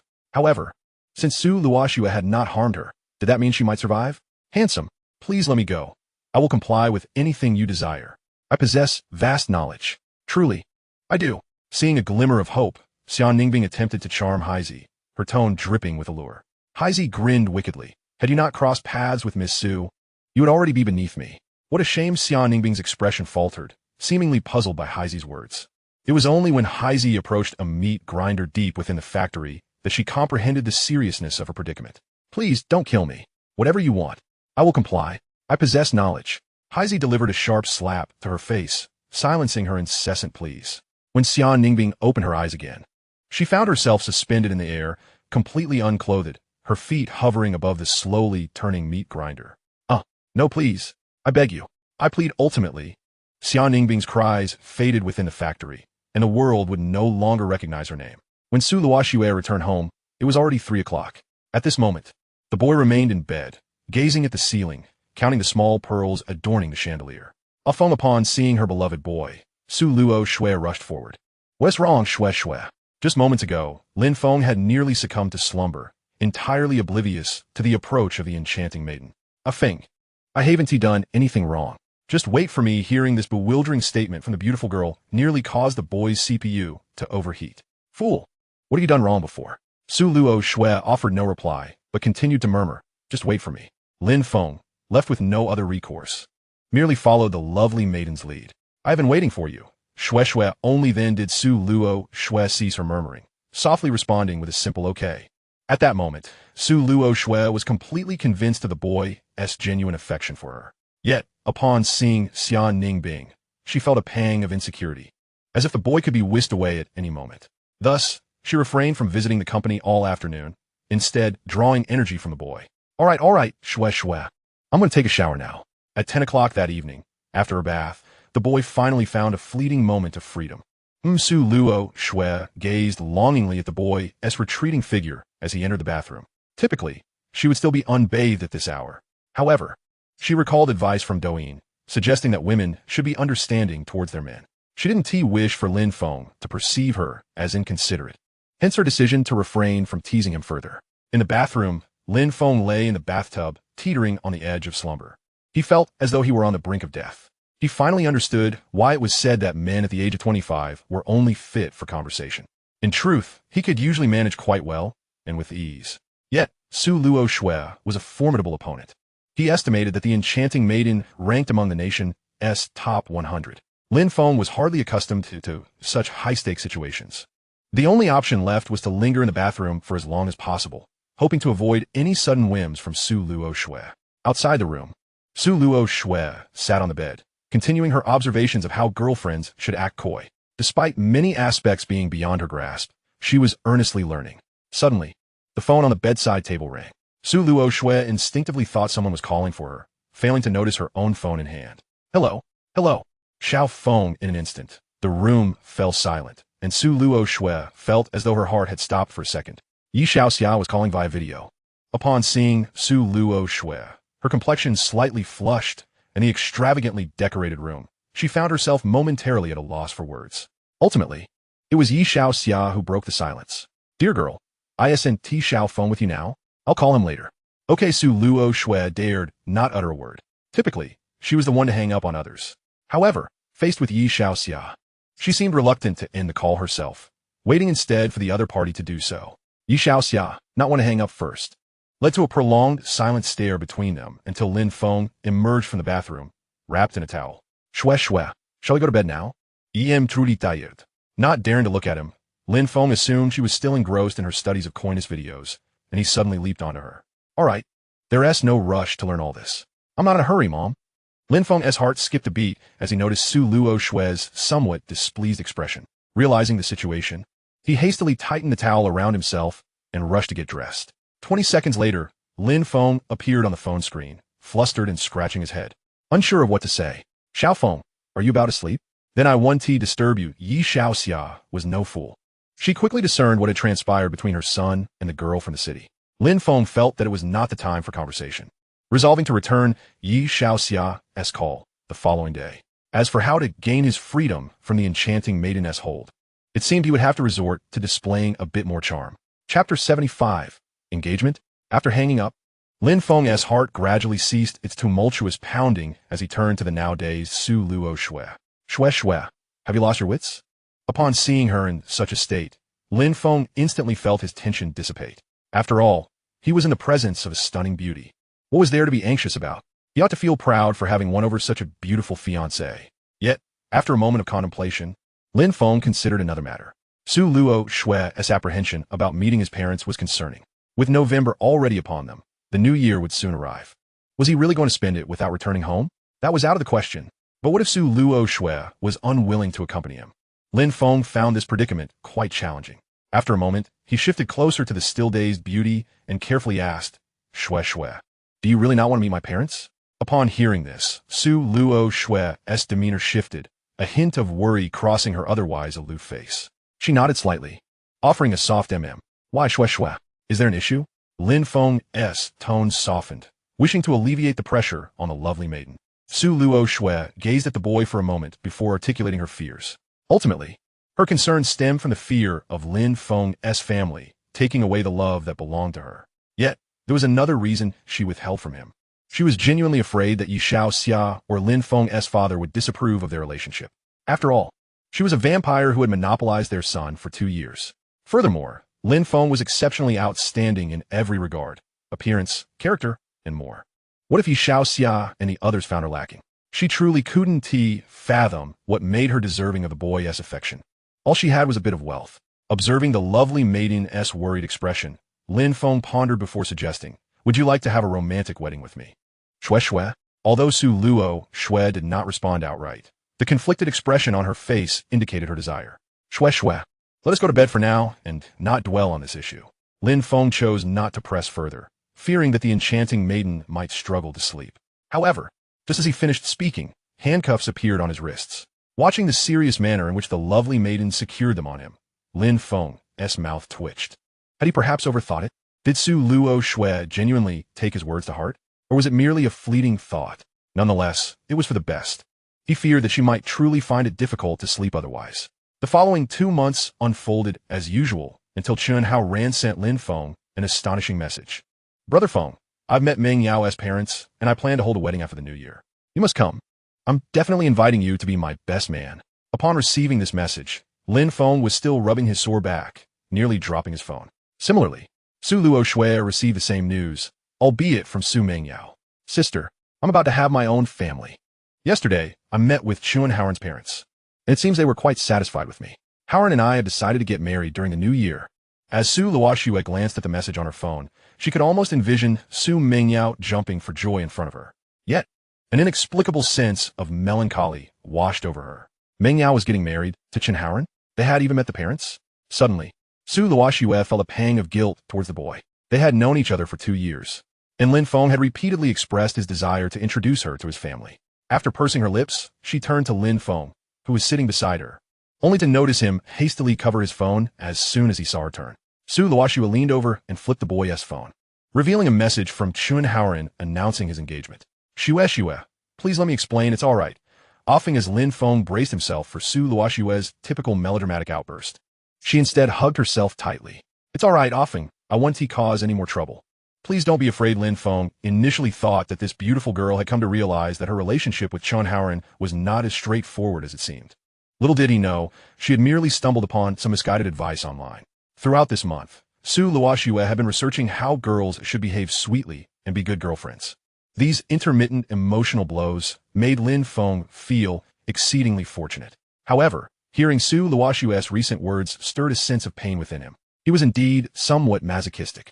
While he felt a twinge of fear during her moments of emotional instability, he also feared the day when her lovely but fragile persona would fade away completely. That would not be the true Su Luoxue. She was changing into someone unrecognizable for his sake. Gently wrapping his arms around the lovely girl, Lin Feng whispered, "Shue, what did you hear such things? Loving someone doesn't have to be like that.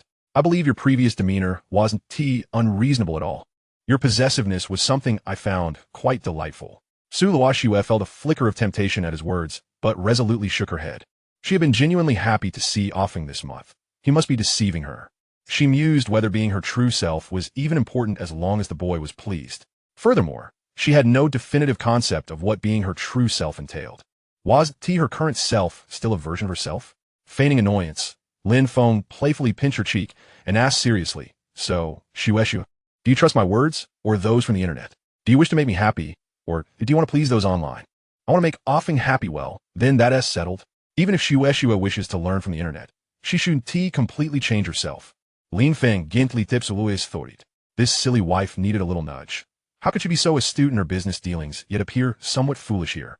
Originally, Lin Feng had no intention of moving from his spot, preferring to lounge on the bed, but Chun Haoren sent him another message. "Brother Feng, Ming Yao and I are going to try on wedding dresses.